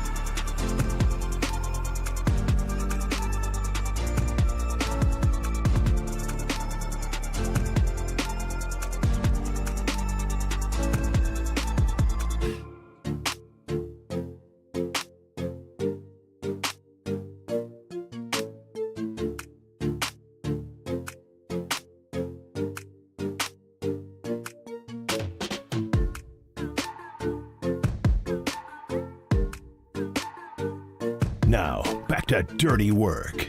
Adam Copeland and Derek Papa on KNBR 104.5 and 680 AM, the sports leader.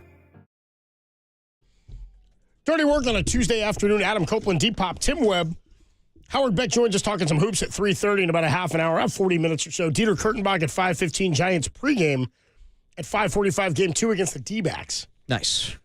Got to get some offense against the D-backs. Everybody needs offense these days. Warriors, Giants. I'd kill for just the Giants at this point. Yeah. Or maybe even just the Dubs tomorrow. I mean, somebody do something. Well, yeah, for the Warriors, the offense, I don't know how He's on the bench with a hamstring.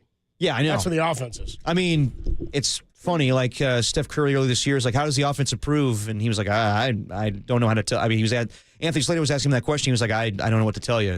I feel the same way with the Warriors right now without Steph. I don't know what to tell you with improving the offense. I have no idea how they get better. Well, Derek was asking before the break. 808 KNBR 415-808-5627. Are the Warriors just old? Are they not very good, or do they just need Steph Curry? Let's go out to the phone lines at 808 KNBR. Scarecrow is in Sacramento. What's up, Scarecrow? You're on the Sports Leader. When they started their playoff run, I was mildly entertained. But when I look at them, they look thin because once you get past the big three, you're asking people to do things they have never done before or they haven't shown anything, and somebody was going to have to become extraordinary. And I think it was just a real big reach. The fact that Steph is hurt, I mean, it's a bummer. I'd like him to see go up one more championship. But if I was a coach and I was looking at them and how was I going to beat them, I just try to neutralize the big, Draymond, Butler, and Steph, and then let the other guys beat me.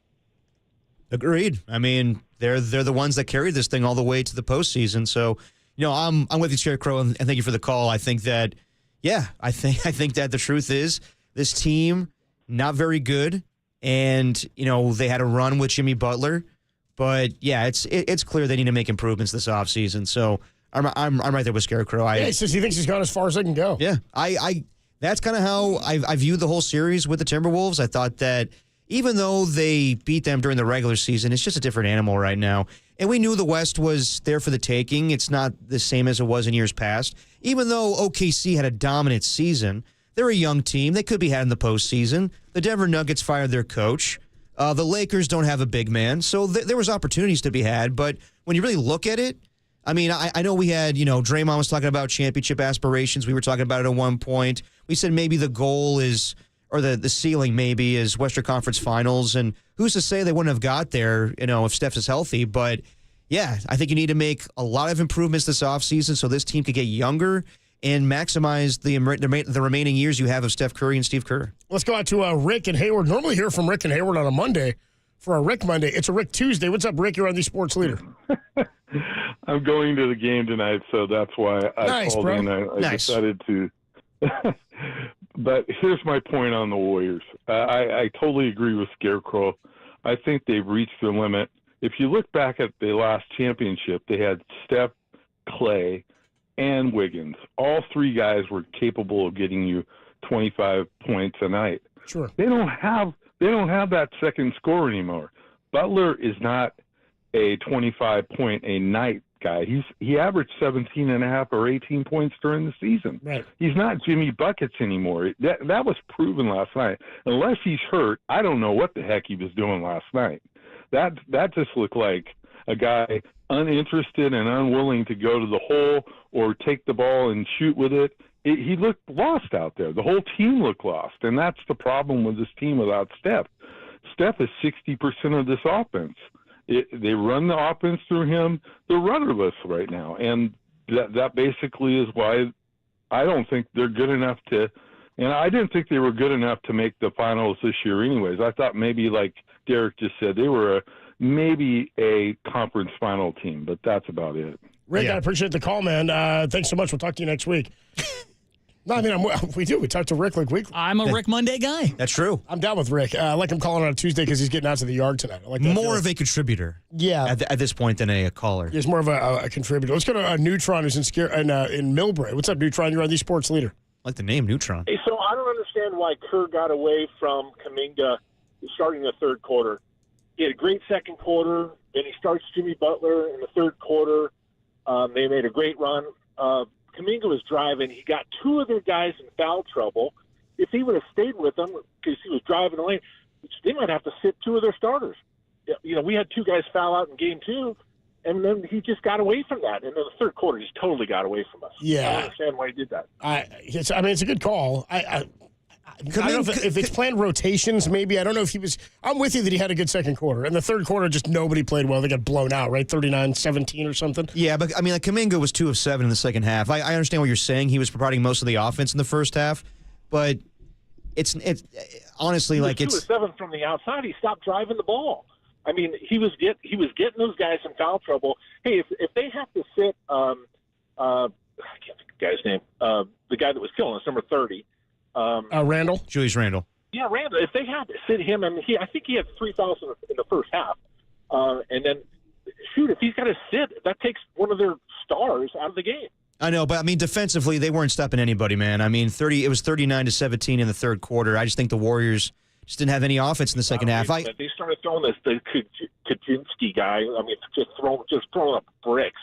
I mean, it was horrible. Yeah, it was horrible. It's bad. They got away from their second quarter offense. Let me ask you something, Neutron. Do you think Kuminga is like the next guy on this team, the next superstar for the Warriors?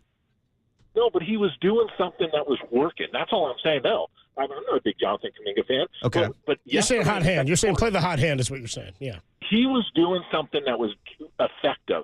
We were scoring in the second quarter, and mainly because he was driving. And they were fouling him. I mean, how many times did he shoot foul shots in the second quarter? He was on the line a whole bunch. He was doing what we needed Jimmy to do. He was doing kind of what I thought they needed. I mean, he got to the line 12 times. 11 of 12 from the line. I definitely, Neutron, I hear you. I just think that with how things were going in the second half, I mean, the Minnesota Timberwolves were shooting the lights out. It was hard to get back in that game. It wasn't like Jonathan Kuminga had a great defensive night. Everybody was pretty much negative in the plus minus. I hear you. Maybe he should have played a little bit more in the third quarter. I kind of. You keep saying you're with him. I think I am now with Neutron. I think he's talked me into my first criticism of Kerr. I don't know that it makes that big of a difference because of how the third went. I don't think it makes that big of a difference. Yeah, like when you lose is bad, Neutron. I'm with you. Like it may not make that big of a difference, but I hear the point, and I think it's well taken that Steve did say I'm going to play the hot hand, and then he didn't really play the hot hand. Are we wrong on that? I mean, he did say I'm going to ride the hot hand. No, you're not wrong on that. He didn't really. To me, that's probably more just about. That's probably more just about rotations and what they had planned minutes wise. I mean, I'm not going to deny Steve's a stickler when it comes to his rotations. He wants to go with. He's not going to get off of it if that's. No, definitely. But I also thought that. I mean, I was surprised just how gassed Jimmy was in the third quarter. Like he had a good deal of rest. He didn't play. I think he got out of the game with 4:38 left in the second quarter. Then 40-something minutes in game 3, right? Yeah, but then they gave him some rest, and Jonathan Kuminga filled that void, and they had the lead at halftime, and then things just spiraled out of control where, they started. I mean, Jimmy Butler was healthy and good to go in the second half, but then they just got outscored. I think it was like a 22-8 run, and then, it was 39-17 before you know it, and then the game was over. So I hear what everyone's saying as far as, like, playing Kuminga because he had a good game last night. But I just don't think he made that much of a difference. I think as far as, like it was competitive in the first half, but as far as like defensively, everybody was terrible. Jimmy Butler was negative 30 last night. Jonathan Kuminga was negative 13. Didn't look good. I mean, dude, Draymond Green negative 18. Like I'm plus minus is some of the most overrated stats in basketball, but we rely on Jimmy Butler for before he got to the Warriors. I thought primarily he was more of a defensive player, and he's had great offensive moments. He's scored 40 plus in playoff games, but really his game is more defensive and then kind of dishing it out for everybody else, more of a facilitator. And that's what he was really good at during the regular season. To ask him to turn it on again and be playoff Jimmy, I think is asking a lot at this point of his career. And I just don't know if he's that guy. He's capable of doing that with Steph Curry on the floor and doing it when Steph's off, when there's the non-Steph minutes, he's able to take over the game and get more of a rest. But yeah, I just think it's different now. So yeah, I think we're asking a lot of Jimmy Butler, and we're asking a lot of everybody else, but nobody else is showing up. The only reason that there's so much is asked of Jimmy is because he's the only guy who's showed that he's capable of being somebody who can make the difference offensively like that. 408 just checks in and says, "Bros, Brandon Podziemski is 9 for 40 in the series. He's the worst of any player with 35 or more shots since 2014. I know. I'm not saying that. 408 says if Kerr starts tomorrow, I'm going to throw up. Well, he doesn't have a lot of options. That's kind of the point. Is that we're asking: are they just not good enough as a team? Are they tired, or is it no Steph Curry? Somebody else here is upset with us, but 925 says, dude, Jimmy is still hurt. Wow, you guys can't see that. It's easy to start blaming people instead of getting behind the team. Stop. I'm not blaming. Yeah, he is hurt probably. No, I'm not behind the team anymore. I'm against him because Jimmy's hurt, and I don't care.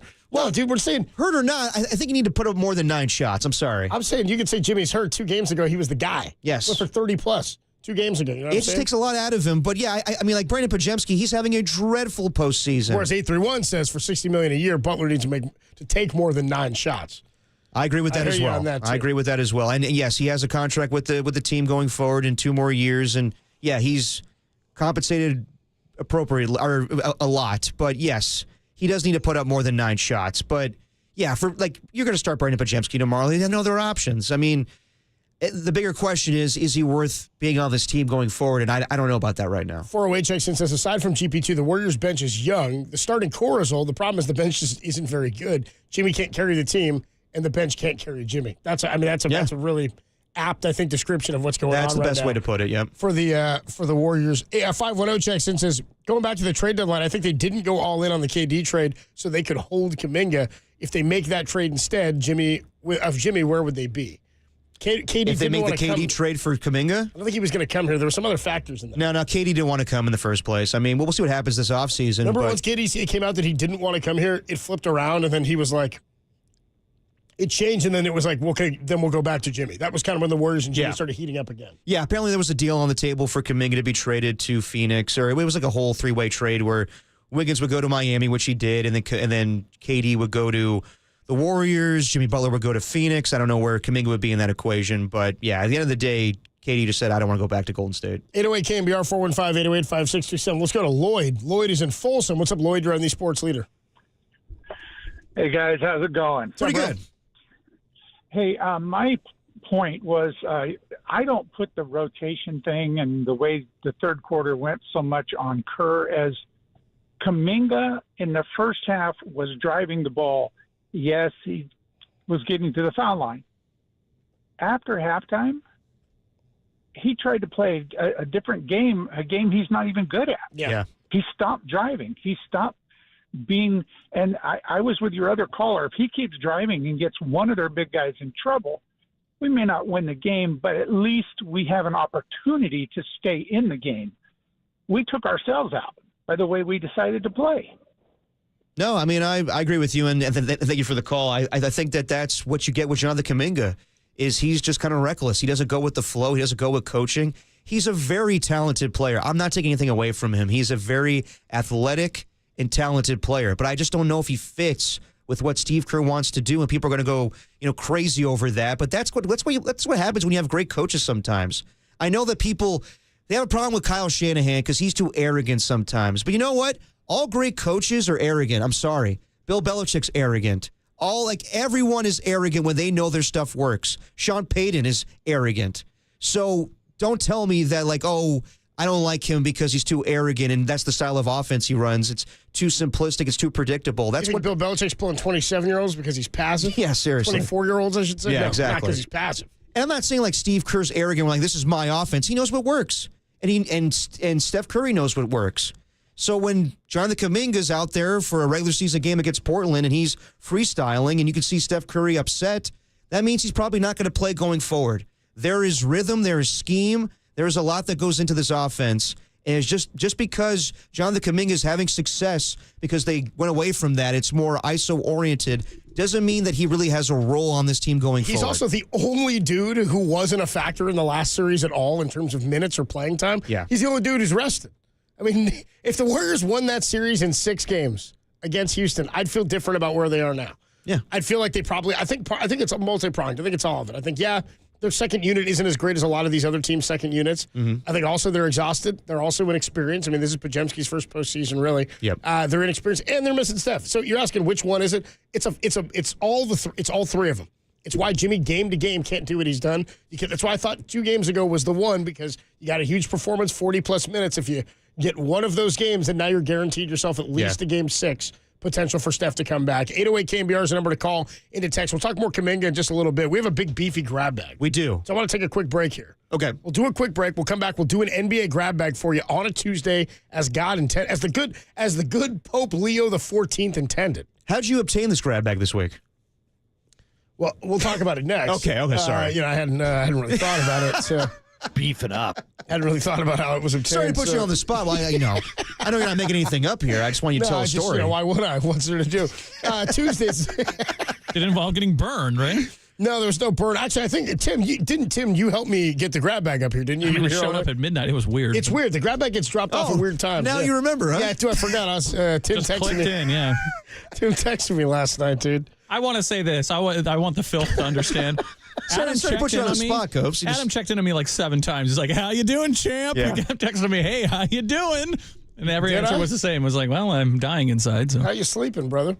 I made sure the grab bag got here last night. Tim was here when the grab bag guy, it's what we call him. He drops it off when he drops it off in person. He dropped it off. Tim lugged it upstairs, and what it is every week it gets delivered. It's this big potato sack looking thing. Yeah, it's got 2 words on the side of it. It's more of an acronym and a word. Well, maybe it's 2 words and the acronym. It says NBA Grab Bag. NBA Grab Bag. And we'll do it next on the Sports Leader.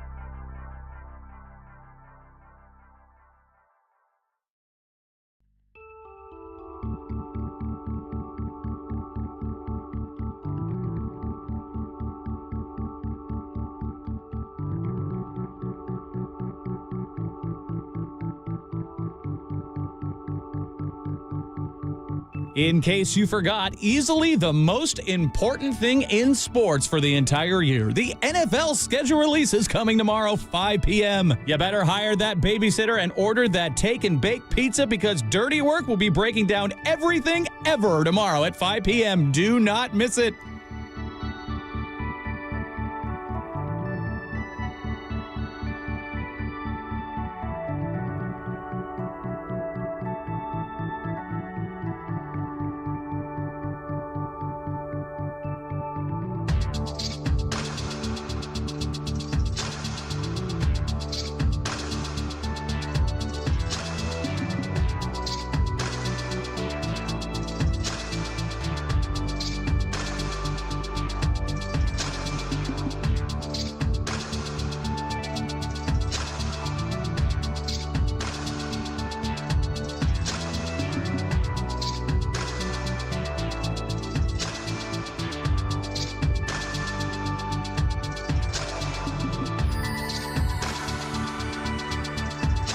Hey, what's going on, everybody? Adam Copeland here. My good friend Steve Moskowitz is hanging out on the line. Steve, people have questions about tax season, especially if they get their bill and they can't pay it. What do they do if they can't pay their taxes?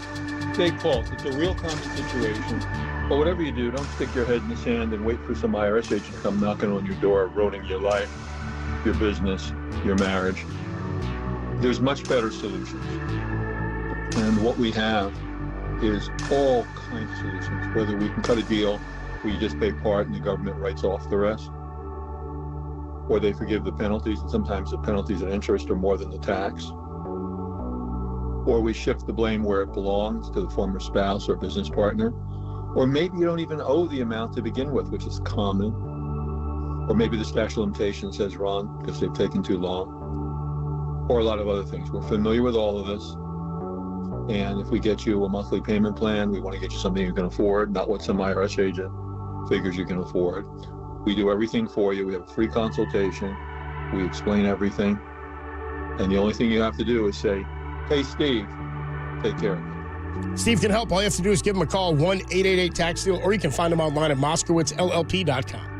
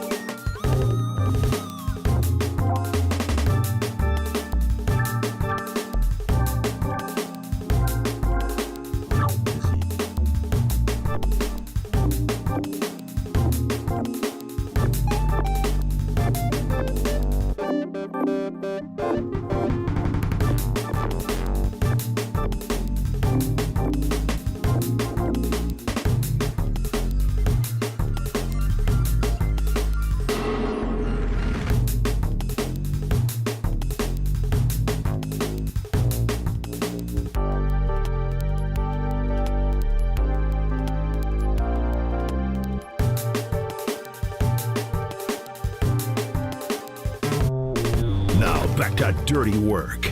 Adam Copeland and Derek Papa in the KNBR Casino Matrix Progressive Jackpot Studios. Casino Matrix Progressive Jackpots are here. Where are you? Just drop in. Please play responsibly. Call 1-800-GAMBLER. Dirty work on a Tuesday. Adam Copeland, Derek Papa, Tim Webb. We'll be joined shortly by Howard Beck of The Ringer, and then later on with Dieter Kurtenbach. Ringer, just met her. Exactly. But we're about to do the NBA grab bag. But Copes, by all means, let us know how you obtained the grab bag this week. I thought I already told you. Oh, okay. I thought I told you last segment. Tim had it? Got a little text notification, hit my phone last night about midnight. I texted Tim, and I said, dude, the grab bag's getting delivered. Can you let him in? Because Tim, of course, in the middle of a 30-hour stint here at KNBR. I got the text. Tim got the text. He went down. Tim, did the guy have to verify anything with you? Normally, he drops it off with the guy at the desk. Yeah. Yeah, well, the guy at the desk was gone. I don't know if it was a late delivery or whatnot, but I kind of just pried the door open and the sack was leaning against it. Yeah. It was heavy. Okay. It's Santa-esque. Sometimes it's just stuff there. So there's nobody you had to sign for, nothing like that. No, but I couldn't leave the building per the parameters of the wagers. Of course, yes. If it hadn't been if it had been literally outside and not leaning on the door, I don't know what we had done. I probably had to call Adam. You had to lug it upstairs. Was it comfortable enough? Was it big and beefy enough to sleep on it last night? It was pretty burlappy. If you can see the photo of it. Not exactly. Did you snuggle with the bag? No, I did not snuggle with the bag. It's like a burlap sack. It's like a potato bag, a potato sack. Yeah, it's huge. You guys ever seen a potato sack outside of one that you race in? You ever seen them use 4 potatoes? Not really. Me neither. It's a pretty big bag. You could say it's pretty fat. It's a fat bag. It's pretty fat. My buddy took the fat shot, the big old fat shot. I was like, that thing's not. There's no way. What the hell's the fat shot? There's no way this guy exists. The NBA grab bag. We do it every week, and it goes like this. The NBA grab bag. NBA grab bag. Oh, it's a big old grab bag today, my friends, and I appreciate Tim Webb staying here for a good 28 hours and lugging that thing up for us today. Yeah, just no sympathy, right? No sympathy. Yeah, sorry. Well, he's not going to every show and cry about it, but the grab bag is not crying for anybody. We asked him to do it. As we start in the hardwood, where else? Both the Pacers and Knicks have 3-1 leads over the 60-plus win Cavs and Celtics, but both teams have earned these leads in their respective series. But the Celtics and Cavs have sustained major injuries, and we just heard about this about an hour ago. Jason Tatum grabbed his ankle with 3 minutes left in the game and left in a wheelchair, and he tore his Achilles. He's already had surgery. He's going to be gone for the foreseeable future, probably more than a year. And Donovan Mitchell's out too, right? Donovan Mitchell has a left ankle injury, and we'll see if he's going to get an MRI, and I haven't heard anything about this yet, but his status for Game 5 tonight is in jeopardy. How about... it's terrible news for the Boston Celtics, just for the future of the Celtics in the Eastern Conference. Does Giannis want to stick around now? Is Giannis That's my question. Maybe the Eastern Conference won't be so bad. That's my question as we move on the NBA grab bag. NBA grab bag. Tim, we're moving on in the NBA grab bag. Come on, Tim. Dude, Jordan's in there. Jordan, don't you F with the grab bag, Jordan. Come on, Jordan. What are you doing She's here? got like a microphone. Did you see that? What's she talking to? Is that a karaoke phone? What is you that? got to see this. This is a Timu special. Jordan, come hop on the mic. What's going on? We're interrupting the grab bag. Now she's too timid to come on the mic. All right, moving on the grab bag, Jordan. According to Shams Charania, Giannis Antetokounmpo was open to exploring fits outside of the Milwaukee Bucks. You mean teams? Yes. Okay. Potential fits. So that doesn't necessarily mean to me that he's going to leave the Milwaukee Bucks. He's not a free agent. If I were the Bucks, why would I ever let him leave? And also, when you see that, it's sad, but Jason Tatum is out for the foreseeable future, wouldn't you want to stay in the East and have teams join you? Tell you what, the West ain't getting any easier. You see Cooper Flagg's coming west. Exactly. You know what I mean? So I would. Oh, it's abrupt end of the grab bag. Jesus. I think that Giannis should probably stay in the East, given everything that's going on with the Celtics right now. But I don't think that the Bucks just gonna let Giannis walk away. I know that people believe just because you demand a trade means you're gonna leave that team, but I don't believe that just yet. I don't think he's demanded a trade. No, he hasn't. I think he's exploring options outside of Milwaukee. Exactly. Which is funny because he's not a free agent. Yes. I love him. Yeah, I'm just checking out some other stuff. Like, you're not free to leave, though. We've still got to make a trade. Yeah, I'm just seeing where else I might fit for myself before I demand a trade from you guys and tell you which team exactly I'd like you to trade me to. I don't know. I don't know if that means Giannis would want to stick around any longer. I think he's going to stay. I think it's odd that for 2 weeks in a row we've had 2 NBA stories to kick off the grab. Well, I'm sorry about that. There's nothing I can do about that. What do you expect? And also, I think that Warrior fans need to, slow your roll here on the whole Giannis coming to the Warriors. Podziemski and Moody and Kuminga for Giannis, who says no. I don't think the Warriors have anything they can offer the Bucks in return. Even if it was Jimmy Butler and Draymond, I don't think the Bucks want that. Can you imagine? With the late stage of their careers After right now. this whole season, that's what happens. That ain't going on. Now, what about this? The San Antonio Spurs did acquire the second pick in the draft. Should the Spurs trade that pick to get Giannis? I'd be down for that. Yeah, if the Bucks think that's a good enough value for Giannis right now. Maybe not even that. That'd be pretty sick, dude. That Spurs team would be nasty. Giannis with Victor Wembanyama. Yeah, and what's his name? De'Aaron Fox. Who's the 2 this year? Castle. Yeah, Castle. You may have to move Castle in order to get Giannis. You probably have to do that. Yeah. Moving on the NBA grab bag. NBA grab bag. There he is. Michael Jordan is returning to the NBA again? on NBC. Jordan will be a special contributor to the new coverage of the NBA on NBC. Do you know what his role is going to be? Contributor? He's going to be a contributor.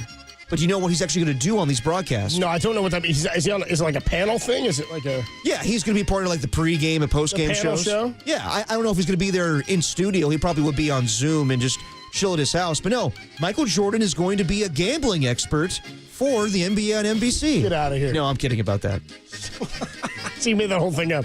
No, Michael Jordan will be on. But it's not a gambling expert. No, he's going to be a special contributor. But I actually don't know how much he's going to be involved. Like, how often is Wayne Gretzky? Do you know this, Tim? How often is Wayne Gretzky on like the NHL on TNT coverage? You know, he was on quite a bit, especially when it got closer to like the finals and everything. Yeah. But the difference is it's pretty clear that Wayne didn't want to be there. Yeah. Like he was just kind of sitting on the end, kind of looking bored and everything like that. What it is this is an attempt to recreate what's going on with Charles Barkley and Shaq and everything. Yes. I mean, you got to get the biggest name of all time. That's Michael Jordan if he's willing to do it. How much are they paying Jordan to come do Probably a lot. Pregame hits. I mean, they're getting some big names. Mike Tirico's involved. They got Carmelo Anthony. Because you know what's going to happen. How long before Jordan's doing a Buffalo Wild Wings ad, dude? You know what I mean? I know. Where he's hitting a button to trip some receiver who's running up the sideline so the game continues. You know what I mean? I mean, when I think of the NBA on Jordan, NBC. one of those cheap Beat me down a little bit. The glove. Those mesh jerseys they're wearing at Buffalo Wild Wings. Right. I mean, when I think of the NBA on NBC, I think of the 90s with Michael Jordan being on all the time, and Ahmad Rashad was his best friend, like driving him to the arena. But I don't know how much. Al Cowlings? What the hell is this? Well, no, it's true. I mean, in The Last Dance, he's driving to the arena. Yeah, right. I'm not driving to the arena. Driving to the arena. But no, I think I don't know how much we'll see of Michael Jordan on there. Like to Tim's point, Wayne Gretzky was on the NHL postgame shows. But yeah, those overtime games, he looked really tired. God, he was like, I don't need to do this. I'm the great one. I mean, come on. So I don't know how much we'll see of Michael Jordan. He'll probably pop on for a segment from his house via Zoom. But I don't know if he's actually going to be like an analyst on the pregame show. Got a perfect, great mix in there, Tim. Yeah. Why don't we move on to the NBA grab bag? Moving on to the NBA grab bag. NBA grab By the way, Copes. 510 checks in on the text line. 808 KNBR says, all this background music is awful. We just want you guys, not all the backup dancers. Look, if I could do the grab bag without the music, I would, but it comes with the bag. Yeah. It's nothing I can... Oh, we could try this out, but it's not going to be the same. This would be people demand the music. No, it's not the same. Give it back. Right, there we go. There we go. Now I feel comfortable. I think That was 3 seconds, and we all freaked out. Felt really uncomfortable. Yeah, that wasn't good. I don't like that at Moving all. on the NBA grab bag. NBA grab bag. MLB just announced a few hours ago that Pete Rose and Shoeless Joe Jackson have been reinstated into Major League Baseball and are eligible for the Hall of Fame. Put their asses in, man. Put them in. Yeah? Even Shoeless Joe? Shoeless Joe should have been years ago, man. Shoeless Joe got like banned. He hit like 370 in the World Series or something. They're like, yeah, he threw it. But if he threw it, I think everybody'd love a dude who threw it that good. You know what I mean? Like he was one of the best players in the entire World Series. Still could have been MVP for a losing team. What I would say is my take has been the same forever. It was a lifetime ban for Pete Rose. Here it comes. He should not have get to see himself go into the Hall of Fame alive. He knew what the rule was when he broke it. He's dead. Lift the ban. Lifetime ban. Life's over. Ban's over. Put him in. Put him in and tell the story. I agree. I don't need Ken Rosenthal and Tom Verducci running around telling me about morality. Verducci, bro. Yeah, I don't need Verducci telling me anything. I don't know. I mean, I hear you, and yes, you make a great argument for it, but at the same time, like, I don't know. I'm not that really like, oh, he cheated the game and he went against the game. He didn't cheat the game. He gambled on the game and admitted it kind of, and didn't really admit it. It was all real fake. But I'm not saying he's not a slimy guy. I'm just saying they banned him. If their rule was you gamble on baseball, you're banned for life, I'm like, okay, if the guy who did it was a Hall of Famer, you should put him in the Hall of Fame when the ban is lifted, and the ban should be lifted when the life ends. The lifetime ban. Again, life ends, ban ends, put him in the Hall. That just kind of sucks, though. Your life ends, then you get in the Hall of Fame. I kind of hate when they do that. Don't gamble. Don't break the rule that you knew what the punishment was. Moving on the NBA grab bag. Tim? NBA grab bag. According to Pablo Torre, there's a real chance Bill Belichick won't coach a game for UNC due to the situation with Jordan Hudson. Now, Belichick will do a sit-down interview with Michael Strahan this Friday on Good Morning America. But he also spoke to ESPN earlier today, so we'll play that audio for the Sound Soiree. But yeah, I think Pablo Torre has been on a crusade. Oh no, it's so exciting about what's going on with Bill Belichick. Because he has sources, and he doesn't want to be told he's a fool or he's debunked. His credibility has been impugned. I mean, I understand he has sources. He probably has good ones.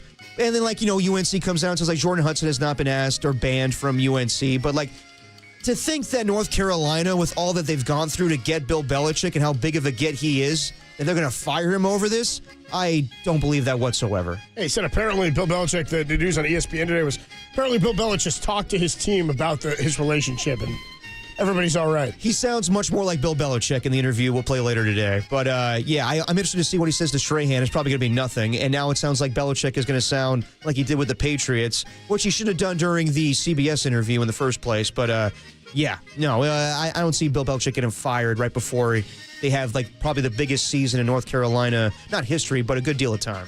408 checks in says, thank you, Tim. I was waiting for that jug soundbite. Come on, Pete. It's so funny. I've still got them jugs? Come on, Pete. Dude, Pete. 925 on the grab bag says, dude, the music is fine. It's all the nonsense at the beginning of the grab bag I could do without. What nonsense? But I'm faithfully dirty. Oh, the story that goes into it? You got to do what you got to do. I did a flash poll on the YouTube chat. It said music or no music. Respond immediately. Universal music. People like the music. 510 checks in says, I'm late to the show today, but the grab bag needs the music. It's awkward without Absolutely. it. All right, moving on to the NBA grab bag. NBA grab bag. We have NFL schedule leakage. The Eagles will play the Cowboys for the season opener, as well as on Black Friday against the Chicago Bears. The Broncos are going to play the Chiefs on Christmas Day on Amazon Prime.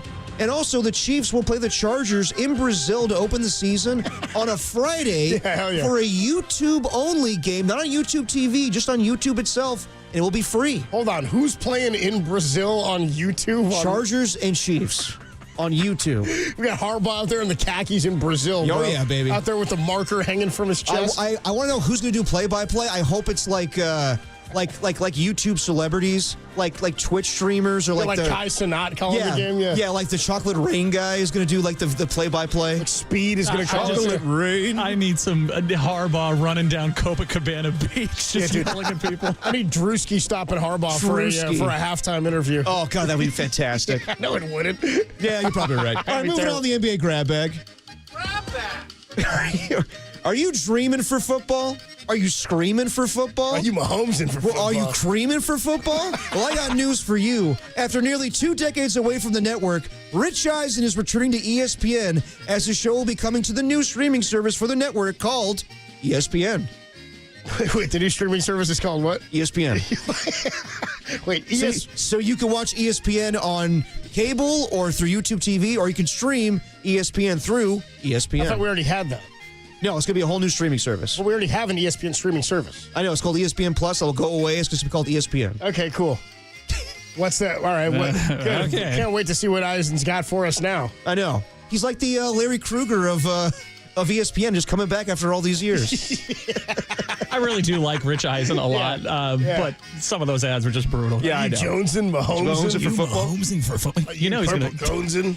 You know what he's going to do with that football, right? Oh, I know. Like he's got a football. Okay, a few more here in the NBA grab bag. I'll wrap up here. He's got to stomach that football's Xavier Babudar, a.k.a. Chiefsaholic, has been sentenced to 32 years in Oklahoma State prison for armed robbery, assault while masked, and removing an ankle monitor. So the Chiefsaholic go into the clink for quite some time. I'll set this up for anybody who doesn't remember or know the saga. Yeah. The Chiefsaholic was a major Chiefs fan who dressed as a wolf and would wear a wolf mask, and he would travel to the Chiefs games because he didn't live in Kansas City. But when he went, he was robbing banks. He's like an armed robber robbing these banks. There's a documentary on it. Apparently, still need to watch it. Apparently, he's a terrible, terrible, horrible, no good, very bad guy. You know what I mean? Yeah. And he's just a real piece of just a real and going to jail for 32 he's going years. to the clink for 32 now. And I'm told he deserves every bit of it. Yeah, probably does. Okay, last one, the NBA grab bag here. NBA grab bag. Well, it's a sad story, unfortunately. Morris, the crocodile, the Colorado alligator, and Happy Gilmore, that's insane. Almost 30 years ago, Happy Gilmore came out. This 80-year-old alligator has passed away today. The one that bit off Chubb's hand? Yeah, the same one. On that one, dipshit. No thoughts? No, I'm stunned that alligator was still alive. That's the most surprising thing. Well, Chubb's got his eye. Yeah, by the way, that alligator got what was coming to him. He took out Chubbs, okay? Don't forget when Happy hooks it in, he's like, one eye. Chubbs, and he hits his ball in the water, and then he jumps in, he wrestles him, and he ends up taking his head. Anyway, R.I.P. to the alligator. Yeah, but how about at the end of Happy Gilmore, because the alligator is in the sky. He's in heaven, dude. He's waving. I was lied to. That's true. He's waving in heaven, dude. Anyway, they said he's about 80 years old is what they thought. They couldn't verify for sure. I read another article about Morris the alligator that said based on how long he was, over 9 feet long, and how many teeth he lost, they say anywhere between 80 and 100 years old. Reptiles, it's not an exact Rest in peace, science. Morris. Yeah, R.I.P. Morris. And that's your NBA grab bag. Hook my ball in the rough down by the green. Damn, alligator just popped up. Dirty work on a Tuesday afternoon. One more text here, 510 says, I didn't hear the lead up to the grab bag today, but the story of how you get the grab bag is part of the charm. You must keep it. Yeah, I agree. It's not even a story. It's how my day goes. I know. We'll take a quick break. When Sorry, we come I put you on the back. spot to ask you about that. Howard Beck from The Ringer, the pride of UC Davis, going to join us talking some Warrior basketball and some NBA playoffs. We'll do it next. Greatest show in America rolls on. It's Dirty Work on the Sports Leader. NBA grab bag.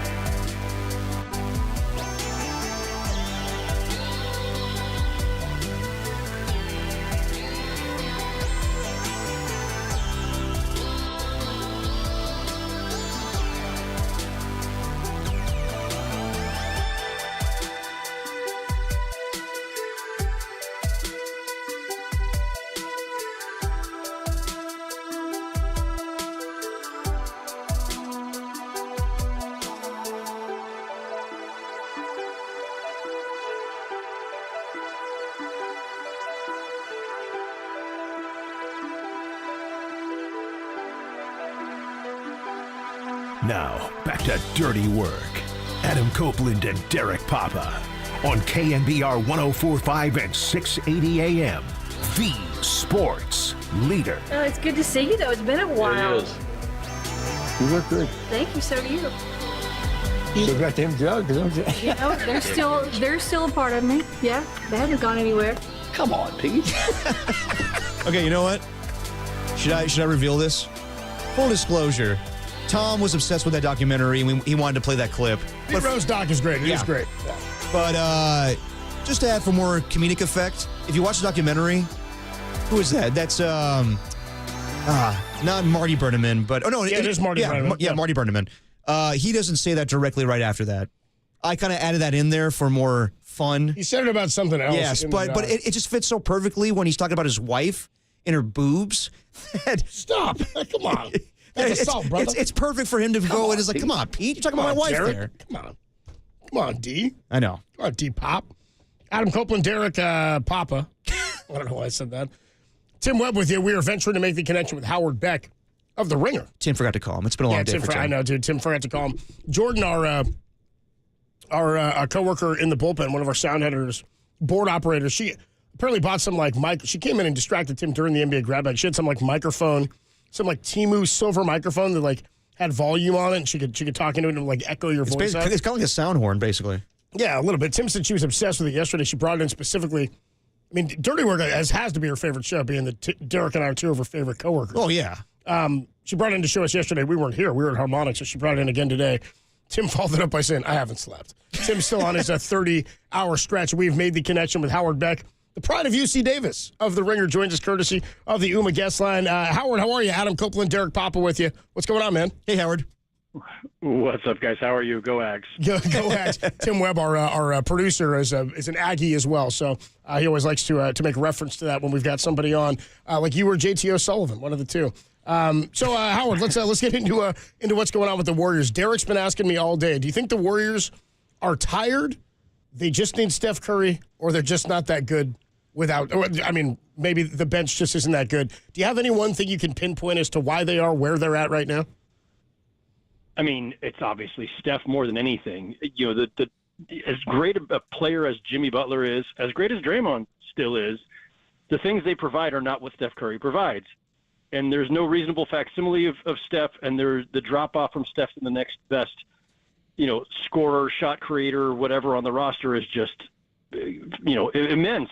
And there's no underplaying that.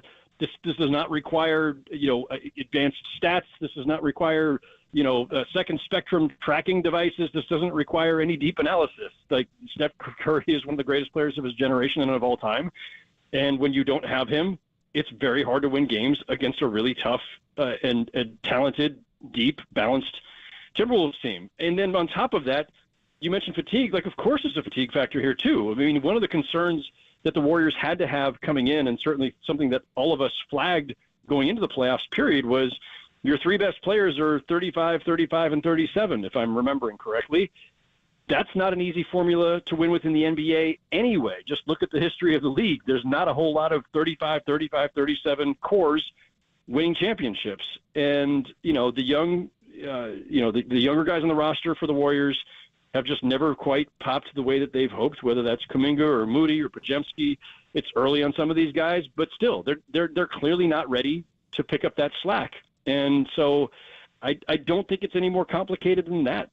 No, I mean, I would agree. They're a different team without Steph Curry. But Howard, what would you say is the national perspective of Jonathan Kuminga's situation with the Warriors? A lot of people watch these playoff games and see him have a good stat line and think that Steve Kerr has somehow has stunted his growth. What do you make of the whole thing? I don't really buy that. Kuminga, over the last couple of years, has had his opportunities. And sometimes he makes the most of them, and sometimes he, just kind of misfires, let's say, short circuits. He's not an intuitive player. He's a really athletic player. He's got absolutely some physical talent, some athletic talent.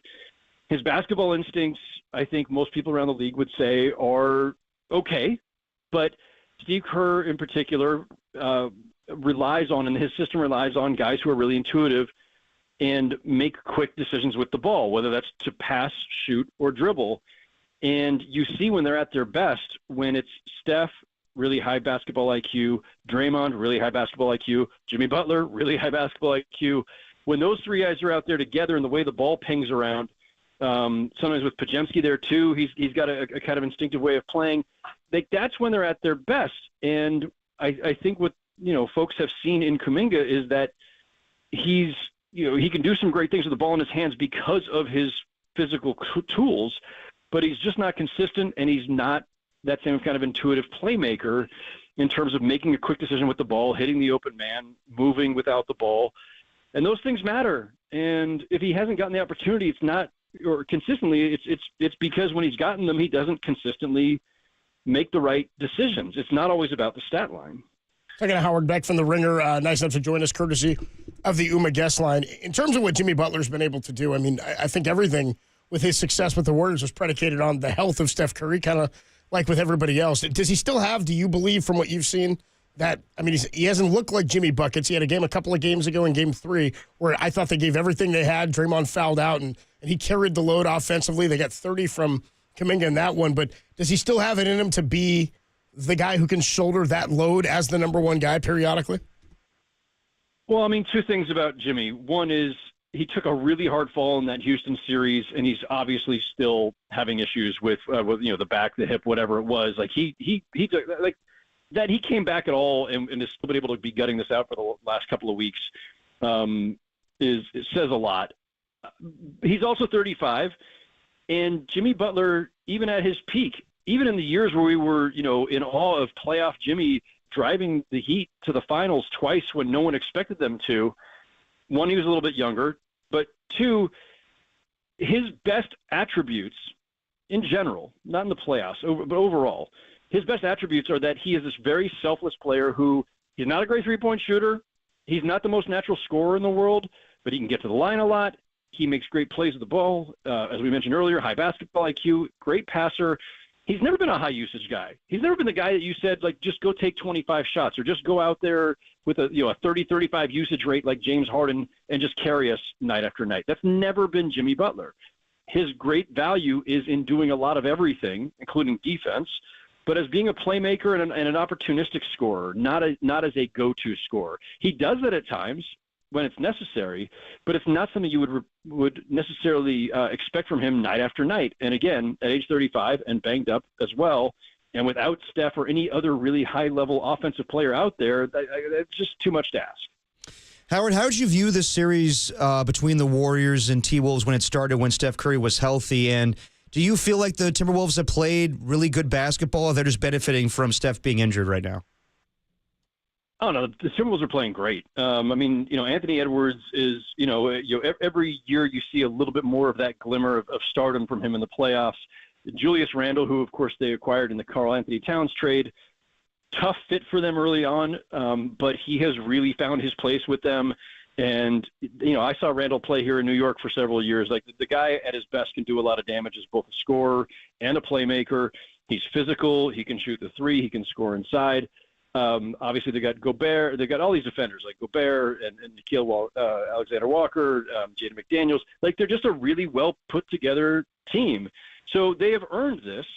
But I thought the Warriors could win this series. I gave them a chance, certainly, to win the series when they were at full health to start the series, and they certainly looked the part the first couple of games. But it's just really hard to try to win consistently, score consistently, frankly, when your best player is out.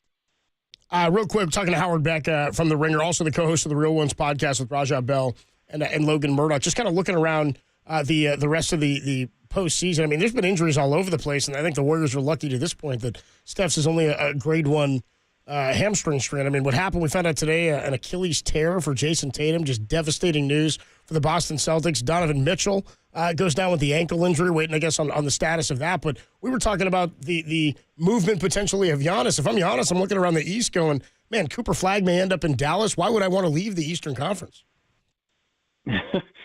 Yeah, the East, as ever, is just kind of a mess. I think the thing with Giannis in Milwaukee is, and who knows, things can change day to day. They just change. Things change dramatically in the last 24 hours alone, as you just noted. But Giannis, has to look around and has been looking around the last couple of years and noticing how Brook Lopez has gotten old And, Chris Middleton was old and banged up, and they finally traded him because there just wasn't anything left to squeeze out of Chris Middleton. And there's just not much left from their championship team, and they haven't been able to rebuild around Giannis since they won that title in 2021. And so it's not just about looking around the East and saying, oh, well, the Celtics will be without Tatum for all of next season, and the Cavs are misfiring, and maybe they're not as good as we thought they were. Like, it's more like, where can I go where I have, and maybe it's staying in Milwaukee, but I don't think their path is that easy. Where can I go where I have a reliable co-star or just a really quality supporting cast, and that's got a little bit of youth and athleticism to it as I get into my 30s? And if he doesn't see that in Milwaukee, and it's not there in Milwaukee, then it makes sense to move on. And maybe, look, to your point, maybe he'll tell the Bucks it's time, but I'd prefer to stay in the East. That could be among the options, because moving to the West, of course, you're just putting yourself, it's murderer's row out there. So we'll see. We're several steps away from, a Giannis trade, not least of which is that he has to ask for one first, because I don't think the Bucks are just going to do it without that. As far as the NBA lottery yesterday, I know there's a lot of theories out there, and there's a lot of history of maybe this thing being manipulated with the cold envelope with Patrick Ewing back in the day, or the Pelicans getting the number 1 pick after David Stern nixing that trade with Chris Paul. But why should NBA fans believe last night's NBA lottery was legitimate with the Mavericks getting the number 1 pick with only a 2% chance to get it? Good Lord. And how cold was the envelope? I guess that's the question he's asking, right? How much time is left in this segment, guys? And I'm only being semi-facetious. We got time. We got 13 minutes, so we have to go. We won't keep you that long. My God. So first of all, frozen envelope, fun story, happened in quote marks, 30 whatever years ago. There's still not a shred of evidence. There's still not a single person, not even a person behind it, like a screen with the dark outline with the voice changing thing, saying, I was there. I personally put it in the dry ice. Guys, if it hasn't been proven by now, if there's not a single witness, if there's not a single shred of evidence or a single story, let it go. It didn't happen.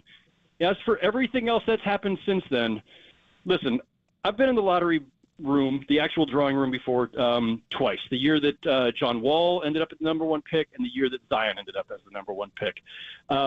My colleague at the Ringer, Zach Lowe, was in the room last night. He's been in the room, I think he said 11 times now. Zach's just like addicted to the lottery. If you're in there and you watch it, and by the way, you can watch it because it's taped, it's filmed, it's on, I think, YouTube now. You see the procedure. It is like there are so many built-in security measures, safeguards, that to suggest that it is fixed or even could be fixed logistically is asinine. It's just dumb. But let me go to the bigger issue here, which is this. And I addressed this on the Real Ones podcast today. I talked about this on Rich Eisen's show today. I guess this is going to be my day for trying to shoot down stupid conspiracy theories that will never die no matter what I say, but whatever, I'll try. Who is fixing this? Let's just ask that first. Because who is the NBA when we say the NBA rigged this? Well, I think what people are really saying is back in the day, David Stern, or currently Adam Silver. Adam Silver is employed by the 30 owners.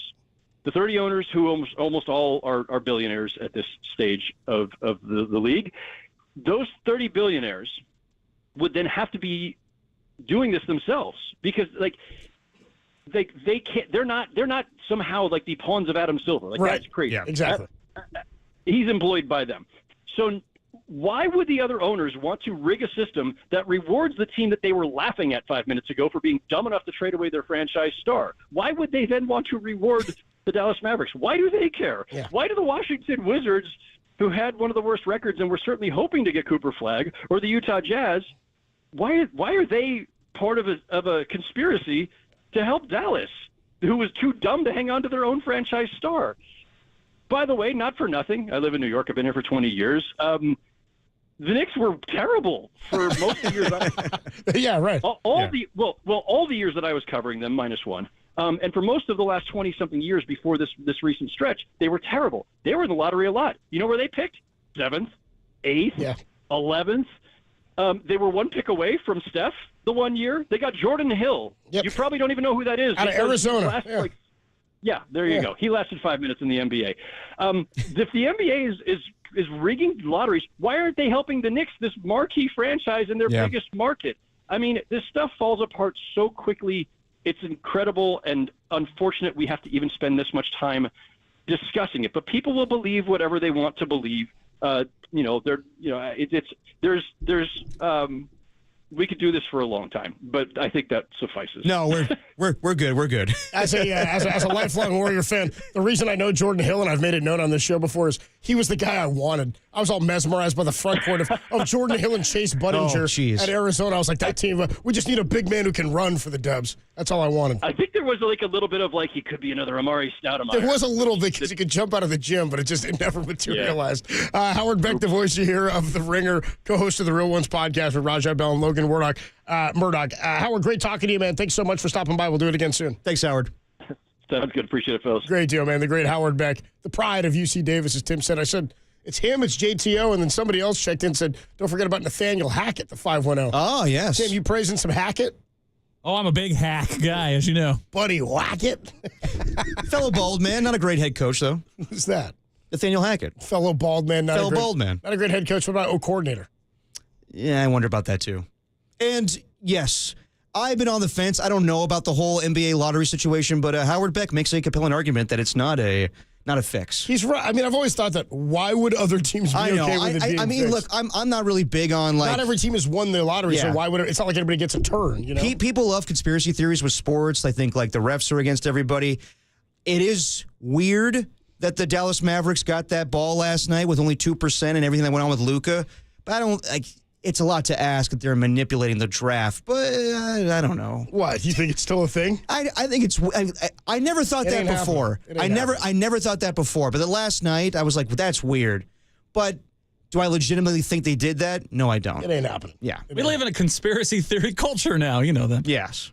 Adam Copeland, T-Pop, Tim Well with you. Dirty Work on a Tuesday afternoon. We still got a Tim's Tuesday Takes and Trivia. I bet your ass we do. Coming your way at 4:15. Plus a sound soiree, which is going to feature, I believe, some of the sound that Tim, well, we got for Tim, from Tim, because he went on. Tim is in the middle of 30 straight hours at KNBR. Unfortunately, we'll be playing sound from other shows, but it's Tim. We're promoting our show. Well, so we gave him like 6 or 7 phrases. Got keywords to identify. We wanted him to say when he went on last night with Dubs OT this morning, Murph and Marcus, then with Greg and Greg. That's all coming your way at 4:50. Plus, the great Dieter Kurtenbach doing his we're getting a Charles Barkley impression. At 5:15 from Dieter Kurtenbach. He's going to join us. We'll do all of that. Coming up next, 3:50, right around the corner, we'll do a little bit more on Steve Kerr and Jonathan Kuminga. Oh, we will. 808 KNBR, do you think Steve Kerr is to blame for the lack of development for Jonathan Kuminga? Light him up at 808 KNBR. Dirty Work, it's the greatest show in America after I tell you that Dirty Work is sponsored by Redwood Credit Union. Whether you're dreaming of a new home or planning your children's future or a growing business, Redwood Credit Union is a financial partner that feels like home. Learn more at redwoodcu.org, federally insured by the NCUA. Do you blame Steve Kerr for the lack of Kuminga development? That's next on these Sports Leaders. But Steve Kerr, that's some straight bull.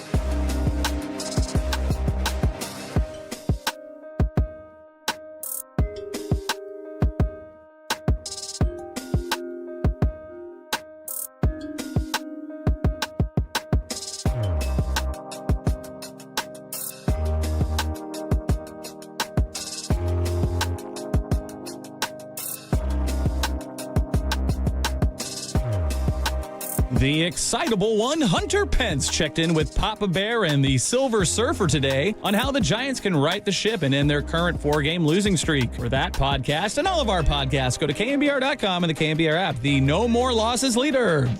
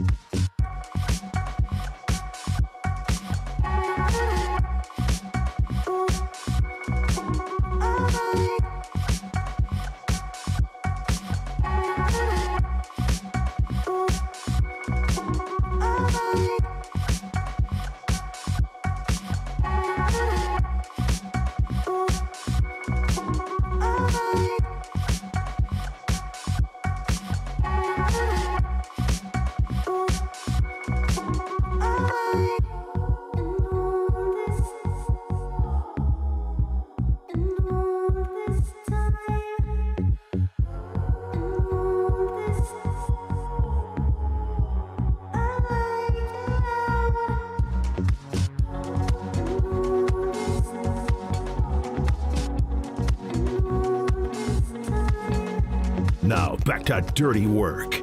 Adam Copeland and Derek Papa in the KNBR Casino Matrix Progressive Jackpot Studios.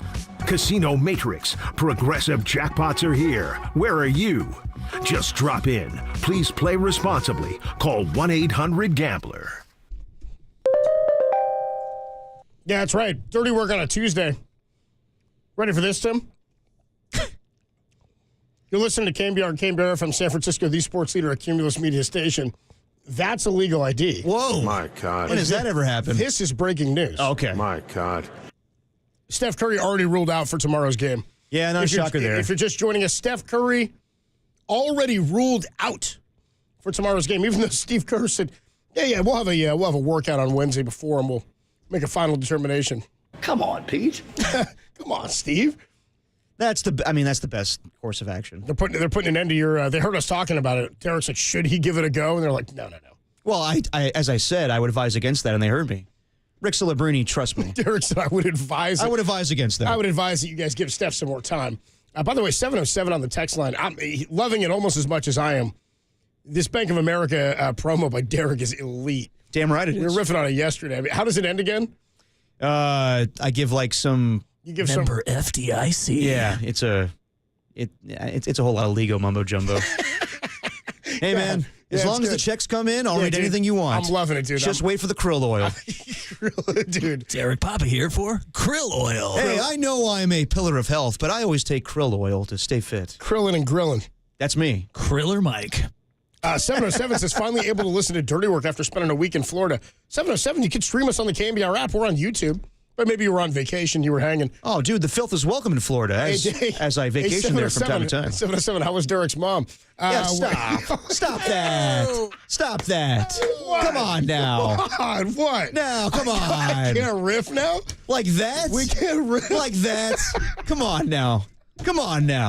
Friend of friend. Come on. What the hell are we doing here? What the hell are we doing here? Retirement castles. Listen, you could bring up like, krill oil. Maybe like the Dave Henderson story, but like, how was my mom? Come on. It's too far, Copes. I just asked. I just thought that was a little friendly riff. You know what I mean? Was it Dave Henderson or Dave Stewart? It was Stewart. Oh, well, yeah, sorry. Rest in peace to Dave Henderson. Come on. Come on, D. Come on, D. Dave Stewart. 707 says, actually, I was on vacation in Disney World. Come on, and then a cruise. Man, you're living, 707. There you go, living the big life. Good for you. I don't expect you to be taking us with you on the cruise. You don't have to be dealing with that. Well, I mean, if you kept you some company in line. Yeah, want some enjoyment, want to listen to something. You know, you don't need to be paying for internet on a cruise ship. You know what I mean? No, but you can download a podcast of Dirty Work. I hear that we have great reviews of Copes on there. You do that. there are not. You do that to get away from it a bit. Yeah, you know what I mean? Exactly. Try to disconnect. Hit the reset button is what I always say. Yeah. You want a little vacation. So now we know that Steph is not playing tomorrow, which we all probably anticipated. This thing's probably over. That Right? 707 just says, "What's the Dave Stewart story?" No. Well, you got to be a real member of the filth to know that story. The Dave Stewart story is that Derek was conceived. We found this out from Greg Bappa on the day that Dave Stewart threw his no-hitter, which I believe is coming up. We're going to celebrate July 26th, I want to say. Guys, we're off that day. It's a Sunday, I think. We're still going to celebrate. We'll get Stu on. We're going to get together with the filth and have like a party. We get Stu on the Friday. Well, we are going to do an award show. I don't know when. We should probably figure that out before we start promoting it. Okay, fair enough.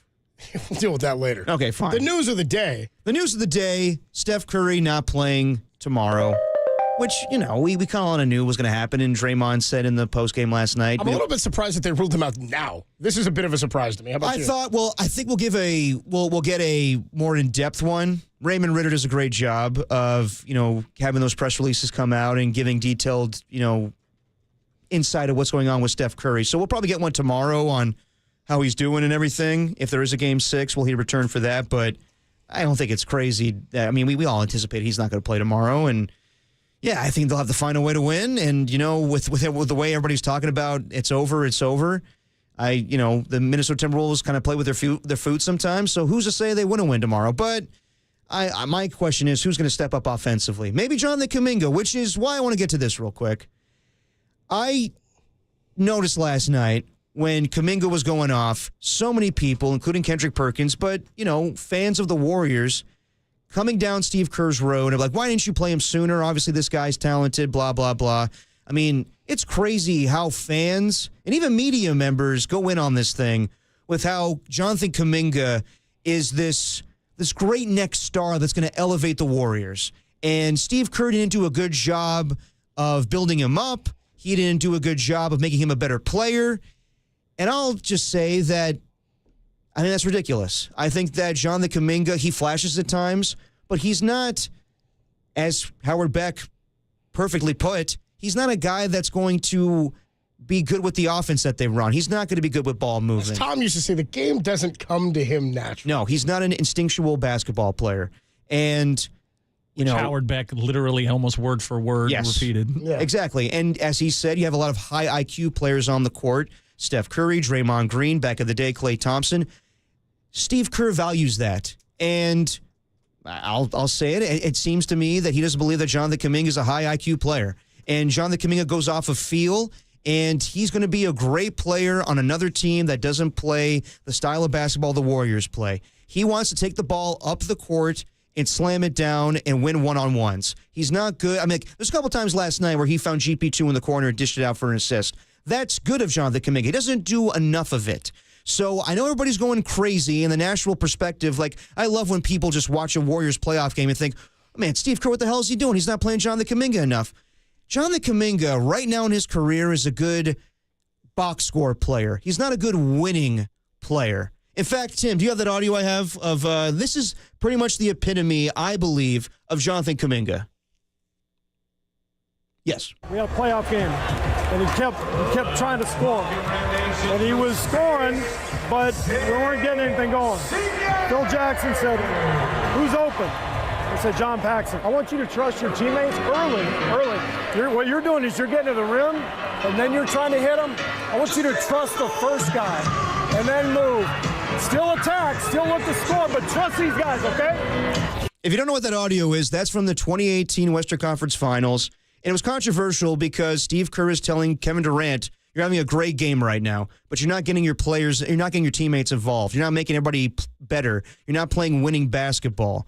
And that caused a riff, and Steve Kerr was upset about that being aired on TNT. But I think that's so appropriate for Jonathan Kuminga. I think he's that type of player where he always wants it to be him. He wants it to be where he takes the ball and scores, and it's not the style of basketball the Warriors play. It's not moving the ball around and getting the open shot to Steph Curry. Earlier this year when Steve Kerr's, mic'd up as well and telling Buddy Hield, hey, have you met Steph Curry?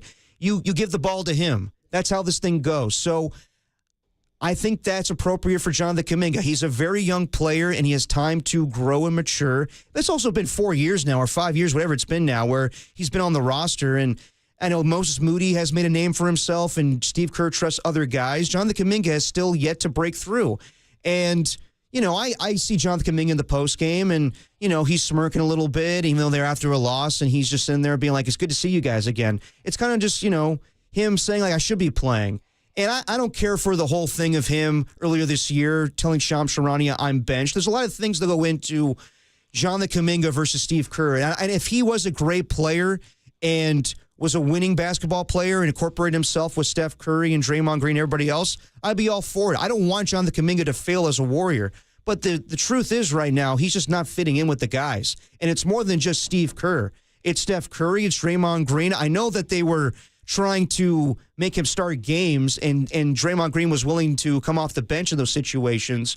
But I think that was really to showcase him and to see if they could trade him at the deadline or to see what they really have. And I know Joe Lacob talks glowingly about this guy, but the truth is, I just believe Steve Kerr knows what he has in this guy, and he has an isocentric player that's not going to work for his team. So I know people get up in arms about Jonathan Kuminga, and it's going to be a big talking point this offseason. But the truth is he just does not fit in, and just because he flashes in playoffs games doesn't mean that he's going to be the future of this team. That's kind of where I'm at. I mean, I think the best case scenario for all this, with him playing this well, is some value's been recouped, potentially.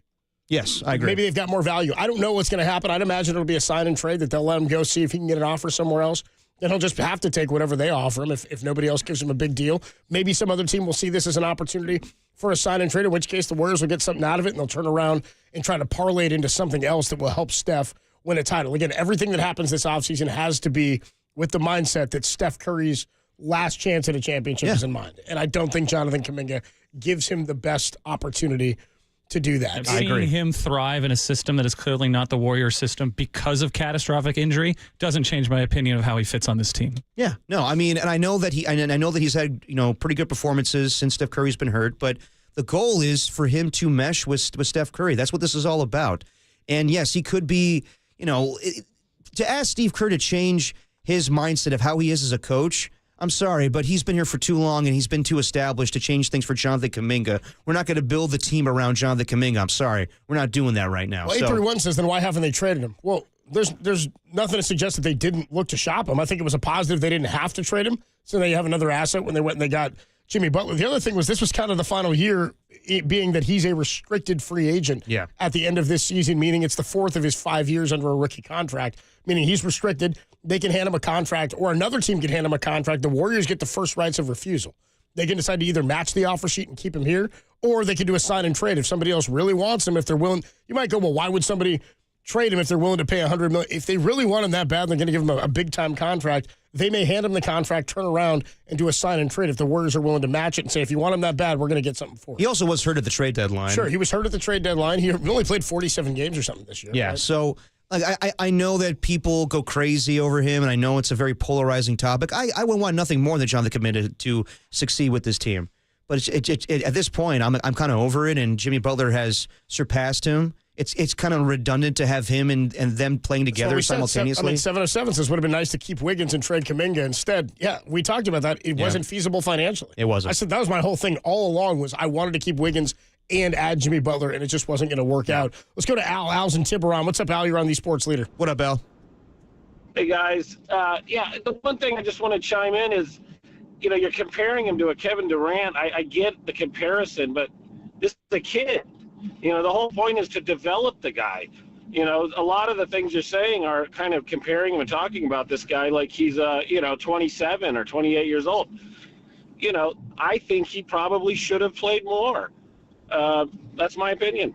No, I mean, I understand that, and I think that, look, Steve Kerr is more of a hard ass than he lets on, I think, behind the scenes. If you're not cutting in practice and you don't have a high basketball IQ, you're not going to play. I understand he's a young player. It comes also simultaneously with them trying to win championships and maximize Steph Curry's time on the team. He's developed other players. It's not just, well, he failed at Jonathan Kuminga, so he's not good at developing players. Steve Kerr has a record of developing other players. But he doesn't have time to wait for Jonathan Kuminga to be a great player to win Steph Curry a championship. It's hard. If this was a different organization, a different team where they have time to do this, if this is the Brooklyn Nets, then they give time for Jonathan Kuminga to grow. Like, look what happened to James Wiseman. He didn't have the same luxury. I mean, or he kind of had the same thing where he didn't have time to develop. They're trying to win a championship. So I understand. Go ahead. Yeah, no, I just want to say, what wouldn't you say that he's kind of proving him wrong? I mean, it's the guy comes off the bench, hasn't played at all. He looks like the best guy on the floor. I would say, Al, I would counter that. I would say, again, and I've said this for weeks and months, he looks the best when Steph Curry's not playing and when they need him to just go do what he wants to do. Mark Spears said it to us last week. He's not a guy who fits into an offense in the way they've operated. If you need him to go get a bucket, maybe he goes and gets you a bucket. Yeah. But show me the success of the Warriors while Kuminga's played so great. Right. They're 0-3. No doubt about They're 0-3. But show the success from Anthony when he was 22. It took him to 24. I mean, the reality is that when he's on the floor, he looks great. I know that he's young. At times, he was terrible. Wait, why are we forgetting all the games he played when he came back from the injury? He played like 20-something games or 15 games at the end of the season. He looked awful. Right. That's why he lost his spot. Well, there was some getting back from the injury. I agree that he wasn't playing great, but here he is against an excellent team, a team that went to the Western Conference championships last year. Yeah. A very dominant team in Minnesota. Come on. And he looks really good. I mean, he looks good against big-time defenders, big-time players. He looks fast. He's got to trust that ankle again. We know that was a really serious injury. You know, as a young guy, but when he looks good, they lose. Al, but when he looks good, they lose. Every time he looks good, that tells me he doesn't fit into the system. Every time he looks good, they lose. Yeah. Al, what would you like to see from Steve Kerr and the team going forward with Jonathan Kuminga? Do you want to see them pay him, or do you want to see them move on from him? Like, what's the best course of action to use this guy? Yeah, I thought that if they were going to trade him, they should have done it long ago. He really had the high ceiling. I thought it did hurt his stock. You know, the injury didn't help. I think Kuminga's making a great case for himself right now. I agree with Big Perk. I don't always, but in that case, yeah. Yeah, I got you. You know what I mean? Yeah. This guy just made some money, man. I see it. You see it. We all see it. It definitely helped his value. He isn't nobody, you know. This guy isn't just disappearing in the NBA. He will come back. I'm not saying he's not talented. I'm not saying he's not talented at all. He's definitely gifted athletically. It's just a matter of fit. And I think that people... Go ahead. No, and one more thing. You were saying there was no way they could have got Kuminga out of there and kept Wiggins. Is that really true? Financially, the trade, we talked about it for months, about whether or not, because financially they had to have the right contract price point to match up with Jimmy Butler's, and Kuminga makes too little. He makes like 8 or 9 or something. Right now, yeah. But that was my whole thing, Alice. I wanted to keep Wiggins and add Jimmy Butler. I thought that would be the perfect, you have enough wings then, you've got more depth on that. Like, think about a closing lineup there where it's Wiggins, Jimmy Butler, Steph, Draymond, and then whoever else, Pajumski or GP2, whoever else you run out there. I mean, that's a tough, small, death lineup kind of lineup. They just couldn't make that work financially. Right. Al, appreciate the call, man. Thanks so much, dude. We'll talk to you soon. Appreciate you, Al. Appreciate you, dude. 808 KNBR is the number to call. We do have to take a quick break because it's a Tuesday. We've already done the NBA grab bag. Tim's Tuesday takes and trivia. Oh, yeah. Right around. Spent all night getting ready for it. NBA grab bag. Right around the corner. I love this 925. He checks in and he goes, dude, what's the story or origin behind your name of the show, Dirty Work? Is there a pop culture reference I'm missing? I know and have seen Steely Dan in concert, so it must be something else. I said it comes from the Norm Macdonald movie. Dirty Work responds just with a note to self.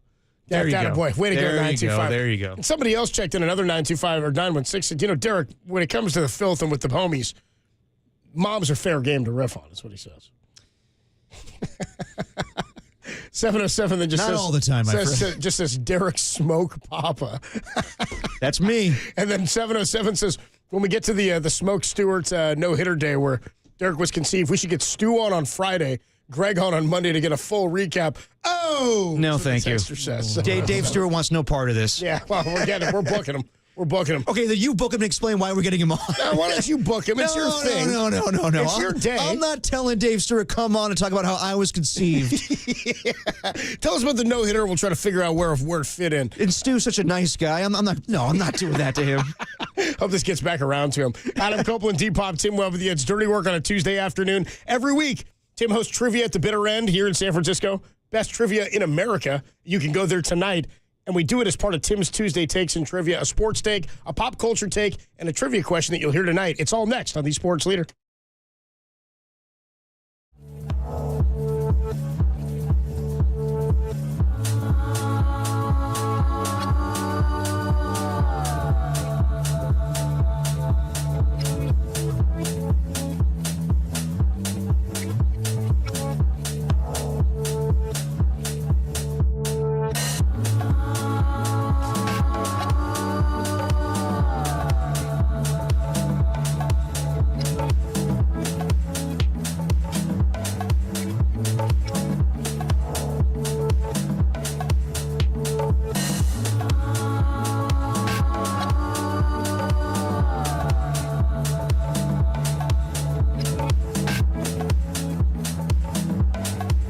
The Golden State Warriors are on the brink of elimination after their third straight loss, falling 117-110 last night at Chase Center. Jimmy Butler only managed 14 points on 9 shots and was a team worst minus 30. Do you think Golden State has a shot to extend the series, or they cooked? Tell us about it on the KNBR YouTube chat, the only place for Bay Area fans to tell Pat H to retire that Kevin Durant jersey.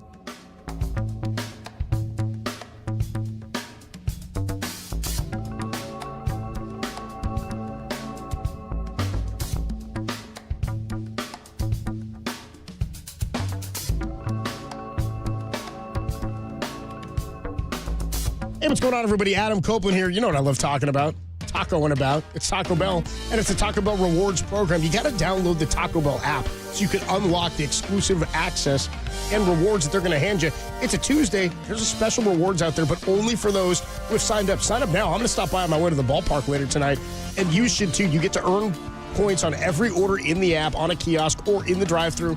And when you join the Taco Bell Rewards, you can choose a Cantina Chicken Crispy Taco, a beefy 5-layer burrito, or a soft taco for free. What's better than get rewarded for eating your Taco Bell favorites? Not to mention, like I said before, you get exclusive insider access to limited time offers and drops. You'll be the first to hear about new menu launches and member-only events. Is there a better place to earn and redeem points than the Taco Bell Cantina right downtown near the ballpark? It's just off 3rd and Townsend. It's a block from the stadium. It's a perfect spot to grab a pregame bite and a drink while walking over to the stadium. And if you're looking for something to do after the game, stop on by for a beer and keep the good times rolling. Stop by the Taco Bell Cantina downtown for a cold drink and good food, and your taste buds will thank you. And as Tim Webb always tells you, don't forget to live Moss. Think outside the bond.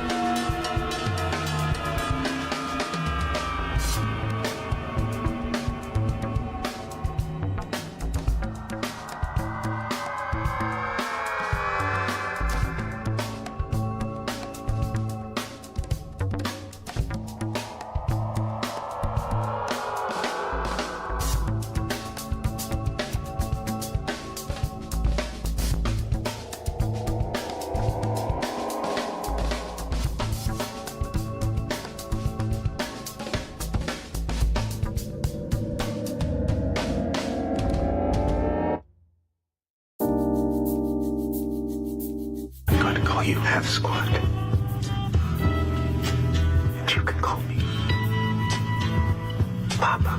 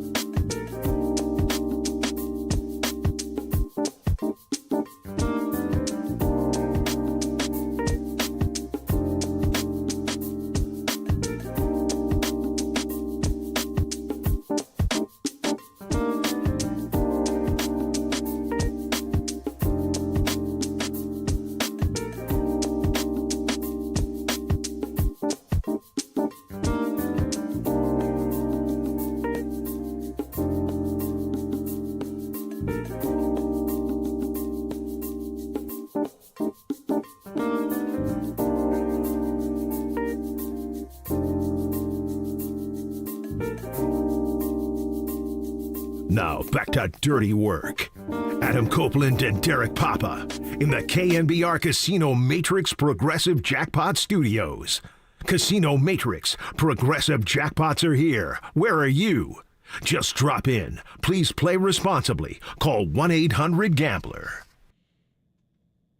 Dirty work on a Tuesday afternoon. News of the day is that we found out already Steph Curry not going to play tomorrow in Game 5. You going to watch it still? Well, yeah. I might pass and wait for Game 6. Well, I'm flipping through the NFL schedule. That's going to happen at the same time. The NFL schedule goes off tomorrow at 5 o'clock. And we'll have all the details. It sounds like, according to Dave Softy Mahler from Seattle Radio, it might be Niners and Seahawks Week 1 in Seattle. Oh, how about that? We'll see. Oh, Niners and Hawks in Seattle. Might be. Tim and I just hanging out here Not together. confirmed yet. Not 100% confirmed. Oh. But we'll see tomorrow. All right, well, we'll see what happens. Confirm that Steph is not going to play. No. Tomorrow. We got Giants pregame coming up at 5:45 for you, and Dieter Kurtenbach joins us at 5:15. What you got? I also can confirm that we just did play the sounder for the giveaway. So if you want Tom Papa tickets, call in right now, people. We got Raph standing by. Come on. Call Raph, get his take on the Pope. I do want to have time for Tim's Tuesday Takes and Trivia, so why don't we take this call? Chris is in San Jose. He's waiting, and we'll do the takes next. Chris in San Jose, what's up? You're on KNBR. Dirty work crew. Thanks for taking the call. What's up, brother? Of course, Chris. Hey, Kuminga. Yeah. Listen, you got to move him. He doesn't have a basketball IQ. I agree with Copes and Depop, what you guys were talking about earlier. It's like whenever he plays well, they lose. Yeah. You know, I just don't think, you know, if you're trying to maximize Steph Curry's championship window, I think you got to go to the veteran route. Yep. And get some guys that can perimeter shoot, play D, and understand, you know, spacing on the floor defensively and offensively. There's so many things that Kuminga doesn't do well. He's a great athlete. I mean, an insane athlete. The athletic ability jumps off the page, jumps off the screen. But he doesn't rebound as well as he should. Nope. Yep. He doesn't play perimeter defense as much as he should for a guy that's as athletic as he is and good size and great leaping ability. And so, you know, I also think that, you know, offensively, they don't move the ball like they did pre-Durant. Like when they had Iguodala and Livingston and, you know, and all those guys, and, you know, they were leading the league in team defense, but they were also, you know, leading the league in assists. You know, there's way too much ISO ball and dribbling the ball instead of passing the ball and swinging the ball around the perimeter. And, you know, I think Podziemski would really be able to benefit. I think his shooting percentage would go up and he'd be a little bit more accurate if he wasn't always trying to dribble the ball around. I think if people were swinging the ball around, setting screens, moving the ball, and setting him up for good looks, I think he'd be a little bit more accurate. Everybody's got happy feet around there, and everybody dribbles the ball around a little too much. No, I agree. I mean, Klay Thompson never dribbled the ball that much, and they left everything open for him. So I agree 100% with the call, Chris. Thank you for calling in. But, yeah, I mean, you know, people just see what Kuminga does in these playoff games, and there's moments where he flashes. I know he had 33 points against the Houston Rockets this year without Steph Curry, but it needs to be where him and Steph are on the floor together. And it needs to, like, I know that the formula or the blueprint, I guess, or whatever you want to call it, for them to win a championship in the amount of time that's left with Steph Curry, it probably is not going to set you up for success for the long-term future. And I know that some people are looking for this team to be good once Steph Curry retires. And maybe Jonathan Kuminga is that guy, but Steve Kerr's not going to be around. Steph Curry's not going to be around then. So it's all about maximizing the time you have with Steph Curry to win one more championship because he wants 5 really bad, as Marcus Thompson said to the Gregs today. But, I mean, if that's the case, then he's not going to wait on Jonathan Kuminga to get to his speed or on his level of the style of basketball he wants to play. So I know it might be a little unfair, and I know that this guy could be a really good pro someday, but I just don't think it works out right now, and I do think it's in the best interest of the Warriors to move off of him this offseason. Dirty work on a Tuesday afternoon. Adam Copeland, Depop, Tim Webb. We owe you Tim's Tuesday Takes and Trivia. We ran late before. Tim hosts trivia at the bitter end every Tuesday night here. Greatest trivia in America. He does it right here in San Francisco. You can go out there and hang out with Tim tonight, and you can get one of the trivia questions that you'll hear next in Tim's Tuesday Takes and Trivia. It's the greatest show in America. Coming up next, the Takes on the Takes Leader.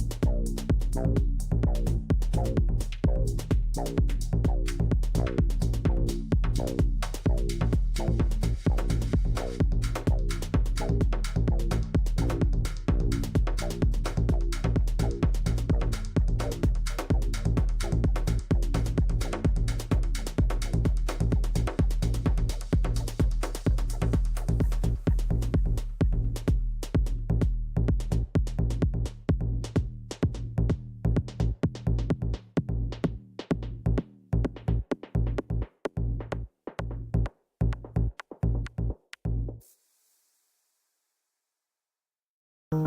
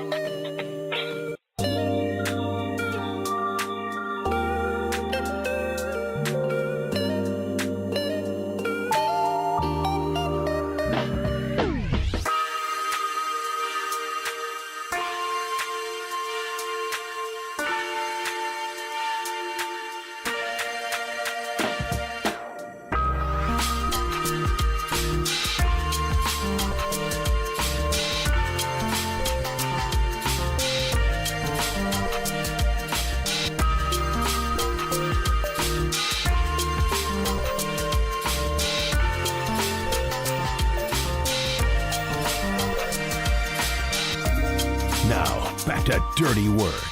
Adam Copeland and Derek Papa on KNBR 104.5 and 680 AM. The Sports Leader. What's up? 925 says, I thought Tim's Tuesday Takes and Trivia were on a Wednesday. No. Come on now. Never again. Although I think people were more upset about the grab bag being moved than Tim's Tuesday Takes and Trivia. We can get away with Tim's Takes on a Wednesday. I won't accept a grab bag on a Wednesday. The bag is delivered on Tuesday. Okay. Well, what do we do like in a situation where, I mean, we might have like 15-minute shows coming up soon with these East Coast trips for the Giants. Then we do the bag and we go. That's our responsibility. All right. It could be a very small bag. Here's my thing is, if we're doing a 15-minute show, why would we spend the time pretending to get into something of any significance? The grab bag would be the best way to spend that time and hit like 6 can you different imagine? topics. It's like the same day like Brock Purdy gets traded or gets the contract extension. We're like, yeah, tomorrow. Little grab bag today. We got grab bag today, and then you got Giants pregame right around the corner. There you go. And then we'll get to Brock tomorrow. Oh, man. Yeah, okay. The filth has spoken. We'll never go against the grab bag on a Tuesday. Well, you guys know that Brock's going to sign next Thursday. That's the day. The day that we're going to the new studio? The new studio day. Which, by the way, we've been told maybe get prepared for some backup interviews, some taped interviews. Oh, should we be telling the public that? You never know. I don't care. All right, Dirty Work on a Tuesday. Tim's Tuesday Takes and Trivia. He hosts trivia at the bitter end. You should get there, Tim, about 8 o'clock tonight? That's what time it starts. I'll probably roll in at about 7:50. Got to take a shower. You should probably get there earlier if you want a seat. No joke. 8 o'clock, you're a little bit too late. I think so. You know what I mean? A little too late if you want a seat. You might be upstairs at the pool table. We've been through that situation before where we've gone to the bitter end a little too late, and it's hard to find some seats. I remember the look that you guys both gave me. You were like, where's our seats, bro? Like, sorry, bro. Yeah, why don't you sit? I would never give you that look, Tim. Come on now. I don't think you gave it to me 20 minutes ago. Yeah. Well, I like his 559 texture says, dude, Cope sounds like me on a Saturday night. Do the bag and go. Tim's Tuesday. It's a great text from the 559. Did the grab bag on a Tuesday? Okay, no, all right, 209. Did I miss the grab bag? Says 775. You got to read these things before you bring them on the air. There's two about the grab bag that came in fast. I'm doing a lot. All right, I got a lot going on. Hey, it's all good. I got Tim bitching about Redwood credit. I got Taco Bell to talk about. I gotta get Taco Bell. Taco Bell. Davis. I got UC Davis, dude. I gotta figure out who else is an alum from the Aggies. I gotta set up Tim's doing that research. Tim's Tuesday work, takes and trivia. Yeah, I was thinking about making ribs later, so I got this going on. You know what I mean? Oh, that was a nice picture of ribs. That wasn't, dude. Didn't these ribs look good? You got that on the smoker or the dude, grill? Did I just X out of it? You got to figure out what songs you're going to sing tonight at karaoke. Yeah, damn. See, and now I lost my rib recipe. Why don't we just get to the takes? Tim's Tuesday takes and trivia. Open it up. Tuesday Takes and Trivia on KNBR, the Takes Leader.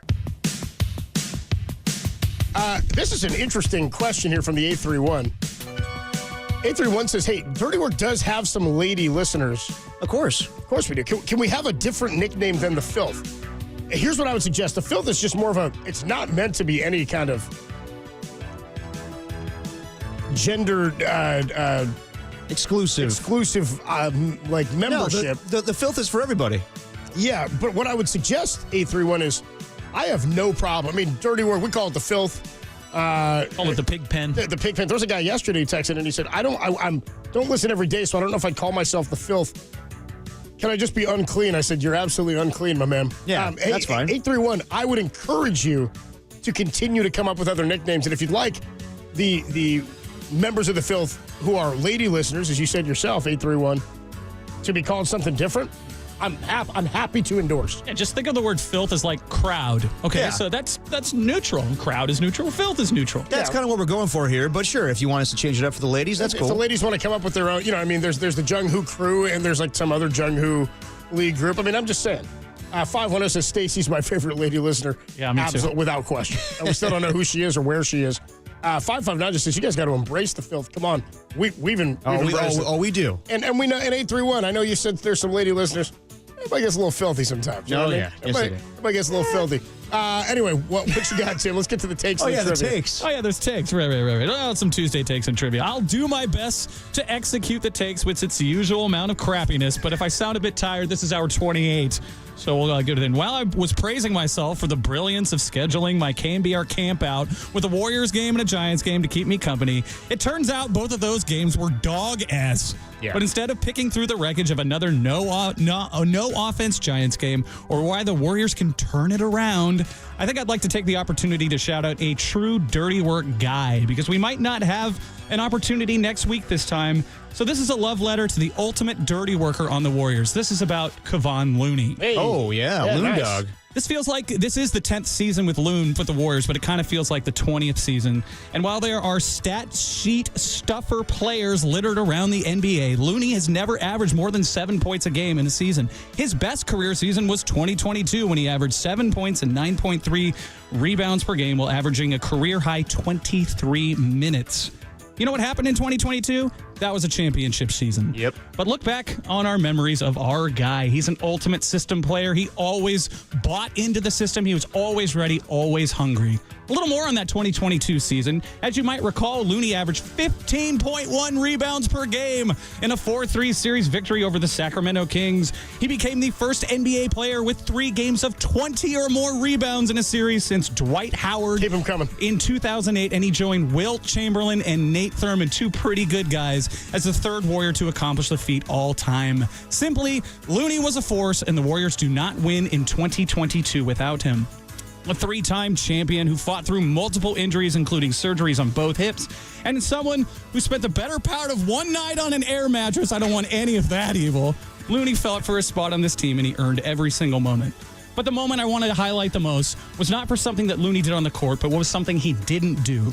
In 2024, his streak of 290 consecutive games came to an end, ceding time to an up-and-coming forward you might have heard named Jonathan Kuminga. Because as it was described at the time, it was better for the team. Did Levon complain about his playing time?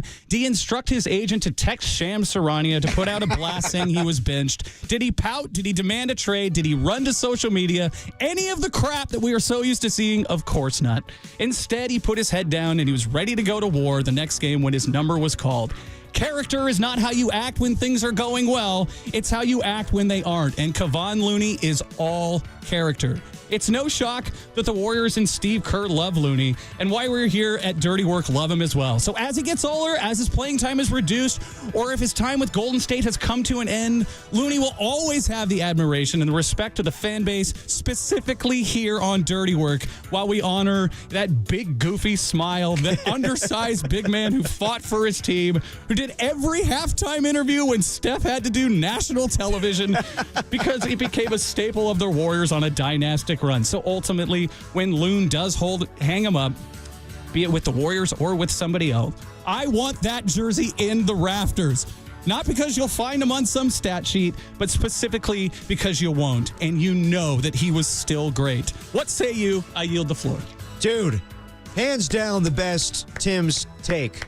That was spectacular. I support it 100%. I mean, all of it. As the 559 says, let's effing go, Tim, ready to run through a wall for Looney. And he would do it for you. And with the music mixed in with that, it got me a little emotional. Dude, Kevon Looney, I can't say enough good things about Loon, dog. Maybe his time is coming to an end, and that sucks. I don't know what's going to happen this offseason. But yeah, I've always loved Kevon Looney. And would I want a little bit more from him offensively? Yes. But through the years, he's been awesome. There's been interchanging parts. When DeMarcus Cousins joined the team, I thought, well, that's going to be the end of Kevon Looney. Nope, he gladly came back every time. So I could not say enough good things about Kevon Looney. I got nothing else to add. Tim nailed it 100%. I don't think anybody's going to turn their back on Looney or on Tim for this take. We spend so much time talking about the things that don't go right and players that don't, like 10 years. I struggle to find an NBA comp for somebody who was on a bunch of championship teams that was on a team that long. Haslam's like the one. Yeah. Haslam would be my only guy. See, he's like the Haslam of the Dubs. It's crazy. But he contributes more. I want that number retired. It might not happen, but I want it. Retire the number, says 510. 925 checks in on the Golden State Lumber and Showroom text line, and you can too at 415-808-5627, 808-KNBR.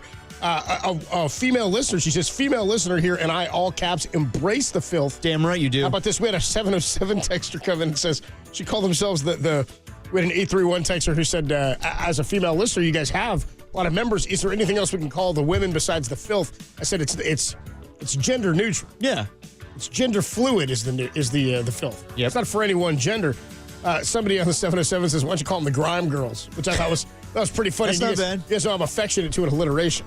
Well, just to keep it up with harmony, should we call them the Gizmo Gals? I don't think. No, I think maybe. I think maybe that's something else. 916 says Derek wants more. Shocking. Yeah. 805 Looney for president.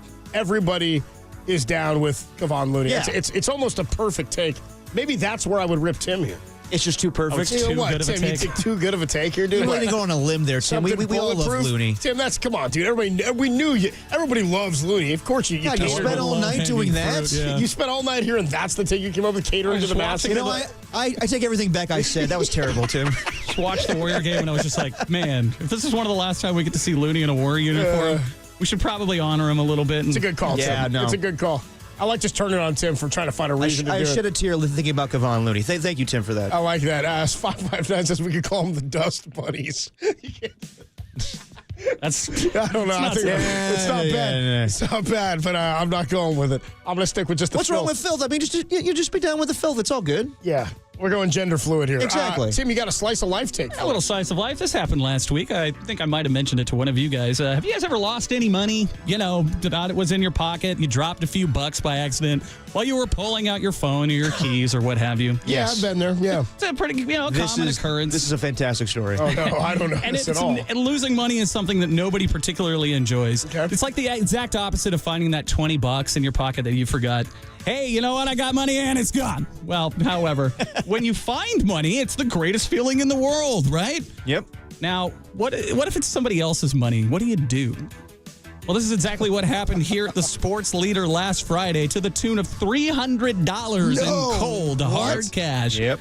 Last Friday around this time, our guy Rhino gets to work and he asked me if I had lost any money and then produces $300. Ryan it McCarthy. Was just literally. I assume that's Rhino, yeah. That's Rhino. It was literally just sitting in the hallway on the ground. Yes, that hallway, you all saw it last night on the Tim camera in our commercial breaks. The same hallway where Adam throws football at people and John Curley crunches data in those press slacks. Yep. 3 crisp $100 bills. Not folded. No crease? No crease. Now, it is always a delicate dance. Bizarre. on how you find who the member is who lost their cash. It's a delicate dance. Not to mention, there's always the devil on your shoulder that goes full big worm and says, my money. Fighting my own demons, I did my best Sherlock Holmes impression and found the owner of the missing moolah, and it was none other than our scooter aficionado, Walter Iqbal Celta, who you might not know, but it's Greg Papa's other son. Yep. And while he was rightfully happy to be reunited with his cash, the question I pose to you, how much responsibility does one bear to find the owner of the money? Because outside the hallowed halls of KNBR, the sports leader, that money is gone. Adios, pelota. Goodbye. What say you? Yeah, I mean, give it the old college try, or is it the House of Prime Rib on Walter? So, I mean, good on Ryan McCarthy to not take the money himself, but good on you for not to take the money. It happened in the place of business. Like, if it happens at your office, you know it's somebody at work. So yeah. If it's at work, you have a pretty big responsibility in my mind to say, hey, this is out of my hands. Right. I found this money. Somebody here. Because what we can quickly do, Tim, is send the email out that says who lost the money, and you know who's been in the building. You know what I mean? Like, you know who it legit might belong to. And he specifically knew the denominations and how much it was. Both two little details that I let out of the description of it. But I would also say, Walter, my man, you got to be a little more careful with your cash. Horowitz says nobody asked Murph first. Also, yeah, well, Walter's walking around like, you happen to remember a couple years ago when the Clippers were playing the Warriors and Doc Rivers, like in his press conference, like, I got to give a shout out to the people of San Francisco. I was walking around and I dropped like $900 in cash. Someone found it and gave it back to me. Yeah. I appreciate that. Yeah.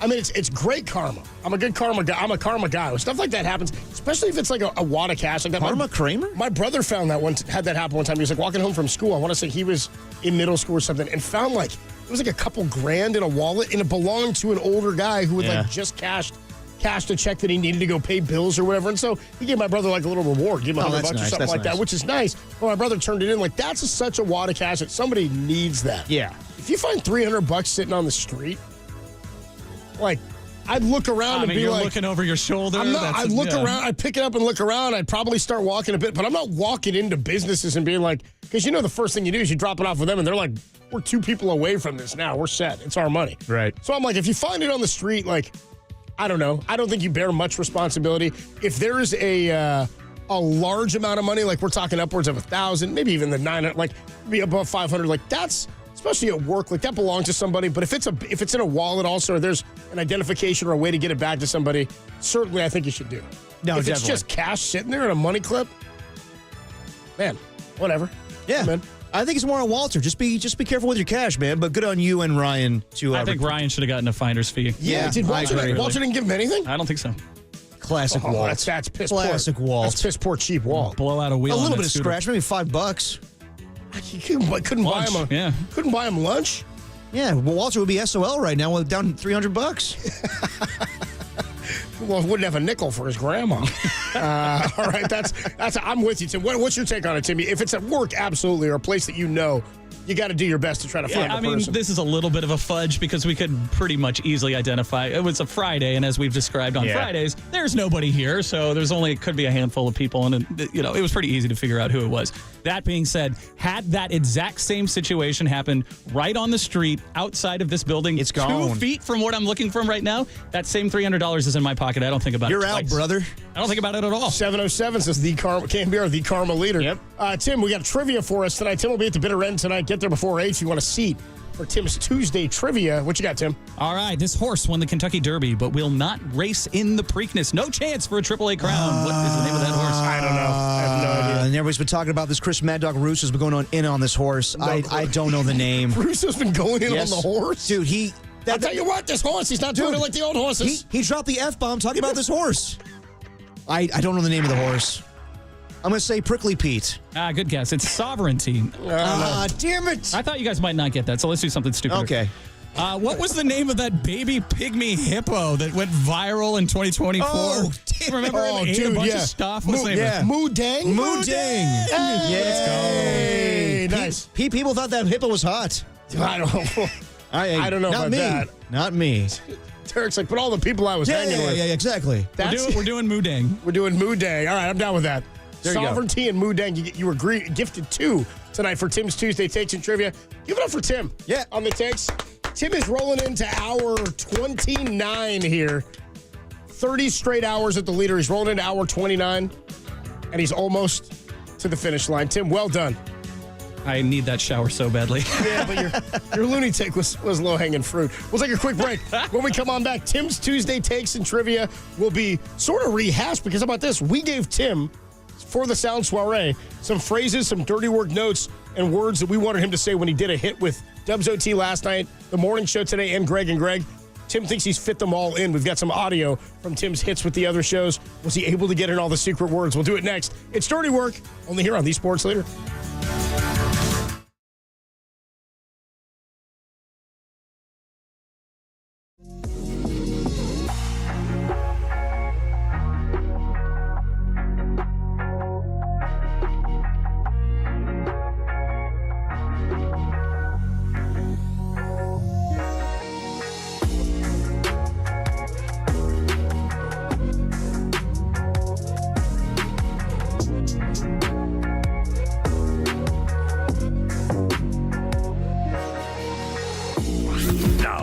O'Donnell Financial Group Sports Desk. Learn more at odfigroup.com. O'Donnell Financial Group, because planning is a process, not a product.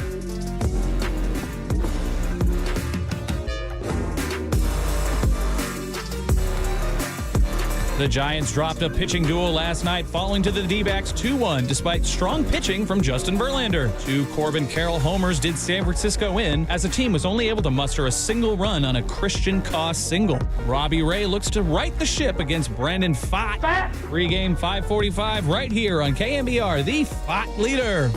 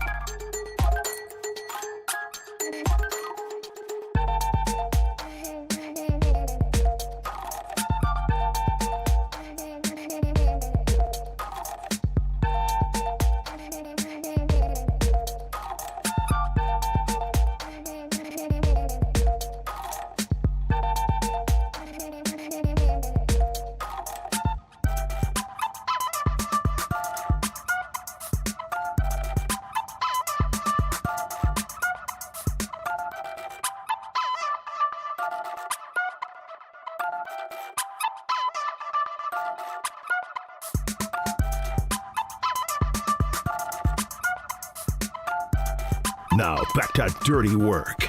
Adam Copeland and Derek Papa in the KNBR Casino Matrix Progressive Jackpot Studios.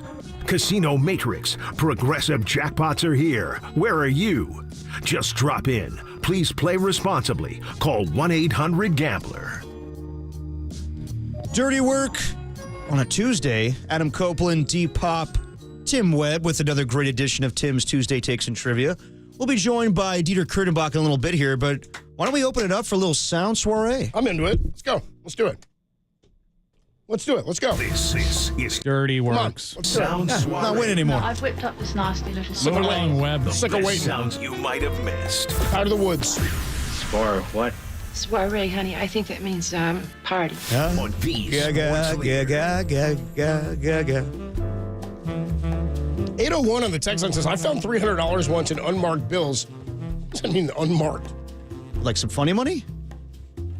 You know, I learned from Rush Hour 2, if you burn money and it's red, it's not real. It's a big risk to take. Found $300 in unmarked bills working at the ski hill. Did not return it to the lost and found, but did buy a keg of beer and threw a party for the coworkers. Well, that's nice. That's good karma. Yeah. You got to be like Robin Hood when you find money like that. Yeah, man, you pay it forward. Steal from the rich and give to the coworkers. Yeah, exactly. Robin Hood, Little John walking through the forest. All right, okay. It's a good song. We got a sound soiree for you. Yes, we do. By the way, a lot of love for Tim on the Looney. On the Looney. 925, great work, Tim. 559 says they're clapping in traffic. 650 says, Tim, what's the overnight rate for a stay at the leader? A side of indigestion. Yeah, there we go. Here's your sound soiree for Tuesday, May 13th, 2025. Giants pregame 5:45. Dieter Kurtenbach joins us in about 15 minutes at 5:15. All right, let's start with some Warrior sound. Let's do it. This is from postgame last night. How about Draymond Green turning over a new leaf? He's apologizing now left and right. He likes to. He's sorry when he plays poorly. Anyway, he's sorry this time for not talking to the media after Game 3. How about that? Poorly as he played, Draymond turning over a new leaf. They say you can't teach an old horse new tricks. Not Draymond. He says sorry now. Check it out. No, we're not going to Superman this thing. If he's in a place where he could play, I'm sure he will, and him and Rick and everybody will figure that out. But we don't need Superman. Got to play the long game. So if he can, we know he will, but there's no pressure. Go ahead, Tim. We got to figure out how to win whether he play or not. That's a wrong cut, yeah. Now it's been a long night. Tim mistake of the day. Before I start, I want to apologize to y'all. I didn't talk the other day. I was quite a bit frustrated and very careful of, I didn't want to get myself fined, but more so say something and make it sound like an excuse when you struggle and lose. I didn't come up here and talk, and I felt like a coward when I got home, so I wanted to apologize to y'all for that. Tim, do you want to take a page out of Draymond's book Tim, and would you like to apologize? I also felt like a coward for playing the wrong soundbite there. Sorry. How about Draymond, apologizing for his demeanor in Game 6 and then apologizing for not talking to the media? Draymond, interesting guy. He wants to apologize for certain things sometimes, but not apologize for other things. Yeah, anything that doesn't matter to him. Yeah. Moving on here in the sound story. How about Anthony Edwards? Remember a couple years ago he had that soundbite where he was like, I want the Warriors. I want to take them down. I want the Warriors. That's what I want. You let the whole world know I want them. Well, how about that? You got him. And now even if you beat him, everyone's going to go, yeah, well. You didn't, yeah, Steph. But they didn't have Steph. So, Anthony Edwards, how you feel about taking down the Dubs potentially without Steph Curry? Trust me, man. I wish he could be out there to play against him, no matter how it goes. But yeah, just from working out with him in the summer, that's what I told him after I hit a Tracy. Because he told me I had missed one. He was like, you weren't going to make that. You was too open. And I was like, I ain't going to never stop shooting him. I learned that from you this summer. So, yeah, man, he's the greatest shooter of all time. So I would definitely love to compete against him, man. But, you know, he got hurt, unfortunately, and I hope he gets better. I don't love how many Warriors are involved in this Anthony Edwards villain story, with Steve Kerr motivating him to be a better player and then Steph Curry telling him he needs to be a better shooter. Not going great for us right now. I think you're making too much of that stuff. Yeah, probably. Yeah. Anyway, I thought he actually gave a great pro answer there. No, he did. He gave an awesome answer there. Anthony Edwards is really good with the media. I like his style with, like not acting phony. He doesn't know who Alex Rodriguez is, so he's not going to hide that. But no, he gives really good answers. No, even though it's going to suck to eventually lose this series without Steph Curry, I don't mind the team. There's nobody on this team that I dislike. I'm fine with everybody. I actually have a lot of respect for the Minnesota Timberwolves. More here. How about your guy, Bill Belichick? My guy now, huh? Yeah, he's your boy. Bill Belichick, head coach of the UNC Tar Heels football program. God, that's weird to say now. It is bizarre to say. He was interviewed by Christine Williamson on ESPN. I don't know to what extent he was asked certain questions about what. I haven't seen this. Has this interview been released yet? Or yes, it has. It's on Twitter. It was on SportsCenter, and they just go right into it. She asks him about what's going on with his girlfriend, Jordan Hudson, and Jordan's sitting there being like, "No, we're not going to do that this time." No, sorry, no. I told you last time we're not going to do this. We're not doing it. That was basically what happened last time. We're not talking about this. He was actually like, I said, keep it on topic. We're not going to do it this time. Anyway, he was asked about it again. She was not in attendance for this interview, and she's asked about her relationship with the program. Bill Belichick's asked about her relationship with the program. Here you go. I know that you're aware that your relationship with Jordan Hudson has been a headline over the last few months. And all of the specifics aside, because a lot has come out in the last couple of days, how do you think that impacts your ability to coach this football team, if at all? Yeah, I mean, that's, really off to the side. It's a personal relationship, and she doesn't have anything to do with UNC football. I'm excited to be back in the coaches' meetings and getting ready for June, and then August when we get to training camp. So June will be a big recruiting month for us, and then August we'll start to get ready for the season. And I know that you're not on social media and you don't read as much as everybody else has seen, but when it comes to having conversations with your players, have you been able to talk about any of those things and the specifics of what's going on off the field? Yeah, no, I talk to the players, and when we meet with them, when they come in to visit and so forth, sure. And how have those conversations gone? Yeah, great. Well, again, we want to make the players the best that they can be, provide them the best opportunity on and off the field, and that's what we're about at UNC, and that's what we're going to do the best for every single player we have. Yep, I mean, basically kind of, dodge the question, not dodge the question, but like put it back to football and trying to mold young men. But yeah, he said himself that she's not involved with the program, and hopefully that's the case where she's not on the football field during the games. I don't think it's going to happen. I think, honestly, I know it's weird, the optics of everything with Bill Belichick. Well, everybody thinks she's going to be on the field. I don't know where this came from. I know. What point would that serve, and what indication has there been that would be something? Because people look at the interview he did with CBS and how basically she's it was an interview. It has nothing to do with coaching a football game, though. Why does anybody believe that would be something that happened? I would think agree that she's going to be there like, don't call that. We said we're not calling that play here, Bill. Like, that's not what happened. I can't imagine I don't know why that keeps being a top. People, because of the last interview, there's had to be a lot of other, I get it. People are so obsessed over everything that happens, especially because this is such a funky story, and he's such an old man, and she's such a young woman. He's so old. Again, as I've said, it ain't the flex he thinks it is. I know that they've had to do some cleanup on this, I guess, in terms of media optics, but this whole notion that she would be a distraction in the program or on the field, I'm like, the guy's got so many Super Bowl wins. The guy's run an organization that was all about do your job. Like, there's no way. I don't know why everybody thinks Bill Belichick now is just going to be a completely different guy because this has happened. I'm intrigued by what they're capable of at UNC this year. That's where my head is. No, I know. Honestly, I mean, they're going to be must-see TV when he's on ESPN or ACC Network. Yeah, you're going to want to see what Bill Belichick does with the college program. But I think, obviously, people are kind of nauseated by the fact that he's an older man dating such a younger woman. But, the interview was weird. But honestly, I think it's hot. Kind of over the story. You think it's kind of hot? Yeah, it's just me, I guess. Moving on here. Talk about somebody I knew nothing about and now want to know nothing about. So, Yeah. Is that me or is it Bill? Yes. Please, tell us how hot you think it is, Coach. Oh, it's so hot. God, that Bill Belichick, he's so hot right now. Yeah, his wrinkly skin. Oh, yeah. Maybe it's a 10-year plan. All right, so here we go. Tim Webb has spent coming up on 30 hours at KNBR to repay his bet.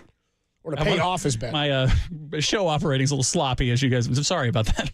I don't know how you kids like some sloppy. Scaring us. Lady, you're scaring us. He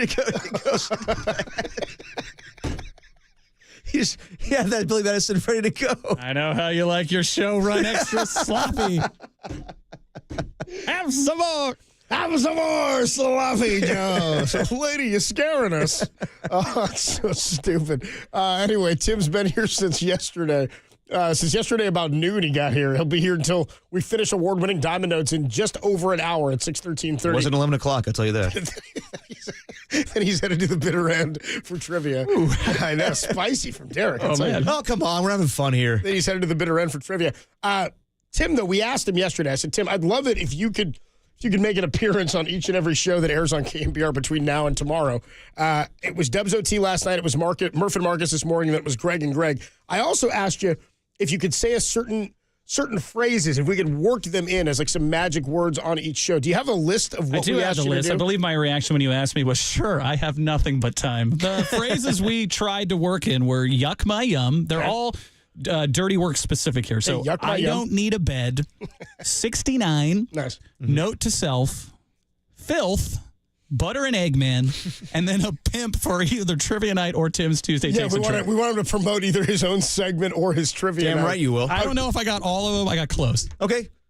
So why don't we start? Here's Tim on how do you have him set up? I have it set up. This is Dubs OT. Just a little quick editing. This will be about 30 seconds of Dubs OT. This is Tim on Dubs OT with John Dickinson last night. Listen for the list. And the words are, again, you don't have to say them all in each one. The words are, the phrases or words are 69, yuck my yum, note to self, butter and egg man, the filth, I don't need a bed, and then a plug for either Tim's Tuesday Takes or his trivia tonight. Tim, let it rip on Dubs OT. Mad respect to Tim, who's got his air mattress out, and he's going to be sleeping in the studio. Hello, Tim. Tim, get on camera as well as the mic. And I mean, we got about 40 seconds here.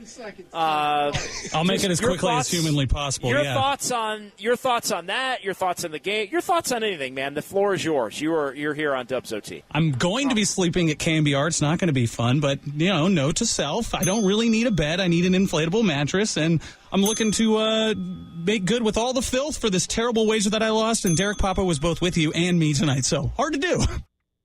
Nicely done, dude. He got three of them right there. He got a note to self in, he got a don't need a bed, and he got a filth in. Did I miss anything there? No, he got it. No, and he got a... And JD didn't seem like he knew you were coming on, and I love hearing Kyle Harr in the background be like, come on, Tim, come on, we're running out of time 40 here. 40 seconds, Tim. Yeah, I heard him in the back. Yeah, 40 seconds. Nicely done. How'd you feel about that, Tim? Was that an easy one for you? Well, that was like, I hadn't even gone to sleep yet. We hadn't done anything nighttime, so I was like, okay, challenge accepted. Let's see if we can work as many in. But the parameters there was, you have 40 seconds. Good luck. So squeeze it in. Okay, so then you went on the morning show today. It's about 90 seconds from the morning show. Okay, so at the end of the morning show today, Tim went on with Murph and Marcus. Again, the phrases he was having to work in some capacity. Note to self, 69, yuck my yum, don't need a bed, the filth, butter and egg man, and then a plug on Tim's Tuesday Takes Trivia. I'm waiting to hear if you get butter and egg man in, dude. Here we go. Tim on the morning show this morning. Did you learn when you saw his car? Tim Webb stayed 24 hours in this building. This guy's still here. Wow. What? Yeah. Get on the air. Yeah, I've been here since about noon yesterday. I'll be here till about 6:13:30 when award-winning Diamond Notes ends, and so the marathon continues. Okay, explain, please, quickly. This was a fantasy playoff bet between me and Derek Papa, and the choices were watching the screening of the movie Wicked back-to-back times by yourself or spending 24 hours at KNBR. We put it up to the audience, the filth and everything, and they decided that 24 hours was a worse punishment, so that's why I'm here. Where the hell did you stay? I slept in Creative Tony's old studio. I had an air mattress. I didn't need a bed, and we inflated that bad boy, and it slept from about 1:30 to 9:30. Did the ghost of Creative Tony visit you? No, actually, I slept pretty well. Was there any toe jam on the floor, or flip flops, or hairy toes, any toe hairs or anything in your mouth? Man. No butter and egg, man. We were fine. Then Tim, I can't believe you had to stay at the office for 24 hours on Stevie Wonder's birthday. On his birthday. I wrote trivia questions for my trivia night. Did some work for my Tim's Tuesday Takes and Trivia. Dude, we got a lot done. How's your back? How's your cramps, back pain? What do we got? Oh, I'm completely miserable. Oh, well, here's the thing, Tim. You're not going anywhere because we know the history of squatters in San Francisco. This is how we stay in San Francisco. Hey. I love the way you incorporated butter and egg, man. It made no sense whatsoever. It made no sense at all, dude. Yeah, no butter and egg, man. Absolutely no sense. That made no sense. You just wedged it in. That was pretty impressive. No, dude. nicely done. How many did you get there? You got it. Did you get a? You get no. He plugged both. He plugged both events. Yeah. He got butter and egg man in. He got butter and egg man. Didn't need a bed. Did you get note to self in there or yuck my yum? Yeah, he said note to self. I believe note to self. Did he didn't get 69 or yuck my yum in. No, did not hear either of those. So those are the two that we haven't heard yet. No, he didn't have to get them all into each one. No. By the way, 707 comes in and says, dude, I was impressed with Tim having to stay 30 hours. Then I heard there was an air mattress and sleeping. What the hell? Unless there's a Big Brother camera set up, what's the point? We had a camera set up all night. No, it was. You could have watched the YouTube channel all night long that Tim was here at the KNBR studio. And also, come on. We're not monsters. The man needs to sleep. We're allowed to. We're saying he was allowed to sleep. Nobody said he had to stay up and awake for all 30 No, that's insane. Come on, guys. It's terrible enough he's just got to be at work this long. All right, so lastly, again, as I said to people, I think they were like, "Oh, you get to sleep? Oh, there's an air mattress." It's like, okay, Warden, we get it. Got to sleep.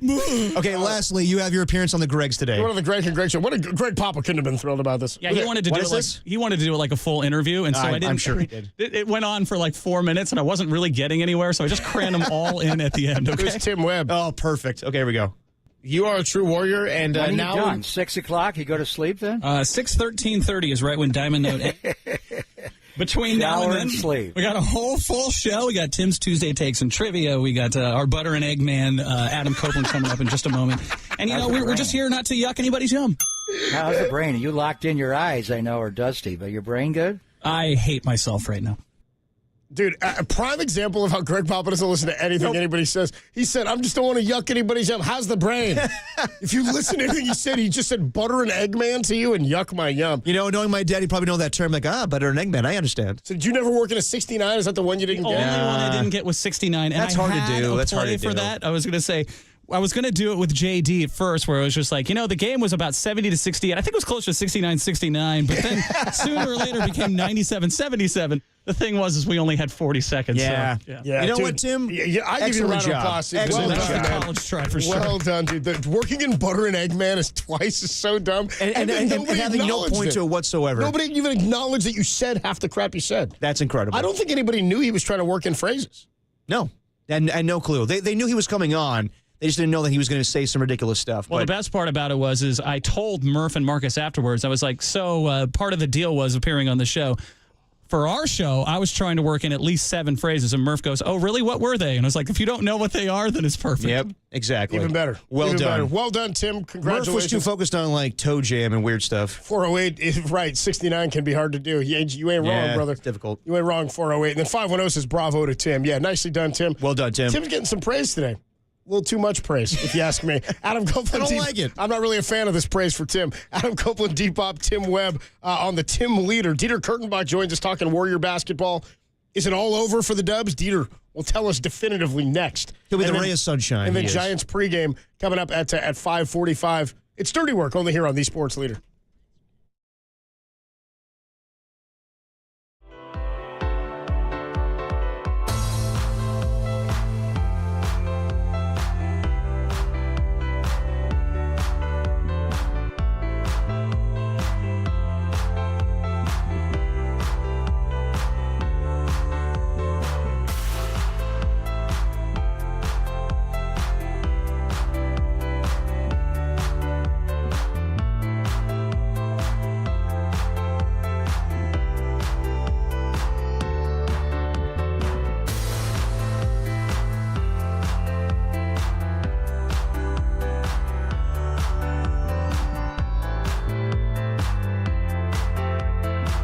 The excitable one, Hunter Pence, checked in with Papa Bear and the Silver Surfer today on how the Giants can right the ship and end their current 4-game losing streak. For that podcast and all of our podcasts, go to KNBR.com and the KNBR app, the No More Losses leader.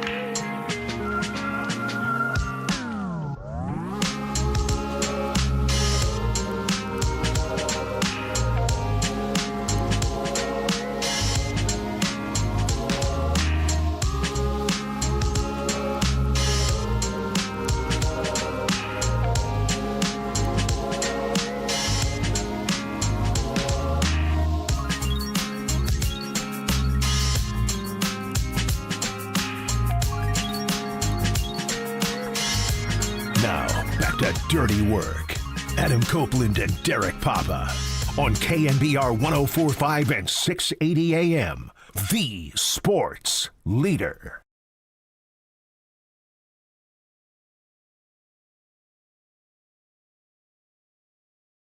It's dirty work on a Tuesday afternoon. Adam Copeland, D-Pop, Tim Webb with you. I know. Cope's a little punch drunk at the end of the show here. I'm sorry, we just made me laugh during the break. I made me laugh during the break, and now As you usually do. Calming down. Dirty Work is sponsored by Redwood Credit Union. Whether you're dreaming of a new home, planning your children's future, or growing your business, Redwood Credit Union is a financial partner that feels like home. Learn more at redwoodcu.org. Federally insured by the NCUA. We're joined now by a friend of the program. Oh, yeah. Part of the KNBR family. And the guy who's going to tell us definitively what will happen with the rest of the Golden State Warriors season. It's our guy, Dieter Kurtenbach, of course, the Bay Area News Group. Dieter, what's going on, dude? Haven't talked to you in a while, man. How you been? What up, Dieter? All one game of the remainder of the Warriors season. Yeah, I have to break down here. Definitively. That's it. Giants pregame coming up in about 25 minutes on the Sports Leader. It's been a good run, boys. Yeah, right. I mean, dude, we all kind of, I think we were all kind of resigned to this potentially being the fate after Steph Curry goes down. I guess the biggest surprise to me to this point is that Steph already ruled out for tomorrow's game today. They were going to evaluate him tomorrow. There's now a report that he's already been ruled out for tomorrow's game, which to me means even if you salvage tomorrow, is Game 6 that heavily on the table? No, not really. And to be fair, I think that because it was the only option for the Warriors was to get to a Game 6 and see where we were at, that sort of extrapolates over time into, oh, well, he'll be back for 6. But that was never the case, right? It's not to say that he couldn't have. It's just to say that that was a long shot to begin with. And because it was really the only option, we took it to be, hey, you got to hope. You got to put that number one overall. There's no chance that he was going to play in Game 5. It would have taken a miracle. This is an injury that's going to take several weeks. I mean, it's brutal. It's absolutely brutal. The second that he didn't play in the second half, you knew this was a really big issue. If you have a hamstring injury that can keep you out of a half of a playoff game, that's a hamstring injury that can keep you out of a playoff series with ease. And the Warriors just did not rise to the occasion. They didn't even really give him a shot to find a way back in to play at 70, 80%, whatever number you want to throw on it. They didn't even, push him to have to come back, because at this point, what's the point? So what'd you make of Jimmy Butler's performance last night? I was following you on Twitter, and I know that you said going into the game he was, he looked gassed, he looked tired, and he may still be hurt, and he might have been sick even, but right. in this type of game to only put up 9 shots, I just don't think that's acceptable. I agree, especially, too, when you consider that he knows the mandate. He knew what his responsibility was for this team with Steph Curry out. And I'll give him this. I think it's his body not cooperating more so than his mind. Right. And he'll do what he needs to say to sort of defer that away, right, to not put that on. Oh, I want to get my guys going. I want to make sure the offense is running. No, Jimmy, you need to put up 30 shots because they're not going to score otherwise. The idea that Jimmy, and he said this after Game 3, and he's like, no, I got to make sure my guys are going.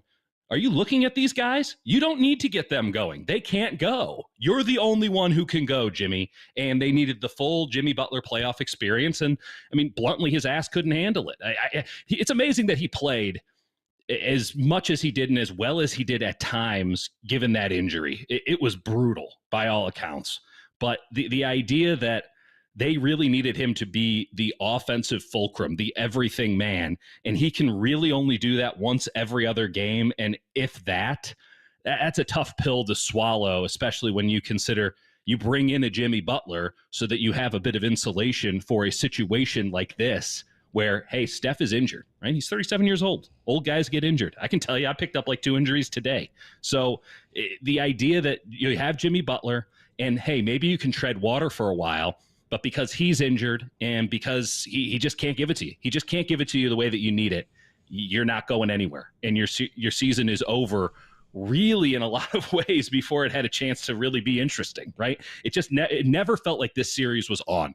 It felt like this thing was just a drag it out from the second quarter of Game 1.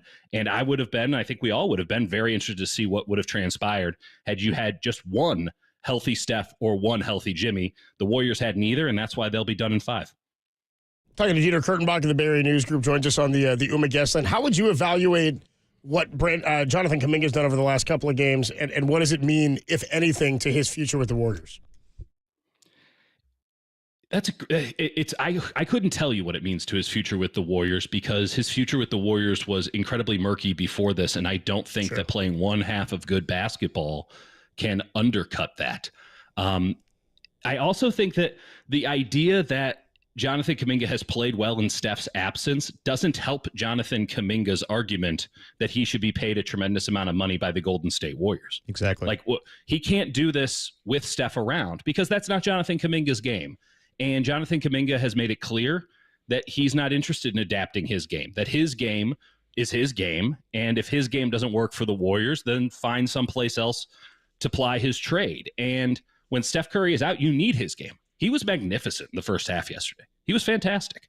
But that wasn't Warriors basketball, at least as we know it. That's not the Steph Curry brand. That's what everyone else plays. And maybe Jonathan Kuminga will have a lot of success somewhere else. But when you have Steph Curry and a constant motion offense, you can't be doing this stuff that Kuminga does, where everything is in isolation or a semi-isolation. He never passes, and everything is about him. It's okay if you are the man, and he was the man for the first half yesterday, because Jimmy Butler gave up that role within the first 5 minutes of the contest. He said, Jonathan, you got to take this. But you're not winning very many games if Jonathan Kuminga is the man, at least not right now.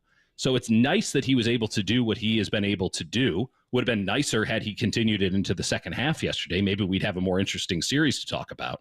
But ultimately, this is still going to be Steph Curry's team next year. Just because he pulled his hamstring a little bit doesn't mean it's still not the Steph Curry show. And I think that, in fact, in his absence, we all agree even more so it's going to be the Steph Curry show next year, because what the hell is this guy doing that this team was in the second round of the playoffs? So I don't think it helps Kuminga in terms of getting more money from the Warriors, though I do think it might help him in making the case to other teams, hey, you should come out and get me either in a sign and trade or a restricted free agent offer sheet, because I can do something, and I've been limited in what I can do for the Dubs. And it's not just my attitude, it's actually the style of basketball I play. It's a very dangerous game to play. It gets all very touchy and feely very fast. That's both inside and outside the building.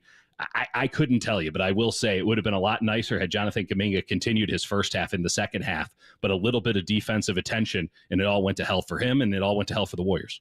Yeah, but Dieter, obviously Jonathan Kuminga scoring 30 points justifies everybody on Twitter, and of course Kendrick Perkins saying that Steve Kerr is just, stunting his growth, and he's just a terrible coach, right? Well, Steve Kerr made the decision, and I really do think it's as binary as this. Is he about Jonathan Kuminga, or is he about Steph Curry? And there are somehow a section of people who have cellular phones. I don't know how they can afford the rates given what's going on between the years there, but these people have the ability to say they should have chosen Kuminga. And as somebody who has been here for a while, and not as long as both of you guys, that is the stupidest thing I have ever heard. Yep. Flat out the stupidest thing I have ever heard. No. Go in on Jonathan Kuminga over Steph Curry. They play an antithetical style of basketball.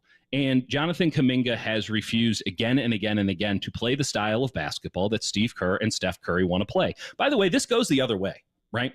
Like, the idea that Jonathan Kuminga doesn't want to play the Steph Curry style in the full motion offense, that's fine, because Draymond Green cannot play the other style of basketball, as we've seen with Steph Curry out. Without Steph, Draymond is useless, and he was bad on the defensive end yesterday. Yep. Jimmy can sort of bridge the gap because he's a very high IQ player, and I think maybe having Steph Curry around dulled some of those offensive scoring senses of his, and now he doesn't really know how to gear it back up, right? He couldn't really get back to old playoff Jimmy again, and it really worked out for him being a number two who can just sort of find a way to fit in.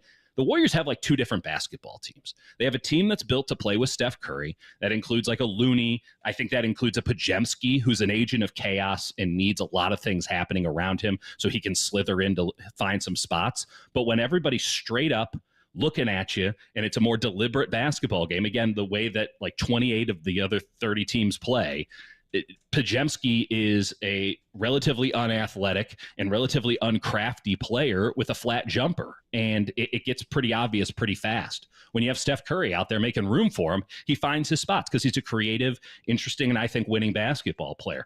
But then you get the flip side of it, and like Jimmy on his day is a more deliberate, give me the ball, run it through me kind of player. You get obviously Kuminga. You have some other guy. I mean, Buddy Hield, I think, doesn't play as well off of Steph as he does off of a more deliberate, straight downhill point guard. But when you look at this series, like, it was the best thing that ever could have happened. Obviously, beyond the fact that Steph Curry's not playing, Minnesota just came out of a series where they kicked the Lakers' ass because the Lakers were having a big forward bring it down the floor and run a very deliberate, penetrate and kick, spot up shooter offense. And they could set up their defense, and they have long athletic wings, and they have very aggressive guys who can get in lanes. And then they have Rudy Gobert. That's the exact kind of offense that they want to face. And it works out really well for them on most nights. But you notice Steph in game one was giving them the business.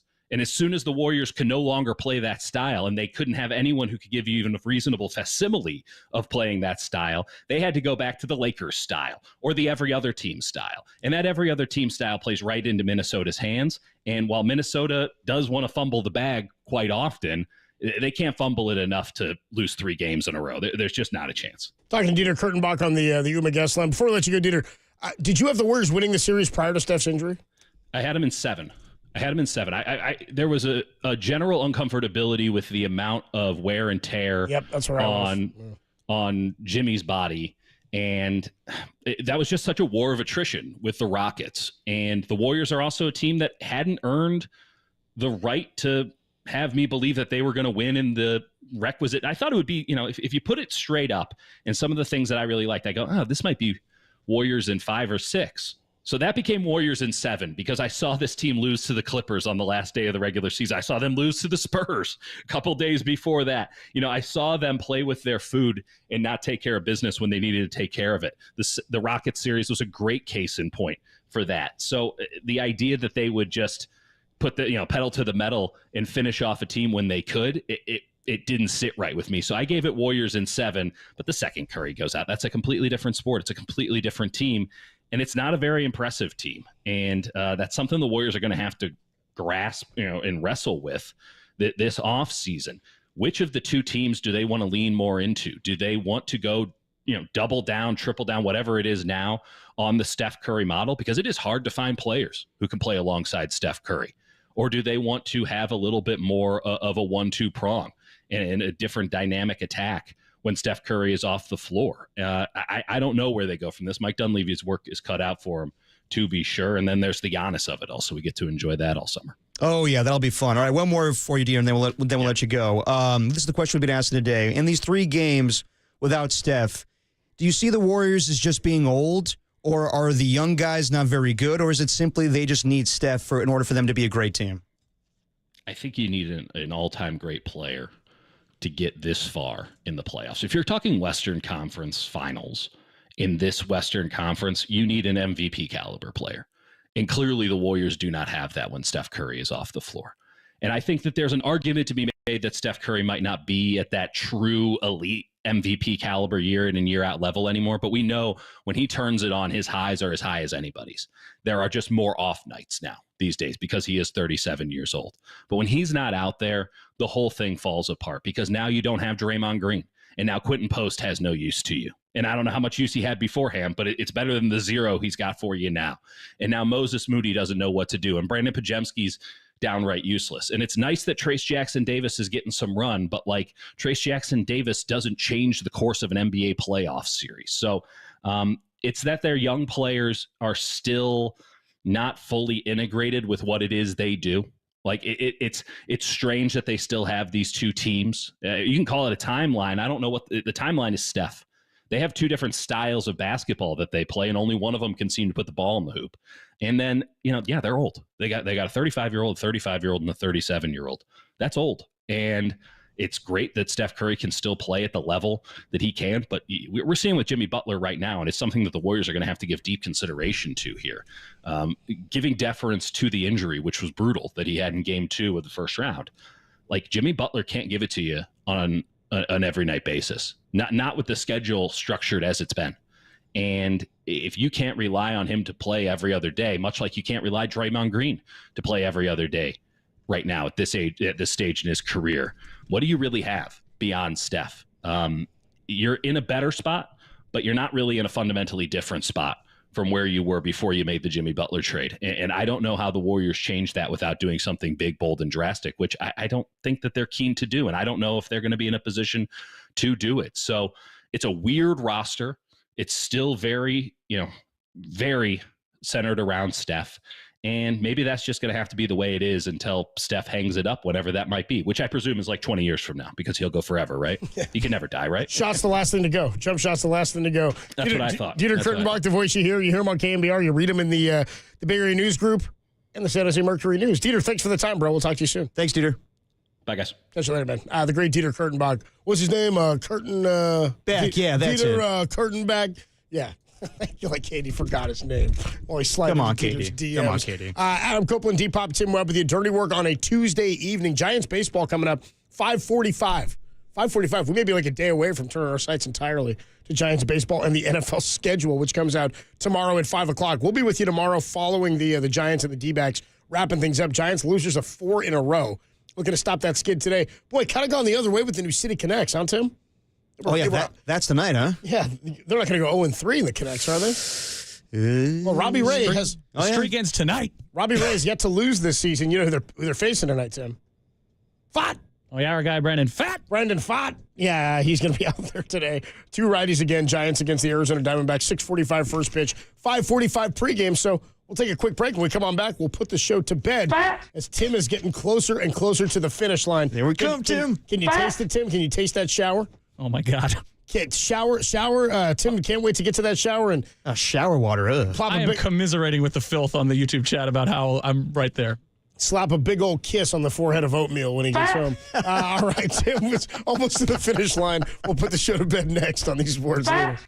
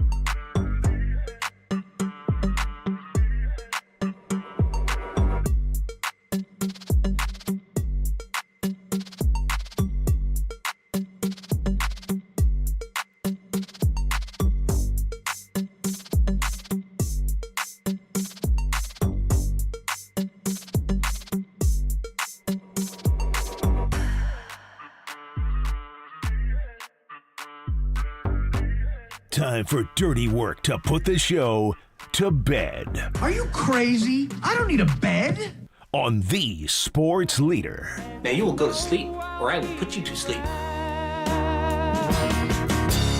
I'm a fool to do your dirty work. Oh yeah. I don't want to do your dirty work no more. Putting the show to bed on a Tuesday evening. Adam Copeland, Depop, Tim Webb with you. Tim's in the home stretch here, by the way. Tim, you're getting some love on the text line today. As you should. Tim had some good takes in his Tuesday takes and trivia, and he'll be on his way from here to go rinse off, catch a little hose off before he... I got a feeling trivia is going to be sloppy today. You think so? Oh, you like it sloppy at trivia, don't you? So Tim's nearing his 30-hour mark. I mean, at 6 o'clock, we'll be at 30 hours for Tim. He's out of here in about 33 minutes, 32 and a half minutes or so, Tim, till you're out of here when we're done with the award-winning Diamond Notes. Tim, how you feeling about how this all went down? The idea of it, Tim was actually, of the two punishments, which were seeing wicked double-barrel back-to-back, I feel like Tim was more inclined to see that.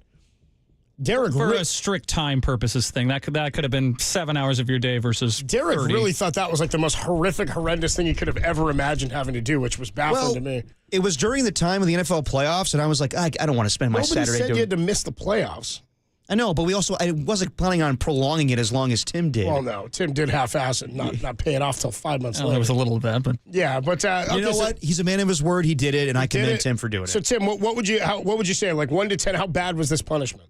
10 being the worst. I would say it was about if 10 being the worst, it was about a 4, maybe got to sleep, you got to eat a I mean, there was burger. enough sports going on that wasn't that big a deal. Plus, I Not worked that big of a with deal, huh? I spent a lot of time working with Brian Murphy. Spent time, obviously, working that's with the real everybody punishment. here. And so you got to see the friends, got to write the trivia questions and everything. It wasn't that bad. So very productive. Very productive. Yeah, I'm tired, and I feel like I smell, and so that's not great. 415 says, yeah, congrats to Tim.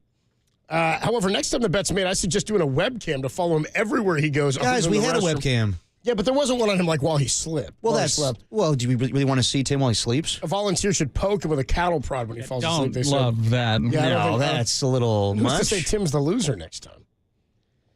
Well, this was all based on fantasy football. Well, I think what we should do then is to start the next season, us three should have a wager on whoever finishes the worst of us three. So we have something, because this was just because you guys met in the semis. But if we come up with a punishment for whoever finishes the worst of us three in the next upcoming season, then we'll have another bet. Who's to say you're in this league, my friend? I'm in the league, my man. Oh, you got to pay. I still have commissioner powers, bro. No, you don't. I do. I handed part of them to you. I still have some of them as the second. Do you really? Yeah, oh yeah. If they've been stripped, you haven't paid bro. Yeah. It's just like when they said Trump lost, but then Obama was still running things for Biden. It's just like that. Okay. It's just like that. Here's the deal. I'm still part of the league.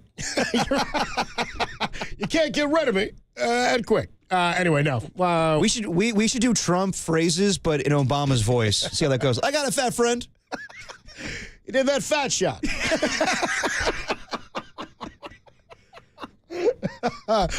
Otani guy. Think he's going to be good. 1/100th of a point, and nobody would take the bet. Never did that. All right, Tim, as we get ready to wrap up here, sending you to Giants baseball, you got a note to self. It's a great idea, by the way. You got a note to self, Tim? The idea actually kind of floored me.